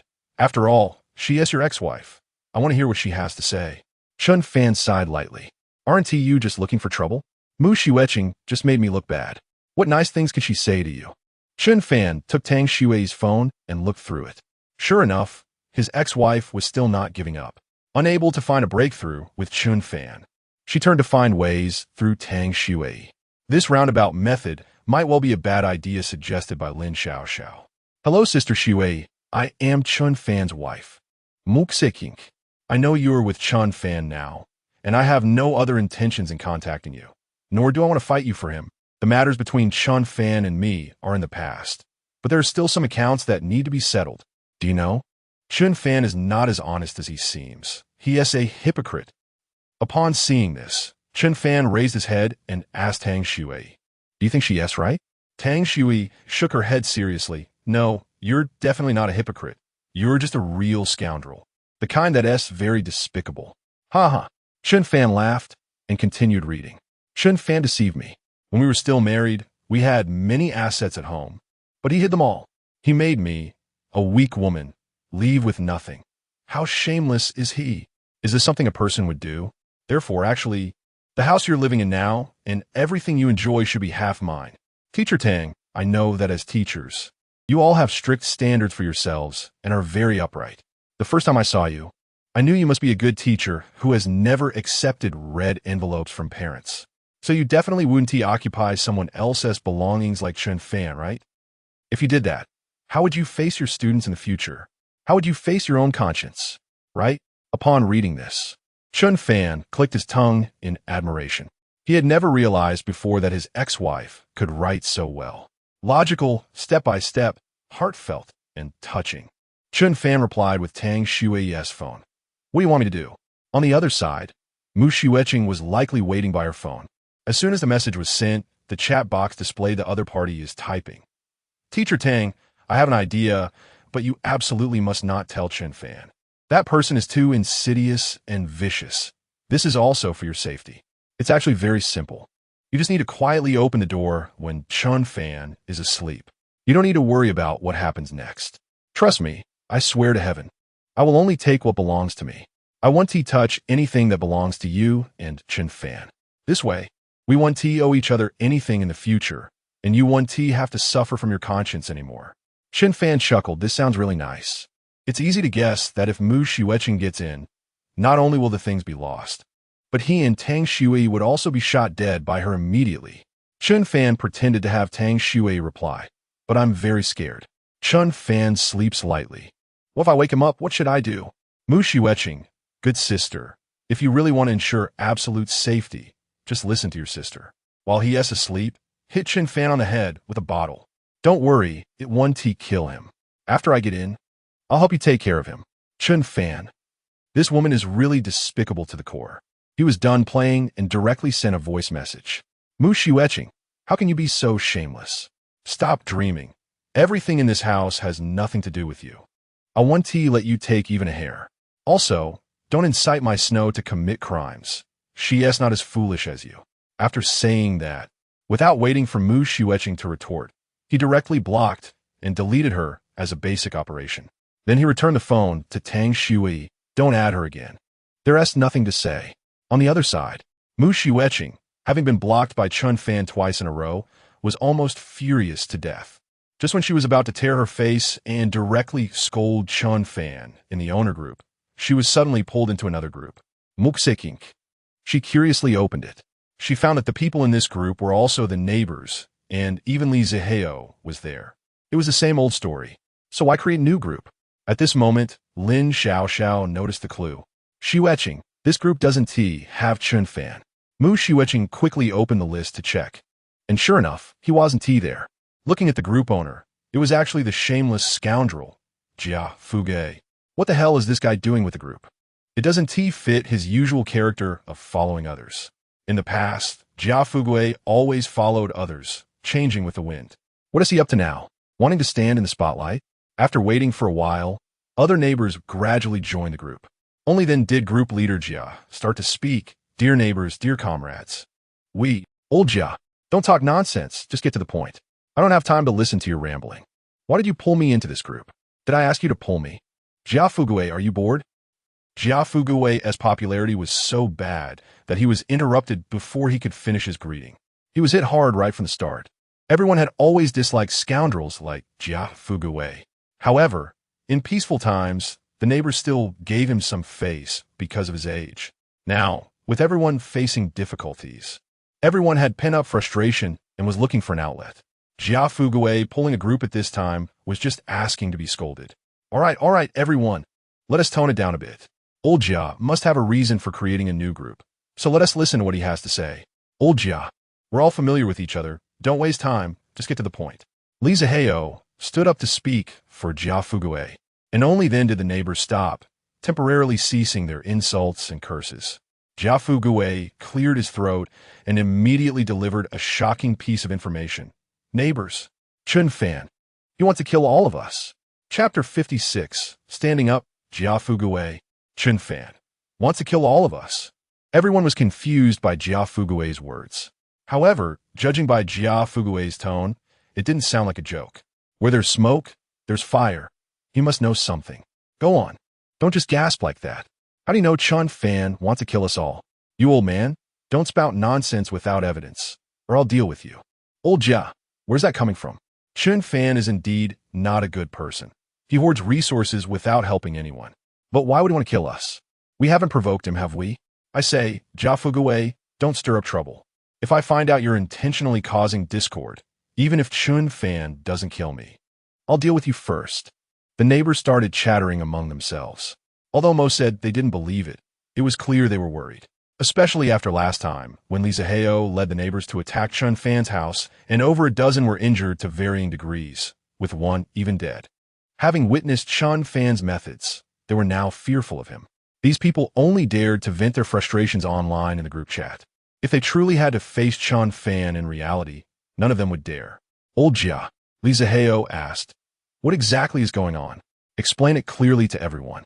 Jia Fugue took a deep breath, as if recalling something terrifying. Neighbors, I swear to God, every word I'm about to say is the truth. If I lie, let me be crippled for life. A few days ago, I actually saw Chen Fan go out. Neighbors, go on. Are you constipated? Jia Fugue, being older, typed slowly, so he simply used voice messages. At that time, I was in my house, and I heard some noise outside. So I looked through the peephole, and just happened to see Chen Fan coming down from upstairs. Although he was dressed warmly, I could still tell it was him. At that time, Chen Fan was holding a sharp big knife, and when he saw the body of that chef Shun in front of my door, he muttered to himself, I should have made more arrows and given each of those bastards' neighbors one. The meaning of this sentence is pretty clear, right? If he doesn't want to kill us all, what else could it be? Jia Fugue's hoarse voice was filled with fear, forcing the neighbors to believe him. In fact, although Jia Fugue swore, he was still lying. What Chen Fan actually said was, I should have made more and given Jia Fugue and those bastards one each. Upon hearing his name, Jia Fugue panicked, scared out of his wits. The horrific death of Shun Hui was still vivid in his mind, and he didn't want to end up like that. With the heavy snow blocking the door, he couldn't go out, especially since he had lost half of his foot, making it difficult to move anywhere. After thinking for several days, Jia Fugue realized that if he continued to hide at home, he might be killed by Chen Fan any day. Rather than wait for death, it was better to fight back. So he pulled together a group of capable neighbors in the chat, trying to rally the power of the crowd to resist Chen Fan together. The chat fell silent. No one spoke. Jia Fugui was very nervous, fearing that no one would believe him. At this moment, a resident from 803, across from Lu Tiantian, spoke up in the group. Neighbors, what old Jia said might be true. Actually, I also saw. You saw what? Other people in the group quickly asked. Resident 803, a few days ago, I suddenly heard a dog barking. Then I looked through the peephole. I saw a person holding a knife, dressed similarly to what old Jia described, opening the door to Lu Tiantian's house at 801. And that person killed the little dog with one slash. I was terrified at the time, and I only dared to open the door after that person left. Lu Tiantian from across the hall is dead, and it was a gruesome death. The neighbors started to panic, their hearts racing. Chen Fan, who looked quite honest, turned out to be a murderer. Are you sure Lu Tiantian was killed by Chen Fan? I didn't see it, but who else could it be? Seeing that everyone was finally starting to believe him, Jia Fugui quickly added support. Neighbors, whether or not Chen Fan killed Lu Tiantian, he definitely killed Shen Hui. I saw Chen Fan shoot a poisoned arrow into Shen Hui's leg, and then Shen Hui died. And it was a horrible death. If anyone still doesn't believe it, you can come to the 12th floor. Shen Hui's body is lying in the corridor. Neighbors. Old Jia, so you gathered everyone in this chat today for what? Li Zihao asked. He thought for a long time. Whether Lu Tiantian was killed by Chen Fan, or if Jia Fugui was telling the truth didn't matter. What mattered was finding a way to deal with Chen Fan. After all, his resources were the only hope for survival they could see so far. Jia Fugui excitedly rallied everyone, of course, to unite all of us to deal with that despicable and shameless murderer together. As long as Chen Fan is alive, he is a threat to all of us. So neighbors, let's put aside our differences. The most important thing right now is Chen Fan, and still Chen Fan. Perhaps the emotional buildup was just right. Old Jia's speech was particularly successful today. Gradually, some neighbors began to agree. Old Jia made sense. Chen Fan was indeed a big problem, and if we don't deal with him, none of us can live well. Indeed, selfish people shouldn't be allowed to continue existing. Chen Fan's presence is a disgrace to our Fuda community, and it will definitely lower the property values of the entire community. Lizio, Old Jia has done something positive today. We should all support him. I agree to put aside personal gains and losses for the greater good. What do you say? Mu Shueqing, after falling out with Li Zihao, Mu Shueqing and he deleted and blocked each other. So now, Li Zihao could only her in the group. Because she had just been humiliated by Chen Fan twice in a row, Mu Shueqing was fuming. The person who wanted Chen Fan dead the most right now was her. Mu Shueqing naturally agreed. I agree too. Let's deal with Chen Fan first. We'll talk about our issues later. Thus, united by a common enemy, Chen Fan, the neighbors tightened their bonds once again, filled with righteous indignation. But the first problem they faced was, how could they get into Chen Fan's house? That seemingly ordinary front door was something the neighbors had already experienced. Without stronger tools, there was no hope at all. Moreover, Chen Fan could launch an attack from unexpected angles at any time. This made the neighbors tremble with fear. Li Zihao, Chen Fan's door must have been specially made. I think it must have been done during his last renovation. This guy is too cunning. We've tried ordinary tools, and they definitely won't work. If all else fails, should we try using guns? Mu Shueqing, seeing the message, snorted coldly. I know what you're planning.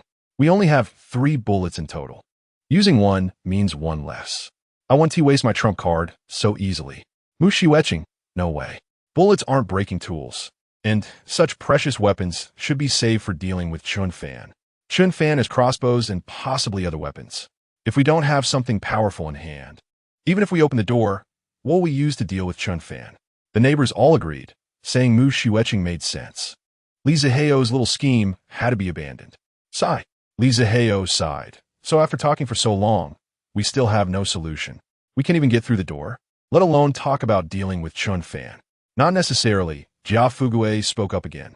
Moreover, there was a hint of pride and a touch of lewdness in the voice. The neighbors, you just got a little favor and you're already showing off, right? If you have something to say, just say it. Jia Fugui, just come in. There's no need to use force. As long as the door is unlocked, Can't we just walk in? There are hidden talents among our neighbors, and extraordinary people abound. No more being low-key. It's time to step up and turn the tide, Brother Wang Mang. Chapter 57. The Avengers Budget Version, 1602, Chen Fan's home. Tang Shui saw Chen Fan sitting in front of the TV, focused on playing PS10. She couldn't help but feel curious. These past few days, Chen Fan no longer spent his time staring at his neighbor's social media like before. Instead, he appeared indifferent to everything. He ate when he was hungry, drank when he was thirsty, and played when he wanted. Aren't you in a hurry to find someone? Why aren't you in a rush anymore? What good does it do to be anxious? There are two ways to catch fish. First, dive in and grab them yourself. Second, prepare bait and wait for the fish to bite. If you keep glaring at the water, the fish will get scared and swim away. How will they bite? Oh. Tang Shui pondered. All the high-profile posts in the owner group these days, showing off life and posting on social media, were just bait for fishing, right? I knew it. You wouldn't act so immaturely for no reason. That would be too shallow. Chen Fan smiled, not entirely. I really wanted to show off a bit, especially after having you. I want to make Mu Shueching and those neighbors envious. It'll drive them crazy, hum? After saying that, Chen Fan turned his head and continued playing the game. Tang Shui's expression darkened. Damn, it turns out I'm a shallow one after all. This kid is indeed very immature. Jia Fugui's newly created group was officially named the Avengers. This sounded more impressive, more international, and of a higher class. The neighbors were surprised by Jia Fugui's grand introduction of Wang Mang. It seemed there really was such a person in our building. Wang Mang rented in this community. Single. He looked honest and simple, bowing and nodding politely to everyone he met. He seemed familiar with everyone, but no one knew what he did for a living. What was Jia Fugui's intention in pushing him forward now? Did he have a way to get into Chen Fan's home? After a pause, Wang Mang reluctantly showed up to greet everyone. Hello, neighbors. Everyone looked at this unfamiliar face. Wang Mang had never shown up in the owner group. His presence was too low-key. Jia Fugui, brother, there's nothing to be embarrassed about. Heroes don't ask about their origins. This is a different time. Just tell everyone your special skills openly, and I guarantee no one will say anything. Seeing Jia Fugui say this, the neighbors became even more curious. So mysterious. Could he be a spy sent from across the strait? Neighbor, what exactly do you do? There's no need to hide it now. 1002 Wang Mang exactly. In this situation, everyone in our Avengers must be completely honest with each other. Only then can we leverage our strengths and maximize our advantages. 1002 Wang Mang, although Jia Fugui had already spoken with Wang Mang beforehand, it was still a bit awkward for him to publicly admit it in front of everyone. Wang Mang murmured in his heart, damn Jia Fugui. It was all his fault for being careless. During an indoor job, he was caught by Jia Fugui, leaving him with a handle to hold on to. Otherwise, it wouldn't be so awkward today. Even if he didn't say anything now, Jia Fugui would still spread it out. After thinking for a long time, Wang Mang hesitated and said, actually, it's nothing much. I just have some skills in lockpicking. Small skills, not worth mentioning. Neighbor. Oh, so you're a locksmith? Wait, that's not right. My nephew works at the police station in this area and keeps records of locksmiths. I haven't heard of anyone in our community being registered. Wang Mang. I don't have a license. Neighbor. Oh, no wonder without a license. I wouldn't know. Wait, no license? Everyone wasn't stupid and quickly realized. Neighbor 1. Damn, half a year ago my door was pried open, and I lost several $1,000s and 2 mobile phones. Was it you? 1002 Wang Mang. Neighbor 2. You're a thief. Recently, I left my newly bought sneakers at the door, and they disappeared while I went downstairs to pick up a package. You took them, didn't you? 1002 Wang Mang. Neighbor 3. 1002 Wang Mang. You tell me the truth. Besides stealing valuable things, have you done anything else? My wife's unwashed bras and panties are left on the windowsill. Why do they always go missing? Wang Mang. Hey, I'm not admitting to that. I have principles. You can ask old Jia about this. Neighbors. Jia Fugui hurriedly jumped in. Dear neighbors. How do we get off topic? Our main task now is to deal with Chen Fan. Let us stop the internal strife. Okay. Neighbor 3. Jia Fugui, you better wait. After this Chen Fan matter is over, you must give me a reasonable explanation. All right, We can deal with other matters later. Li Zihao had no interest in these gossip and some people's strange hobbies. He seemed to have guessed Jia Fugui's intention in bringing Wang Mang out. Old Jia had a point. This is a special time, special circumstances. Heroes don't ask about their origins. Anyone who can help us take down Chen Fan is a hero. Brother Wang Mang, are you confident you can open Chen Fan's door lock? His door has been modified, so I imagine the lock has too. Wang Mang was quite confident, saying, let us put it this way, since I came to Jinling, I've never encountered a lock I couldn't open. Great. Li Zihao became excited. Finally, there was hope to break into Chen Fan's home. Brother, as long as you can open Chen Fan's door, it will be a great achievement. We will wipe the slate clean for all your past mistakes. All neighbors who suffered losses will be compensated double by me, Li Zihao. Moreover, after this snow disaster, I can give you an endless amount of money. You won't have to run around anymore for the rest of your life. Do you agree? 1,002 Wang Mang. When Wang Mang heard this, he felt like he was on fire. Agree, he must agree. Living in the shadows his whole life. Always trembling and never receiving a bit of respect or love from others. Wang Mang had long had enough of this kind of life. No matter if this snow disaster can pass, or if Li Zihao's promise is just an empty check. Just the thought of wiping the slate clean was enough to spur Wang Mang onward. The neighbors, seeing Li Zihao personally vouch for him, felt they couldn't say much more. After all, compared to a miserable thief, they hated Chen Fan even more, who had everything but wouldn't share. The Women's Federation quickly devised a battle plan. Step 1. Prepare to hold quilts over their heads and stick 2 green onions up their nostrils to prevent Chen Fan from throwing out fragrant words. Neighbors held pots, lids, and other tools to protect their sides, preventing Chen Fan from launching sneak attacks from different angles. This formed a mobile fortress with no defensive blind spots. Step 2.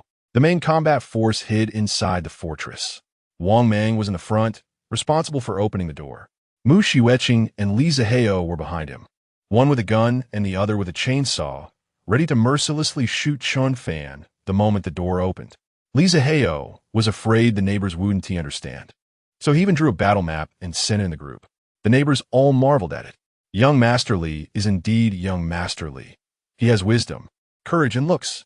Chapter 58. This crazy alternate space has everything. The things that need to be prepared are already made, and the Avengers can quickly engage in battle. From the moment they each left their homes and gathered at Chen Fan's doorstep, Chen Fan watched the entire process clearly on the surveillance. What were they planning to do? Tang Shui, sitting beside Chen Fan with a bag of potato chips, also started to watch. On the screen, some of these people were holding blankets, some were carrying stools, and others were lifting pot lids. In short, they had all sorts of random things in their hands. Chen Fan focused intently, not understanding their actions. However, he felt reassured. No matter how these little mice flailed about, they were just running in circles in a glass vessel. Oh no, why are there so many people? They aren't planning to evacuate, are they? Why hasn't anyone mentioned it in the group? As the crowd grew, Tang Shui became restless. Did they receive some news and plan to evacuate collectively? Chen Fan shook his head. Just calm down. There's nowhere else to go in this world. After a while, Tang Shui noticed a pattern. Those upstairs were coming down while those downstairs were going up. It seemed that their gathering point was right here. Chen Fan, they seem to be coming for us. What should we do? After all, there were more people outside, and this situation looked somewhat intimidating, which made Tang Shui anxious. Chen Fan, however, appeared indifferent. What are they messing about for? Even if you give them 100 years, they still can't break in. But Chen Fan was curious. Li Zihao had already organized this once. Wasn't the lesson from last time enough? What gave these people the courage to try again? Sounds began to emerge outside the door as the neighbors gathered. They started to form a lineup. Soon, a rectangular defensive fortification was completed, piled in front of their house.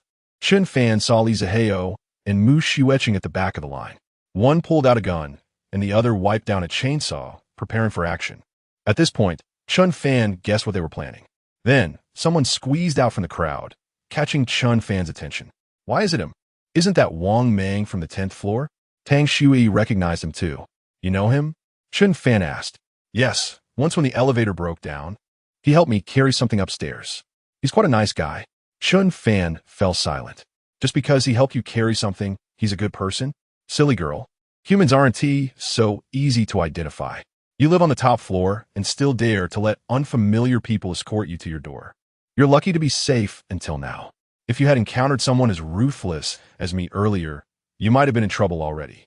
On the screen, Wang Mang was the first to squeeze into the fortress with his toolbox, followed by Li Zihao and then Mu Xueqing. Chen Fan smiled. His ex-wife was still clever. Standing at the back was clearly to prevent Li Zihao from sneaking an attack. His curiosity grew. What was in that toolbox of Wang Mang's? Was it more effective than a gun? Before long, the answer revealed itself. Chen Fan heard rustling sounds coming from his door. It seemed something was being inserted into the keyhole, performing intricate operations. It was unlocking. Chen Fan's pupils suddenly dilated, and his heartbeat quickened with excitement. You bastard. I finally caught you. Xue, Standbuck. Seeing Chen Fan's suddenly grim expression, Tang Shui knew he wasn't joking.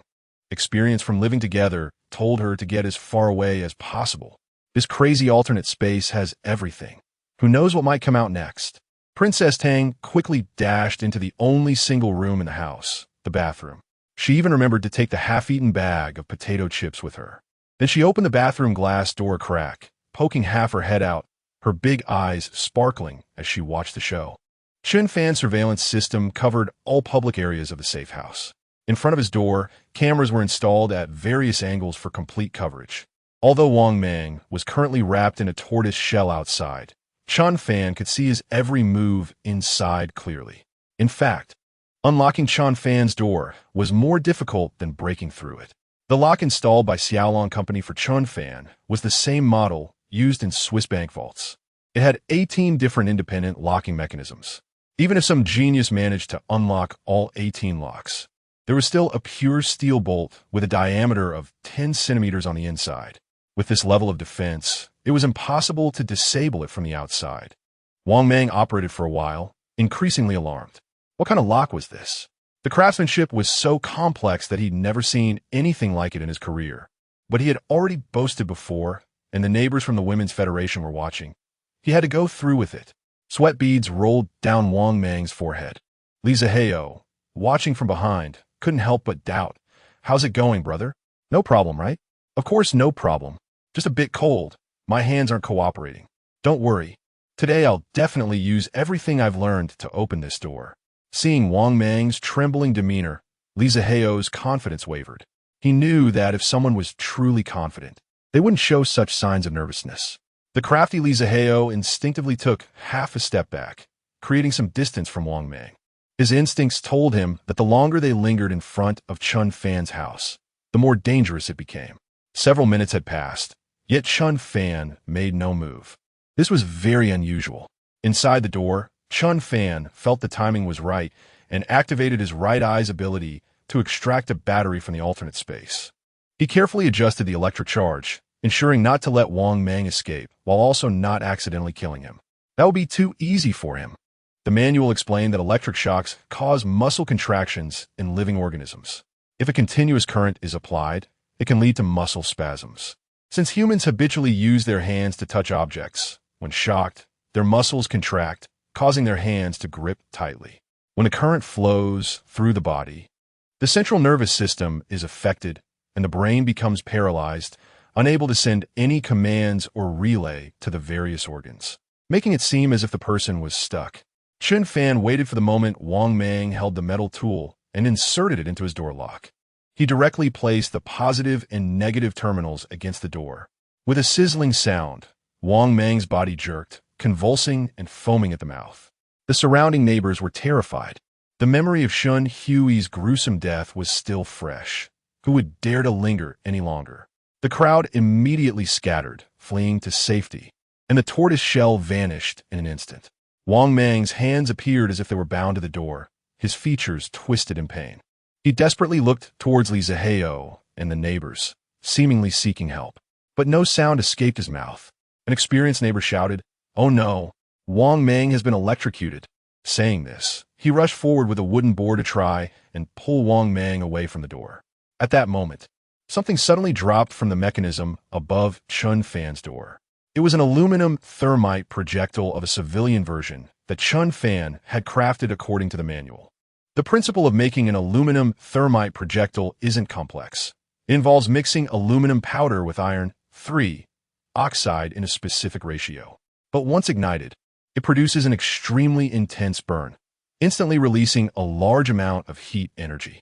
A standard military-grade aluminum thermite projectile can reach temperatures of 3,000 degrees. It can burn through steel, let alone a human. However, Chen Fan did not want a target to die so peacefully. He slightly adjusted the formula so that the burning process would not end quickly. Wang Mang was set on fire in front of everyone's eyes, slowly being burned to death. The neighbors watched in horror as the struggling, writhing fireball unfolded before them. Their faces were scorched by the heat, while their hearts felt increasingly cold. This Chen Fan was too terrifying. He was simply a devil. Chapter 59, Only Those Who Help Themselves. The Genius Helps. Do you understand? Demon devil. He is not human. Chen Fan is the devil. The first to break down was Jia Fugue, who had been the most enthusiastic before. The more cunning a person is, the more cowardly they become. Seeing Wang Mang slowly turn to black ash before his eyes, Jia Fugue turned to escape. He knew his legs were weak, so from the beginning, he had been cautious. He quietly hid behind everyone, so in case of an accident, he could retreat and use his neighbors in front of him as shields. At that moment, a sound sliced through the wind. A crossbow bolt shot out rapidly from an unknown direction. It cleverly avoided all the people in between and headed straight for Jia Fugue. He only felt a numbness in his lower body and looked down to see a crossbow bolt lodged in his other good leg. This arrow looked exactly like the one that had shot in Shunhui that day. At the same time, Chen Fan's voice echoed from all directions in the corridor. Old Jia, you haven't forgotten this arrow, have you? That's right, it's the same as Chef Shen's. In a couple of days, you'll end up just like him. While there's still time, hurry up and crawl to the 12th floor and lie next to Shenhui. You two can keep each other company. Chen Fan's voice was deep, eerie, and terrifying. Jia Fugue's eyes widened in fear, his facial muscles twitched, and a foul smell seeped from his pants. I don't want to die. I don't want to die. Chen Fan, what do you want? I'll give you anything. Please spare me, I beg you. His heart-wrenching wails received no response. The neighbors, seeing Jia Fugue's appearance, guessed that the crossbow bolt he had was unusual, and naturally, no one wanted to approach. They just formed a circle around him, whispering among themselves. Desperate, Jia Fugue scanned his surroundings and suddenly saw the chainsaw in Li Ziheo's hands. He crawled over regardless of everything. Young Master Li, Brother Li, save me. You must help me for all the support I've given you. At this point, Li Ziheo didn't have the heart to hold a grudge against him for his previous fickle behavior. He only asked, how can I help you? Chen Fan must have poisoned the arrow. We don't have an antidote. How about I drag you to Shenhui? At least you'll have some company? Jia Fugue shouted no. I can still be saved. His eyes turned red as he flipped over, sitting in front of Li Ziheo, revealing his injured leg. Come on, help me saw off this leg. The neighbors. Li Ziheo. What the hell? Jia Fugue was being a bit impressive. For many people, even if they knew they were going to die, they might not have the heart to do such a thing to themselves. Li Ziheo looked at the chainsaw in his hand. After the last forced attack on Chen Fan's house, Sun Ligong had sharpened the chainsaw teeth. Using such a dull tool to cut would inflict unimaginable pain on Jia Fugue. Are you really sure about this? Yes, I don't want to die. I have to live. Come on. Jia Fugue was exceptionally determined. He raised his arm, biting down hard on his sleeve, tightly closed his eyes, and turned his face away. Li Ziheo, also not backing down, frowned and pulled the switch. The chainsaw roared to life. The teeth fell, and blood and flesh flew. Jia Fugue let out a single cry and then fainted from the pain. Li Ziheo did not stop, truly sawing off Jia Fugue's leg from a knee. Some neighbors who witnessed this scene immediately turned and vomited. Perhaps Jia Fugue's moment of courage had moved them. After completing the surgery, everyone hurriedly helped wrap his leg with cloth.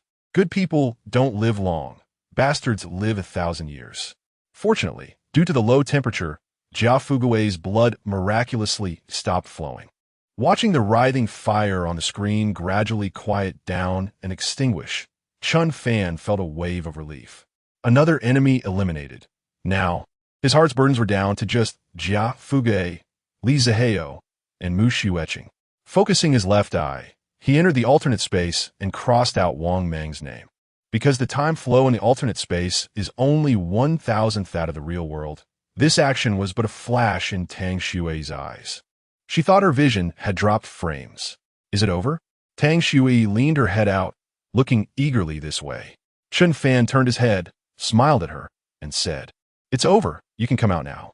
Tang Xue was positioned towards the back and hadn't seen the burning of Wang Meng or the sawing off of Jia Fugue's leg.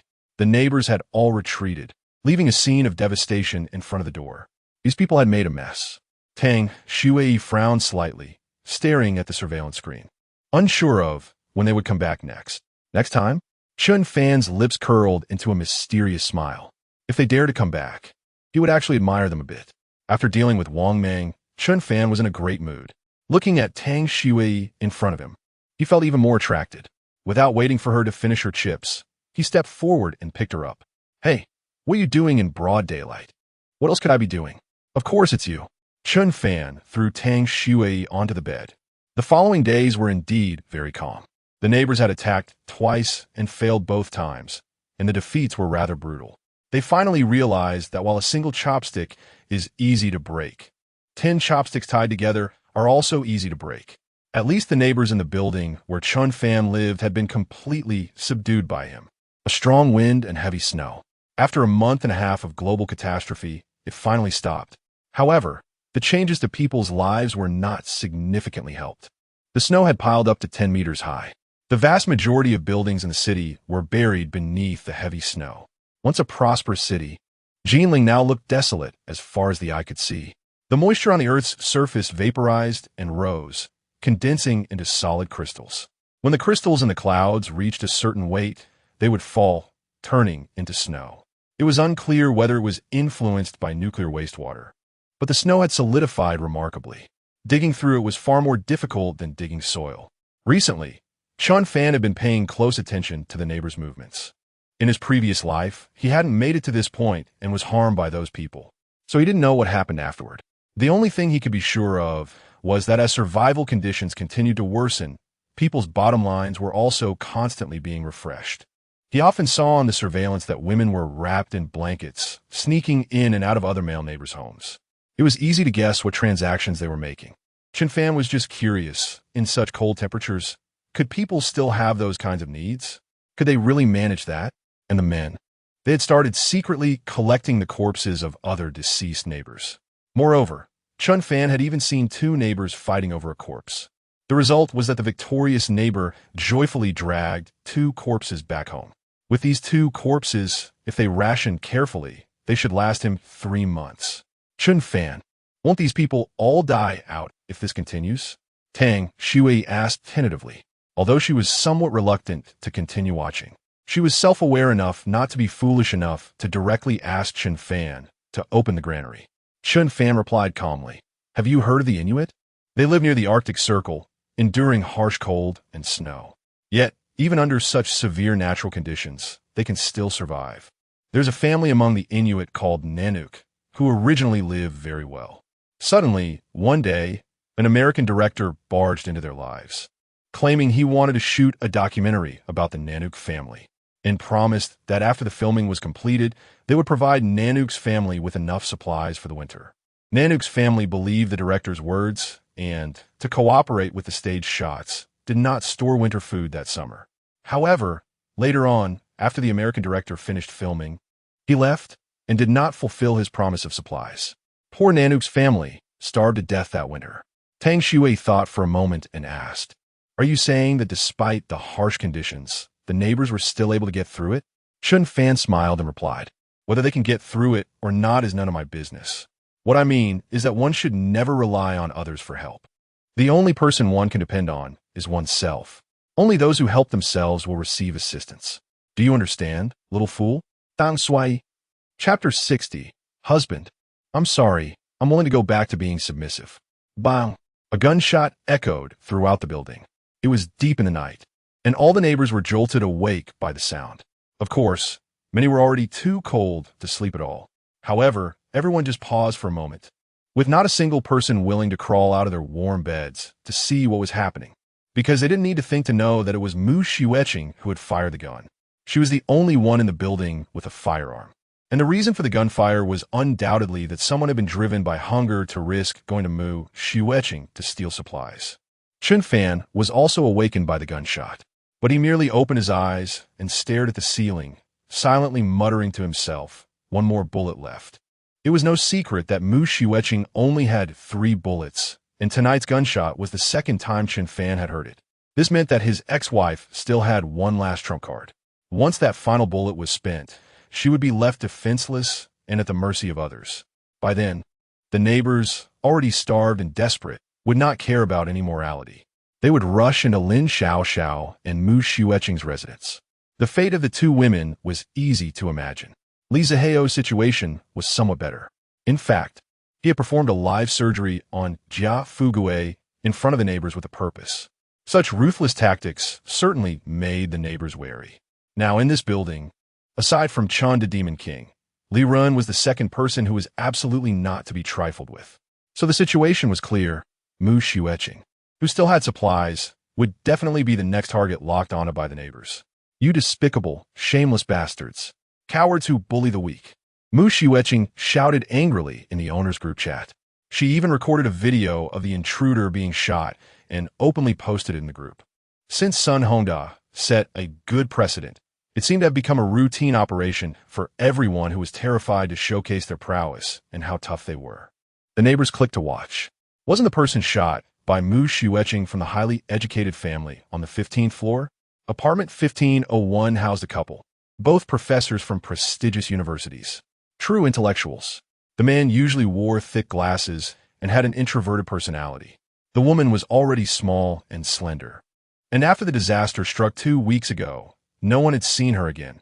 She had likely perished under such harsh conditions. In the video, the male professor's face had become gaunt from starvation, resembling a skeleton covered with skin. His right eye had burst, turning into a bloody hole, a sight too horrific to bear. Mu Xiueqing's bullet must have hit there. Chen Fan's mouth curled into a smirk. It seemed this woman learned quickly and could now achieve a headshot. However, mastering the technique was useless. She had only 1 bullet left. This was a very awkward situation. If she used that bullet, Mu Xiueqing would essentially be left with nothing to shield herself. If she held on to it, what was the point of having a bullet?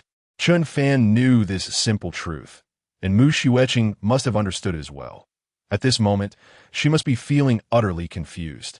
Mu Xiueqing shouted loudly in the group, but received no response. In the eyes of the neighbors, she had already become a delicious prey, just waiting for the next starving ghost to come and deplete her last bullet. They could swarm her and steal her supplies clean. Ding! A notification popped up on Chen Fan's phone. The gunshot had startled him awake, and he felt he wouldn't be able to sleep for a while. He glanced at Tang Shui beside him. Wow, she was sleeping soundly, looking very sweet. Chen Fan didn't want to disturb her lovely dream, so he gently kissed her forehead, picked up his phone and got out of bed. On the phone screen, "Are you there?" Chen Fan frowned. He had just been wondering who was messaging him in the middle of the night. It turned out to be a friend request from Mu Xiueqing. The verification message was the same old line. "Are you there?" Annoyed, Chen Fan tossed his phone aside and turned on the TV. Ding! Not long after, Mu Xiueqing sent another message, this time much more polite. "Chen Fan, please add me. I have something to talk about." Chen Fan glanced at it, scoffed, and threw his phone aside again. Something to talk about? Now there were many people looking for him with something to say. Who did she think she was? After a while, Mu Xiueqing could no longer hold back. The verification message read, "Husband, I know I was wrong. Please add me." A cold smile appeared on Chen Fan's face. After so long, he finally waited for this day. Mu Xiueqing had finally reached her breaking point, both materially and spiritually. Chen Fan tapped approve on the friend request, adding Mu Xiueqing once again. He didn't do this out of kindness. He intended to push this woman thoroughly into hell according to his original plan. Chen Fan wasn't even sure if he still had a heart in this body. What he was certain of was that mercy had nothing to do with him. As soon as he approved the friend request, before Chen Fan could ask anything, Mu Xiueqing began to confess. She typed quickly, fearing that Chen Fan would lose patience and delete her before she finished explaining. "Husband, I was wrong. I really know I was wrong. All the mistakes were mine. For the sake of our marriage, could you forgive me just this once? Let me come home. I promise to listen to you from now on. I won't have any more contact with Lisa Heyo. Oh no, I won't have any contact with any man. I swear. Just let me come home. I'm willing to obediently serve you, together with Tang Shui. Really, I'm willing, or let me serve both of you. That's fine too. Mu Xueqing lowered her posture to the ground, making Chen Fan feel quite uncomfortable. He found it hard to respond to her. It was hard to imagine that this was once the ex-wife who had looked down on him. All right, Chen Fan quickly interrupted her.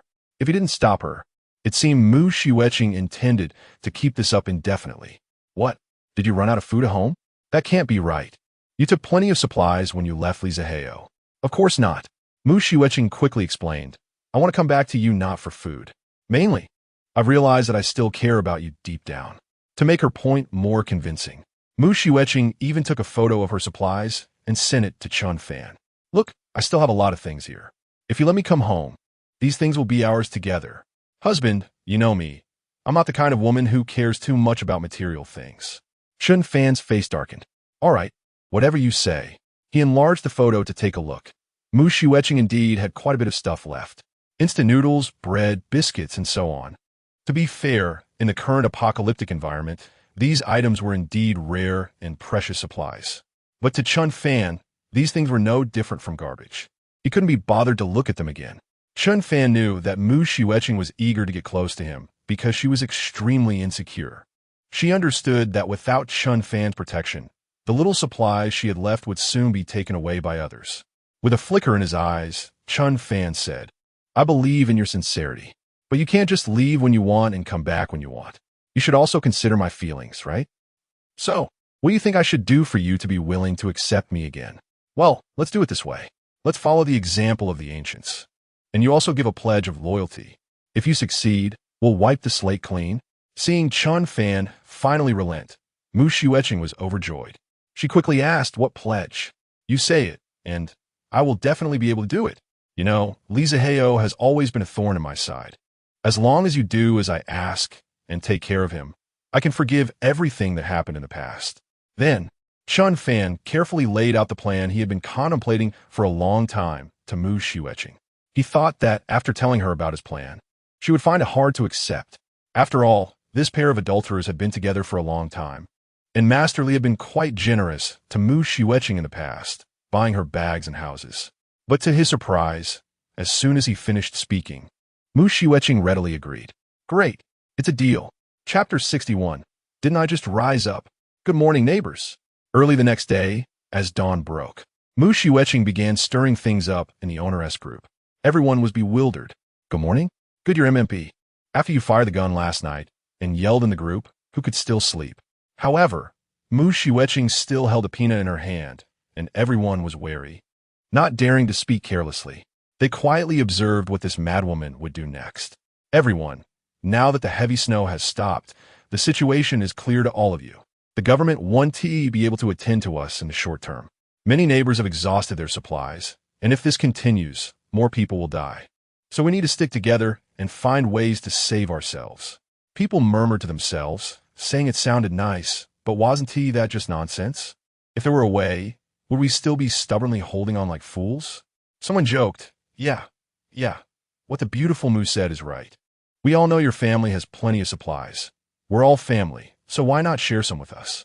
Sure. To everyone's surprise, Mu Xueqing immediately agreed. Huh, really? At this, the neighbors perked up, sitting up straight to reply to Mu Xueqing. Are you serious? You're willing to share your supplies with us? I'm a very sentimental person, easily moved to tears, so don't play with my feelings. Beauty, truly, one's character can be seen from their appearance. You are beautiful inside and out. I admire you so much. No need to say more. This is true friendship in times of trouble. Once this heavy snow passes, sister, I'll treat you to a 10-day trip to Dubai. Mu Xueqing, actually, I heard some noise last night and wanted to come help you. But I was afraid you'd misunderstand and think I was there to steal something. What's wrong with people nowadays, doing shameless things for their own selfish desires? The couple from Unit 1501 are both university professors. TSK, heartless beasts dressed like humans. Beauty, my supplies ran out long ago. I've been hungry for 2 days. Where are you going to send us supplies? Everyone enthusiastically expressed their gratitude to Mu Xiueqing. Through the screen, Mu Sharon could feel how desperately these neighbors craved food. Damn it, you hungry ghosts. You think I don't know you're hungry? If it weren't for wanting to get back into Chen Fan's house, I wouldn't care if you lived or died. However, according to the plan, Mu Xiueqing patiently explained, everyone, I understand your feelings. But please listen to me first. I am willing to stand with everyone, but with just what I have in hand, there's very little to distribute to each person. How long can everyone hold on? So I think, since we're sticking together, no one should be selfish. Don't you agree?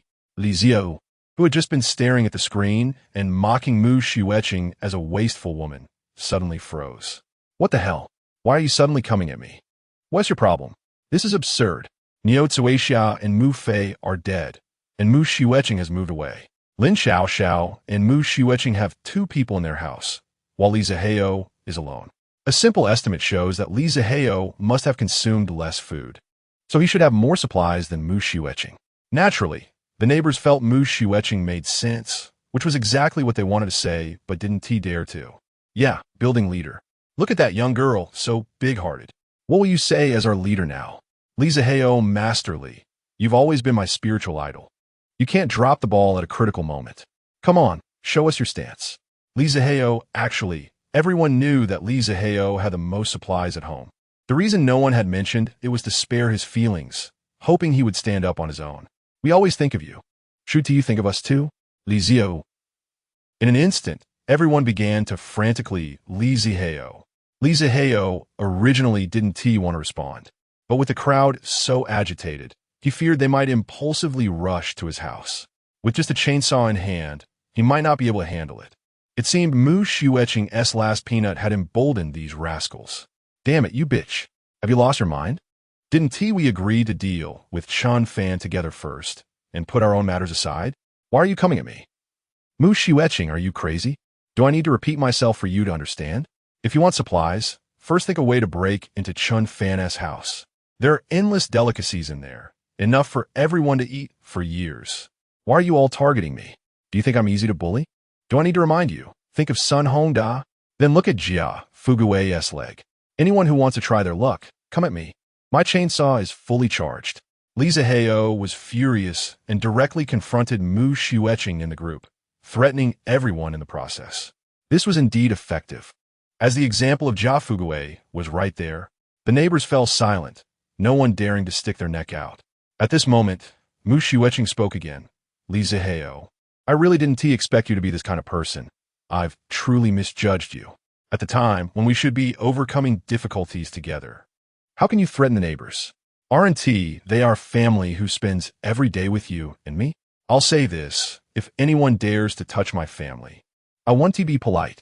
Don't forget, the gun in my hand, isn't for show. Her words were concise and powerful. Li Zihao didn't dare to move. The neighbors were deeply moved. Now everyone understood that finding away from Chen Fan was simply impossible. Li Zihao using Chen Fan as an excuse was clearly just a pretext. Selfish, despicable, base, shameless. Fortunately, we have the gun goddess Mu Xiueqing. That peanut may not be able to deal with Chen Fan, but it's more than enough for Li Zihao. Li Xiao, a selfish person like you doesn't deserve to be our building leader. I strongly demand a re-election. I nominate Mu Xiueqing as our new leader. Who agrees? Who opposes? I agree. I agree too. A chorus of flattery erupted. Li building leader was inexplicably overthrown. Unit 2, Building 12 of Fuda Community. A new queen was born. Although she knew this position had little significance, seeing the neighbors' support, flattery, and adoration, Mu Xiueqing smiled brightly. She had spent her life as a man's accessory and had never experienced this feeling of being the center of attention. Who says women can't stand tall? Didn't I just rise up? Mom, brother, you can rest in peace in the heavens. Qing has brought glory to the family. Mu Xiueqing secretly sent a message to Chen Fan. I did as you said, just as you predicted. The neighbors all support me now. You truly are insightful. Hubby, you're amazing. I love you so much. Moi. Chen Fan replied with a smile. I saw it in the group. Well done. Keep it up. Let us proceed to the next step. Chapter 62. Are you trying to go down with me? Mu Shiueching, don't just talk sweetly. I don't believe you actually plan to share the goods with everyone. Show me you can share even one. Li Zihao still didn't believe that this selfish, profit-driven, fake innocent bitch would genuinely distribute precious food to these foolish neighbors. After all, she could ignore her own mother for her own benefit. However, this time, Li Zihao was slapped in the face by Mu Shiueching. She straightforwardly said in the group, "I'm opening my door now, neighbors. Please organize yourselves and don't be chaotic. But I'm sorry, everyone. I don't have much food at home, so I'm afraid I might disappoint you. You won't blame me, will you?" Sad face. How selfless. How moving. Who could possibly blame her? The neighbors were all falling in love with her. Goddess Shiueching, please forgive my excitement.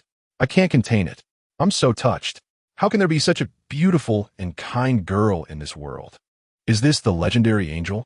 Director Mu, I, Zhao Si, swear to follow you for life, never to betray you.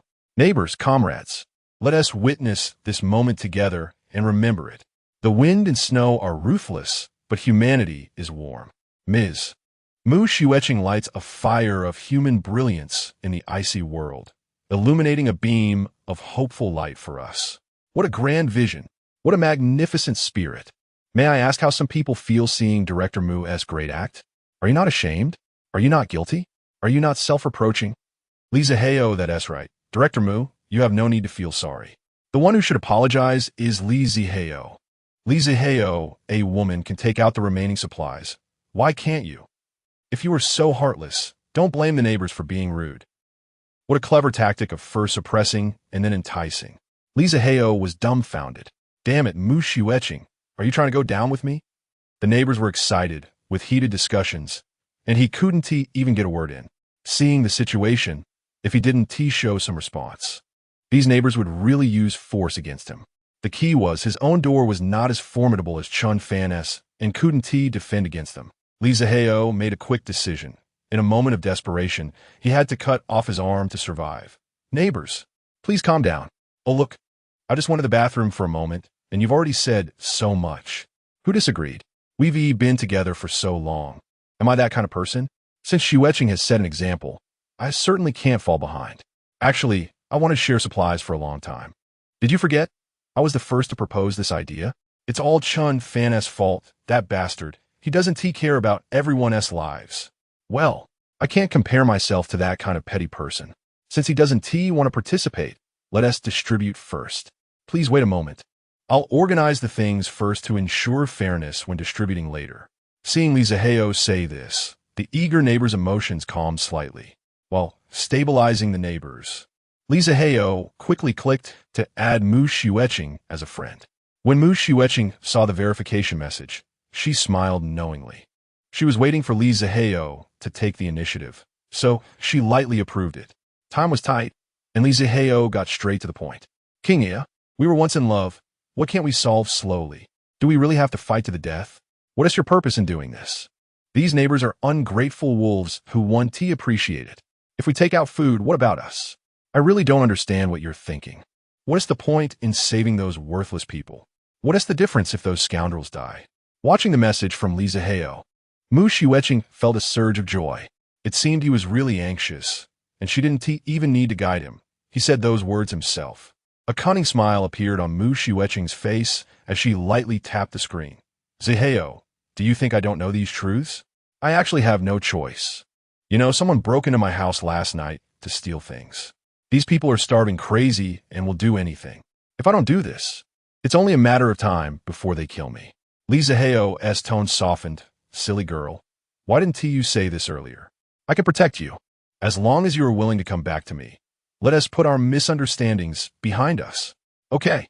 I still love you. Mukseking smerkt. Love? Love my ass. If I was forced into a corner, would you say this? Who are you playing with? These are tricks I played when I was young. But Zihao, given the current situation, I'm afraid just the two of us can't fend off so many neighbors. What should we do? Li Zihao was overjoyed to see Mu Shiueching relent. He was waiting for this sentence. Don't worry, I've already thought it through. Later, you just organize everyone to come to my place to collect supplies. I will prepare some hot soup in advance and then put some drugs in it. The neighbors will definitely be suspicious, so you just lead by example. Everyone trusts you now. If you drink it, they will definitely drink it too. Of course, the soup I bring you will not have any drugs. You can drink it safely. And then? There's no, and then. I'll poison those greedy bastards with a drug that will kill them all. And then everything will belong to the two of us. With these supplies, we can definitely last until this disaster passes. Zaheo, you're so great. I knew in the end, I'd still have to rely on you. It's settled then. Mu Shiueching and Li Zaheo both put down their phones. A sinister cunning appeared on their faces. Meanwhile, Chen Fan had been waiting for Mu Shiueching's progress. Beep. A notification sound rang. Chen Fan opened it to see a chat screenshot from Mu Shiueching with Li Zaheo. Chen Fan smiled slightly. Very good. The prepared drugs are at my door. Come and get them. Mu Shiueching was puzzled. Since Li Zaheo wanted to kill all the neighbors, let him do it. What use was there in keeping those people? Chen Fan was displeased. You do as I say, have you forgotten? No, darling, don't be angry. I will definitely obey. Now Chen Fan was the main god to Mu Shiueching. Whatever he said, she would do. Mu Shiueching stealthily arrived at Chen Fan's door, easily finding a small package. Afraid of being discovered by the neighbors, she quickly picked it up and hid it in her arms, then looked around. When she turned to glance at Chen Fan's door, Mu Shiueching couldn't help but pause. In her heart, she silently thought, just one more step, just the last step, and I can enter behind this door. I want to have to nibble on bread, drink cold water, or sleep on a cold bed anymore. Darling, just wait for the good news of my victory. Chapter 63. Hidden Agendas. The agreed time finally arrived. The neighbors, each with their own hidden agendas, gradually came to Li Zaheo's house. Distributing food was more important than anything else at the moment. Even the immobile Jia Fugui forced himself to crawl to Li Zaheo's home using his hands. As he got closer, a nauseating stench assaulted everyone. Over time, Jia Fugui had become unrecognizable. The neighbors instinctively avoided him. I say, Jia Fugui, why do you smell so bad? Even if you don't bathe, it shouldn't be this strong. Everyone's about the same. You're not exactly pristine yourself. Jia Fugui's mouth opened, and the stench became even worse, instantly filling the hallway. Everyone quickly covered their mouths and noses. At that moment, someone realized that since Jia Fugui could no longer walk and was completely defenseless, he had experienced several thefts. Logically, his home should have been out of food by now. How had he managed to survive until today? Could it be? The neighbors took a closer look and noticed a mysterious yellow stain at the corner of Jia Fugui's mouth. Oh my God, you can't be surviving by eating that, can you? The neighbors were collectively shocked and stepped back in horror. Last time, when this old man had voluntarily let Li Zaheo saw off his leg, everyone knew he was ruthless, but no one expected him to go to such extremes. You really have a strong will to survive. A few neighbors could no longer tolerate it, donned gloves, and pulled Jia Fugui away. They promised him that if he cooperated, they would save him a share of the food later. If he came any closer, they'd kill him right then and there. Only then did Jia Fugui behave. Everyone continued to wait eagerly for the food distribution. Li Zaheo appeared quite agreeable, throwing open his door wide and displaying various foods scattered all over the floor. He wore a hospitable smile, but tightly gripped a chainsaw in his hand. The neighbors looked at Li Zaheo nervously, unsure of his intentions, and still felt somewhat apprehensive. Everyone behaved themselves, standing quietly in place waiting for the new leader's arrival. Before long, Mu Shiueching stepped forward, flanked by Lin Xiaoxiao and several other neighbors. By now, Lin Xiaoxiao had completely become Mu Shiueching's little servant. Without the leader's instructions, she didn't even dare to speak casually. Mu Shiueching sniffed, her expression slightly displeased. What is that smell? With a glance from their leader, the neighbors immediately understood. Several men rushed over and threw Jia Fugui further away. Mu Shiueching nodded slightly, indicating her satisfaction with her subordinate's performance. Mu Shiueching felt a secret thrill. This feeling was incredibly satisfying. Is this the taste of power? No wonder everyone likes to be in charge. It really is enjoyable. If it weren't for wanting to enter Chen Fan's house, I might even be reluctant to leave these dogs. The crowd instinctively parted to make way. Mu Shiueching walked in and locked eyes with Li Zaheo. They exchanged a knowing smile, both deep and meaningful. Family, let me say a few words. No matter what happened before, The fact that Li Zihao is willing to share supplies with us now shows he has recognized his mistakes. For comrades who admit their errors and correct them, we should still be tolerant and forgiving, right? As she said this, Mu Shiueching secretly winked at Li Zihao. He understood immediately and quickly expressed his agreement. Ah yes, I completely agree with what Shiueching said. I've realized that some of my previous thoughts were wrong. To express my apology to everyone, I've specially prepared a rich meat soup for the neighbors. Come and warm yourselves up. Meat soup. The steaming meat soup caught the neighbors' attention. They noticed a large pot on Li Zihao's stove emitting white steam. Taking a sniff, it smelled delicious. It was all Jia Fugui's fault for stinking so badly that it masked the aroma. In this apocalyptic world, meat soup was incredibly precious. Just the scent made some neighbors' mouths water. Wait a moment. There were still some clever individuals in the crowd. Neighbors, as the saying goes, first the villain, then the gentleman. I must speak frankly. Brother Zihao is so kind to invite us for soup. This soup surely won't have any problems, right? Right. The neighbors who had reached out quickly pulled their hands back, almost forgetting that the person before them was infamous for being ruthless. Would he obediently surrender today with everyone pressuring him? Li Zihao chuckled, knowing that suspicion was to be expected, and thankfully, he and Mu Shiueching had already agreed to play their parts. It was normal for the neighbors to feel uneasy. Shiueching, as the floor leader, set an example for everyone to dispel their doubts. If we wait any longer, the soup will cool down.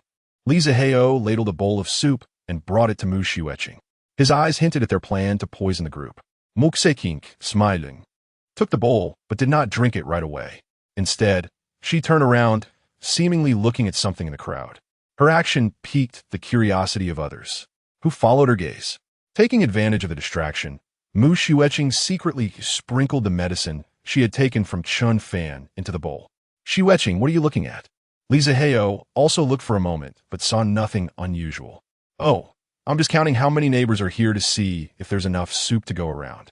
Li Zihao, what kind of trick is this woman trying to pull? Can you even count? Haha, our floor leader Mu is fair, and everyone following you won't go wrong. Don't worry, everyone will get to drink. Li Zihao emphasized the last 4 words, urging Mu Shiueching to stop pretending and hurry up. Mu Shiueching replied, oh no, this bowl of soup is cold. I'm not feeling well these days. How about you drink this bowl, and I'll have another? Li Zihao was taken aback, realizing something seemed off. He wore a fake smile and leaned in close to Mu Shiueching, whispering, Shiueching, it's such a crucial moment. What are you doing? Didn't we agree on this? Mu Shiueching replied in a low voice, how do I know there's no poison in this bowl of soup? What if you want to eliminate me too? Li Zihao chocolat. I see. It seems this woman has learned a lot during this time and can think of this level. However, I truly didn't tea poison the soup for Mu Shiueching. I hated her, planning to torture her slowly after killing everyone. By then, dealing with a little girl wouldn't tea require poison, right? Li Zihao laughed heartily, took the meat soup from Mu Shiueching, and turned to the surrounding neighbors, loudly declaring, all right, since my Shiueching is so supportive of me, I will enjoy this first bowl of soup. With that, he gulped down the soup. After finishing, he wiped his mouth and turned the bowl upside down, proving he had consumed every last drop. How about that? Now you all believe. Before he could finish, Li Zihao suddenly felt his head spinning, as if he were suffering from a severe hangover, making it hard to even stand. He quickly realized he had been poisoned by Mu Shiueching. You, why would you? With a thud, Li Zihao collapsed to the ground, convulsing all over. Chapter 64. Turn around and take a look. Chen Fan has come out. The neighbors stared at the trembling Li Zihao on the ground, utterly shocked. What is going on? Could it be that he really poisoned us? There's something wrong with the soup. What nonsense. If Li Zihao poisoned the soup, would he drink it himself? Is he an idiot? That's true, but what is going on? Can we still drink this soup? Drink what? With such a greedy mouth. Listen to the building manager. Everyone was at a loss, and all turned to look at Mu Shiueching. At this moment, among all the people present, only Mu Shiueching knew what was happening. Neighbors, there's no need to panic. Mu Shiueching cleared her throat, stepped forward, facing the crowd, looking as if she had everything under control. You guessed it right, this soup indeed has a problem. That filthy Li Zihao wants to poison all of you. What? Hearing Mu Shiueching say this, All the neighbors were shocked. How poisonous is Li Zihao? What is he thinking, trying to kill so many people? Isn't he afraid of going to hell? But how does Mu Shiueqing know about such a secret? Everyone looked at her with puzzled expressions. In this apocalypse, everyone had learned to be smart, and they wouldn't easily believe anyone's words. Now Li Zihao, lying on the ground, was twitching with his eyes wide open, unable to make a sound. Could this be another conspiracy? What if this is a trap designed by Mu Shiueqing, a scheme within a scheme? Wouldn't we be letting her use us as pawns for nothing? So the neighbors didn't move, planning to observe the situation. Mu Shiueqing could naturally guess what the neighbors were thinking. She smiled and pulled out the prepared chat screenshots from her phone and sent them to the owner group. I won't say much, just take a look for yourselves. The neighbors quickly opened their phones. What Li Zihao had said to Mu Shiueqing earlier appeared before everyone's eyes. These neighbors are all ungrateful. They won't be grateful at all. I really don't understand what you're thinking. What's the point of saving those trash? Those scum can just die, what does it matter? At that time, you just need to lead by example. Everyone trusts you now. If you drink, they will definitely drink. The poison I put in is lethal. It will kill all those greedy bastards, and then everything will belong to the two of us. Of course, Mu Shiueqing only shared Li Zihao's conspiracy and deleted everything she had said. The evidence was conclusive. The neighbors didn't care about the details. They could now confirm that Li Zihao indeed wanted to kill them all, and that fact was enough. The neighbors glared angrily and surrounded Li Zihao. So close. We almost died at the hands of this beast. Neighbors, now you all understand. Li Zihao tried to recruit me to conspire against everyone. Bah! What does he take me for? How could I, Mu Shiueqing, ally with a wolf and assist evil? Now everyone, how should we deal with this scumbag? Mu Shiueqing pretended to be indignant and incited the crowd. Although Li Zihao on the ground couldn't speak, he was still very aware. He used all his strength to try to expose Mu Shiueqing's true nature to the crowd. But the medicine Chen Fan concocted was very powerful. Even though Li Zihao's face was turning purple and his eyes were bulging as if they were going to pop out, he still couldn't utter a word. Such a beast deserves to be tortured to death. Exactly. Letting him die easily is too lenient, in my opinion.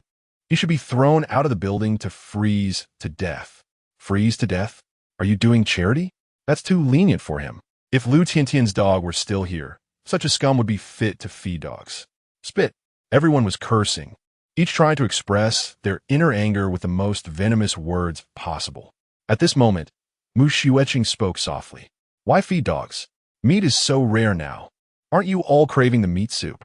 Upon hearing Mu Shiueqing say this, the crowd suddenly fell silent. The steam from the meat soup in the pot was still rising, but these people knew that it was poisoned and could not drink it. But it smells so good. The aroma was enticing, captivating, and maddening.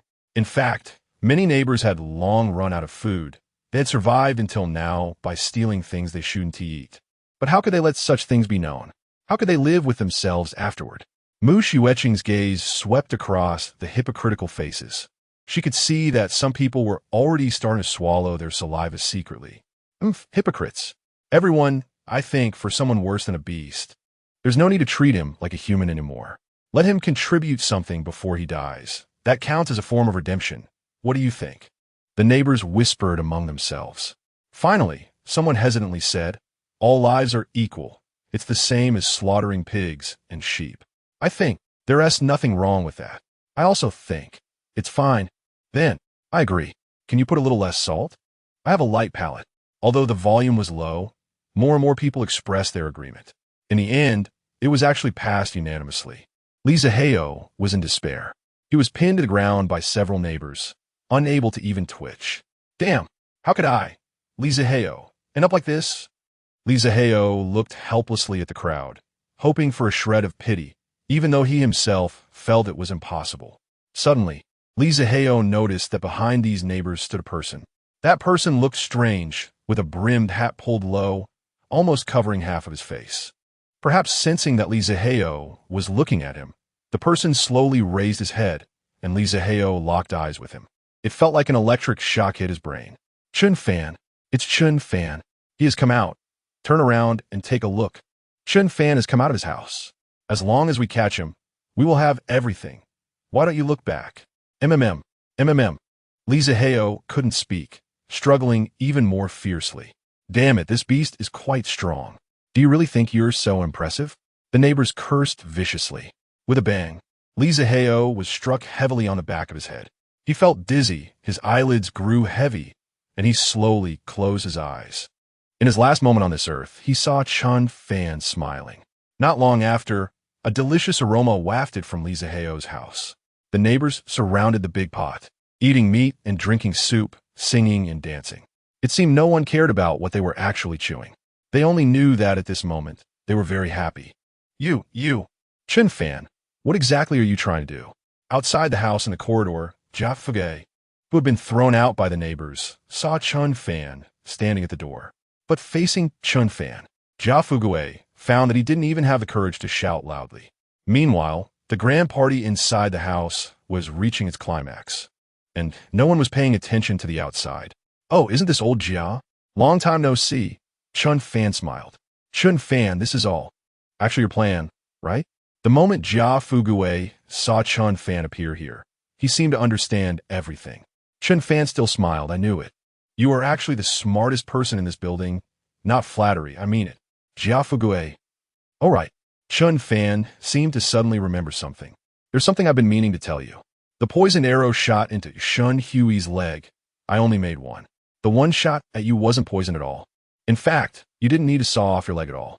Jia Fugue was completely numb at the scene. When Chen Fan slowly left, until he disappeared from his sight, Jia Fugue finally screamed hysterically. Chen Fan, I curse your ancestors for 18 generations. Chapter 65, because he could no longer see hope. That was all. In his previous life, Chen Fan was cruelly devoured by those people. This was not only physical pain, but also a deep-seated torment in his soul. Even after his resurrection, this memory had never allowed him to sleep a peaceful night. Chen Fan swore he would make the culprit Li Zihao taste this humiliation. That is why he had Mu Xueqing stop Li Zihao from poisoning those neighbors. If they all died, who would savor the delicacies of young Master Li? Chen Fan himself had no appetite for that. Today, he finally succeeded. Everything unfolded just like the script he had designed in advance. And surprisingly, Chen Fan personally walked out of his house and arrived at the scene. After all, this major act was something he had been anticipating for a long time. How could he bear not to witness it in person? Of course, Chen Fan had also made ample preparations. He had retrieved the pistol he had snatched from Wang Dingye from the alternate space, disengaged the safety, and pressed it into his pocket. This American-style katana was currently the most powerful weapon in Chen Fan's possession. Even if an accident occurred and those neighbors discovered him, it would definitely be a one-sided massacre. In this apocalypse, Chen Fan felt fearless and capable of anything. After Li Zihao was thrown into the pot, Chen Fan entered the alternate space and struck out Li Zihao's name with a pen. A knot that had troubled him for a long time was finally untied. Chen Fan thought for a moment and casually crossed out the name of Jia Fugue as well. While heading out today, he had unexpectedly run into Jia Fugue in the hallway. Seeing the old man in such a wretched state, Chen Fan knew that although he was still breathing, living like this was tantamount to being dead. Now, only one name remained on Chen Fan's list, Mu Xueqing. Room 2203, Li Zihao's home. Meat was stewing in the pot. Food was laid out on the ground, and the neighbors were still celebrating enthusiastically. Just when everyone was lost in their joy, their beloved building manager had mysteriously disappeared. However, no one would pay attention to her in such a situation. At the moment Li Zihao was thrown into the pot, Mu Xueqing let out a deep sigh of relief. According to the agreement she had made with Chen Fan, this meant the mission was successfully completed. She could finally walk into Chen's house and live the beautiful life she had longed for. Mu Xueqing suppressed her inner joy and stealthily approached the door of Chen Fan's house. Honey, open the door, I'm outside. Mu Xueqing excitedly pressed her phone screen. She didn't dare to knock, fearing the noise would attract the neighbors. After waiting for a while, Chen Fan did not respond. Mu Xueqing thought Chen Fan hadn't noticed, so she sent another message. Honey, open the door, it's me, Xueqing. I've done everything you asked me to. Please open the door and let me in. After sending the message, she unexpectedly saw that glaring red exclamation mark appear on the screen again. You're not friends with the other party. Please add the other party as a friend first. A line of small text appeared before Mu Xiuqing's eyes. Mu Xiuqing was stunned. How could this be? Chen Fan actually deleted me again? How could he do this? Bang, bang, bang. Not caring about anything else, Mu Xiuqing began to pound on the door. Honey, honey, open the door, it's me, Ching. I've killed Li Zihao, as you said. He's already been eaten by the neighbors. You promised me that as long as I did it, you would forgive me. You promised me. Now, my food has also been taken away. I have nothing left. You can't treat me like this, honey. Please open the door. Mu Xiuqing frantically pounded on Chen Fan's door, crying and shouting, her voice hoarse. Fortunately, all the neighbors in the building were still immersed in happiness on the 22nd floor, busy eating meat and sharing food. No one was interested in what was happening over here. After a while, a low, cold voice suddenly came from the hallway. Yes, we agreed on this. I said that as long as you did as I said, everything in the past would be written off, and I would forgive you. Now I have forgiven you. We owe each other nothing. You can leave. Mu Xiuqing was left dumbfounded. Forgiven? And then told to leave? Is this even human talk? I did all of this just to get into the house, to no longer suffer from hunger and cold, right? Did you really think I cared whether you forgave me or not? Honey, Chen Fan, you bastard. Scum. Beast. You are not keeping your word. How dare you deceive me? Mu Xiuqing finally accepted the reality of being deceived. She realized that from the very beginning, Chen Fan had no intention of letting her in. Mu Xiuqing was almost driven mad with rage. She took out the pistol and, with the last bullet, threatened Chen Fan's door in a meaningless gesture. Open the door. Otherwise, I will shoot. I really will. Open the door. Useless. The gun could not penetrate the door, and she could not harm him. A voice came from the corner. Mu Xiuqing was startled. She and T noticed when another person appeared in the hallway. She quickly turned the gun towards him. Don't be nervous, it's just me. The neighbors are all busy dividing the supplies. By now, they should have grabbed everything and gone back to hide in their homes. No one will come out anymore. As Mu Xiuqing took a closer look, she found it was actually Jia Fugui. It seemed he had used his hands to crawl from Li Zihao's house upstairs to Chen Fan's. Mu Xiuqing had already guessed that the neighbors would not leave anything for Jia Fugui after dividing the food. And given Jia Fugui's current state, he had no ability to fight for any benefit for himself. It was normal for old Jia to get nothing. However, why was this guy not going home to eat shit, but instead laboriously crawling to Chen Fan's house? Did he really think he could get food from Chen Fan? That would be a dream. Jia Fugui looked disheveled and filthy. He ignored Mu Xiuqing's gun and continued crawling towards Chen Fan's door. Don't move. What do you want? If you move again, I'll shoot. Mu Xiuqing threatened with the gun. But at this moment, Jia Fugui looked very calm, as if he was indifferent to life and death. Shoot? Go ahead, look at me. What difference does it make between living and dying? Chen Fan. Jia Fugui suddenly raised his voice. I know you can hear me. I'm not here to beg you for pity. I just want to ask you, although I'm not a good person. We also have no major grudges in the past. Why are you so cruel to me? I can't understand. I feel wronged. You should give me an explanation. Jia Fugui stared with wide eyes, sitting in front of Chen Fan's door. He knew that in his current position, Chen Fan could easily take his life. But it didn't seem matter anymore. Chen Fan, watching through the surveillance, stared at Jia Fugui for a while, a smile slowly growing on his lips, revealing a sinister smile. Jia Fugui, you want to leave without any worries? Impossible. Either you continue to live in a cowardly manner, or you die without knowing why. Choose. Silence. Quiet. Jia Fugui's expression gradually shifted from astonishment to anger, then from anger to helplessness. He shook his head with a wry smile, talking to himself. Not human. You must not be human, devil. You must be a real devil. Suddenly, Jia Fugui lunged towards Mu Xiuqing, gripping her hand that held the gun tightly. The sudden turn of events startled Mu Xiuqing. She instinctively pulled the trigger. Bang! The bullet shot through Jia Fugui's mouth. Old Jia immediately fell backward and died. Mu Xiuqing was dumbfounded. Rather than saying she killed Jia Fugui, it's more accurate to say Jia Fugui sought death himself. Otherwise, why would he grasp the gun barrel and push it toward his own mouth? Mu Xiuqing could hardly believe everything happening before her eyes. What could make someone, who had such a strong desire to survive, actively seek death. This person had even sawed off his own leg and eaten his own feces to stay alive. The key point is, not only did Jia Fugui die, but he also used up his last bullet. Why? Why? Bastard! Mu Shiueqing covered her head, frantically trampling on Jia Fugui's corpse. She didn't know how to vent her emotions. Without this trump card bullet, she had no leverage now. You don't know why? Chen Fan's deep voice came again. Because he had lost hope, that's all. Mu Shiueqing, take a good look at Jia Fugui. At this moment, he is not long from now. As husband and wife, if you want to die, come to me and I'll help you die quickly. Chen Fan's words were cold, ruthless, and heart-wrenching. Mu Shiueqing suppressed the fear inside her. Looking at the door she could never cross, she said word by word, Chen Fan, I F your mother. Chapter 66. Despair. Seeing his once frail ex-wife still maintaining his stubbornness at this moment, Chen Fan smiled. He had designed a brutal death for each of his enemies, including loss of a child, decay, fire, hunger, cold, fear, cannibalism, and more. However, for his ex-wife, he left what he considered the most tragic way, despair. Therefore, he wouldn't take any simple approach to take revenge on her.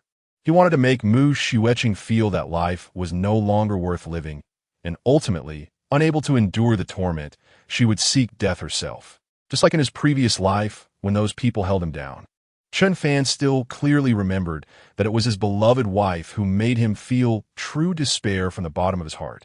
The one who should have stood by him, betrayed him, colluded with outsiders, completely ignoring his pleas, and ruthlessly pushed him into hell. What Chen Fan had to do today was merely to return the torment that this woman had once inflicted upon him. Mu Shiueqing knew that she would never have hope of stepping into Chen Fan's home again, and she had lost her weapon, so she hurriedly left the scene. If the neighbors found out about her affair with Chen Fan, it would only bring her more trouble. Mu Shiueqing fled back to Lin Xiaoxiao's home on the 22nd floor, as if she were flying. Xiaoxiao, open the door. It's me. Mu Shiueqing's voice was urgent. From inside, Lin Xiaoxiao's voice came. Is that you, Shiueqing? Was that gunshot I heard just now? Are you okay? Lin Xiaoxiao's voice sounded very concerned. And Mu Shiueqing felt a sense of warmth after enduring Chen Fan's torment.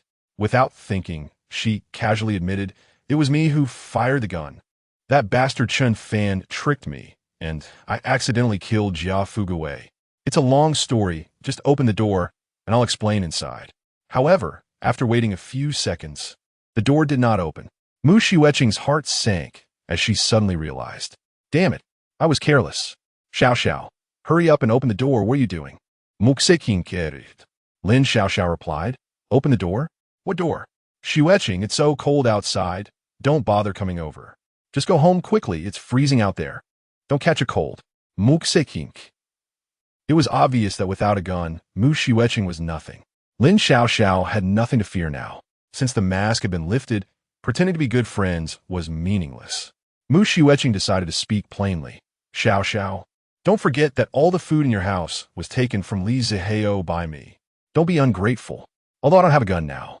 The world is so chaotic, it's hard for a girl like you to protect yourself. Why not open the door, and we can survive together like before?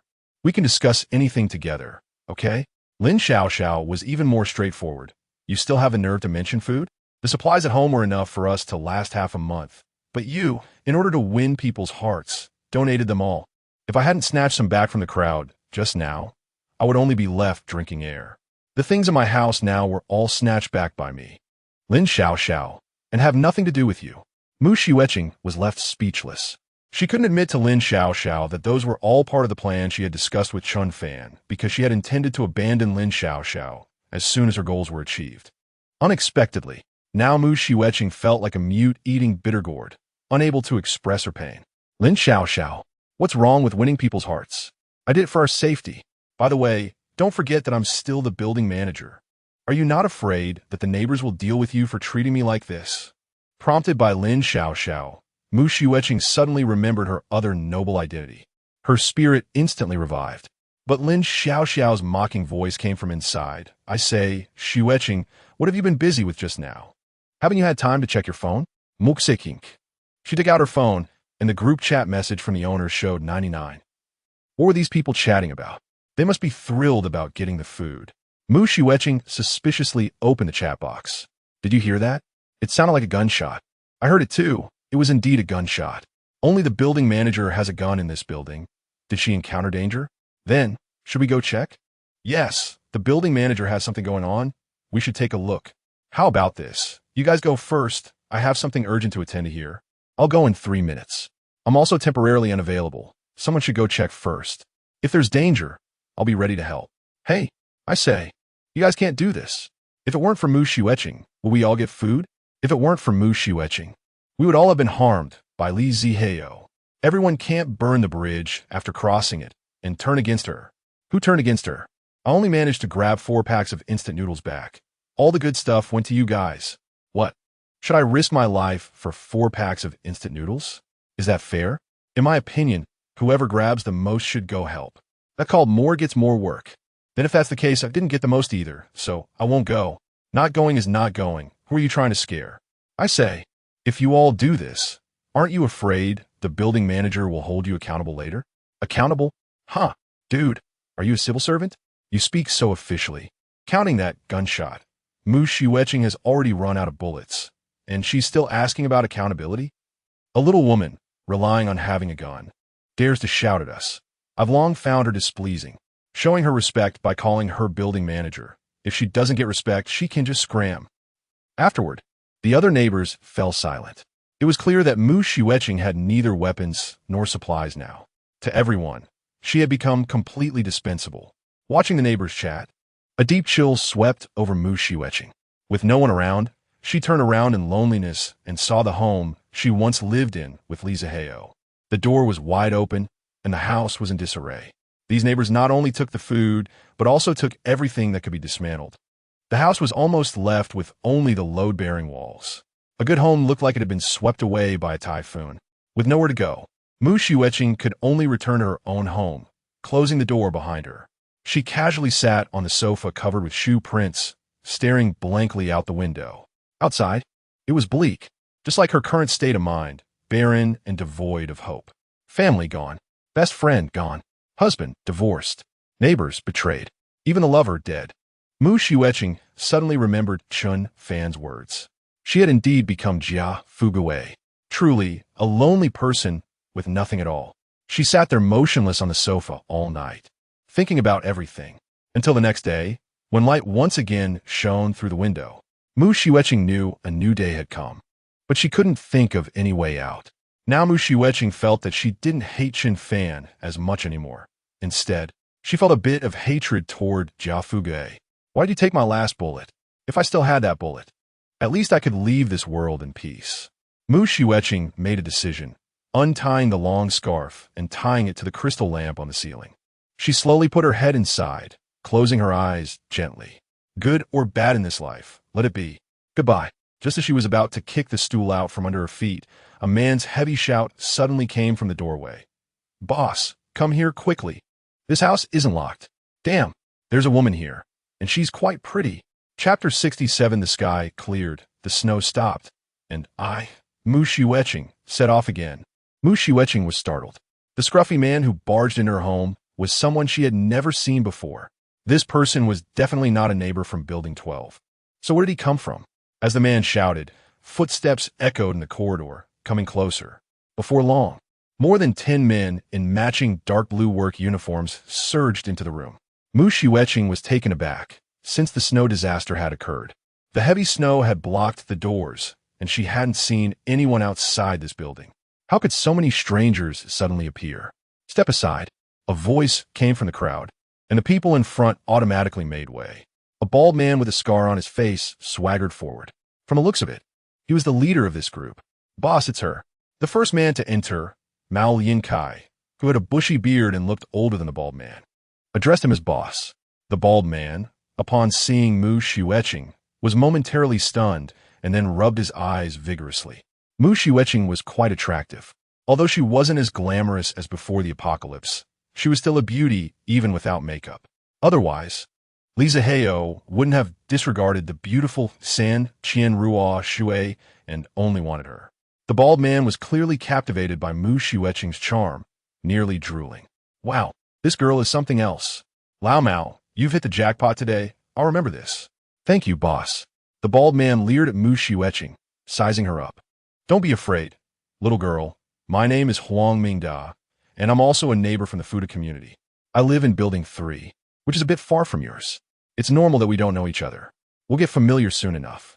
As Huang Mingda introduced himself, he moved closer to Mu Shiueching. Building 3? Mu Shiueching was surprised. The Fuda community was quite large, and Building 3, as he mentioned, was at least 100 meters away from Building 12. These people really did come from outside. Could it be that it was now possible to go outdoors? In the past, if Mu Shiueching had encountered so many strange men, especially someone like Huang Mingda, she would have been terrified.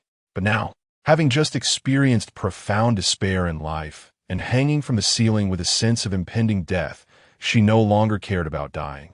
So how could she fear any rogue? At that moment, Mu Shiueching felt excited because she saw a glimmer of hope for life. Instead of retreating, she stepped forward. Oh, it's you, Brother Huang. Hello, my name is Mu Shiueching.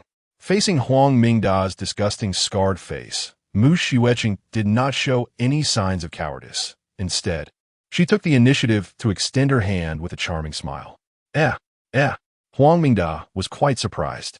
He looked at Mu Shiueching and happily turned to his brothers, saying, "Did you all see that? This demeanor is not just any ordinary girl. I've hit the jackpot today, ha." The brothers in work uniforms all wore lewd smiles and flattered Huang Mingda, nodding and bowing. Yes, boss's vision can't be wrong. Just look at you two. It's fate. Mu Shiueching took the initiative to probe. Brother Huang, Building 3 is quite far from here, with such heavy snow. How did you get here? Huang Mingda was very satisfied with Mu Shiueching's attitude. To showcase his masculine charm in front of the beauty, he grinned widely and proudly boasted about his abilities. This little bit of snow can't stop me from venturing into the world. It turned out that these men were all workers from a road and bridge construction company. The company had projects in Jinling City, so they rented houses in the Fuda community as temporary dormitories for the workers. However, unexpectedly, before the project could start, the snow disaster struck. These more than 10 workers were trapped in the community, unable to go out or return home. Huang Mingda was the captain of this engineering team. The workers had come from the north, and, knowing that the weather in the south was warm, did not prepare much luggage. Initially, they thought this snow disaster would last at most 10 or 8 days, and they could tough it out. But they didn't expect it to last more than a month, with the situation showing no signs of improvement. Eventually, as the government began to impose water and electricity restrictions, the workers could no longer endure. In the apocalypse, the situation was similar everywhere. Building 3, like Building 12, where Chen Fan was, experienced various struggles and brutal survival eliminations during this time. In the end, the engineering team, relying on their numbers, equipment, and Huang Mingda's ruthless methods, completely conquered all the neighbors in Building 3. These workers, who initially started by robbing their neighbors' food, gradually devolved into acts of violence, pillaging, and committing murder and arson, doing every kind of evil. Although they still looked human, there was no trace of civilization left in them. Unlike others who still held hope for the future, Huang Mingda believed that this disaster could never be overcome. The end of humanity had arrived, and everyone would ultimately meet the same fate, death. Therefore, Huang Mingda wanted to seize the last moments of life to enjoy himself. He didn't cherish the food he stole. He ate whatever was available, and if he fancied any woman, he would seize her by force without hesitation. He had completely turned into a beast walking upright. In the apocalypse, everyone was emaciated to the bone, but Huang Mingda had somehow gained 2 pounds. Soon, he had killed off half of the neighbors living in Building 3. Almost all the supplies in the building had been completely consumed by Huang Mingda and his brothers. Just as they were on the brink of running out of food, they suddenly noticed that the heavy snow outside had stopped, and, surprisingly, the snow had solidified into a hard layer. Having worked in construction for years, Huang Mingda was sensitive to such changes. He had a brilliant idea. Since the snow was so hard, it might not collapse easily. They could dig a tunnel beneath the snow layer, allowing them to escape from Building 3 and go to other places in the community. They could continue to rob food, continue to seize women, and continue to enjoy this carefree life. Huang Mingda and his team were construction workers, so they had all the necessary tools, shovels, axes, drills, and so on. This was a professional road and bridge construction team, equipped not only with tools, but also with knowledge. They dismantled wooden furniture from their neighbors' homes to create the necessary shapes. While digging the tunnel under the snow, they built a supporting framework at intervals to ensure the tunnel wouldn't collapse. Little by little, they successfully created a passage. Thus, the first group of residents to emerge from the Fuda community appeared. Hearing this, Mu Xueqing calculated in her heart that this might be fate. If these people had been even a moment later, she would have hanged herself. Her life was not meant to end yet. Brother Huang, how many buildings have you already? Oh no, visited? We haven't gone to any other buildings yet. Yours is the first stop. What? Aren't there a few buildings next to building 3? Why go so far? At this point, Huang Mingda seemed to suddenly remember something. All right, I almost forgot because you didn't mention it. When it was snowing heavily, we discovered that after the government limited power supply, all the buildings were in total darkness. But your building 12 has been brightly lit all along, especially at night. It's particularly eye-catching. So, once we could get out, we came straight here. Do you know whose house is so impressive? How come they still have electricity? So that is how it is. Mu Xueqing suddenly realized, a sinister smile gradually appearing on her face.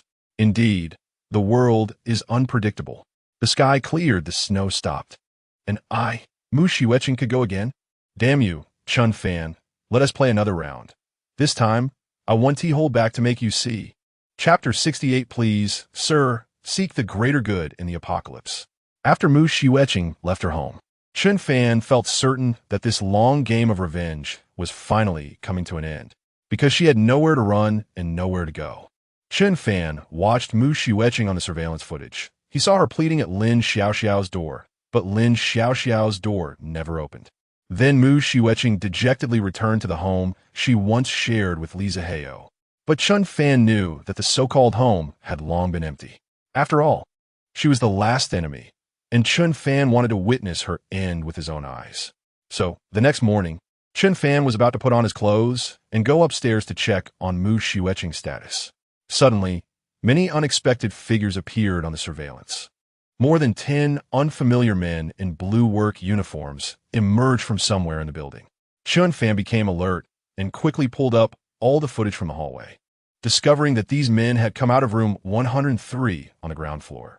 That didn't make sense. Chen Fan remembered that the young couple living in room 103 had been killed by Sun Hongda a long time ago. Could it be that these people came from outside, and the exit was in 103? How could that be possible? Chen Fan frowned and opened a web page to check for official reports. Soon, one piece of information caught his attention. Due to the impact of nuclear wastewater radiation, this heavy snowfall has an abnormal crystallization pattern, with hardness far exceeding normal indicators, making it very difficult for the government to carry out cleanup efforts. Experts are currently analyzing the snow layer structure. Residents are asked to patiently await official announcements. Abnormal hardness in the crystals? After the snow disaster, Chen Fan had only gone to see Li Zihao once. He had been holed up in the safe house since then. Therefore, he was unaware of the situation outdoors.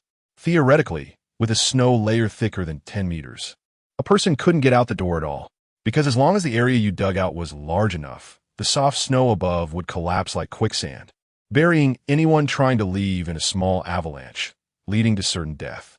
Unexpectedly, the snow layer had hardened now. This opened up another possibility. People could build a passage under the snow layer to get outside. Chen Fan locked onto a blue-clad man's image and used the computer to enhance and enlarge the picture. Sure enough, on the front of that man's blue work uniform, there was a logo and name of road and bridge construction company. With this, Chen Fan could basically confirm that his guess was correct. In the surveillance, those men inexplicably gathered at Mu Xueqing's home. Although Chen Fan couldn't see the situation inside the room, he knew that at that moment, only Mu Xueqing was there. He just wasn't sure whether she was alive or dead. So Chen Fan quietly stared at the screen and waited for another 10 minutes. The people in the house gradually came out. Behind them, Mu Xueqing actually appeared again. She affectionately linked arms with a bald, chubby man, looking proud and spirited. Surrounded by those workers, Mu Xueqing seemed like a queen. Chen Fan, I never expected this. It turns out my ex-wife is such a formidable character. Her vitality is so strong. It's like wildfires can't burn her out. She rises again with the spring breeze. Chen Fan's brows furrowed into a shape. Sigh. It seems one can never get too complacent. What he thought was a sure thing turned out not to be, as human calculations can't keep up with the changes of heaven. But it didn't matter. Chen Fan focused on the moose she etching on the screen. You can find hope, but I can extinguish your hope again. Your end must follow the way I designed for you to die. If heaven opposes me, then I will defy fate. Chen Fan unconsciously clenched his fists. Behind Chen Fan, Tang Shui softly called out, "What's wrong? Is the progress not going well?" Tang Shui was not foolish. She had long sensed that Chen Fan was targeting some neighbors for revenge. Although sometimes she felt that Chen Fan's actions were a bit excessive. She thought that the reason she was still alive was that Chen Fan allowed her to enter. Tang Shui repeatedly suppressed the urge to advise him. After all, one must know their place. There are some unexpected situations, but it's nothing serious. What I want to do, no one can stop me. Chen Fan's tone remained sharp. Oh. Tang Shui softly responded, but her body didn't move. She still silently stood behind Chen Fan. Chen Fan sensed that her emotions were somewhat off and turned his face again. Swear, remember I told you to unconditionally trust me. Everything I do has its reasons, but I just can't explain it to you right now. When people spend time together, feelings can change quietly. Chen Fan could see that Tang Shui cared about him, and it wasn't solely because of the previous business transaction verbal agreement. He didn't truly regard Tang Shui as a slave or a toy. It's just that in his past life, the psychological trauma he suffered made it very difficult for him to easily accept someone again. No. Tang Shui hesitantly handed her phone to Chen Fan, her face showing uncertainty. Actually, I'm not sure if I should show you this. Chen Fan looked at Tang Shui's troubled expression and thought it was another message from Mu Shuetching. He impatiently took the phone, ready to block Mu Shuetching directly. But upon seeing the screen, it was actually a text message from Yin Jianjun. Chen Fan was taken aback. Now that he thought about it, it seemed like he hadn't heard from the old judge in a long time. He had almost forgotten about him. During the initial period of the snow disaster, the old man was quite active, organizing everyone to help each other and resist the disaster together. Then he seemed to have disappeared, not showing up at all. Even the last time the neighbors went to Li Ziheo's house to distribute supplies, Yin Jianjun didn't appear. What could he possibly want from Tang Shui now? Borrow something? Need food? Chen Fan scoffed inwardly. In this day and age, still using text messages? Truly an old-fashioned style. Seeing Tang Shui's gloomy expression, Chen Fan became curious about what Yin Jianjun had said. So he read the text message. Hello, Teacher Tang. I am Yin Jianjun. I apologize for disturbing your life in this way. My grandson and I have learned how to send delayed text messages, so by the time you read this message, my wife and I should have already passed away. Upon reaching this point, Chen Fan paused, looking up in surprise at Tang Shui. Shuer remained silent, standing there quietly, expressionless. So Chen Fan straightened up and continued to read. Actually, I should have sent this message directly to Mr. Chen Fan, but I don't have his contact information, so I can only trouble you to convey it. This disaster has brought unprecedented calamity to human society and has changed the lives of many people. I don't know when this great disaster will pass, or if it can pass at all. However, I believe that even if this disaster is the end of the world, it shouldn't be the end of civilization. No matter how difficult it may be, life always finds a way to continue. Civilization should also have a way to be passed on. I can see that Mr.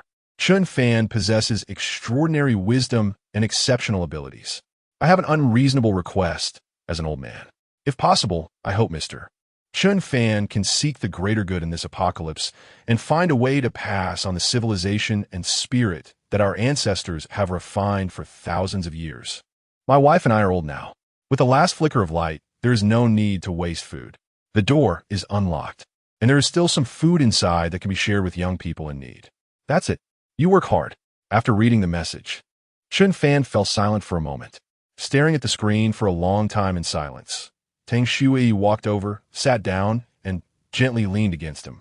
Judge Yin sent me the information, and it's not that he didn't have your contact information. He must be hoping that I can persuade you. I know, but I want to persuade you. I know that what you're doing must have its reasons.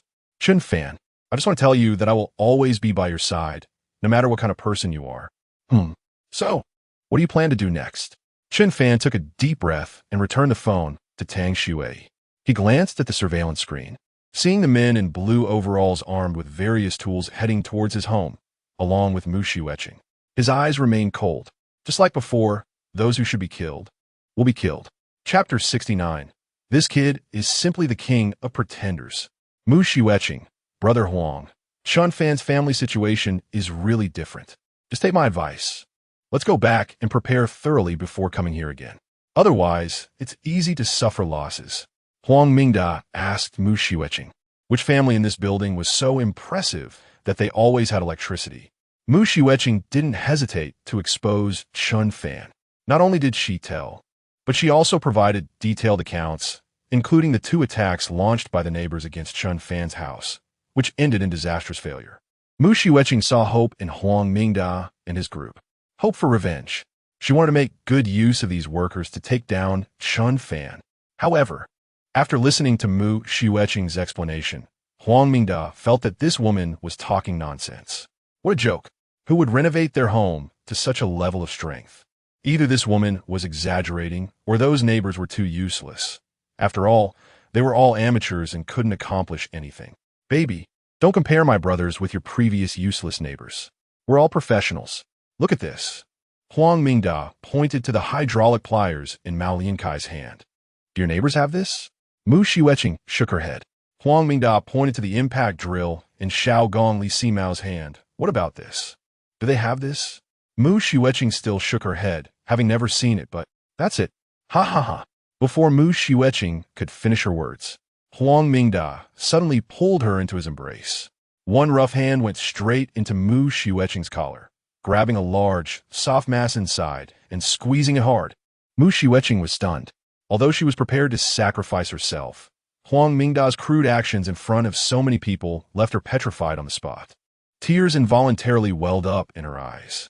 She struggled to control herself, telling herself not to resist. She still needed these people to help her take revenge on Chen Fan. Huang Mingda seemed unsatisfied, leaning in with his foul breath and biting hard on Mu Shiueching's cheek. Baby, it's just a residential anti-theft door. Do we really need any preparation? It would make our peers laugh their heads off. Besides, I don't have the patience to wait for anything later. Didn't you say that this Chen Fan's house is warm and comfortable? Tonight, I want to have a good time with you in this cozy house. Ha ha ha. The brothers were all energized, hearing that Chen Fan's house was so good, their faces flushed with excitement.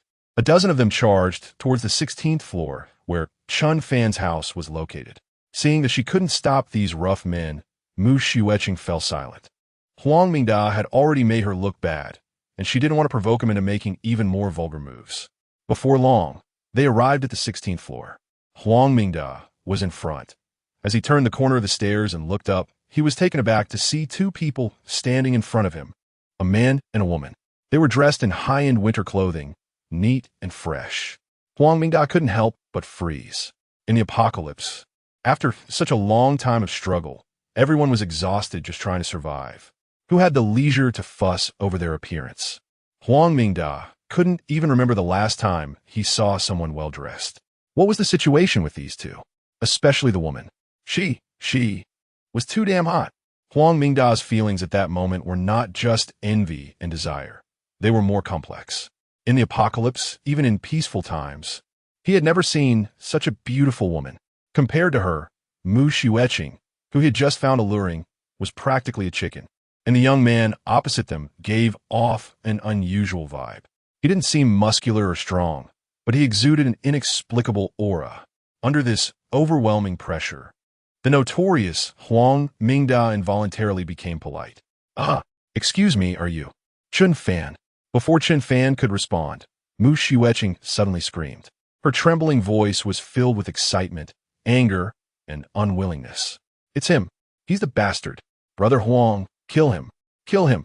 Muxeking, who had been holding back her emotions, erupted like a volcano, her feelings spiraling out of control. Huang Mingda was bewildered. This is the Chen Fan you mentioned? No way. Didn't you say that guy was a recluse, hiding at home all the time? He looked like he was about to go out for a walk. The workers exchanged glances. Without their boss's orders, no one dared to move. After all, they had just met Mu Xiueqing. What kind of person was she? No one understood. Was she reliable, or just a lunatic? Brother Huang, don't worry about that. He really is Chen Fan. If we kill him, everything in his house will be ours. He has everything in there. I promise, if what I'm saying is a lie, you can deal with me however you want. Huang Mingda looked at Mu Xiueqing. She didn't seem to be lying.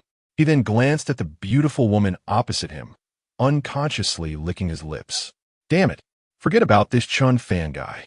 Such a beautiful woman. I'm Huang Mingda's for sure. Thinking this, Huang Mingda signaled to his lackey, Li Si Mao. Li Si Mao understood and walked up with the impact drill, a lewd expression on his face. Miss, my boss wants to take you out for a chat. To communicate feelings, give us some face? Tang Xue's charm only appeared when she was alone with Chen Fan. She had a naturally aloof demeanor. And in front of these scum, she was even more dismissive. She couldn't be bothered to look at them. Li Si Mao was enraged by Tang's haughty attitude. What the hell? In peaceful times, I can understand you white-collar workers looking down on us workers. But what is the situation now? Still acting all high and mighty. Who are you pretending to be? Li Si Mao agresively approached. Chen Fan stepped forward, blocking Tang Xue. You misunderstood. She doesn't look down on workers.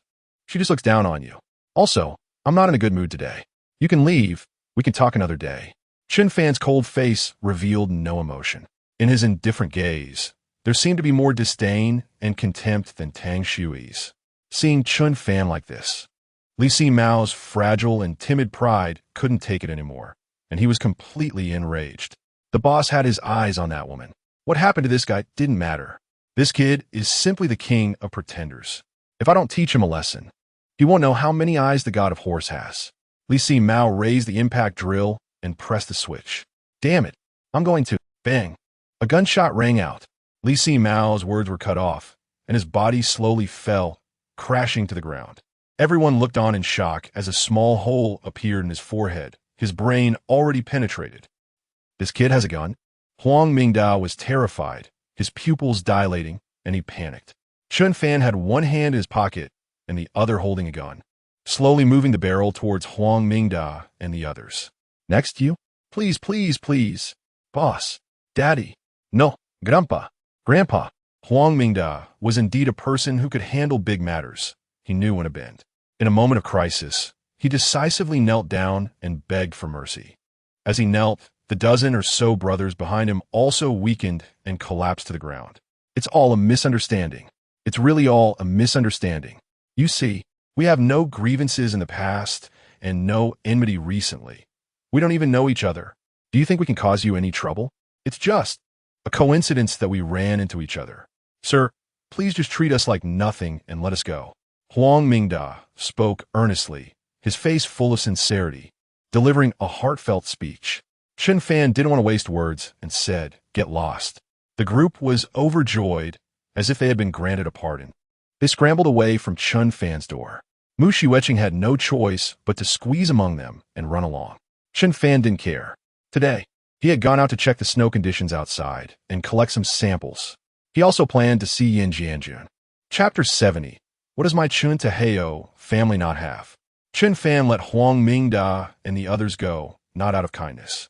Previously, he had only found 2 magazines on Wang Dingye's bodyguard, which, combined with the bullets in the gun, totaled only about 30 rounds.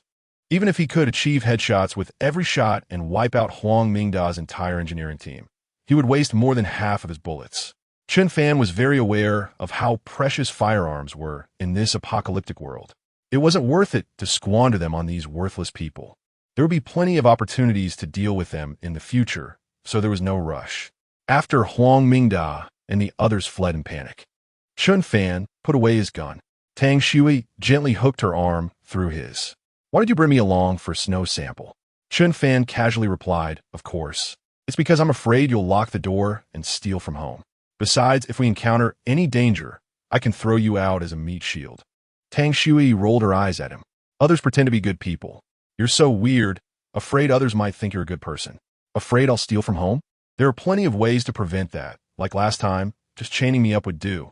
When Li Simeo came over with a power drill, Tang Xue keenly sensed that Chen Fan seemed a bit tense at that moment, not as steady as usual, even with a gun in hand. If a group of desperate people charged at him recklessly, how would he respond? Tang Shui thought, "You sly person, I don't believe you can't think of this." But even so, he still stood firmly in front of me without hesitation. "Do you dare deny that you care about me?" Seeing through his facade, but not saying anything, Tang Shui merely smiled slightly. It was indeed cold outside, but her heart felt warm. The two of them slowly made their way down the stairs. When they reached the fourth floor, Chen Fan slowed his pace, turned his face, and glanced toward 403. That was Yin Jianjun's home. Let's go take a look. After all, in this world of chaos, there aren't many who would sacrifice themselves for righteousness. Tang Shui said softly. In fact, she had already guessed Chen Fan's thoughts. Though she sounded tough, any normal person seeing Yin Jianjun's text message would not be truly indifferent. After all, Yin Jianjun had essentially used his and his partner's lives to prove his sincerity. If it weren't for such an extreme method, Chen Fan might not have had the patience to read that long message to the end. And today, the reason Chen Fan brought Tang Shui along was also because he figured she would want to pay her last respects to old Yin. Chen Fan responded and walked toward Yin Jianjun's home. When they arrived at the door, Chen Fan first looked around, then pulled Tang Shui behind him. He carefully pressed his ear to the door to listen. Confirming there were no unusual sounds inside, he held his handgun, disengaged the safety, and prepared for any potential shooting. With his other hand, he slowly twisted the doorknob. "What are you doing?" Tang Shui asked. "Nothing. What if it's a trap set by old Yin? You stay out for now." As steady as ever. Dan Sui. Click. The door opened. It was indeed unlocked. Chen Fan bent down and cautiously entered, checking both inside and outside the house to ensure everything was normal before he finally felt relieved enough to put away his gun. "Xuya, come in." Hearing the call, Tang Shui stepped inside. She saw Chen Fan standing quietly there.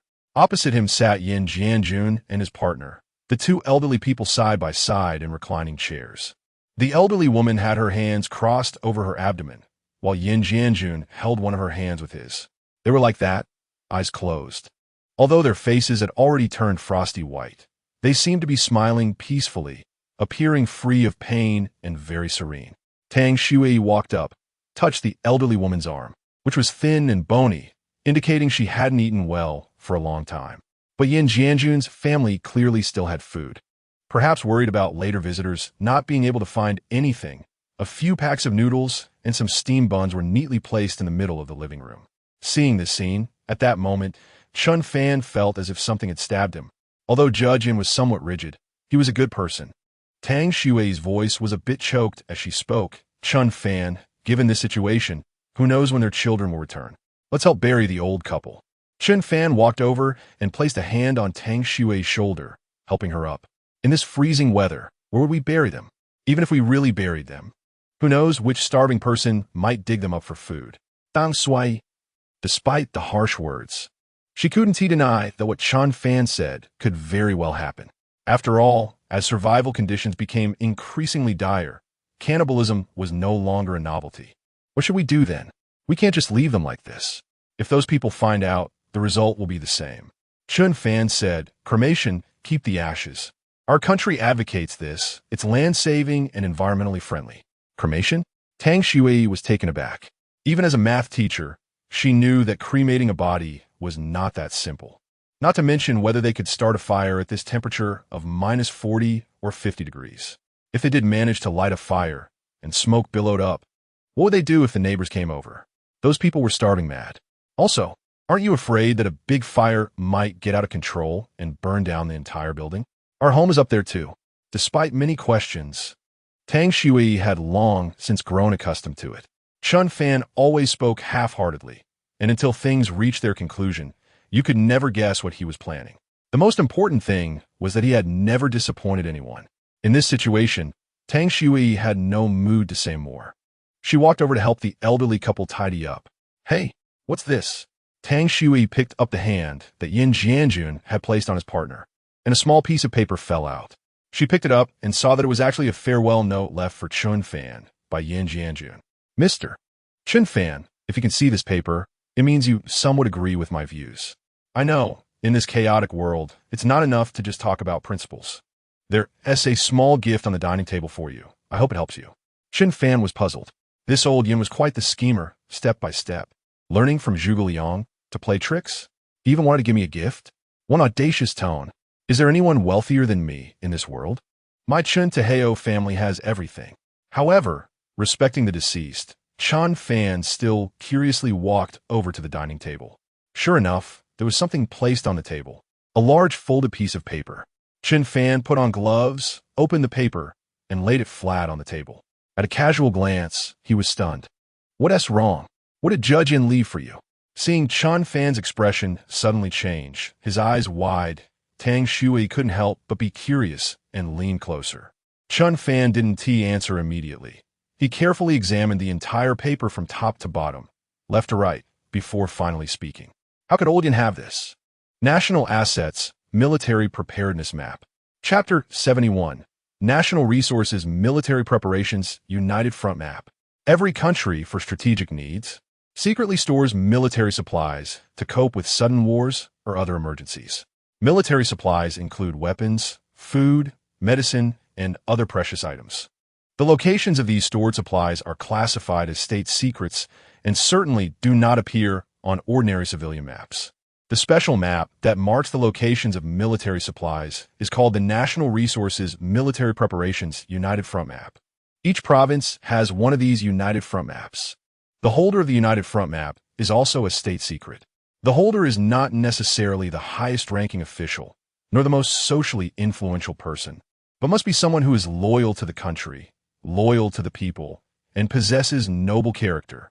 There were rumors in the past that those selected as holders of the United Front Map would undergo deep ideological scrutiny during the National Political Review, tracing back through numerous generations of their ancestors. Any slight blemish in their background would be unacceptable. In the past, Chen Fan, like many others, thought such matters were too distant from ordinary people, merely a topic of conversation over tea. He never expected to actually see this map today. Holding the United Front Map is equivalent to controlling a part of the country's power. He incredulously looked again at Yin Jianjun, who was sitting peacefully in an old armchair. This seemingly ordinary person, doing an ordinary job, living in an ordinary residential community, was actually the holder of the National Resources Military Preparations United Front Map. The significance of this map is not only in the strategic materials, it also contains much information about the country's strategic layout. If this map were sold to foreign forces, it could easily fetch a price of 1 billion, causing a frenzy. For such an important person, wouldn't the country assign 100 or 80 bodyguards for protection? Wouldn't they send a few special agents from the National Security Bureau to monitor him secretly? This is just too surprising. Suddenly, Chen Fan noticed a small pile of neatly arranged food on the living room floor. He was enlightened, feeling that everything made sense. It all stemmed from trust. The country's unconditional trust in Old Yan's character. And Yin Jianjun had proven through his actions that this trust was well placed. Now he handed this trust to Chen Fan. But, do I really deserve it? Chen Fan stared blankly at the map, suddenly feeling it was a bit heavy. All right, Tang Shui called Chen Fan, saying that due to limited conditions, she could only arrange it this way and hoped they would not blame her in the afterlife. Reminded by Schwerer, Chen Fan regained his composure. He carefully put away the United Front Map and walked over. He saw Tang Shui laying the two elderly people side by side on the bed, dressed neatly. The frost on their faces was wiped away, and the old lady's hair was neatly combed. Chen Fan glanced at Tang Shui, wanting to ask her if she had a side job as a mortician. They were well taken care of. If I die one day, please do it according to this standard. Ugh, what am I saying? Slap myself. Tang Shui looked a bit angry. So Chen Fan stopped joking. What should we do next? You mentioned cremation. How do we proceed? Tang Shui was very curious about how Chen Fan would handle the cremation of the elderly couple under these circumstances. Chen Fan said slowly, all right, leave the rest to me. The alternate space cannot contain any living beings other than Chen Fan himself. But now, Yin Jianjun and his wife were already dead. Chen Fan focused his right eye, and the two corpses were instantly sucked into the alternate space. Before Tang Shui could react, Chen Fan activated his left eye's ability and entered the alternate space himself. Somewhere in Chen Fan's infinite alternate space, there was actually a tall, refining furnace. The origin of this thing goes back to Wang Dingye, the richest man in Jinling. Previously, when Chen Fan went to ask Wang Dingye for help, there were some unpleasant incidents, and Chen Fan reasonably dealt with Wang Dingye and his bodyguard. After that, Chen Fan thought that if he encountered a situation where he needed to hide a corpse again, directly putting the body in the alternate space would allow him to see it when he entered and exited, which would affect his mood. Especially when he came in to get food and saw these things. How could he have an appetite? It was too inconvenient. Chen Fan had a sudden idea. Since the alternate space was large enough, why not simply create a furnace? If needed in the future, he could process it directly inside, achieving physical transcendence, which would be quite convenient. Thus, the current refining furnace was created. Chen Fan himself did not expect that the first use of this device, originally built to destroy evidence, would be for a good deed. Out of respect for Yin Jianjun and his wife, Chen Fan was particularly careful during the refining process, taking a full 3 hours. In the alternate space, 3 hours equate to 10,800 seconds. According to the time flow rate of 3,000 to 1, only 6 seconds passed in the real world. After 6 seconds, Chen Fan emerged from the alternate space, holding 2 white porcelain urns. Tang Shui was dumbfounded, completely stunned, not even knowing where to begin asking.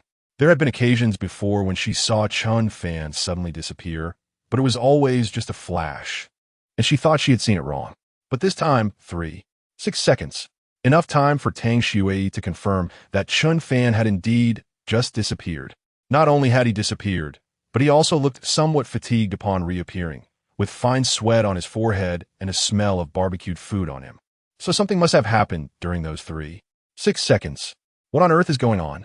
You, Chen Fan interrupted. Don't you me, just take it. He placed the 2 white porcelain urns in Tang Shui's hands. Tang Shui, what is this? Chen Fan, it's Judge Yin and his wife. Don't drop it. It's hard-earned. Dan Sui. She looked at the white porcelain urn in her hands in disbelief. Are you saying, in that blink of an eye, the cremation is already done? The dead deserve respect. This is not a trivial matter. I've studied. Please don't lie to me. Chen Fan chuckled, shaking his head. You think it was just a blink? I was busy for quite a while. They placed the white porcelain urns of Yin Jianjun and his wife carefully at the head of the bed, bowed to the deceased in respect, and then left room 403. Chen Fan and Tang Shui continued downstairs and found the door to room 103 wide open. Inside the room was a mess, no longer resembling a normal household. Chen Fan remembered that when son Laohu came to rob, he had killed the young couple on the spot. There were bloodstains on the floor and walls. But after checking inside and outside the room, he did not see any bodies. It seemed that this couple had also become someone else's food supply. The large floor-to-ceiling window in the living room of room 103 had been removed along with the frame, revealing a square tunnel in the snow. No doubt about it. Chen Fan confirmed his speculation that Huang Mingda and his people had come through here. Say what you will about their character, this group of people had some serious skills. Chen Fan walked into the tunnel and casually scratched at the walls, only to find it somewhat difficult. So he took out a dagger and dug a chunk of snow from the wall, putting it into a sample bag. This snow is really hard. Chen Fan frowned, staring at the snow chunk in his hand. It was clear that this was no longer a normal phenomenon of nature. I wonder if those in the island nation thought about the enormous harm they would bring to the world when they discharged nuclear wastewater. The more Chen Fan thought about it, the angrier he became.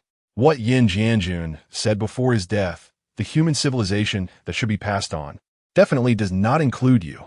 You vile nation deserves to be wiped out. Damn it. Chapter 72. Island Nation short film, live version, minors not admitted. Damn it. This woman hasn't said a single truthful word. If it weren't for her, Si Mao wouldn't have died. At this moment, Mu Xueqing was surrounded by Huang Mingda and his group of brothers, frightened and curled up on the ground, trembling. After being scared off by Chen Fan, Huang Mingda and the others did not return to Building 3, but instead took Li Si Mao's corpse back to Mu Xueqing's home at 2202. Huang Mingda was unwilling to accept this. Ever since the apocalypse began, he had fought bravely alongside these brothers and the neighbors of Fuda community, overcoming numerous obstacles and winning every battle. How could they suddenly encounter such a big setback today and lose a key member? If they returned empty-handed, his authority in the group would surely suffer. If his subordinates became disobedient, that would be the most fatal blow to Huang Mingda. So he chose a compromise and led everyone back to Mu Xiuqing's home for the time being. The engineering team, scared out of their wits by Chen Fan, began to vent their impotent rage on Mu Xiuqing. Weren't you the one who said that Chen Fan just hides at home and wouldn't come out even if his ancestors' graves were disturbed? Why did we run into that bastard as soon as we went up there? You damn bitch. Why didn't you say that kid had a gun earlier? If the brothers had known he had a gun, would they have rushed in unprepared like that? That's just throwing money away. Don't say anything else. I think this woman might be in cahoots with that Chen Fan. They're staging a play to set us up. Yeah, kill her. Damn it. Use her to sacrifice to see Mao. The more these workers talked, the more agitated they became, baring their teeth and spitting. The encirclement around Mu Xiuqing grew tighter. Mu Xiuqing's face turned pale with fear, feeling helpless. I swear to God, I didn't lie to you. I don't even know what's going on. If I were in cahoots with Chen Fan, why would I come back with you? Remember, I advised you from the start that Chen Fan isn't easy to deal with. We should have been better prepared. All right. Huang Mingda, who had been silent until now, finally spoke. She definitely isn't in cahoots with that kid.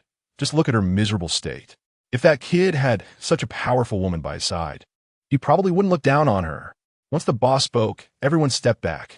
Yeah, I also feel she doesn't seem like she's lying. A person in the crowd, wearing thick glasses and looking different from the others, spoke softly. His name was Yi Shida, originally the engineer responsible for technical support in this engineering team. Yi Shida still retained a bit of a scholar's demeanor, not completely shedding the appearance of a Confucian.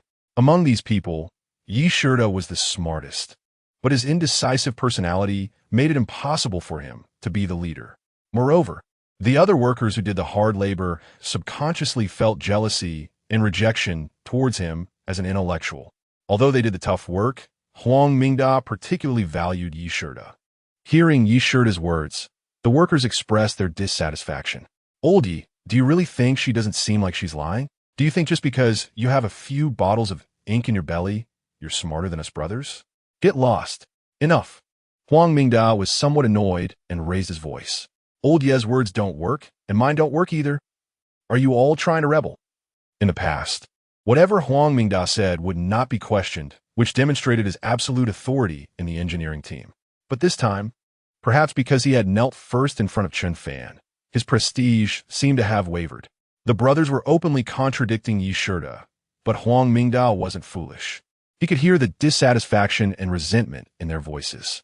Years of experience in the underworld told Huang Mingda that the more it was like this, the less he could back down. These rough men were lowly. If he didn't strike first, they would easily take advantage of him.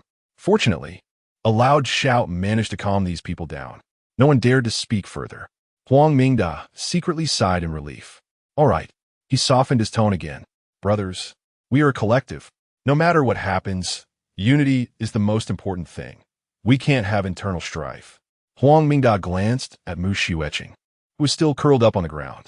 Although she couldn't compare to the woman by Chen Fan's side, they couldn't throw away the sesame just because they couldn't get the watermelon. It would be too much of a pity to kill her just to vent the brothers' anger. Huang Mingda had a flash of inspiration and suddenly yanked Mu Xiuqing up from the ground. I know the brothers are all working hard. We can't just work without any entertainment. We need a balance between work and play. How about we watch a short film together to relax? Upon hearing short film, the eyes of the engineering team lit up one by one, and they immediately changed to lewd expressions. Mu Xiuqing looked confused. Watch a short film? What does that mean? How do we watch it? The electricity isn't on yet, and besides, the TV at home was taken by the neighbors long ago. Huang Mingda leaned close to Mu Xiuqing's ear and whispered, Baby, if you want to live, just cooperate. Later, put in a bit of enthusiasm when you scream. Let the brothers enjoy themselves. Don't worry. No one will touch you except me. They'll just watch. Huang Mingda began to take off his pants, and the people around him also unfastened their belts and reached into their own pants. Muxiking suddenly realized. Could it be that Huang Mingda wants to film a short film himself? He is the male lead, and I am the female lead. and the rest of these people will watch us, and then do it themselves. Speechless, Mu Shiueqing was so shocked that she didn't know what to say. She had prepared herself mentally that for survival and revenge, she could spread her legs to let Huang Baldi do his thing. But having so many people standing around watching was just too humiliating. Brother Huang, you heard me. Mu Shiueqing forced a smile. I can serve you, but this, isn't appropriate. What is inappropriate about it? Huang Mingdao was quite open-minded. These are all my brothers. There's a saying, right? All right, it's better to enjoy together than alone. My brothers respect propriety. You are the big sister. They won't touch you. They will just watch. What more could you lose? Seeing that Mu Shiueqing was still hesitating and unwilling to take off her clothes, the workers became a bit disappointed. In this cold room, if they didn't start soon, their little birds would catch a chill. Huang Mingda was also a bit impatient and threatened Mu Shiueqing fiercely. If you don't take it off, I won't care anymore. When the time comes, my brothers will come over one by one. Can you stand it? This sentence scared Mu Shiueqing so much that she shivered all over. She believed that Huang Mingda was not just threatening. These beasts in front of her would definitely do it. Moreover, judging by their level of coordination, this collective watching a short film was probably not their first time. As these people saw that Mu Shiueqing was still not moving, their faces displayed lewd smiles as they held onto their little birds, inching closer to her. Mu Shiueqing assessed the situation, realizing that she couldn't just bluff her way through this. This wouldn't work. If so many people took turns, wouldn't I just explode? After all, I'm not a warrior like Lin Xiaoxiao. It would be better to just let them watch while I do it. Wait. Suddenly, Mu Shiueqing had a flash of inspiration. The door at home was wide open, and she unconsciously glanced over at Lin Xiaoxiao's door across the way. All right, how could I forget my good friend? Chapter 73. My best friend said, don't be polite. How could I forget my good friend? Mu Shiueqing had witnessed Lin Xiaoxiao single-handedly take on 3 tough guys. Her strength was truly exceptional. Moreover, the scene of being turned away by my best friend still lingers in my mind. Mu Shiueqing smirked, a plan forming in her mind. Wait. She suddenly raised her voice and called out sharply. Huang Mingda and the others were taken aback. What? Figured it out? Showtime? Brothers, you all came a long way from building 3. Only to be schemed against by Chen Fan and lose a brother. I do bear some responsibility for this. I didn't remind you properly. Honestly, I feel quite guilty. After all, Mu Shiueqing had been a floor leader for a while, and as long as she had a plan in mind, her public speaking skills were still quite good. Her expression and demeanor while speaking were different from usual. The sudden aura she exuded left the workers puzzled, causing them to temporarily stop their actions to show their attention. To express my apologies. I also want the brothers to relax a bit. But you all know, I'm your sister-in-law, and even if I let you touch me, you wouldn't dare, right? Saying this, Mu Shiueqing winked at Huang Mingda, looking quite alluring. Your boss said to let the brothers watch a little movie. But I think that's boring. If we're going to do it, let us do it for real. So I'm willing to introduce my good friend to the brothers. She is a yoga instructor. Very impressive. Wow. The crowd's interest was instantly piqued by Mu Shiueqing, and they became excited. In the past, when they got their pay, they'd at most go to a foot massage place, or they'd find a small hair salon in an alley with a middle-aged, overweight owner to relax a bit. As for a yoga instructor, they wouldn't even dare to think about it. Oh my God, I've seen those women who could do yoga in videos. Their legs can be straightened out sideways. Their waists are as flexible as water snakes. Wow, wow, wow. The positions they can unlock must be numerous. Sister-in-law is amazing. Sister-in-law is so generous. To show concern for the brothers, it has to be sister-in-law. Sister-in-law, where's your friend? This group of wolves was already impatient, feeling like they were about to release just from fantasizing. Right over there. Mu Shiueqing pointed forcefully, her gaze fixed on Lin Xiaoxiao's front door. Actually, from the moment Huang Mingda and the others entered Mu Shiueqing's house, Lin Xiaoxiao had already noticed the noise outside. She quietly peered through the peephole, observing the commotion outside. These burly men were all carrying tools, and it was clear they weren't good company. It would be troublesome if they set their sights on her home. After seeing those people dragging Mu Shiueqing away, Lin Xiaoxiao sighed in relief. Thankfully, My good friend Mu Shiweching had once again shielded me from disaster. But she hadn't been happy for long when these men hit a wall with Chen Fan. They came back. The door to Mu Shiweching's house was still open. It was just a short distance across the street, and with these men's loud voices, Lin Xiaoxiao could hear the conversation between them and Mu Shiweching clearly. She pressed against the door, trembling. She could only pray that these brutes would quickly finish with Mu Shiweching and leave. Unexpectedly, just as the hammer was about to fall, her good friend suddenly pointed at her. Lin Xiaoxiao saw this scene through the peephole and was so frightened that her legs went weak, nearly losing control right there. Damn you, Mu Shiweching. You dirty BTCH, if you're going to die, why drag me down with you? You immoral scum who harms others while benefiting yourself deserve to be completely destroyed by those men. In her heart, Lin Xiaoxiao cursed Mu Shiweching with every foul word she knew. But what use was that? Huang Mingda had already led those eager brothers over to this side. Bang, bang, bang. Bang, bang, bang. Teacher Lin, yoga lady, open the door for the brothers. If you don't open the door, we'll come in ourselves. Don't tell me you're shy. Come on, let me help you relax. Ha ha. Amidst the filthy words, Lin Xiaoxiao felt completely numb. In critical moments, her psychological quality was far inferior to Mu Shiweching's. Lin Xiaoxiao ran into the bedroom, covered her head with a thick comforter, pressed her hands over her ears, and trembled uncontrollably. Huang Mingda and the others knocked for a while, but there was still no response from inside. Losing patience, they picked up their tools and got to work. Crowbars, steel saws, hydraulic cutters, pneumatic hammers, everything you could think of. In less than 5 minutes, Lin Xiaoxiao's ordinary anti-theft door was forcefully broken down. The construction team rushed in. They quickly found Lin Xiaoxiao, who was hiding under the comforter like an ostrich. They yanked it off. Wow, she's really pretty. Although Lin Xiaoxiao's looks were slightly inferior to Mu Shiweching's, her figure was fuller. This was exactly the type that these rough men liked the most. Please, I beg you, don't. Seeing the unfamiliar men in front of her, Lin Xiaoxiao was so nervous that she couldn't even speak a complete sentence. At that moment, Mu Shiweching walked out from behind the crowd. She looked at Lin Xiaoxiao with pride, disdain, and a sense of satisfaction. Oh, Xiaoxiao, why do you look so pale? See, I told you I should have been let in. How could you manage without me looking after you? Lin Xiaoxiao looked at Mu Shiweching in terror. In her eyes, this good friend was actually more terrifying than these strange men. Please, I beg you, don't, Lin Xiaoxiao stammered, seemingly only able to repeat that one phrase. Seeing her like this, Mu Shiweching suddenly felt bored. She grinned at the workers and said, "What are you waiting for? Didn't you hear my friend begging you? Don't be polite." This sentence was like opening the floodgates. The pack of wolves immediately pounced on Lin Xiaoxiao on the bed. Mu Shiweching turned around, quietly walked out of the bedroom, and even remembered to close the door behind them. Ah! Behind her came Lin Xiaoxiao's heart-wrenching screams. The gruesome details inside the door are too horrible to look at.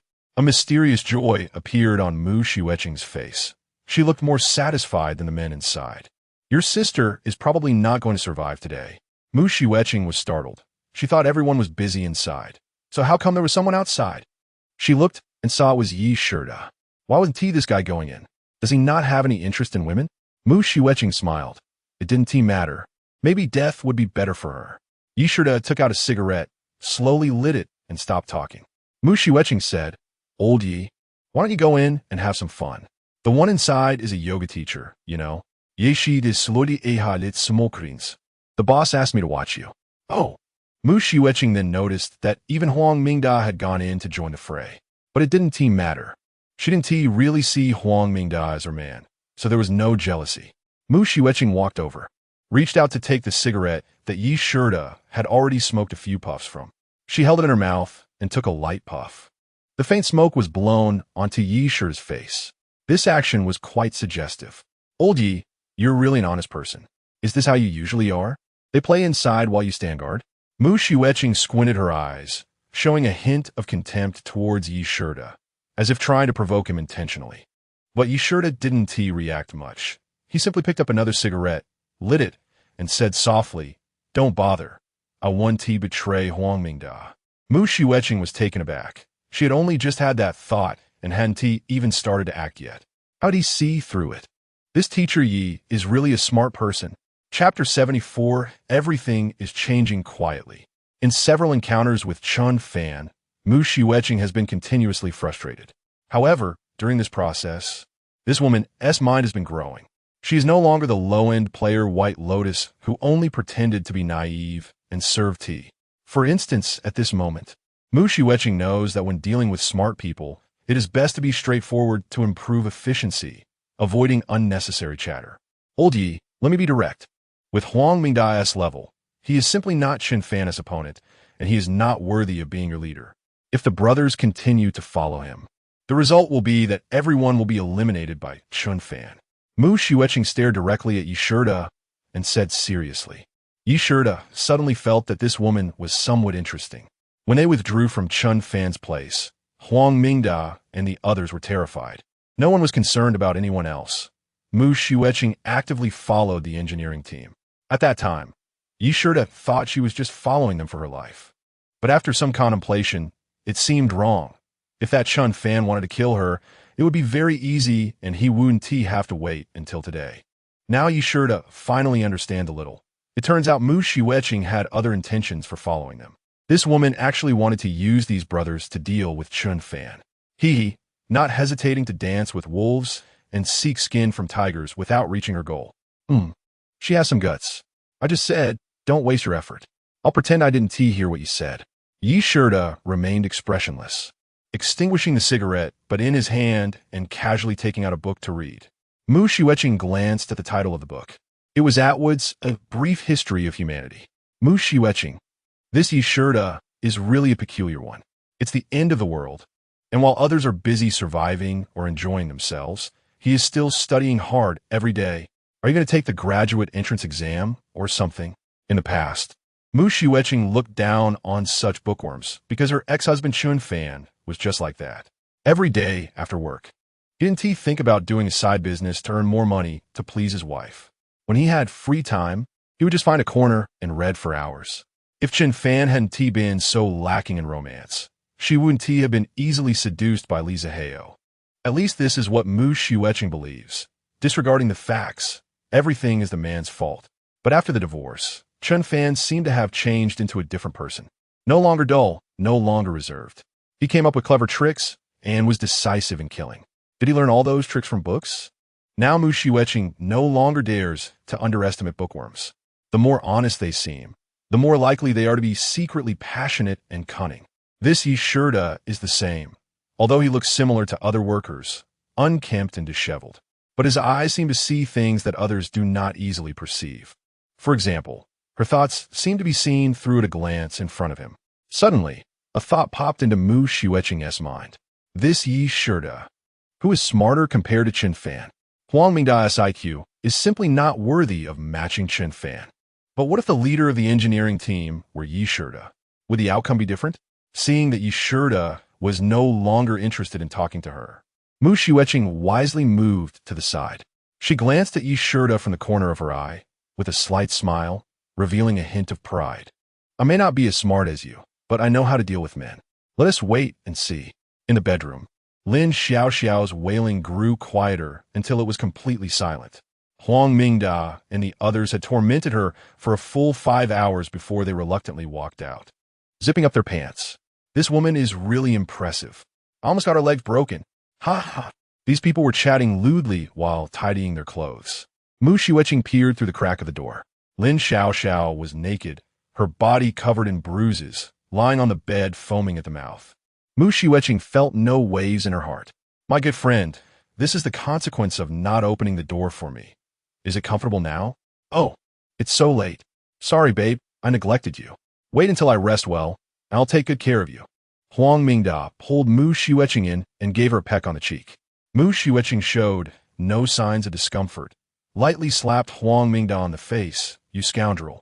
Always thinking about flirting. Just wait and see how I deal with you. The crowd cheered. Oh, big sister is jealous. Among the group, only sure to notice this scene and frown slightly. In an instant, he could switch between roles effortlessly. This woman is not simple. After releasing their energy on Lin Xiaoxiao, the engineering team felt a temporary sense of satisfaction.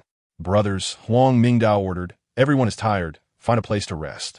Recharge. And tomorrow we'll go out to catch the autumn wind. All right. These people usually carry their tools and equipment with them, so they can stop wherever they go. Building number 3 had already been scavenged by them, and since it was so far from here, there was no need to return. Thus, the engineering team stayed here. Lin Xiaoxiao's house, along with Mu Xueqing's, could barely accommodate more than 10 people. Mu Xueqing noticed some people even sneaking back into Lin Xiaoxiao's bedroom again. They began to grope the still warm body. A night without conversation. The next day, to Mu Xueqing's surprise, Huang Mingda actually decided to temporarily give up raiding building number 12's neighbors. Instead, he ordered the engineering team to continue digging the snow tunnels, preparing to move towards other surrounding buildings. Mu Xueqing thought Huang Mingda had become smarter, realizing the need to consolidate power first, build strength, and then launch an attack on the big boss Chen Fan when he was sure. Finding an opportunity, Mu Xueqing secretly asked Yi Shida, "Old Yi, this was your idea for him, right?" Yi Shida shook his head. "You're overthinking it. Huang Mingda is just afraid of running into Chen Fan in this building. It's that simple." TSK. Mu Xueqing felt disappointed and showed disdain. This Huang Mingda, scared out of his wits after just one round with Chen Fan. He is indeed not reliable. Since she knew Huang Mingda would definitely not amount to anything, Mu Xueqing stopped urging him. She was now pondering how to pull Yi Shida to her side. This talent is the hope for dealing with Chen Fan. After repelling the engineering team, Chen Fan did not rush to eliminate these people. He knew that in the apocalypse, there were too many people like Huang Mingda. Like cockroaches, they simply cannot be exterminated. Now, he was more interested in the National Resources Military Unification map he had just obtained from Yin Jianjun. For 5 consecutive days, Chen Fan spent all his time except for eating and sleeping studying that map. Several times, Tang Shui proactively washed and perfumed herself, deliberately walking back and forth in shark pants in front of him. Chen Fan didn't even notice. One day, Princess Tang finally got angry. "Chen Fan," she exclaimed. Chen Fan looked up in confusion, seeing Tang Shui with an angry face. "What's wrong? Shui, have you forgotten the conditions we agreed on before?" "The previous conditions?" Chen Fan searched his brain, tried to remember if he had ever discussed conditions with Shui. The only time was before she entered, when Chen Fan required Tang Shui to provide him with bed games or something. My goodness, how long ago was that? At that time, they weren't even familiar with each other, and Chen Fan was still very wary of Tang Shui. After some time spent together, although they didn't say it, their relationship had undergone substantial changes. Why is Shui suddenly bringing this up? "Chen Fan, are you still mad about that? Then I'll take it back. That condition doesn't count anymore, all right?" Hearing Chen Fan say this, Tang Shui seemed even angrier. "Is what you say not valid? Can't you have some sense of contract spirit?" Chen Fan. Princess Tang's dominance was evident as she pulled Chen Fan towards the bed. Chen Fan understood immediately and half-heartedly followed Shui to the bed. "Hey, no, wait. Shui, I really have important matters to attend to. I'm about to figure out that coordinate on the map. No important matters. Set aside other issues for now. You need to fulfill your promise to me right now." "No. Tang Shui, that is not what we agreed on. Did you get the roles reversed?" "Don't, An hour later, Tang Shui lay contentedly on the bed, covered in a fragrant sweat, turning to take a short nap. Chen Fan sat up, panting, and quietly complained, "Oh my heavens, like a wolf or tiger, a flood beast, draining the marrow, utterly inhumane." "Tang Shui, stop whining. Do." His phone lit up. Chen Fan picked it up to see an invitation message from an unfamiliar stranger. He was added to a strange homeowners group called A Loving Family. Chen Fan hesitantly opened it. Surprisingly, the group included the building leaders from other blocks of the current Fuda community. "Welcome, Mr. Chen Fan, the building leader of Block 12. To the group. Everyone welcome." Following, there was a long string of cute cartoon characters applauding. Chen Fan, when did I become a building leader? Chapter 75. Whose urine is yellow? Wake her up quickly. Welcome, Mr. Chen Fan, the building manager of Building 12, to the group. Everyone welcome. The person organizing this is named Wan Lirong, with the online nickname A, Flower Blooms in Prosperity, national-level senior skin management specialist, Chen Fan. Isn't this just a micro-business selling face masks? In addition to one Lirong, there are more than 10 other building managers from different blocks in the group, such as Cheng Li from Building 1, Sherdake from Building 4, Lu Xuanhe from Building 5, and so on. However, none of them spoke. Only Sister Wen from Building 7 was the most active. Chen Fan clicked on the list and saw that, indeed, she was the group owner. Since the others were silent, Chen Fan also chose to remain quiet, observing what these people were up to. Hello, building managers. Perhaps seeing that the crowd was almost gathered, Wen Lirong officially began to speak. I am Wen Lirong from Building 7. Many people in the group should recognize me. That's right, I am the director of the Owners Committee, silently serving the residents of our Fuda community. Everyone. Seeing no one clapping, Director Wen continued to talk to herself. It's very fortunate to gather here with everyone. The people in this group are all representative figures from our Fuda community. The purpose of creating this group is to unite all buildings in the community. Let us work together to combat the harsh natural environment. Dear neighbors, today may be cruel, and tomorrow may be cruel, but I believe the day after tomorrow will definitely be beautiful. Therefore, we absolutely cannot fall by tomorrow night, and we must not give up today. Chen Fan almost dropped his phone. What a bunch of nonsense. Not a single useful word was said, wasting 10 seconds of my life. What else with today, tomorrow, and the day after tomorrow? Are you performing a skit? Chen Fan wondered what Wen Lirong was up to. She couldn't be trying to recruit these people for a pyramid scheme, could she? The snow disaster has lasted for over 2 months, and now you think of uniting? About a third of the residents have already died. ISNT that a bit of a delayed reaction. Besides, what else with this Owners Committee director? The community director, Gao Lihua, is practically a ghost by now. How dare you flaunt the title of an Owners Committee director? Before the topic even started, Chen Fan was already thinking of leaving the group. It was obvious that the others in the group shared the same sentiment. Not everyone had the patience to listen to this nonsense.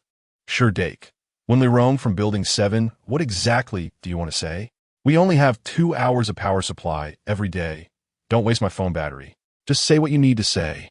Sherdake from Building 4 is 199 meters tall and weighs nearly 200 pounds. He is a butcher selling pork in the market. After the snow disaster, Sherdake was not flustered because his family usually stocked up on frozen meat, so they had relatively abundant food. As time went on, many neighbors ran out of supplies and started eyeing his stock.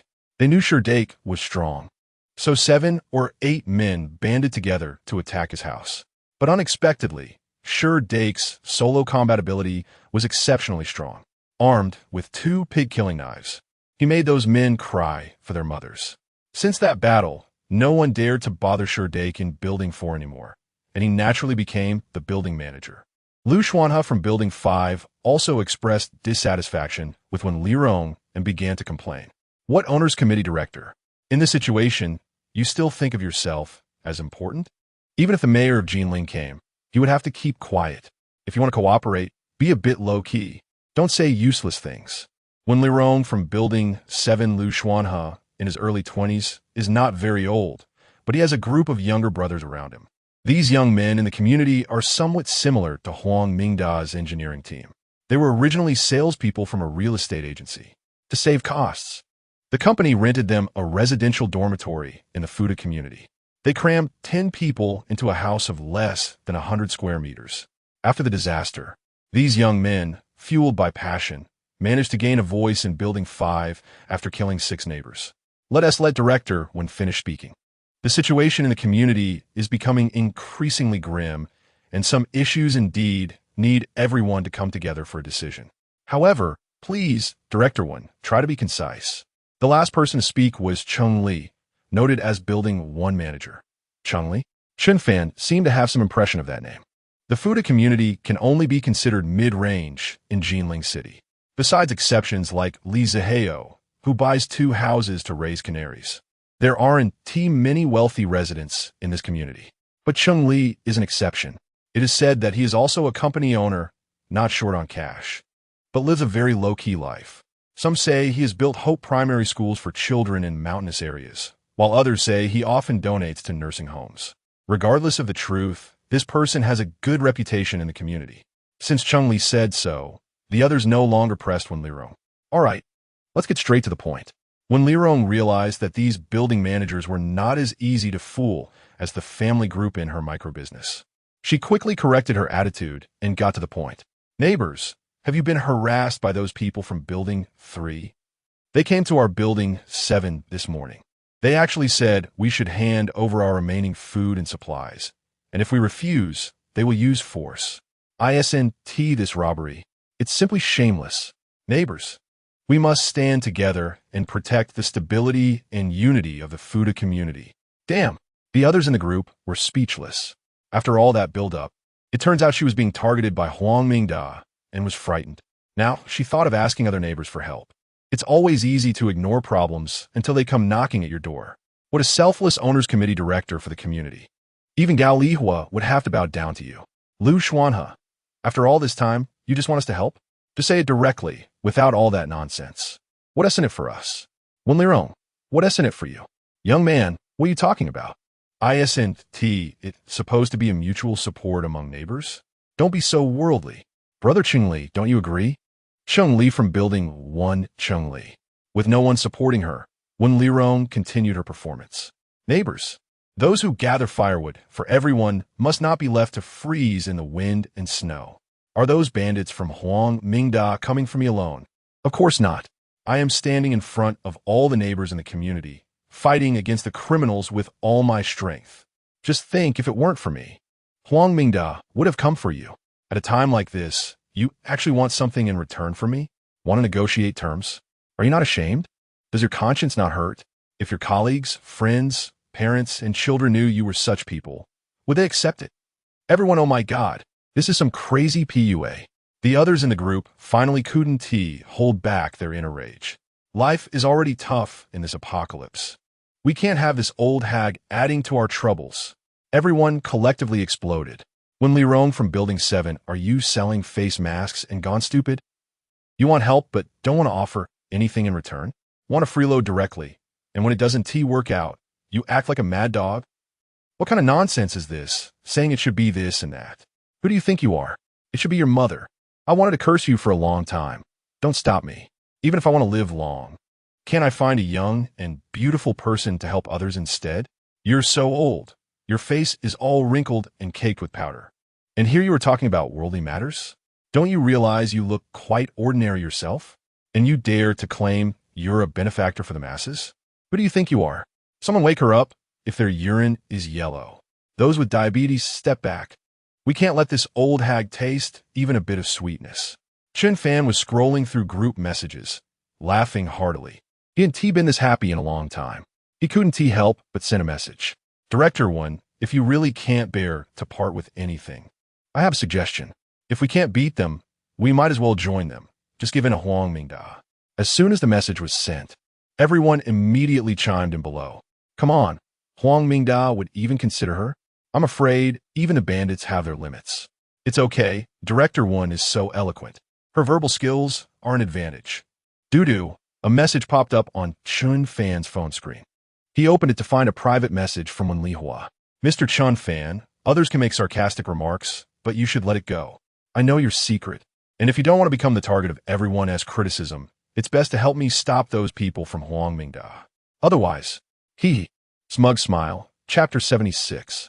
I definitely don't have a sister who's that unappetizing.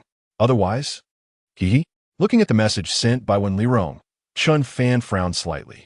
Ever since he was added to this group, he had been puzzled. He had no prior connection with Wen Lirong, nor had he ever acted as a building leader. How did this older sister find me? And why did she add me to the building leader group? Logically, Wen Lirong should have known my WeChat ID first before adding me to the group. There must be something fishy going on. It seems someone has sold me out. Chen Fan naturally looked down on such a meaningless threat. Am I afraid of becoming a target? How ridiculous. Haven't I always been one? Ha. Chen Fan replied without any courtesy. Wen Lirong, have you lost your mind? Since you understand my situation, you should also think clearly about why Huang Mingda and those people are guarding Building 12 without attacking, and instead digging a hole to your Building 7. Huang Baldi is avoiding me. Do I need to be afraid of you all? Wen Lirong, Chen Fan, don't think I don't know. Did you get my WeChat ID from Mu Shueching? Wen Lirong, right now, Mu Xueqing is in Huang Mingda's team. If those rough men find out that you're secretly colluding with Mu Xueqing, just think about it. How do you think Huang Mingda will deal with you? Originally, Huang Baldi was targeting everyone in Building 7. Now, he will concentrate all his anger on you. Just as you hoped, Director Wen. You stand in front of your neighbors and be a martyr. Wen Lirong looked at the message sent by Chen Fan, her heart pounding with fear. Every word struck her fragile nerves. She called for help from other buildings to assist Building 7, of course, for her own sake. She had never considered standing in front of anyone else as a martyr in her life. Suddenly realizing the stakes, Wen Lirong couldn't hold back anymore. Chen Fan brother. No. Big sister. No, younger sister was wrong. It was younger sister who was being foolish. Please don't let this out. Those people from Huang Mingda are not human. They are beasts. If I fall into their hands, I might as well just end it. Unfortunately, I have an 80-year-old mother above me and a child waiting to be fed below. Whoa. Wen Lirong hurriedly sent a long string of voice messages, sobbing and wailing for sympathy. Chen Fan instinctively moved the phone away from his ear. It was too ear-piercing. Is this old bitch used to lying? Talking nonsense so easily. I, Chen Fan, do not have such an unappetizing younger sister. And at your age, you can still have a child waiting to be fed? I'm completely speechless. However, Wen Lirong's crying was quite sincere, which shows her attitude was still correct. Chen Fan didn't want to hold it against her too much, just slightly surprised. This acting master really doesn't have good psychological quality. I just lightly threatened her, and she completely crumbled. Chen Fan sighed lightly. It really was Mu Xueqing's doing. My ex-wife is impressive. Just a basin of water can create some ripples. Chen Fan felt a little anticipation in his heart, wanting to see what tricks his ex-wife could pull next. Stop crying. I'm not interested in the matters between you and Huang Mingda. As long as you listen obediently, you can ensure your temporary safety. However, Chen Fan deliberately lowered his voice and threatened, if you keep talking nonsense, don't blame me for being rude. Absolutely. No, I wouldn't dare to talk nonsense. Wen Lirong was so scared that her eloquence failed her, unusually stammering, I will be your servant from now on. Whatever you say, I will do. Chen Fan, a servant? Don't be so confident. First, be a lapdog. If you perform well, we can consider a promotion. Wen Lirong, what? Don't agree? I agree. Whatever you say goes. Chen Fan didn't intend to trample on Wen Lirong's dignity. He didn't have that kind of hobby. He just understood that someone like Wen Lirong, who can come up with 800 ideas in her mind with a quick turn of her eyes, to make her work honestly for himself. There was only one way. Don't give her a good face. She must develop a fear from the bottom of her heart, not daring to think of resistance. Whether we admit it or not, there are too many such despicable people in the world. Many times, sincerity may not return true feelings, but a stick can. When the time was right, Chen Fan then asked, So, what did you discuss with Mu Xueqing? Wen Lirong, actually, this is really not my fault. She approached me first. I used to be the head of the owner's committee, so I knew many neighbors. I was familiar with your ex. Oh no, with your former lover too. She has come to me for skincare consultations a few times, so we added each other on WeChat early on. Chen Fan understood. The reason Wen Lirong mixed into the position of the owner's committee head was to interact more with the neighbors in the community. With a community of several thousand people, the female market is a big cake. How much money could she make selling face masks? Chen Fan recalled that in the past, Mu Xueqing often had layers of products on her face at home, looking like a ghost. Those products might have been consumed at Wen Lirong's place. Damn it, this is all the hard-earned money I made from working. However, right now, Chen Fan didn't feel like calculating these things. Enough with the small talk. Get to the point. Okay. Actually, ever since the heavy snow disaster began, I hadn't contacted Mu Xueqing for a long time. Just yesterday, she suddenly sent me a message. She said that Huang Mingda and those people had their eyes on our Building 7 and were digging over here. I was terrified. In this freezing weather, where could I run to? So, I asked her if she had any solutions. Mu Xueqing told me to set up a big group and add the owners from other buildings in the community. Then, Chen Fan, then what? If you say one word of falsehood or hide anything from me, you can forget about living. Wen Lirong quickly replied. Mu Xueqing said, Then let me expose the secret that your family has a lot of supplies, making you the target of the entire community. This way, she would help me speak nicely to Huang Mingda, attacking other buildings first and temporarily leaving Building 7 alone. Chen Fan understood. Now the neighbors in Building 12 were exhausted and had long been scared of him. Mu Shiweqing knew she couldn't rely on them. So she widened her focus, trying to make the whole community target Chen Fan together.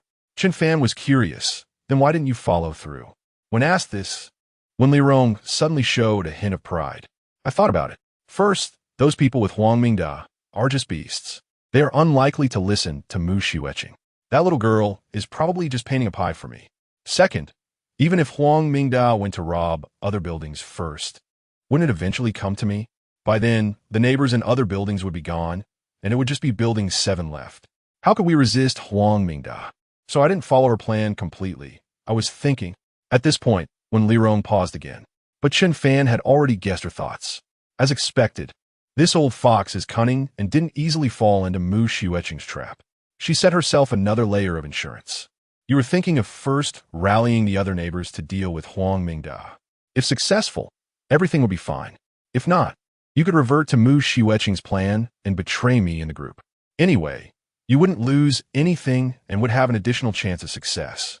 At worst, you could use the so-called secret to come and blackmail me. Perhaps I would be scared and give you some supplies. Right? Chen Fan's tone was severe. Wen Lirong was struck at the heart of the matter, and her heart began to race. What the hell is this Chen Fan? How'd he guess everything? Wen Lirong was completely intimidated by Chen Fan's authority and dared not lie, blurting out in desperation, Master, I was wrong. I was confused for a moment. Please forgive me just this once. Master? Chen Fan's face darkened, and goosebumps covered his body. Speak properly, don't be so disgusting. Be a good lapdog. But don't call me that. It's repulsive. Yes, Master. Chapter 77, The Love of Doing Nothing. In the group chat, the insults and slanders against Wen Lirong continued.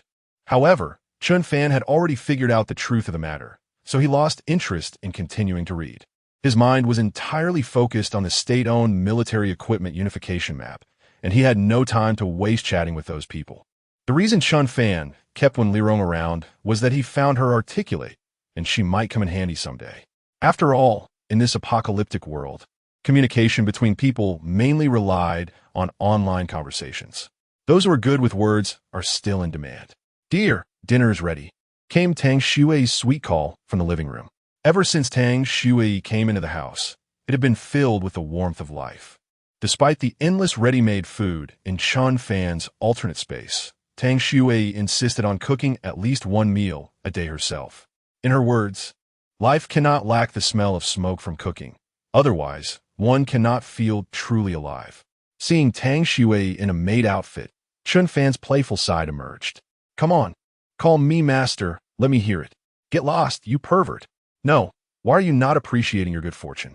Someone is eager to call, and I'm not even allowing it. Bah, I wouldn't believe you. Ha ha ha. Chen Fan suddenly remembered a line from Bai Jinhua in Love Ge. The happiness, I understand, is to calm the heart and focus on the little things. To be moved by the simple, ordinary details. Happiness lies in every meal and every grain of rice, never in grand gestures. Looking at the deep affection in Tang Shui's eyes, Chen Fan suddenly felt a surge of emotion, a strong desire to express himself. Xuea, I love. Tang Shui put down her chopsticks, staring at him in a daze. A woman's intuition is very accurate. She seemed to sense that Chen Fan was about to say something. This was precisely what she had longed for. Seeing a slight blush on Tang Shui's cheeks, Chen Fan, for some reason, swallowed the words back down. I love outdoor sports. You must be getting bored at home, too. After we finish eating, let's go out for a bit. After saying that, Chen Fan continued eating, not daring to meet Tang Shui's gaze. Oh, Dan Sui Zet Ponde Lai Di, picking up her chopsticks again with disappointment. Chen Fan felt that in this apocalypse, he might have everything, but he still believed he couldn't have love. What if, even if there was a slight chance of being betrayed again? For Chen Fan, it would be like falling into an eternal abyss, unable to reincarnate. He couldn't take that risk. This was one thing he couldn't afford to lose. Let's go once we're done eating. The two finished their meals in silence. And Tang Shui adjusted her mood first, smiling at Chen Fan. But it seems like there are no shopping malls open outside. Tang Shui leaned her chin on one hand, teasingly looking out the window. The heavy snow had stopped for many days, yet the snow layer showed no signs of thinning. Outside was still a vast expanse of white. The 10-meter-thick snow layer buried the entire Jinling beneath it, with only a few high-rise buildings poking through here and there. The world was desolate. Even if there were malls, we couldn't go shopping. The snow is so thick that people can't walk. Tang Shui was joking, but Chen Fan replied seriously. The snow quality is very hard. Only beneath the snow layer is it like that. I guess it must be compressed by the weight of the snow above, making it so hard. The snow on top, although harder than normal snow, still can't bear the weight of a person. If you stand on it, you might sink into a snow pit and be buried alive. Otherwise, Huang Mingda and the others wouldn't have to work so hard digging tunnels below. They could just walk over from above. Oh hat, tang swai not that, zi leasing. Wait, that's not right. Tang Shui reacted. Then why did you say you would take me out? Are you trying to dig your own grave? I certainly have a way. First, let's put on our gear. Without hesitation, Chen Fan took out 2 winter outfits from his alternate space. Despite having many questions, Tang Shui followed him and changed. Not long after, they were all set. Ready? Chen Fan asked. Dan swai not that? Chen Fan walked to a corner of the house and took down a picture hanging on the wall. Behind the picture was a hidden red wrench. Tang Shui was taken aback. It turned out there were still places in the house she didn't know about. What is this? Chen Fan put on goggles and smiled slightly. You'll find out soon. With that, he yanked down the red wrench. Click, click, click. With the sound of machinery operating, the tall floor-to-ceiling window in the living room actually began to rise. Cold air rushed into the entire room. Tang Shui was stunned. Fortunately, she had just put on her outdoor clothes neatly. Otherwise, she would definitely catch a cold. Wait, the focus shouldn't be here. What kind of device is this? Cool, right? Chen Fan said proudly. This is the emergency escape passage of our safe house. I designed it myself. Tang Shui exclaimed, Are you crazy? Does an escape passage need to be this big? The heat in the house is all gone. Don't worry. After we leave, the floor-to-ceiling window will close automatically, and the temperature control system will restore the entire house to 26 degrees within 20 minutes. Tang Shui walked to the edge of the floor-to-ceiling window, bent down, and cautiously looked down. This was the 16th floor. Even if the snow buried up to the 5th floor, looking down was still quite high. Hold me tight. We're about to set off. Chen Fan moved close to Tang Shui and wrapped his arm around her waist. Tang Shui asked, How do we get down? Oh my gosh. Before she could finish her sentence, Chen Fan picked her up and jumped off the windowsill. Tears instantly streamed from Princess Tang's eyes in midair. Boom! A large helium balloon suddenly burst out from the back of Chen Fan's clothes. The two's descent speed noticeably slowed. Schwer, how is it? This parachuting suit is also designed by me. Isn't it awesome? Awesome your ass. Couldn't you have mentioned it earlier? Although the speed had slowed down, below was still an endless expanse of white snow with no visible landing spot. Tang Shui shouted, We're about to land. Didn't you say you can't stand on the snow? What should we do? Chen Fan reassured her, Don't worry, I've got this. Just before they approached the surface of the snow layer, Chen Fan focused on the landing point, his right eye concentrated, and unleashed his long-preserved treasure, a silver-white, shimmering snowmobile. Chen Fan had treasured this for a long time and had been looking for an opportunity to try it out. Tang Shui, not understanding what was happening, was already sitting on it. The surface structure of the snow was loose. For safety, they had to move at a higher speed to ensure they wouldn't sink. No man could resist such a big toy. With enthusiasm, Chen Fan twisted the throttle all the way. The snowmobile took off like a wild horse, speeding across the snow. This speed was too thrilling for the usually steady Princess Tang. Chen Fan slowed down. Let me put on a safety belt first. Chen Fan exclaimed, What? I meant let me put on a safety belt. In the vastness of the world, where everything was quiet, the roar of the snowmobile's engine suddenly pierced the silence. Some neighbors living in high-rise buildings were dumbfounded at this scene. Hey, there's someone outside. Quick, look, someone is riding a motorcycle on the snow. Oh my, isn't that Chen Fan from our building? What are they doing? That direction seems to be the Mongshan scenic area. Is Chen Fan going for an outing? Chapter 78 Deep in Mongshan. Mongshan. It is not far from the city center of Jinling, only less than 20 kilometers away. In peaceful times, the Mongshan Scenic Area is the most popular summer resort for locals. The mountain is covered with lush forests and winding paths leading to secluded spots, offering excellent natural scenery. The government usually manages the Mongshan Scenic Area very strictly. It is said that deep within the mountain is a national-level nature reserve, where wild tigers are present. For the safety of tourists, all roads leading into the depths of Mongshan have been blocked off.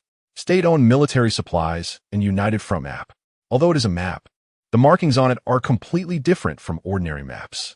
Chen Fan spent a lot of effort and consulted many materials to decipher the various symbols and markings on the United Front map. The results surprised him. According to the coordinates marked on the United Front map, the military supplies secretly stored by the state in the Jinling area are located deep within a Mongshan Scenic Area. Chen Fan smiled knowingly. So, they were just trying to scare people with talk of tigers. After riding the snowmobile for a while, Tang Shui also adapted to the speed. She looked at the direction they were heading and asked, "Are we going to Mongshan?" Chen Fan replied, "Yes, Mongshan. I can basically confirm that the map left to me by Lao Yin has the coordinates in the nature reserve." "What? We're going there? Are you kidding? Haven't you heard there are tigers in the mountains?" "Little fool, that's just a scare tactic to keep people away. Trust me, there are definitely no tigers." Dang Sui. The snowmobile reached the end of a main road, and ahead was a narrow path leading into the deep mountains. Dense trees grew on both sides of the path, and the snowmobile could not proceed any further. Chen Fan stopped the snowmobile. "Looks like we have to walk a bit." He took out a specially prepared snowshoe from his alternate space. This snowshoe was designed to mimic the shape of a duck's foot. By attaching it directly to his shoes, it increased the surface area of pressure, preventing him from sinking into the snow. The material used for the snowshoes was also a high strength-to-weight ratio composite of carbon fiber and resin. Tang Shui stepped on it and found that she didn't feel any effort while walking. She glanced at Chen Fan, thinking that this guy really had everything. The two of them walked one after the other into the deep mountains, while others went out with their boyfriends to shop at Gucci, Chanel, and Starbucks.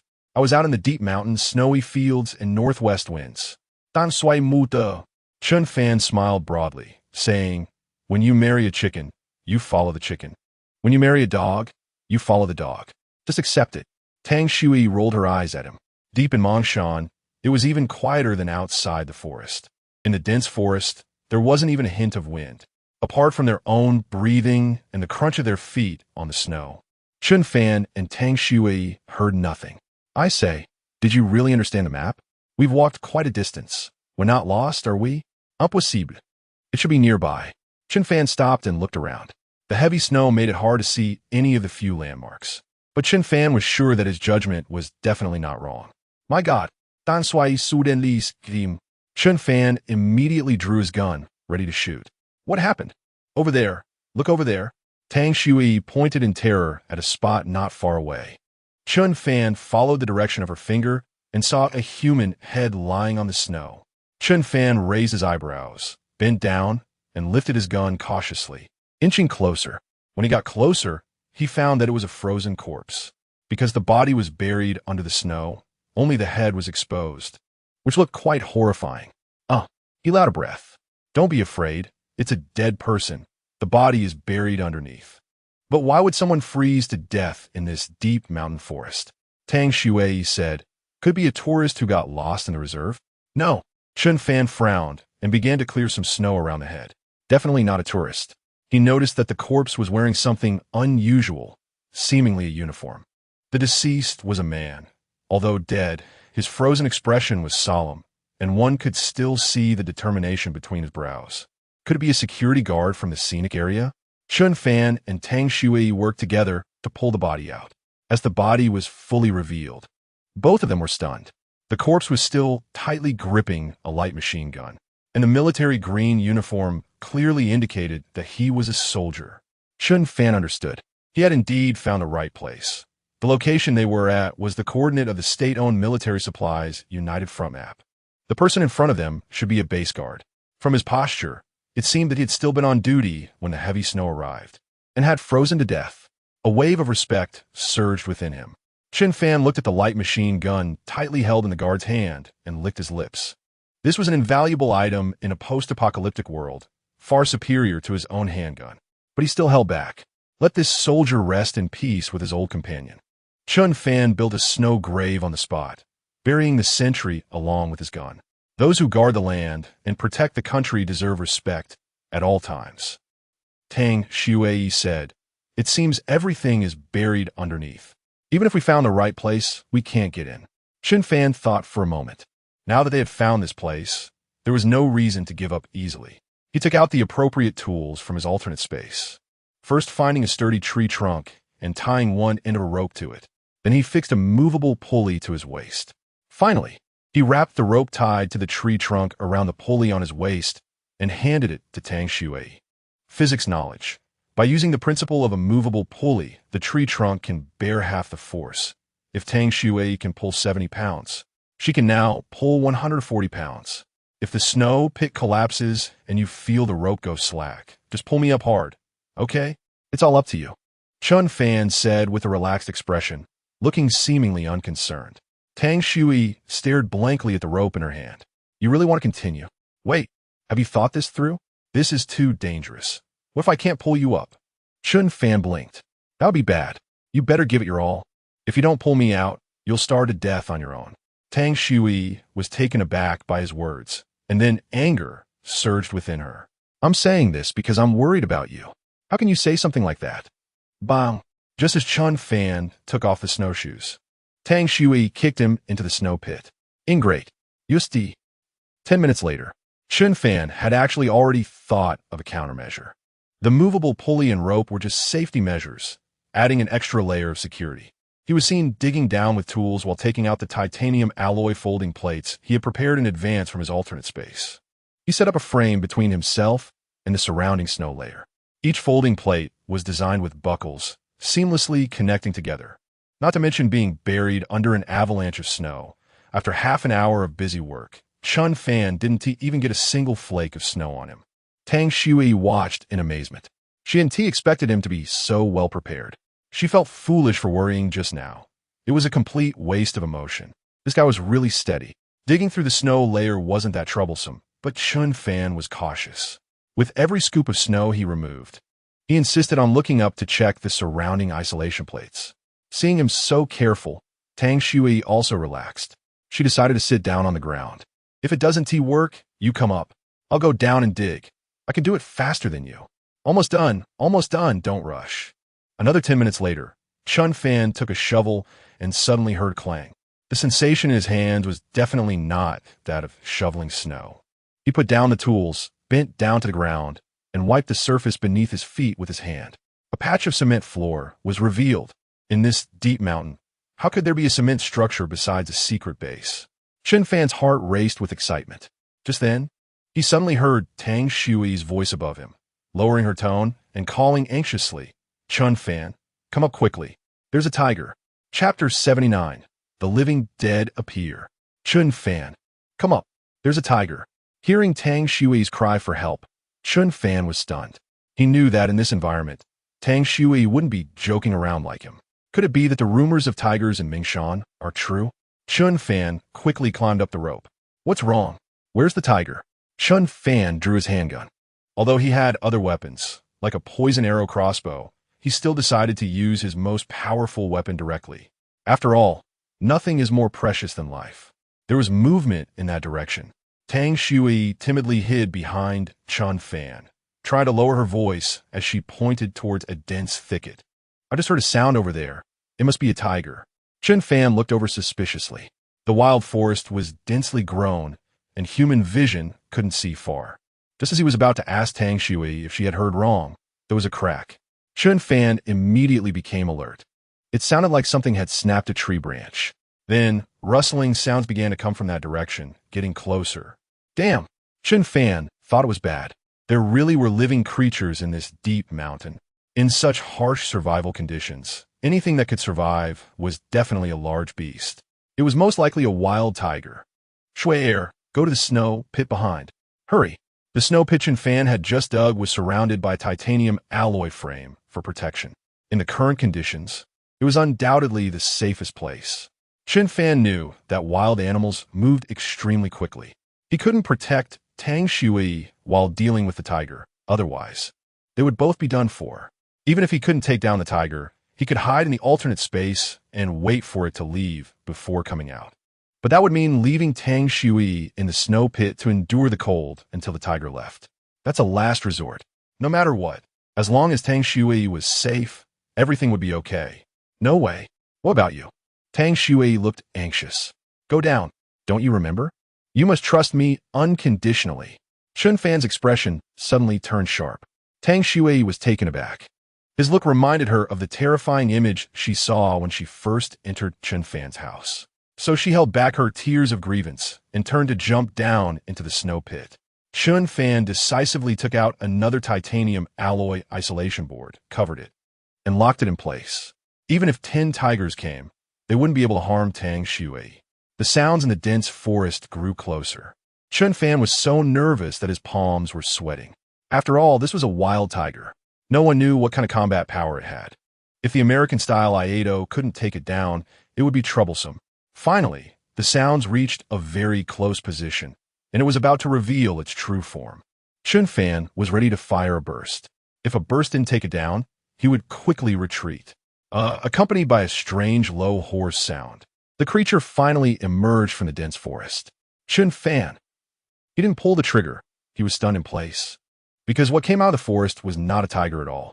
Instead, it was a person, or rather, something human-like. This thing moved slowly, walking unsteadily. Its posture strange. It seemed only capable of making this one hoarse sound. Its head had no covering, and its eye sockets were hollow. Upon closer inspection, its eyes had long since rotted away, leaving only flesh. This thing's clothes were tattered, and the exposed skin was a dark gray color. Chen Fan knew that only someone who had died a long time ago would have blood stopped flowing, making the skin look like this. In his previous life, Chen Fan had heard rumors that some people affected by nuclear wastewater radiation underwent scientifically unexplainable mutations. Even though they were deemed brain dead, their bodies could still move. People refer to these things as zombies or living dead. Chen Fan had thought these were just pranks by some people trying to create a buzz. He never expected that at this moment, this living dead creature would appear right before him. Bang, bang, bang. Chen Fan decisively opened fire. Forget about it being a zombie. Even if it looked so ugly, he would still shoot. 3 bullets, 1 hit the head, and 2 hit the chest. But the zombie didn't fall. Instead, it seemed to have just realized Chen Fan's presence and suddenly became agitated. It let out another sound and started running in the snow, charging at Chen Fan. Chen Fan was caught off guard again. Wait, why aren't you sinking into the snow? You can run on the snow? Even in this state, you can do light work? Is that fair? There wasn't time to think too much. Bullets didn't seem to work on the zombie. Other physical attacks would likely be useless too. Chen Fan quickly changed his approach, pulling out a white phosphorus incendiary grenade from the alternate space. Here we go. The white phosphorus grenade instantly released temperatures over 3,000 degrees. The zombie turned into a fireball, writhing in place. In no time, it was reduced to ashes. Phew. Chen Fan let out a sigh of relief. Fortunately, there was a way to counter that unfortunate thing. Otherwise, it would have been troublesome. Chen Fan, how are you? Are you okay? Tang Shui, inside the isolation board, heard gunshots outside, and then it suddenly went quiet. She couldn't help but worry. At that moment, the cover above was lifted, and Chen Fan's smiling face appeared. It's okay. We're safe. After Tang Shui crawled out, she looked around. Besides a small pile of ashes that had appeared on the ground, there was nothing else. Where's the tiger? It ran away, probably saw that I was skinny and didn't have much of an appetite. Chen Fan said with a smile. He didn't want to tell Tang Shui the truth right now. After all, what she had just seen was truly unbelievable. Knowing about it would only add to her fear. Forget it if you don't want to talk. Tang Shui naturally knew that Chen Fan wasn't telling the truth, but she wasn't very concerned about what had happened. As long as both she and Chen Fan were okay at that moment, that was good enough. Chen Fan took out a mini device flashing a red light and stuck it to the cement ground. This was a high-precision GPS. Next time, if they wanted to find this place again, they could just follow the electronic route on their phones. After finishing all this, Chen Fan put away the isolation board and all the tools and filled in the snow pit. Try to restore the scene to its original state. All right, mission accomplished. Let's go home. Hearing Chen Fan say they were going home, Tang Shui finally breathed a sigh of relief. This day had been exciting enough. She just wanted to go home and take a hot shower. Before leaving, Chen Fan glanced back at the spot where the zombie had been burned to ashes. His expression serious. What's wrong? Did you forget something? It's nothing, let's go. They were back. Chen Fan and Tang Shui rode on a snowmobile, just appearing near the Fuda community. Someone in the owner group shouted. Ever since Chen Fan left in a high-profile manner, these people had been watching the window, looking in the direction he had gone. There was nothing interesting left in the apocalypse. For the people in the Fuda community, the biggest news in their lives now was Chen Fan. Anything related to Chen Fan was the community's hot search and oh. Wait, where did he get all this stuff? He even has a snowmobile. Don't you remember? Before the heavy snow disaster hit, Chen Fan's house was getting supplies every day. He must have bought it then. I know that. I mean, before the heavy snow came, it was August. It was so hot. You said, how could Chen Fan prepare these winter gear in advance? Who would normally buy a snowmobile and keep it at home? Huh, you make a good point. Could it be? This guy already knew a snow disaster was coming. Chapter 80, The Real Apocalypse, may just be beginning. Chen Fan, get out here. You have to give everyone an explanation today. Chen Fan, buddy, tell me the truth. Did you already get insider information and know about this massive snow disaster? I mean, if you have something you don't want to share with everyone, I can actually understand that. After all, it's your own stuff, and you have the right to be selfish. But if you knew about this disaster in advance and didn't tell anyone, then you are not just selfish. That's called moral decay. Do you understand? Chen Fan, you even prepared a snowmobile, but wouldn't remind the neighbors to stock up on food. Chen Fan, I've never seen anyone as disgusting as you in my life. You not only lack conscience, you practically have no heart at all. Chen Fan, you are a disgrace to humanity. I despise you. That said, the average level of speech in the building managers group is higher than that of ordinary homeowner groups. At least there are no low-end repetitive nonsense. These people are trying to awaken the guilt deep inside Chen Fan. What? Are you unhappy about being scolded? That is not like you, haha. After returning home from Mingshan, Tang Shui noticed something was off with Chen Fan. In the past, if a neighbor said such nonsense in the group, Chen Fan would have immediately fired back without hesitation. Then he would casually show off his good mood. But now this guy was just staring at his phone, not even blinking. Tang Shui knew he had something on his mind. His concerns could be about anything, except for some kind of moral awakening or shame. Those extra feelings would never appear in Chen Fan. Oh, it's nothing. I'm just enjoying their lively discussions. I find it funny. Chen Fan looked at Tang Shui, forcing a smile. After spending so long together, Tang Shui knew him too well. The calmer he was, the bigger the problem. Chen Fan must have encountered some difficult issue, but couldn't speak about it. Since that was the case, Tang Shui decided not to pry further. She knew that a good girlfriend's fundamental quality is to not be talkative. She could give her man a moment of peace at the right time. Chen Fan indeed had something on his mind. Ever since he saw that thing that was neither human nor ghost in Mingshan, that terrifying and disgusting face had lingered in his mind. He felt anxious with a vague premonition. His encounter with a zombie in Mingshan was definitely not a coincidence. There must be a bigger secret behind it. Chen Fan searched for related information online, but found nothing. Official reports were becoming fewer and fewer. The news released was either urging people to persevere or just painting a rosy picture. There was completely no useful information. The more is like this, the more worried Chen Fan became. There's a saying that goes, if you see one cockroach at home, it means there are 100 hidden where you can't see. Chen Fan pondered, if he could encounter zombies in the remote, desolate parts of Mingshan, would the government really have no awareness of this? It couldn't be that there's only one living dead in the whole world, and he just happened to run into it. The odds of that are probably lower than winning the lottery 10 times. Chen Fan never believed in coincidences, let alone coincidences that even a 3-year-old wouldn't believe. There could only be one possibility. The government was deliberately hiding something. In this apocalypse, the national machinery was almost paralyzed. Hotlines for mayors and people's livelihoods had long been unreachable. The government had an attitude of being indifferent, like a dead pig that isn't afraid of boiling water. But under such circumstances, why still hide the truth from the public? What were they afraid of? What could be more terrifying than this icy weather? But if there really is something, a bold hypothesis surfaced in his mind. Chen Fan was startled by his own thoughts, his whole body shivering. He suddenly threw down his phone. He unfolded a map of the country, spreading it out on the ground. Tang Shui was startled, asking what he was doing. But Chen Fan didn't answer. He focused intently on the map, looking for locations and circling them with a red marker, muttering to himself. Here is Jinling. Then, 20 kilometers east, Mingshan is here, encountering zombies at this location. Further east is Binhai City. East of Binhai is the East China Pacific. Chen Fan's pupils involuntarily dilated, because following this direction, if he continued east, he would reach the island nation.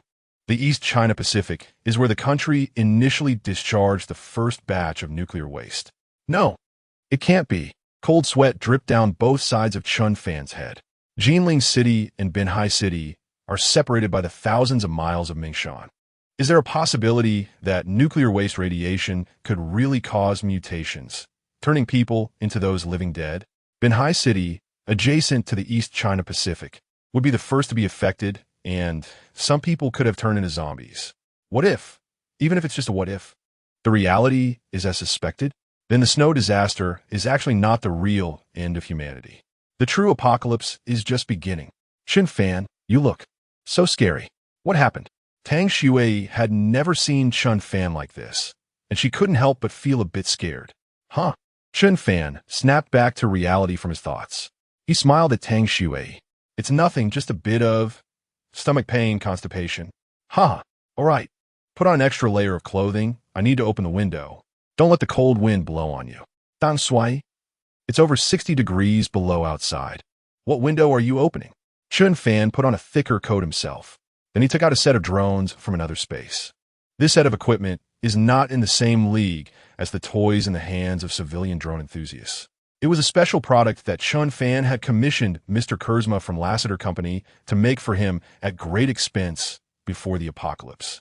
The drone has a remote control radius of up to 2,000 kilometers, made of special materials that are cold-resistant, impact-resistant, fully solar-powered, and can evade anti-aircraft radar detection. With it, Chen Fan felt as if he had gained a pair of heavenly eyes. He could overlook everything from the sky. He named this thing Robin. When Mr. Kurzma handed the drone to Chen Fan, he specifically warned him not to let anyone know that it was made by him. Otherwise, the military would definitely cause trouble for him. Chen Fan opened a hatch leading outside and slowly released the Robin. Then he opened his phone to operate it. To see more clearly, Chen Fan projected the image onto a 100-inch screen. He focused intently on his work. Tang Shui also found it novel, thinking that with this, traveling and taking pictures in the future would be very convenient. Why didn't you take this out earlier? If I had known you had it, why did I bother going to Mingshan myself? Let the drone go instead. The forest is too dense, it can't fly inside, and you can't see the situation from above. This thing is good, but it still has its limitations. You can only get a rough idea. For the finer details, you still have to do it yourself. Oh, so what are you looking for now? Chen Fan stared at the screen without answering. He hoped that the Robin would not see anything this time. But if it really did see something, that would mean the situation had become serious enough to face. In that case, it should be time to let Shui accept the truth. Chapter 81, The Vanished City, The Robin, is impressive. Crossing over Mang Mountain, entering the clouds. At an altitude of 10,000 meters, it feels like walking on flat ground. Chen Fan and Tang Shui stared at the big screen. Even from a god's perspective, this world still had no color. It was lifeless. Finally, the Robin flew over Mang Mountain and entered the territory of Binhai City. I have a very good friend who lives in Binhai, Tang Shui suddenly said. Chen Fan asked, do you still keep in touch? Tang Shui replied, no. Since the heavy snow disaster, we lost contact. Maybe the power supply conditions in Binhai are worse than here, and the communication system collapsed. Chen Fan glanced at her, but said nothing. He thought to himself, if it's just public facilities that have collapsed, that would be the best outcome. What he feared was that it wasn't the case at all. After the heavy snow disaster, public facilities across the country suffered unprecedented damage. However, they were not completely non-functional. Chen Fan had browsed information from various places online before. The situation in several nearby cities was roughly similar to that of Jinling. Only Binhai had very little related news. Chen Fan knew this was the government using means to intervene, making it impossible to find information about Binhai online. It was as if the city had vanished overnight. However, despite the unusual phenomenon, very few people were paying attention. Everyone was busy dealing with their own survival issues, and no one had the leisure to care about a vanished city. The robin flew at a very high speed, and after about 20 minutes, it arrived over the urban area of Binhai. As far as the eye could see, there were tall buildings, streets, parks, squares, etc., all covered by heavy snow. There was nothing visible. It seems Binhai is not much better than us. Tang Shui sighed lightly. Just as she was about to turn away to do something else, suddenly, a shriek, a dark shadow collided with the robin at a high speed. The robin immediately lost its balance and began to flip in the air. From Chen Fan and Tang Shui's perspective, it felt as if something had crashed into their faces. Oh my God! Tang Shui screamed in fright. Fortunately, the robin was made of special materials and was very sturdy. It adjusted itself in the air and quickly regained stability. What was that just now? Tang Shui was still shaken. Chen Fan was also eager to know. He quickly activated the video replay and pulled up the data screen from 10 seconds ago. Slowing down the playback speed to 10 times, Chen Fan pressed the pause button and enhanced the image quality. The true form of that object finally appeared before their eyes. Both Chen Fan and Tang Shui were stunned. The thing that crashed into the robin was actually a hawk. Of course, in a city adjacent to the wild forests of Mang Mountain, the appearance of birds was not surprising. The problem was that this hawk had no eyeballs in its eye sockets, and its head was obviously rotting. The skin and feathers on its head were tattered, and even the flesh and skull inside were exposed. Tang Shui's face turned pale. How can it still fly like this? But what Chen Fan was thinking was, if it's like this, is it still alive? Finally, they had made a discovery. To avoid another collision, Chen Fan operated the robin to descend closer to the ground and began low-altitude reconnaissance. The robin moved slowly along the street. When passing through a densely populated residential area, Chen Fan seemed to see shadows moving inside the buildings. He maneuvered the robin to get closer. As they approached, the buzzing sound of the drone's propellers seemed to attract something's attention. Gradually, hoarse sounds began to emerge from the surrounding residential buildings. What are those? Tang Shui instinctively clutched Chen Fan's arm. I don't know what they are, but I can be sure they're definitely not human. Chen Fan rotated the robin 360 degrees in place. Only then did Tang Shui see that countless living dead were starting to pour out from the surrounding residential buildings. They all looked similar. They had no eyes, grayish-white skin, were emaciated, covered in wounds, with flesh hanging out and no visible skin. The number of zombies was increasing, making one's scalp tingle. They were getting closer. Chen Fan quickly raised the robin to avoid being damaged by the living dead. As the camera gradually pulled back, Chen Fan could see that the entire Binhai had fallen. All the residents here had turned into this state. My God, Achio! Tang Shui covered her mouth with her hands, tears streaming down uncontrollably. She knew that her good friend Ruan Xiao, who lived in Binhai, could not escape the fate of becoming like that, and she couldn't help but feel sorrowful. Chen Fan now completely understood why the government wanted to block information about Binhai. Because here, it had turned into hell. A true hell. Compared to Binhai, the people living in Jinling only had to face the heavy snow dilemma, which could be considered fortunate.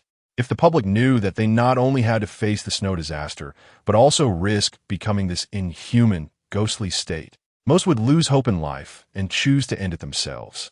In that case, there would be no room for negotiation, and human civilization would be completely erased from the earth.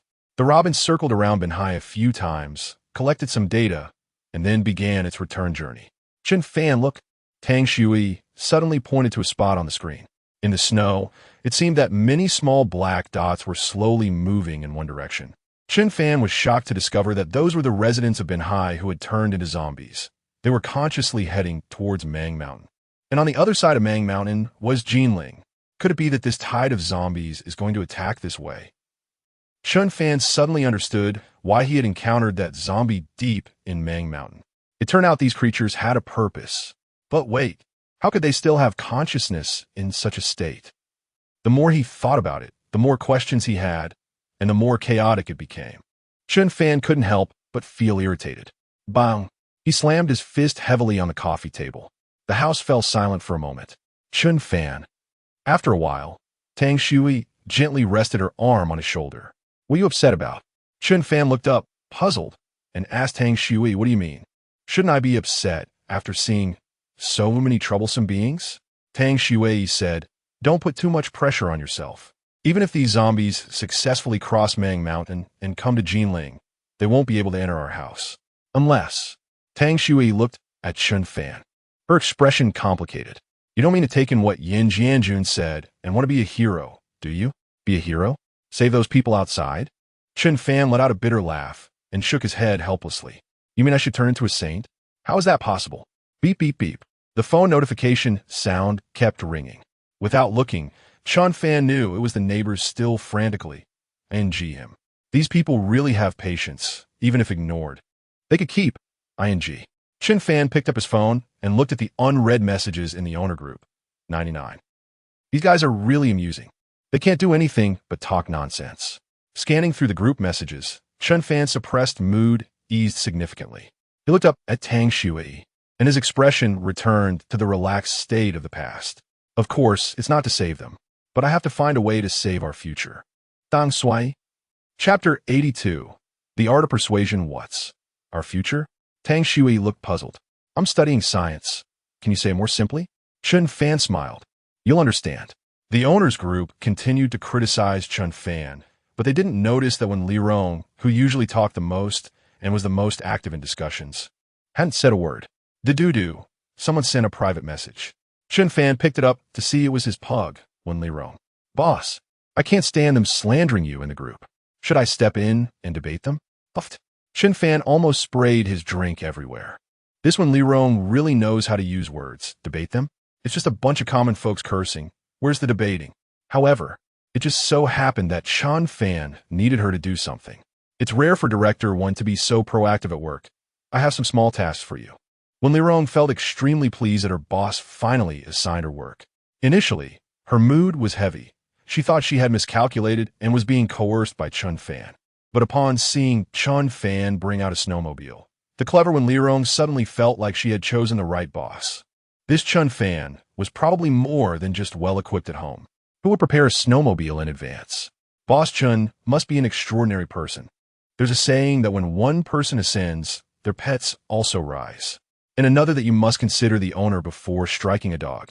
If I've aligned with a big shot, do I have support in this apocalypse? After having cheered up her boss, who would dare to speak loudly to her in the future? Thinking this way, when Li Rong became proactive, her little mouth chattering nonstop. Boss, just give the orders.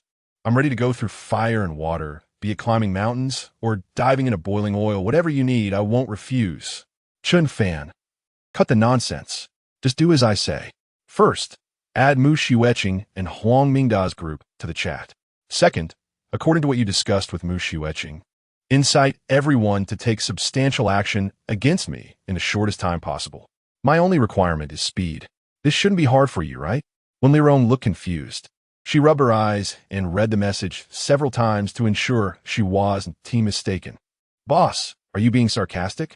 If I'm not doing something to your liking, please tell me. I can change it. Chen Fan, where do you get all this nonsense? If I'm dissatisfied, do I need to beat around the bush to remind you? Just do it. Yes, I will ensure the task is completed. When Li Rong no longer dared to utter another word of nonsense, although she didn't understand why Chen Fan wanted to operate in reverse. She firmly decided to follow his orders, right or wrong, as a loyal subordinate. That was sure to be correct. When Li Rong organized her thoughts and began to take action, she had already added Mu Shiueching as a friend, so bringing her into the group was not difficult. Ding! A flower blooms prosperously. National Senior Skin Management Specialist invites, if loving me is wrong, let tears drown this land to join the group chat. Muxekink. All building leaders. Mu Shiueching was currently in Huang Mingda's team, and this was no secret in the Fuda community. Seeing Mu Shiueching enter the group, everyone was momentarily confused, while there were others in different buildings who weren't afraid of the construction team, like the top fighter Sherdake and the self-proclaimed invincible Lu Xuanhe. In this apocalypse, it was better to avoid trouble. No one wanted to attract unnecessary danger. So everyone remained silent, waiting to see what Wen Lirong was going to do next. Welcome my good sister, Ms. Mu Xueqing, former building leader of Building 12, to the group. Everyone please applaud. A long string of applause emojis followed. Everyone. Mu Xueqing was also a bit dazed after being suddenly added to this group. What if Huang Mingda found out? Would she still have her life? Wen Lirong, you're trying to get me killed. However, since Mu Xueqing had a partnership with Wen Lirong, she didn't directly embarrass her by leaving the group. She quickly sent a private message to Wen Lirong. Sister Wen, why did you pull me into that group? According to what we agreed, you just needed to rally the neighbors against Chen Fan. The construction team is planning to attack each of your buildings. If Huang Mingda finds out I have contact with you, it's dangerous. If I'm in danger, who will help you plead my case? Wen Lirong smiled. Coming up with a lie was easy for her. Sister, I'm just doing as we agreed. Look, I've gathered everyone into this group, and I've successfully instigated everyone to develop hostility towards Chen Fan. Now we just need one last push to gather everyone to take action against him. But now there's a problem. Even if these people want to attack Chen Fan, how will they get there? We aren't like Huang Mingda's group, who can dig tunnels under the snow. Mu Xueqing thought about it. Wen Lirong's words made sense. Indeed, given the current situation, only the construction team was likely to safely navigate out of the buildings. If others rashly dug holes beneath the snow, they could very well get buried alive. Of course, no one was willing to take that risk. But right now, there were no other options. Mu Xueqing, sister Wen has a point. Digging through the snow carries certain risks. However, as the saying goes, the greater the risk, the greater the reward. The bigger the storm, the more valuable the fish. If there's truly no other way, you should mobilize everyone to take the risk. It's just digging a hole. How complicated can it be? What if we succeed? Seeing Mu Xueqing's reply, Wen Lirong was stunned. She didn't expect her to have such bizarre logic and fantasies. Are you out of your mind? Or do you think we're all out of our minds? What if we succeed? What if we fail? Who the hell would risk their lives just for a chance? Do you think saying this makes you sound cute and innocent? Mu Xueqing's White Lotus act stirred Wen Lirong's emotions. She suppressed her anger. Sister, to make this happen, we can't think like that. Even if I'm willing to risk it for our sisterhood, what about the others? Think about it. How likely is it that you can convince them to take that gamble? Since you're in the group now, why don't you try? Mu Xueqing fell silent. She knew very well that if Wen Lirong, with her silver tongue as the committee director, couldn't persuade everyone, then she, Chen Fan's ex-wife and Huang Mingda's current partner, stood even less of a chance. Then sister, the reality is right in front of us. What else can we do? Are we supposed to pull Huang Mingda into the group and have the construction team dig tunnels for us? I think that's a great idea. Then please add Captain Huang to the group. Wen Lirong readily agreed. Mu Xueqing, what the heck? I was just joking about having Huang Mingda join. Are you serious? Mu Xueqing, no. Sister Wen, do I need to remind you that the construction team is about to attack your buildings? And now you're saying to let Huang Mingda join? What kind of joke is that? Wen Lirong, I'm not joking. Sister, listen to me. Why is the construction team attacking our buildings when we have no grievances or grudges with them? It's all about getting some food and supplies. As long as we take down Chen Fan, we'll have whatever we want. What reason does Huang Mingda have to keep targeting us? Isn't that the case? Although it's true, Mu Xueqing hesitated. She was indeed somewhat swayed by Wen Lirong's silver tongue. In her heart, nothing was more important than taking revenge on Chen Fan. As for that useless Huang Tubo, he was completely scared off by Chen Fan. Now, anyone who suggests dealing with Chen Fan to him will make him panic immediately. Mu Xueqing naturally didn't dare to provoke trouble easily. However, if she could truly use Wen Lirong and the others to urge Huang Mingda to join forces against Chen Fan again, wouldn't that be even better? The most important thing is that without the support of the construction team, the strength of the other buildings can't be exerted at all. Thinking this way, Mu Xueqing steeled her heart. Then, let's give it a try and drag Huang Mingda down with her. When it comes to persuading men to take action, Mu Xueqing had her own unique skills. Although she rarely used them, her silver tongue was much more powerful than Wen Lirong's. Even the house in Fuda community was willingly bought for her by Li Zihao under this skill of hers. Chapter 83. The ultimate skill of Mu Shuetching. If you're listening to the audiobook, please lower the volume. Ding. If loving me is a mistake, then let the tears drown this land. Invitation. After the event, a cigarette is better than living like a god. Join the group chat. Someone immediately recognized that the new avatar in the group was Huang Mingda. The neighbors were completely confused. What kind of operation is this? Not only did Mu Shuetching join the group chat, but even that bald guy Huang also joined? Isn't the purpose of forming this group too? Why do I feel a bit disoriented? On the other side, Huang Mingda also discovered that he had been pulled into a strange group by Mu Shuetching. He opened it and found it was representatives from other buildings. Huang, babe, what does this mean? Huang Mingda looked puzzled. The tunnel leading to Building 7 would be completed in about half a day. The excavation work for other buildings was also ongoing simultaneously. When a cheetah hunts an antelope, does it chat with its prey before biting it to death? Is it for better digestion? Mu Shuetching approached him with a charming demeanor, wrapping an arm around the back of Huang Mingda's neck. Her fair hand gently stroked his bald head. Brother Huang, listen to me. Everyone in this group is the building manager from other blocks. These people together basically represent the opinions of all residents in the community. Now everyone has reached a consensus. We need to unite and deal with Chen Fan together. I think such an important matter can't be without you, Brother Huang. That's why I specially asked the head of the homeowners committee to add you in. Chen Fan? Chen Fan. No matter how Mu Shuetching explained, the name Chen Fan was a taboo in Huang Mingda's heart. He suddenly pushed Mu Shuetching away, erupting in anger. Damn it. Didn't I say not to touch anything related to Chen Fan? Don't even mention that name. Are you trying to get yourself killed? Huang Mingda's face showed a look of fear. He had seen death before. In fact, he had taken many lives himself. However, the expression and gaze of Chen Fan when he killed Li Simeo left an unforgettable impression on him. When others kill, there is usually some transition, changes in expression, emotional fluctuations, or even some harsh words. But when Chen Fan killed, it was as calm as drinking water or eating. Such a cold and decisive aura completely intimidated Huang Mingda. At that moment, when Chen Fan slowly moved the gun toward him, Huang Mingda had never felt death so close. That suffocating feeling still made his heart race when he thought back on it. So, those who are cruel to others are often the ones who cherish their own lives the most. They torment their opponents to make them suffer, subconsciously hiding their own weakness and anxiety.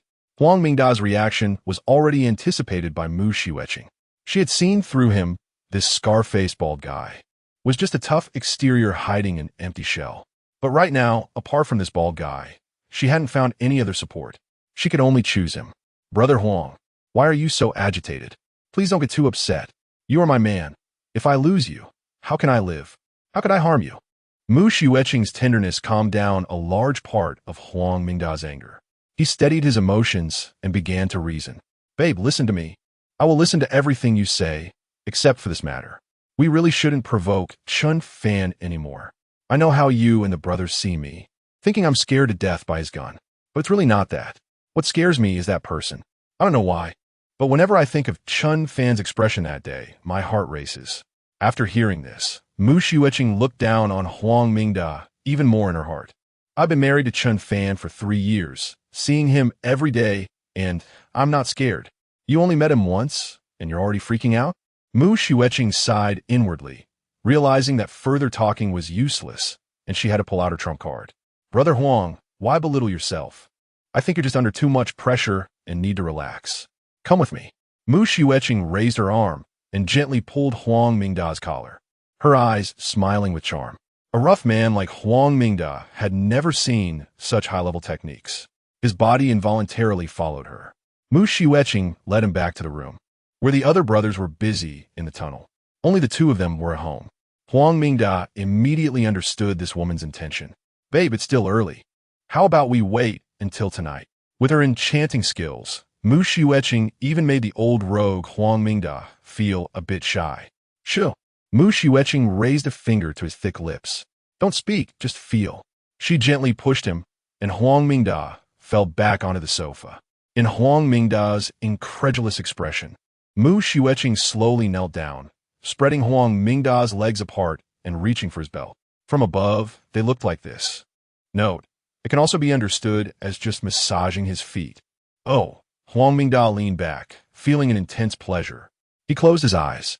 A quarter of an hour later, the sound of slurping snail noodles returned to calm. Huang Mingda had tried this kind of technique before in a hair salon. But Mu Shiueching's skills were on a completely different level. At the moment of climax, Huang Mingda felt as if his soul was leaving his body, almost ascending to heaven. Afterward, Mu Shiueching rinsed her mouth and emotionally said, "Brother Huang, I've never done this before. In this life, I only recognize you as my man." Huang Mingda was so moved he almost cried. No woman had ever been so sincere to him in his life. "Babe, I love you. I will only love you in this life, and I mean it. If I ever do anything to wrong you, let me become a roadside donkey." Huang Mingda's trembling voice, with his lack of formal education, sincerely expressed his love and loyalty to Mu Shiueching.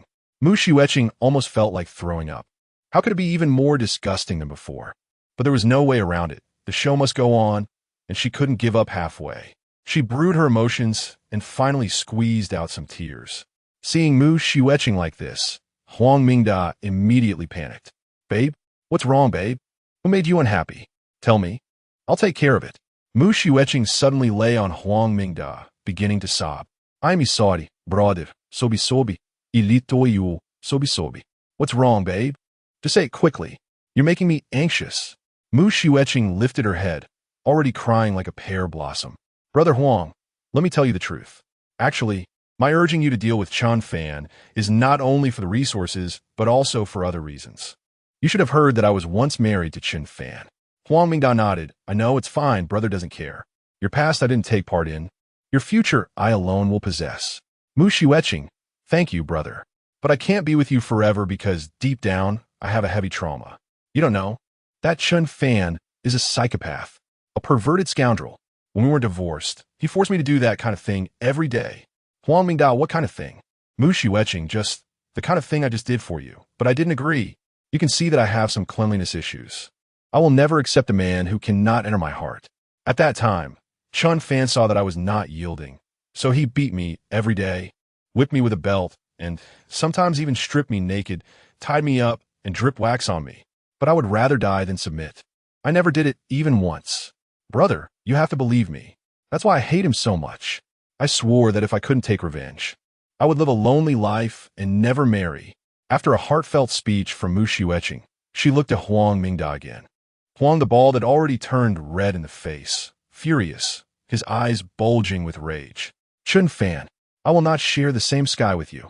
Chapter 84. I said, "Did you three have a fight over a piece of shit this morning? Why are you still encouraging those people to attack our home? It won't be long before the things from across the mountain cross over Mongshan, and then those people in the community will have their hands full." Chen Fan's actions were becoming increasingly incomprehensible to Tang Shui. Wasn't the zombie tide that the robin bird just captured and been high enough to be troubling? Why bother bringing those neighbors over to add to the stress? Tang Shui also knew that Chen Fan rarely did anything trivial. Every seemingly casual move he made had ulterior motives behind it. It was precisely because time was short that he needed to act quickly. Chen Fan didn't look up, staring at the owner group on his phone. Since zombies could be encountered in the middle of Mongshan, it meant those creatures had the ability to climb over Mongshan. You saw the footage that the robin bird captured. The next wave of zombies heading toward Jinling will not be less than 20,000. To confront such a large number of zombies, I definitely can't do alone. I must prepare defensive works and coping strategies before they arrive. Therefore, the national military supplies stored in Mongshan are indispensable. So now I need to use Huang Mingda and those people to help me dig a passage to the Mongshan armory. I also need to prepare some people as a force to resist the zombie tide. Tang Shui was surprised. "Are you worried that our safe house won't withstand a zombie attack?" Chen Fan shook his head. "Not really. It's just that if everyone in this world dies, then what difference is there between the two of us living in emptiness? There's no complete egg under a broken nest. No one can survive alone in solitude. Even for our own sake, we can't easily give this world to the living dead. As for those neighbors outside, whether they live or die, it's up to their fate. Anyway, I'm not going to care." Tang Shui was silent, and it made sense when she thought about it. If everyone dies, and the world is left with only zombies. Then living in this safe house with Chen Fan, even if they can protect themselves, it would only be survival, not life. Just imagine. The outside is full of the living dead. Day and night surrounding their home, scratching walls, howling, in such a living environment. It wouldn't take a couple of months for a person's mental state to collapse. If they plan to have children in the future, they wouldn't dare to have any. Even in peaceful times, many people are afraid to have children to spare the next generation from the pressures of society. Who could bear to let their child be born into a world full of living dead, never daring to go out, never making friends, forever lonely? What would that feel like? Perhaps this is what Chen Fan refers to as the future he wants to save. The world. The world, me. To save the world is to save myself. So since you want to cooperate with the neighbors, why not directly tell them the truth? Cooperation? Chen Fan raised an eyebrow. Surprised. When did I say I wanted to cooperate? When did those people have such qualifications? I only said they were still useful. That's all. Time is precious. I can't waste time persuading them one by one. I'm not a community committee ant. The quickest way is to gather them together and force them to comply. Just be obedient like Wen Lirong. Besides, if reasoning could solve problems, there would be no wars in this world. Think about Huang Mingda and those people. Do they ponder how to survive when the snow disaster passes? What they think is to let things go and enjoy one day at a time. There are many people like that. Human nature is complex. You can't expect them to become united just because you tell them the truth. That's a beautiful fantasy. Tang Shui. We could also wait for them to exhaust each other a bit. Then it would be easier to deal with them. Fool! Those people are all heavy-handed.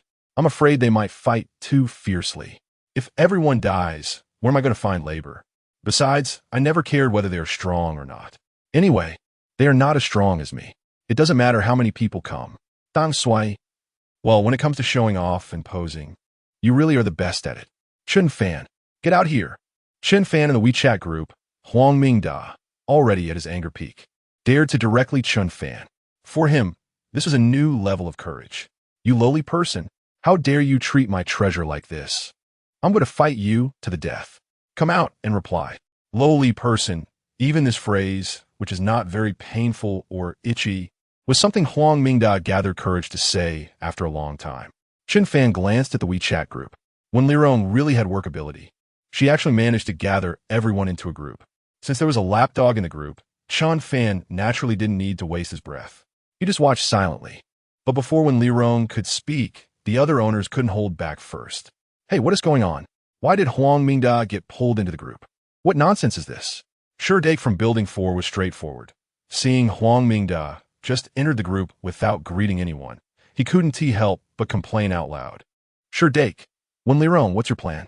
Didn't you say you gathered everyone together to resist Huang Mingda's construction team? What is the situation now? Are you kidding me? Wen Lirong, Huang Mingda, what the hell? You called Huang Mingda too? You, a meat seller, dared to act tough with me? Dake was furious. Fine. I'm not going to waste time with you. Don't dig into Building 7 for now. Hurry up and come to my Building 4. Dare to enter my building. I'll consider you awesome. Lu Xuanhe also joined in the commotion. Oh, is this really happening? The wind is too strong. The liquor is too spicy. If you don't have strength, don't talk. Does Huang Mingda dare to act tough here? How about it? Let Wuning take you down? Grinning Wuning? A pig. Dake's anger rose another level. Lu Xuanhe, all right. One after another. You all want to compete with me, right? Come on. You all come over. Let me see if I can't take you all down. Huang Mingda was also so angry that his fingers trembled. He typed slowly, still using the handwritten input method. So he picked up the phone and directly used voice message. Lu Xuanhe, you little brat. Is this a place for you to speak? Don't think I don't know who you are. Aren't you just one of those stinky real estate agents from Building 5? You're nothing. Used to be like a dog, bowing and scraping to hand out flyers to me, right? Have you forgotten so soon? If you keep talking, believe it or not, I'll take you down first. This sentence really hit Lu Xuanhe's sore spot. They as salespeople often face disdain. If it weren't for the 800 yuan base salary a month, who would want to spend their youth standing on the street with a smile? Lu Xuanhe was furious, directly swearing. Huang Mingda, Dake, I'll fuck your M. Over 600 words. Dake, I'll fuck your ancestors. Over 800 words. Huang Mingda, you too TMD. Over 1,200 words. In an instant, the WeChat group was filled with foul language. Huang Mingda, Lu Xuanhe, and Sure Dake were like seasoned street brawlers at the village intersection, spitting insults at each other, refusing to back down. The battle was exceptionally fierce, and the neighbors tried to persuade them, but couldn't stop it. The messages sent to mediate were quickly drowned out by the three's curses. Even when Lirong couldn't get a word in, Chen Fan watched for a while, realizing that these three were arguing endlessly and delaying important matters. Finally, he couldn't help but type out a few words. Can you be a bit more civilized? Did you three all fight over a piece of shit this morning? Silence. A miraculous thing happened. The three people who had just been arguing fiercely, who wouldn't stop no matter how others tried to persuade them, suddenly fell silent. It was as if they had just remembered that there was another common enemy, Chen Fan. Chapter 85. Everyone here is garbage.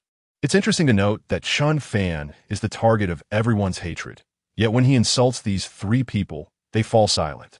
Just a moment ago, they were all spouting elegant phrases and flowery language, but now none of them dare to utter a word against Chen Fan. The atmosphere in the group suddenly becomes awkward. All right. Everyone calm down. Let me say a few words. Cheng Li steps forward to speak. He had been trying to mediate in the group chat, but the three were arguing too passionately and quickly for anyone to notice what he was saying. Thanks to Chen Fan, he finally found an opportunity to speak. Neighbors, the living conditions are becoming increasingly difficult, and each building and family will inevitably encounter various problems. However, in such conditions, we must not increase internal strife. Everyone should focus on the right things, on how to solve the current difficulties.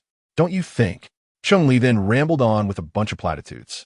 Chen Fan watched for a while, feeling that the progress was still a bit slow. No, this Cheng Li is too long-winded like a monk, and soon all the readers will be gone. I need to help them hit the fast-forward button. Chen Fan privately messaged Wen Lirong. What are you doing? Dikingonop. Wen Lirong. I'm here, boss. I saw you made an appearance, so I didn't dare to speak. Chen Fan. Stop the nonsense, get to work. Received. Once the boss spoke, Wen Lirong quickly got to her post. Cheng Li, brother Cheng, I see you've been talking for a while, and I think you're right. But I believe what everyone is most concerned about now is how to solve the current predicament.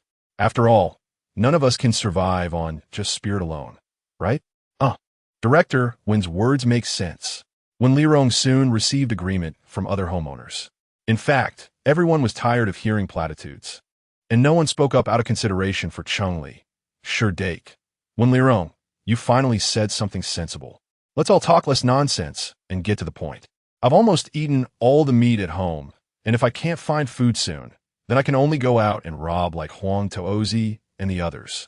At that time, neighbors can't blame me for being unkind. Lu Xuanhe. Oh, who are you trying to scare? Our crocodile gang isn't to be trifled with. Come if you dare. The crocodile gang is a name they adopted after the apocalypse. They were originally called Good Family Real Estate Agency. All right. Just as it seemed another argument was about to break out, Cheng Li changed his usually gentle demeanor and sternly stopped the conversation. Brother Cheng has a good reputation in the community, and no one wants to offend him. Director Wen, do you have a good solution? Please be specific and skip the preamble. Wen Lirong, good. Then I'll speak plainly. Actually, I think everyone knows deep down. But no one is willing to be the first to speak. So let me be the bad guy. I'll take the lead. Neighbors, all the problems we face are due to a lack of supplies. If Mr. Chen Fan from Building 12 is willing to share his supplies, then everything will be solved, right? Everyone. We all understand the reasoning, but the problem is he doesn't agree. At this point, Cheng Li tried to make another effort. Chen Fan, are you willing to share your supplies with everyone to get through this together? Chen Fan, no. Don't get me wrong, I'm not targeting you. I'm saying everyone here is garbage. Cheng Li, Director 1, you see, Chen Fan disagrees. Everyone. Why does everyone have such a good temper when it comes to Chen Fan? He says he won't give, so he won't give. Wen Lirong suddenly became assertive. Her words were clear and powerful. In such a critical time for the survival of all neighbors, we can use extraordinary means. No flows. No issues. The crowd was invigorated. Did Sister Wen take the wrong medicine today? Why is she so tough? Sister Wen, are you implying that if Chen Fan doesn't cooperate, we should rob him? That's exactly what I mean. What's wrong with that? Wen Lirong decisively admitted. What the hell? Chen Fan is right here in the group. Isn't he afraid of retaliation? Our Sister Wen is really bold today. Sister Wen is amazing. Mu Xueqing didn't expect Wen Lirong to charge so fiercely today. She quickly rallied support. As Chen Fan, no problem. Robsipleis, no flows. The atmosphere heated up, and the crowd's spirits were high. Others began to copy and paste. As Chen Fan, no problem. Robsipleis, no flows. This group consists of homeowners from other buildings in the community. Except for Mu Xueqing, no one has seen the cruel methods Chen Fan used against the neighbors in Building 12. They only inferred from Huang Tuozi's fear of Chen Fan that he was formidable, but they didn't know how he was formidable. Perhaps it was because the engineering team didn't have enough combat power, but now we have the contemporary pork king Shi Dake and a new black market elite Lu Xuanhe from the Crocodile Gang. With the combined manpower of the entire community, can we not take down a single Chen Fan? That seems unlikely. Chengli, Chen Fan, Mr. Chen. As you can see, the neighbors are eagerly hoping for your help. Moreover, Captain Huang Mingda is also here, and the engineering team can completely create a passage to Building 12 for us. In this case, would you reconsider my suggestion? Chen Fan smirked, his eyes filled with disdain. A few piles of small poop can't turn into gold. They just become a bigger pile of filth. Bring it on. I'll crush the nonsense with one sentence. Such an arrogant and dismissive attitude made the good-natured Cheng Li unable to take it anymore. If that's the case, then there's nothing more to say. Chen Fan, just wait. Meanwhile, Huang Mingda was initially furious after being provoked by Mu Xueqing. In a fit of rage, he fired at Chen Fan in the group. Later, during a verbal battle with Shi Dake and Lu Xuanhe, the anger slowly dissipated. Once he calmed down, Huang Tuozi felt a bit regretful and fearful. Oh no. Why was I so impulsive today? Just for a few tears from Mu Xueqing, I want to provoke that plague, God Chen Fan. I was too reckless. In reality, this woman is just a toy. How could I really marry her and live a life in this apocalypse? After realizing this, Huang Mingda decided to leave the group. Brother Huang, what are you doing? Seeing Huang Mingda click on the exit group button, Mu Xueqing quickly stopped him and snatched the phone away. Get it back. Baby, you saw it too. I insulted Chen Fan harshly in the group. You should be calmed down now, right? Be good and listen. We shouldn't get involved with those idiots. They can't deal with Chen Fan at all. It's hopeless. Mu Xueqing saw Huang Tuozi's cowardly demeanor and felt 1,000 horses of anger rushing through her mind. I played my part, and I've bitten you where it hurts. Now you want to play the sympathy card with me? What do you mean by insulting Chen Fan harshly? Just saying in the group that Chen Fan has low morals? And that's it. If the engineering team doesn't cooperate, the other buildings won't be able to reach Building 12 at all. If you withdraw now, wouldn't all my previous efforts be in vain? Huang Mingda, I'm so furious. Chapter 6 to Yeshi de Huang Mingda.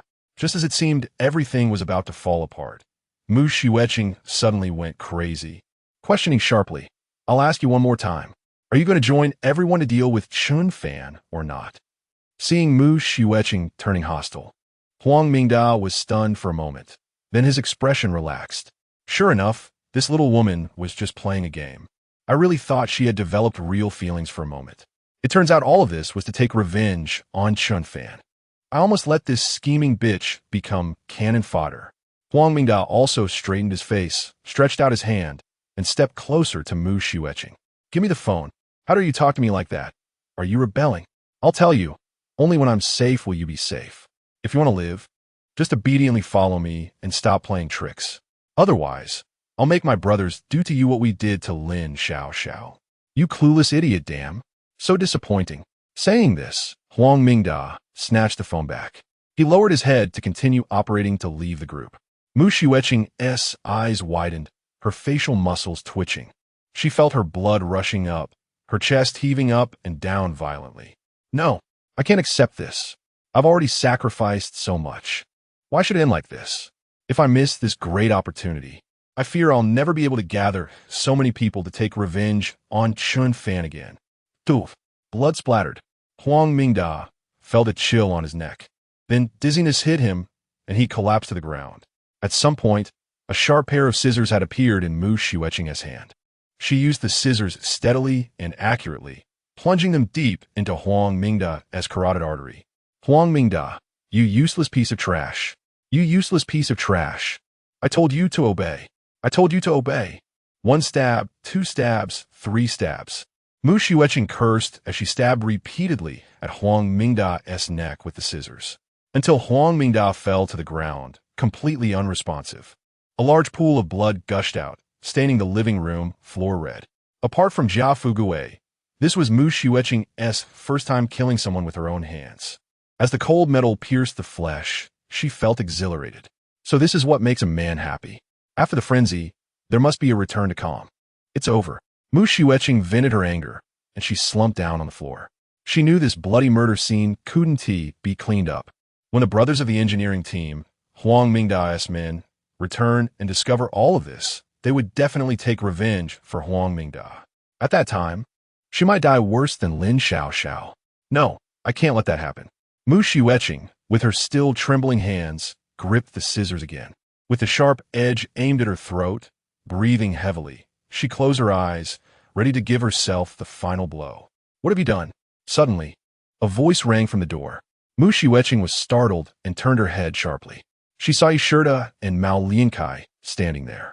They had returned to fetch tools for digging the tunnel, and just as they came back home, they stumbled upon this scene. Don't come over. If you take one more step, I'll die. Mu Xueqing was now scared, looking at the two in terror, the scissors still pressed against her throat. But killing herself and killing someone else were two different things. It wasn't so easy to do. It's his broken promise. He forced me. It was all Huang Mingda who forced me. Mu Xueqing's voice trembled, and her whole body shook. Sigh. Yishida quietly looked at her for a few seconds, then sighed deeply and turned to Mao Liankai, saying, Lao Mao, close the door. Mao Liankai, Lao Ye, this woman killed our boss. You watch her. I'll go inform the brothers. Saying this, Mao Liankai was about to turn around and leave. I said, close the door. Yishida suddenly changed his tone.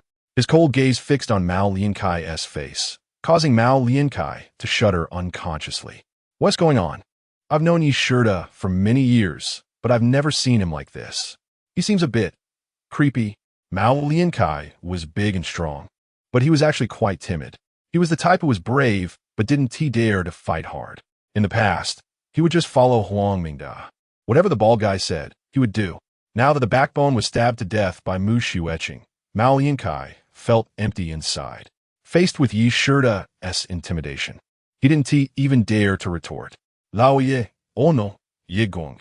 Can't we discuss this properly? What is going on? Mao Liankai said as he walked to the door, obediently closing it. Yishida didn't continue to pay him any mind. He slowly walked up to Mu Xueqing. Gradually extending his hand, he grasped the scissors. What are you doing? Mu Xueqing, in a fit of excitement, pulled back her hand. The scissors accidentally cut Yishida's hand, and blood immediately flowed out. Muxikink. I'm sorry, I didn't mean to. Looking at Yishida again, he still had a blank expression, and he didn't even retract his injured hand. This time, Yishida continued to pull back the scissors, and Mu Xueqing no longer resisted. What's wrong with you? Couldn't you just follow Huang Mingda obediently? Why did it have to come to this? Yishida took out a white gauze from the first aid kit and started to bandage his wound on his own. He spoke to Mu Xueqing as if they were chatting casually. The brutal murder scene seemed to have no effect on him at all. Mu Xueqing's mind reacted quickly. She hurriedly took the gauze and began to bandage Yishida's wound. Yishida didn't refuse and continued to say calmly, What exactly happened? Tell me everything without lying. Yishida had never shouted at Mu Xueqing, but she felt that there was a sense of authority in his words that made her dare not disobey. So, Mu Xueqing told Yishida everything that had happened, including the process of providing VIP services to Huang Mingda. Yishida listened, his expression unchanged. After Mu Xueqing finished, Yishida took Huang Mingda's phone and began to check the chat history. After a while, he murmured, I can't shake the feeling that Chen Fan seems to really want her plan to succeed. Muxikink. Brother Yi, what do you mean? Yishida. Just a feeling, nothing more. Let us deal with the current situation first. The brothers from the engineering team will be back soon, and we need an explanation. Mu Xueqing's heart brightened. From Yishida's words, it seemed he was going to help her. That's great. But she had just killed Huang Mingda, the leader of those men. Could this matter be smoothed over? One person does the deed. One person takes the blame. Brother Yi, I killed him. I will give the brothers an explanation. Although she was desperately hoping that Yi Shirda would help her think of a solution. What came out of Mu Shiweching's mouth was a different I'm ready to face death. This was the self-cultivation of a seasoned White Lotus actress. Yi Shirda, however, appeared very calm and smiled slightly. Don't worry, dealing with this matter is much easier than dealing with Chen Fan. Mu Shiweching was overjoyed. She and T misjudged him. Yi Shirda was indeed a capable person. She got excited. Brother Yi, should we hide the body first? Do we need to disguise it as an accident? Yi Shirda slowly took out a cigarette from his pocket and lit it. No need, just leave it as it is. When the brothers return, you just tell the truth. Lao Mao, open the door. Muxiking. Malian Kai. Chapter 87. How many movies has my brother-in-law shown everyone? You are ungrateful. 10 minutes later, outside Mu Shiweching's house, the corridor was filled with the sound of shuffling footsteps as the engineering team returned. Mu Shiweching stood still, nervously clenching her fists. Although it was nearly minus 30 degrees inside, her palms were sweaty. Damn it, finally almost dug through, but I'm so damn exhausted. Big brother, we're back, big brother. Damn, big brother, what happened? Captain Huang. As soon as the engineering team brothers entered, they were stunned. Huang Mingda was lying on the living room floor, surrounded by a pool of blood. Due to excessive bleeding, the skin of the corpse had already turned pale. Mu Shiweching stood motionless beside the corpse. Mao Yinkai leaned against the wall, glancing at Yi Shirda, who seemed leisurely sitting on the sofa, blowing smoke rings. One young man from the engineering team, named Zhou Jie, quickly ran over, squatting beside Huang Mingda's corpse. He put his hand near the nostrils to check and confirmed that the person was already dead. Zhou Jie raised his head and glared fiercely at Mao Yinkai. Old Mao, what the hell is going on here? Zhou Jie was Huang Mingda's brother-in-law, usually relying on his brother-in-law for protection in the engineering team. Now that his support was gone, it was a huge blow to him. Mao Yinkai gestured to Yi Shirda. Don't ask me. Ask him. Ask that old turtle? This mute can't even make a sound. What's the use of asking him? Zhou Jie looked suspiciously at Yi Shirda. It was me. It was me who did it. I killed Huang Mingda. Mu Shiweching suddenly spoke up. This woman had figured it out. Now Yi Shirda was her only hope. If he deceived her, it would mean death no matter what. It was better to obediently listen to him. Sure enough, Yi Shirda cast a look of approval at Mu Shiweching. Zhou Jie was furious and raised his weapon, charging at Mu Shiweching, roaring, "Bitch! How dare you kill my brother-in-law? I'll kill you." Mu Shiweching was so scared that she crouched on the ground, trembling, but her words remained firm. Yes, one person does the deed. One person takes the blame. I killed him. He deserved to die. Do whatever you want with me. Zhou Jie, fine. You said it. I'll kill you first, then do whatever. Repeat 3 times. To honor my brother-in-law's spirit in heaven. Xiao Zhou, no matter what, shouldn't we let her finish speaking first? Came Yi Shirda's calm voice from the sofa. Zhou Jie heard Yi Shirda actually daring to speak up for Mu Shiweching, and his anger flared. Anyone can talk here, but you, Yi Shirda, cannot. A person who usually doesn't contribute and just talks nonsense has no right to act tough. Yi Shirda, who do you think you are? I've long found you displeasing, and I've been putting up with you for my brother-in-law's sake. Now that my brother-in-law is dead, you don't take revenge for him, but instead speak for this woman. You are an ungrateful bastard. As he spoke, Zhou Jie, wielding the shovel, aggressively turned toward Yi Shirda, threatening. Do you believe I'll bury you too? Yi Shirda seemed to be prepared. He stood up slowly, but his expression was no longer as easygoing as before. Mao Yinkai had seen this look once before. He knew something was about to happen and quickly shouted, "Don't." But it was too late. Yi Shirda pulled out a nail gun from his bag and decisively pulled the trigger at Zhou Jie's head. Thud. My eyes. You old turtle, I F you. Zhou Jie dropped his weapon, his hands twitching as he covered his eyes. Everyone was horrified. A 5 centimeters long steel nail had pierced Zhou Jie's left eye, and his eyeball had exploded. Red and white fluids seeped through his fingers, staining half of his face. It was a ghastly sight. No one expected the usually honest Yi engineer to have such a thing on him. Yi Shirda steadily held the nail gun and slowly moved toward the others. His stance resembled that of Chen Fan's that day. Is there anyone else who wants to try? I have plenty of nails. The engineering team members exchanged glances.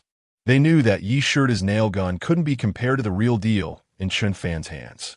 If two people rushed him at the same time, as long as one took a nail, the other could hold As Chen down.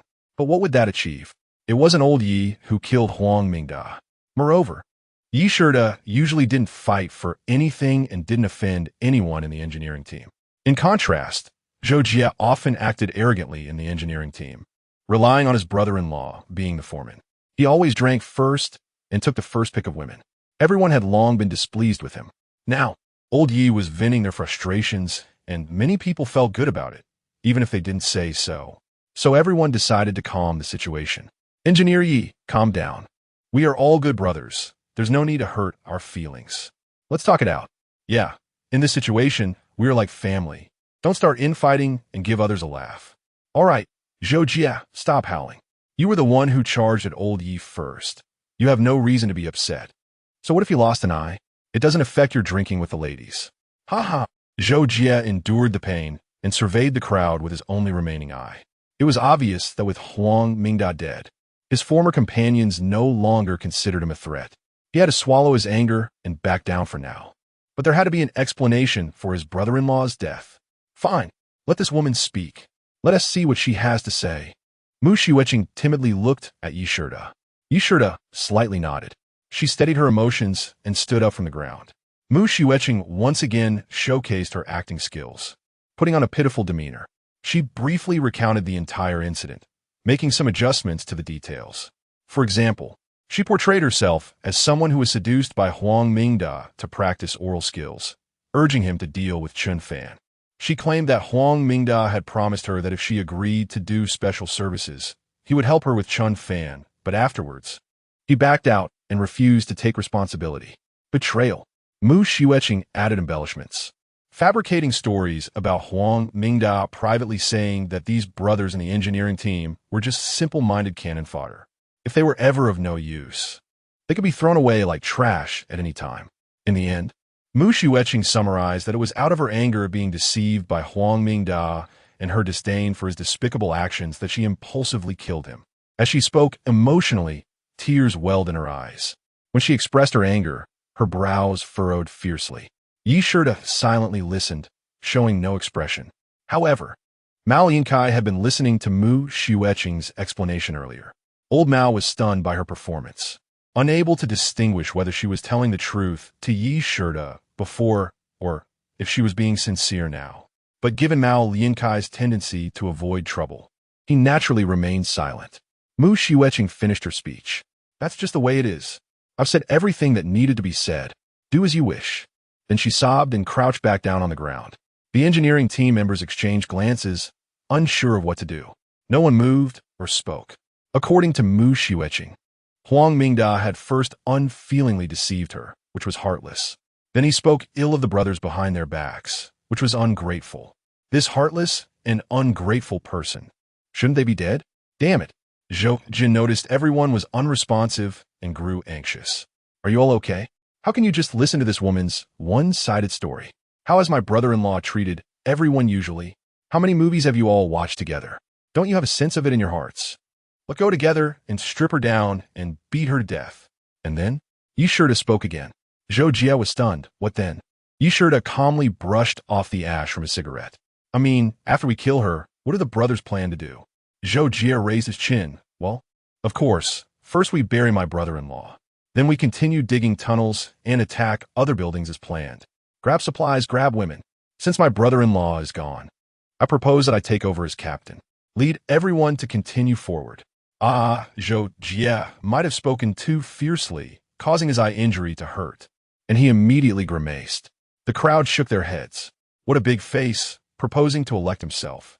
Do you think this is like participating in a U.S. election? You should take a look in the mirror at your own character. Oldie, do you have any ideas? If you have any thoughts, don't keep us in suspense. Just say it.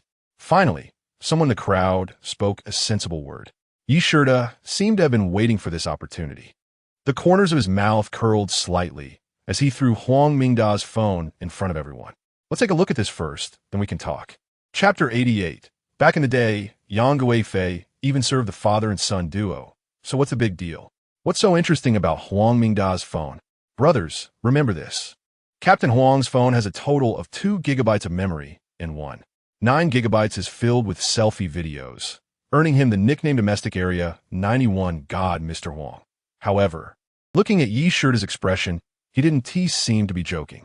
A young man in the team named Xiao Dan picked up the phone and saw that it was actually a record of WeChat group chats. Everyone scrolled up and found about 400 messages. Most of them were just greetings among Huang Mingda, Lu Xuanhe, and Sherdake, with no valuable information at all. After watching for a while, the workers gradually lost patience. Xiao Dan asked, "Old Yi, what do you mean by showing us this? What's the use?" Yi Shirda knew these people couldn't grasp the situation, so he decided to be straightforward. "Can't you see? Right now, everyone in the community needs to be united to deal with Chen Fan." Xiao Dan responded, "Is that it? We figured that out. What is the point? Did you forget about Lisa Mayo? Chen Fan has a gun." Others echoed, "If you want to go, go yourself. We want to live a few more days." Bang! Yi Shirda suddenly slammed his palm on the coffee table, raising his voice. "Live a few more days? What does that even mean?" His sudden shout stunned everyone. They looked at Yi Shirda, feeling he was different from usual. "Brothers, we all know that in this situation, even if we raid the entire community, how long can we hold out? Plus, not all the other buildings are made up of cowards. You saw the WeChat group. Take Sherdake from Building 4 and the Crocodile Gang from Building 5. They don't care about our engineering team. Even if we win in the end, who can guarantee there won't be casualties along the way?" His words left everyone speechless. They fell silent. The backbone of the engineering team was Huang Mingda, and without him leading, the rest of them were left with strength but no direction. If they were to face those young members of the Crocodile Gang now, even though these older men had the physical advantage, if Lu Xuanhe fought to the death and raised the morale, it was hard to say who would win. Xiao Dan hesitantly said, "But, Old Yi, isn't it more dangerous to deal with Chen Fan? After all, he has a real gun. It's not like this nail gun you have." Everyone nodded, but no one opposed him as fiercely as before. "Yeshidis tonisoftinit. I know. That's why I don't plan to let the brothers rush to the front and sacrifice themselves. Didn't the group say it? Those people just need us to help dig the tunnel. The desperate task will be handled by someone else. If Chen Fan wins, it has nothing to do with us. We can continue to raid other buildings. If those people win, they will likely suffer heavy losses, and then we will. We will be like the mantis stalking the cicada, unaware of the oriole behind." "Old Yi, you old schemer, you thought of that. Ha." Xiao Dan thought he was quicker than the others and excitedly took over the conversation, reaching out to pat Yi Shirda on the shoulder. Yi Shirda showed displeasure, coldly turned his face away, and pointed his nail gun at Xiao Dan as well. "Xiao de was startled. Inginet. Sorry.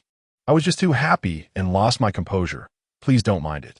Cold sweat broke out on Xiao Dan's forehead. He thought to himself how Yi Shirda seemed like a different person now.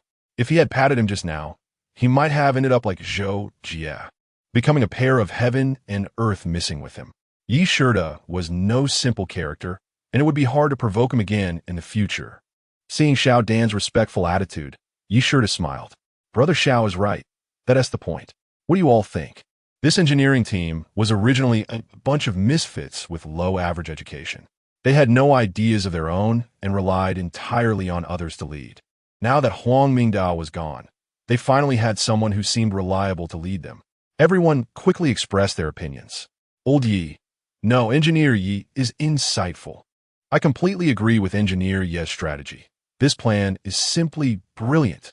Hey, I have an idea. Since we are currently leaderless, let's elect Engineer Yi as our new captain. That's a great suggestion." "I agree. Engineer Yi is also a veteran of our engineering team. Having him as captain is the will of the people." "That's right. I agree too." Amidst the chatter, Yi Shirda was elevated to a position of power. Zhou Jie originally felt disgruntled, thinking according to the old rules. When the king dies, the crown prince should ascend.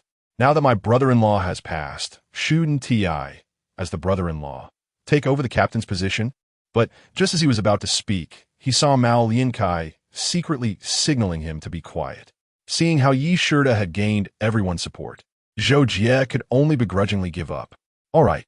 Yi Shirda pressed his hands down to calm everyone. "Since you all trust me, I'll take on this role without hesitation. But let me say this first. Since I'm a captain, What I say will be orders. Those who do not obey will be punished. That's for sure. From now on, brothers will follow your lead. These workers didn't take Yi Shirda's words seriously. Huang Tuzi had often made threats, but never acted on them. It was just talk, and they agreed casually. Seeing that his first goal had been achieved, Yi Shirda stopped talking. He pulled up Mu Xueqing. This woman still had her use, and couldn't be killed for now. You all find a place to bury Captain Huang. What? My brother-in-law's death is going to end like this? Zhou Jie was furious and about to explode again, but was once again held down by Mao Liankai. Brother, the engineering team is not what it used to be. Old Yi is no longer the old Yi he used to be. If you still want to live, don't act rashly. As long as the green hills remain, you won't worry about firewood. Zhou Jie looked at Mao Liankai and could tell he was saying good things, so he held back his anger and swallowed his words. When everyone heard that Captain Yi wanted to keep Mu Xueqing, they were not surprised. The older brother might not be the same as before, but the older sister-in-law could still be the same sister-in-law. After all, Yang Guifei served the father and son duo back in the day. What is the big deal? Those who understood, understood. Yi Shirda made some arrangements, and everyone dispersed. Old Mao, Yi Shirda suddenly called out to Mao Liankai. He observed every move of Mao Liankai. Give Xiao Zhou a good talk. He needs to open up a bit. In this apocalypse, the most important thing is to be with the right people. Yi Shirda smiled at Mao Liankai, but Mao Liankai only felt a chill. He knew that Yi Shirda's words were meant for him to convey to Zhou Jie, and it was also directed at him. Mao Liankai repeatedly assured, Captain Yi, don't worry. Under your leadership, our engineering team will be united, in harmony, and as solid as a rock. Yi Shida nodded in satisfaction. Go on then. Now, only Yi Shirda and Mu Xueqing remained in the room. I saved your life. How do you plan to thank me? Yi Shirda asked. When a man asks such a question, it usually means the same thing. Mu Xueqing composed herself, once again showcasing her extraordinary charm, smiling and twisting her slender waist as she moved closer. She took Yi Shirda's hand and pressed it directly onto her bouncy backside. Leaning closer, she whispered in Yi Shirda's ear, such a great favor, of course. I will repay you with my body. No matter who you put this on, they would be unable to resist the myriad charms of Mu Lianhua. But Yi Shirda happened to be the remaining 1%. He suddenly raised his other hand and fiercely grabbed Mu Xueqing's neck. Mu Xueqing's eyes widened, feeling breathless. Cough, what are you doing? I warn you, don't play tricks on me. From now on, you will do whatever I say. Don't do anything unnecessary. Do you understand? Looking at Yi Shirda's unusually fierce and menacing face, Mu Xueqing nodded in terror.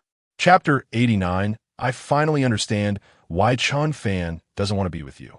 The workers tease him with yin-yang talk, and he doesn't say a word. The brothers play with women in the house and make him act as a watchdog, and he still doesn't speak up. Mu Xueqing really couldn't believe it. Someone as spineless as Yi Shirda became so fearsome after Huang Mingda's death. Originally, Mu Xueqing only thought Yi Shirda was smart and was considering how to help him rise to power so he could help her deal with Chen Fan. Now she finally understands. If Yi Shirda wanted to replace Huang Mingda with his intellect, it would actually be quite easy. He just didn't want it before. Ye Gong, I know I was wrong. From now on, I'll do whatever you say. Seeing Mu Xueqing finally grasp the situation, Yi Shirda finally let go of his grip. Mu Xueqing gasped for air, instinctively taking a few steps back to distance herself from him. So, Yi Gong, what exactly do you want me to do? Yi Shirda took out a cigarette and lit it. You and Chen Fan used to be a couple, right? You should know him well, right? Tell me, what kind of person is he? What are his strengths, hobbies, and habits? Tell me everything you can think of, and don't leave anything out. Mu Xueqing. Simply speechless. I mean, I'm so graceful and charming, and yet you don't want me. Turns out you already have someone else in your heart. But in front of Yi Shirda, Mu Xueqing was completely afraid to throw a tantrum. She could only clear her throat and try to recall. Chen Fan. He likes, his hobbies and habits, well, Mu Xueqing hesitated for a long time without saying anything useful. Yi Shirda was gradually losing patience. What? You were married, after all. You don't know anything about your husband? Mu Xueqing's face turned red. She wasn't intentionally hiding anything. At that moment, she also just realized that she knew nothing about her husband. In the past, Chen Fan was just a licking dog in Mu Xueqing's eyes. She had always looked down on licking dogs, even if it was her own husband. The only reason Mu Xueqing agreed to marry Chen Fan was that she valued his honesty and thought he wouldn't interfere with her outside affairs. That's all. Not to mention Chen Fan's hobbies and habits. Even the most basic things like his shoe size and food preferences were completely unknown to Mu Xueqing. Yi Shida, when is Chen Fan's birthday? Mu Xueqing was at a loss for words. Her mouth opened, but nothing came out. This exceptional wife had even stirred excitement in someone like Yi Shida, who was usually so stoic. So what the hell do you know? Seeing that the thigh she had just hugged was angry, Mu Yinhua became anxious. Chen Fan, he's an honest man. At least he was before. After holding in for a long time, Mu Xueqing finally squeezed out this sentence. Yi Shida was surprised, then shook his head helplessly. Great. It seems I can't get any useful information about Chen Fan from this woman. Chen Fan? An honest man? Anyone with eyes wouldn't give such an evaluation of Chen Fan. I finally understand why Chen Fan doesn't want to be with you. Yi Shida smiled bitterly. If it were me, I wouldn't be able to last 3 years. Mukseking. Brother Yi, I understand your point. As the saying goes, knowing yourself and your enemy means you can fight 100 battles without danger. But I think we don't need to be that cautious. No matter how powerful Chen Fan is, he's just an ordinary person. There are so many of us here. Are we afraid we can't take him down? Besides, according to your brilliant calculations, Brother Yi, our engineering team has the yellow sparrow behind. Even if something goes wrong, those other buildings will be the ones to suffer. We still have a way out and can continue to target others. So what kind of person Chen Fan is doesn't matter. Mu Xueqing looked at Yi Shida proudly, thinking that someone like Yi Lao Bi, who was so reserved, needed a confidant the most. If she spoke to his heart, maybe old Yi would see her in a new light. But little did she know that someone like Yi Lao Bi, who was so cunning, would never speak his true feelings to her or the members of the engineering team. In fact, Mu Xueqing's intuition was not wrong. Among this engineering team, the most scheming and capable person was indeed Yi Shida. He could easily replace Huang Mingda as the leader. The reason Yi Shida had not taken action all this time was that he found it meaningless. The desolation brought by the apocalypse had deeply despaired everyone, including Yi Shida. He once thought that everyone's fate was predetermined. Sooner or later, they would meet their end. Therefore, what was the point of fighting over a useless title with those people? However, Chen Fan's appearance brought a glimmer of hope to Yi Shida. In this apocalypse, there was someone who could still live normally, using water and electricity, with 3 meals a day unaffected. That was hope. Until that day, when Chen Fan took out a snowmobile in front of everyone and rode freely outside. Yi Shida could no longer hold back. Although he couldn't understand how Chen Fan managed to do that, why did he even have a snowmobile prepared in advance? What else does he know? What secrets is he hiding? The desire that had long been extinguished in Yi Shida was reignited. He was certain that he could find a way out of the apocalypse through Chen Fan, while others were only after Chen Fan supplies. Yi Shida had always been targeting Chen Fan himself. Therefore, for Yi Shida, there was really no yellow sparrow behind retreat. Those words were just an excuse to encourage the brothers in the engineering team to keep working. If he directly told them to go and kidnap Chen Fan, would those people dare to act? As for replacing Huang Mingda as the captain, it was merely a coincidence that Mu Xueqing killed Huang Tubu at this time. Even if Mu Xueqing hadn't done that, Yi Shida had already planned to get rid of Huang Tubu and take his place. In the current environment, a professional road and bridge construction team was indeed a rare force. Yi Shida naturally wanted to keep this power firmly in his hands. Take down Chen Fan and find a way out. Or fail to take down Chen Fan and face a dead end. Success or failure, there was no turning back. Yi Shida frowned tightly, the extinguished cigarette but pinched in his hand. With a sizzling sound, his skin was burned and blistered. But Yi Shida showed no reaction. Seeing him like this, Mu Xueqing was frightened, thinking she had said something wrong again, and hurriedly apologized. I'm sorry. I'll think about it some more. Chen Fan, all right. Yi Shida waved his hand. He didn't want to waste any more time on this woman. Let's proceed to the next step, as he said. Let the owners of the other buildings go and see Chen Fan. I also want to see Chen Fan's methods firsthand. Yi Shirda did not use his own WeChat account to enter the owners group. Instead, he continued using Huang Mingda's phone to log in with Huang Mingda's account, sending a message. Neighbors, our engineering team is willing to assist everyone for free. From now on, the excavation project of the tunnel from Building 12 to the other buildings will be accelerated. Our excavation work is entirely to help everyone gather in Building 12 as soon as possible to fight for the rights they deserve. I guarantee that no one from our engineering team will step into any other building. So when our workers are working in your area, please cooperate. Thank you, Building Leader. Chen Fan. Chapter 90. Full of ambition, what's wrong? So serious? Tang Shui walked over and handed Chen Fan a cup of sauce-flavored latte. Chen Fan took a sip and immediately felt his soul wanting to leave his body. Sniffing, what is this? It's a bit overwhelming. I remember before the disaster struck, this product wasn't even on the market. How do we have this?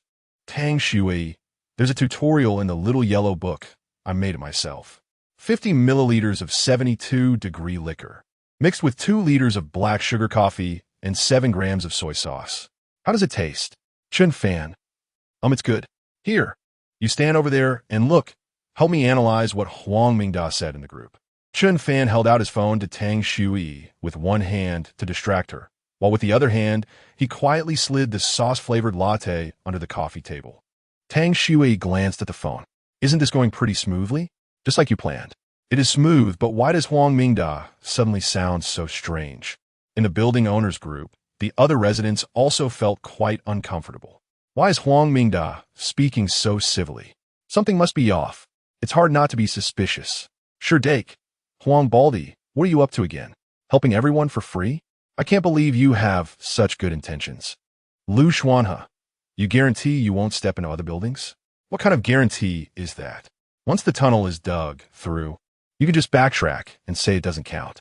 No one could do anything to you. Neighbors, don't fall for it. Lock the unit doors. And as soon as Huang Baldi shows his face, take him down. Huang Mingda, do you think we are 3-year-olds? If you want to come, come. If you want to fight, fight. Stop playing tricks.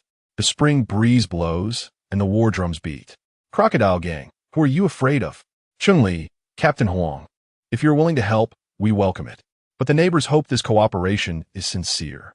If we're just playing our own games from the start, then we can't blame the neighbors for being cautious. Other building owners also responded one after another. Exactly. If you have any requirements, just say them openly. We can negotiate. Don't be shady and play tricks.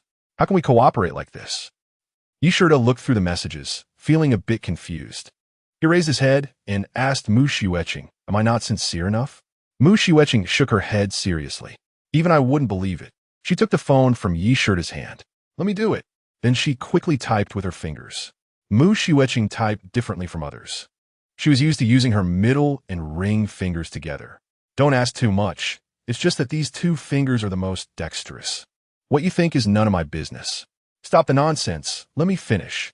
If it weren't for my engineering team, even if you had the greatest abilities, you wouldn't be able to touch Chen Fan's doorstep. So let's agree on this.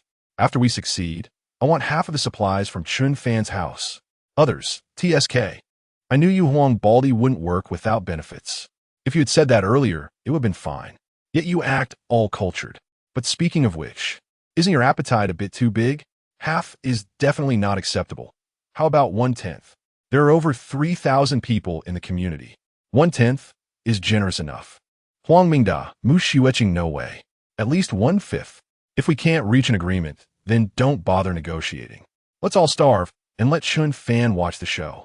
After a moment of stalemate, Chun-Li, all right, Captain Huang, your engineering team does have a very important role now. As you say, 1/5. I will guarantee it, and you don't have to worry about the neighbors not acknowledging it afterward. It's a deal. A business deal was settled quickly by Mu Shiueqing. Yi Shirda. It seems everyone has their strengths. Keeping this woman around is somewhat useful. Yi Shirda was originally an engineering expert, skilled in his field. Now that he was the leader, he had a goal. Naturally, he did his best to direct his brothers to work. The excavation work connecting the various buildings improved efficiency by more than double compared to before. The workers in the engineering team increasingly admired Yi Laobing. They gradually realized that this so-called smooth talker played such an important role in the team. No wonder Huang Mingda valued him so much back then. Men with power and strength always fascinate women. Mu Xueqing followed closely behind Yi Shida, serving him even more attentively. Although she didn't dare to make any bold moves, she occasionally dared to squeeze her cleavage or pretend to accidentally brush against Yi Shida's sensitive areas with her hips. However, Yi Shida pretended not to see. Mu Xueqing once thought Yi Laobing was an old glass, and wondered if his cooperation with the neighbors was truly just to seize Chen Fan's body and heart. During this time, Chen Fan had been silently waiting. Although the cameras in the public areas of the Fuda community were buried under the heavy snow, making it impossible to see what was happening beneath the snow layer. Chen Fan could estimate the progress of the project based on the reactions of other building owners each time the engineering team dug through a tunnel. Since Yi Shida took control, the efficiency of the engineering team surged, which surprised Chen Fan. Huang Mingdao was quite capable. He had underestimated him in the past. But that's fine. The more capable he was, the more convenient it would be to use him in the future. Finally, 5 days later, the snow tunnels connecting all the buildings in the Fuda community were completed. The neighbors began to enter the tunnel. Seeing this complex underground project, they were all amazed. The snow tunnels crisscrossed, laid out in the most optimal routes, uniting the entire community. Yi Shida not only opened the passages from each building to Building 12, but also designed a large space in the central area of the community that could accommodate over 100 people. This was the command center for the elimination of Chen Fan. Indeed, one should not judge a book by its cover. Captain Huang's skills were impressive. Where's Captain Huang? As everyone gathered at the command center, they found that the main character, Captain Huang Mingda, was not present today. Neighbors, Mu Xueqing stepped onto a pre-prepared table. Captain Huang has been working overtime digging tunnels these days and is very tired. He is currently resting at home. He entrusted me to say a few words to everyone. Having experienced several life-and-death situations, Mu Xueqing was now completely unfazed by such small gatherings. Because this time, the engineering team's work was indeed impressive. Huang Mingda's image in everyone's mind had also improved significantly. So now everyone was willing to listen to him speak. The scene fell silent. Mu Xueqing thought to herself. As expected, the situation was similar to what Yi Laobing had predicted. This old thief was impressive. Neighbors, Captain Huang said, Chen Fan is very cunning, and we also know he has a gun. Therefore, neighbors must not underestimate him just because there is only one opponent. Captain Huang suggests that we first reach a consensus. We should divide all the supplies from Chen Fan's house evenly among all the residents of the community. Neighbors leading the charge can receive 5 portions. Those who get shot can receive 10 portions. If someone unfortunately sacrifices, their family can directly receive 50 portions. What does everyone think? The crowd nodded in agreement. This proposal is good. Fair, just and open. Yes, Captain Huang has considered this thoroughly. Let's do it this way. I also agree. Mu Xueqing smiled and raised both hands to calm everyone down. All right, since we have reached a consensus, let's move on to the next matter. Although the engineering team will not directly participate in this frontal assault, we all know that Chen Fan's door has been modified and is not easy to break through. The engineering team is willing to provide various tools free of charge for everyone to use. Additionally, Captain Huang has assigned our team's engineer, Yi, to act alongside everyone and provide on-site technical guidance. Let's welcome him. At this moment, Engineer Yi Shida slowly stepped out from the crowd, nodding amiably at everyone. Hello, neighbors. My name is Yi Shida, but you can just call me Old Yi. Everyone took a look at him. He squinted his eyes with a face full of sincerity. At first glance, he seemed like a simple and honest person, not someone who could be of much use. However, the engineering team was only responsible for digging tunnels and would not participate in the attack, which had been agreed upon beforehand. So, even though only one person was sent out, the neighbors had no grounds to complain. After all, our side's combat strength was not lacking in personnel. Everyone was very satisfied with Huang Mingda's arrangements. Not only satisfied, but it was also quite unexpected. The plan was thorough, the division of labor was clear, and the rewards and punishments were well defined. Everyone was cheerful and could hardly think of any reason why they couldn't take down Chen Fan. Laughter and chatter filled the air as they began to fantasize about the scene of dividing Chen Fan's abundant supplies. No one noticed that throughout the entire process. The usually outspoken director, when Lirong remained silent. She kept her hands in her coat pockets, listening quietly. Meanwhile, her phone was on speaker mode inside her pocket. On the other end of the line was her esteemed master, Chen Fan. Chapter 91: How many heroes and legends wake up every day like a pillar supporting the sky. The battle meeting quickly concluded, confirming that an attack on Chen Fan's home would commence early the next morning. The neighbors returned home to rest and prepare. When Lirong got home, cautiously checked the corridor to ensure no one was following, and then closed the door. After that, she carefully took out her phone, switched to microphone mode, and lowered her voice. "Boss, I'm home." Chen Fan replied, well done. Receiving her master's affirmation, Wen Lirong was very happy. "Boss, you heard clearly, right? They're going to act tomorrow. Don't worry, anyone who wants to enter your house has to step over my dead body." Chen Fan said, "Okay, I will collect your body." Wen Lirong, a moment of silence. Boss, there are too many of them. Even if I bravely face death, I'm afraid I can't withstand those tigers and wolves. I'm not a military general. I'm a civil servant. How about you assign me another task?" Chen Fan chuckled and decided not to tease her anymore. "Think of a way to see if you can meet Huang Mingda. He hasn't shown up, and I feel something is off." After saying that, Chen Fan hung up the phone. Although he never worried about the neighbors breaking into his safe house, because it was impossible, he was still surprised at how organized these noobs could be. This was all thanks to Huang Mingda. Although he heard the real-time reports from Wen Lirong from the front, Chen Fan felt that today's battle arrangement was probably not Huang Mingda's idea. If that bald guy had such intelligence, he wouldn't have foolishly come to find trouble last time. And Mu Shiweqing shouldn't have that kind of brain either. So who could this mastermind be? The deployment was so meticulous and organized, showing great effort. This person definitely wouldn't miss the good show tomorrow. Chen Fan was actually a bit looking forward to it. The next day at dawn, the usually quiet Fuda community was bustling today. "Chen Fan, give it up. Resistance is meaningless." Shurdake's voice was booming like thunder. His massive frame led the way, followed by the energetic Lu Xuanhe and the Crocodile Gang. They were the vanguard of the expedition against Chen Fan. Behind them were the neatly arranged neighborhood residents. At this time, the hallways of Building 12 were already packed. Chen Fan was startled awake by the sudden voice. He irritably sat up and reached for his phone. Checking the time, it was only 6:30. Damn, who wakes up so early? These people looked like workaholics even before the apocalypse, getting up too early. Chen Fan's biggest regret was forgetting to tell the Xiaolong company to do a good soundproofing job when renovating the safe house. Waking up so early today was quite annoying. "Why are you up?" Tang Shui, in a hazy sleep, slightly turned her body, one foot resting on Chen Fan's leg.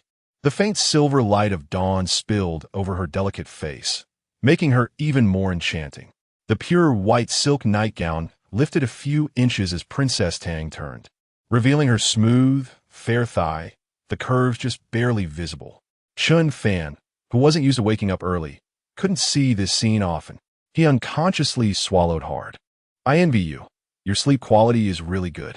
Those people have already started acting, and they're right outside the door." They came this early? Tang Shui rubbed her eyes sleepily, lifting her arm to gently massage the corners of her eyes. As her arm moved, the silk straps beneath revealed two natural, snow-white curves that swayed like autumn waters, leaving one dazed. Actually, a man's energy is most abundant in the morning. How many heroes and legends wake up every day like a pillar supporting the sky? Health tip: if you can't do it, it's recommended to smoke and drink less, and not stay up late. Chen Fan really couldn't hold back. What the hell resisting zombies? What the hell saving the world? Go play somewhere else. He took a deep breath, suddenly turned, and pounced on her. "Hey, Chen Fan, what are you doing? That's annoying. It's so early. You pervert." Are you serious? Don't. Let me wash up first." Outside, the crowd was excited. The vanguard of the expedition against Chen Fan was full of fighting spirit.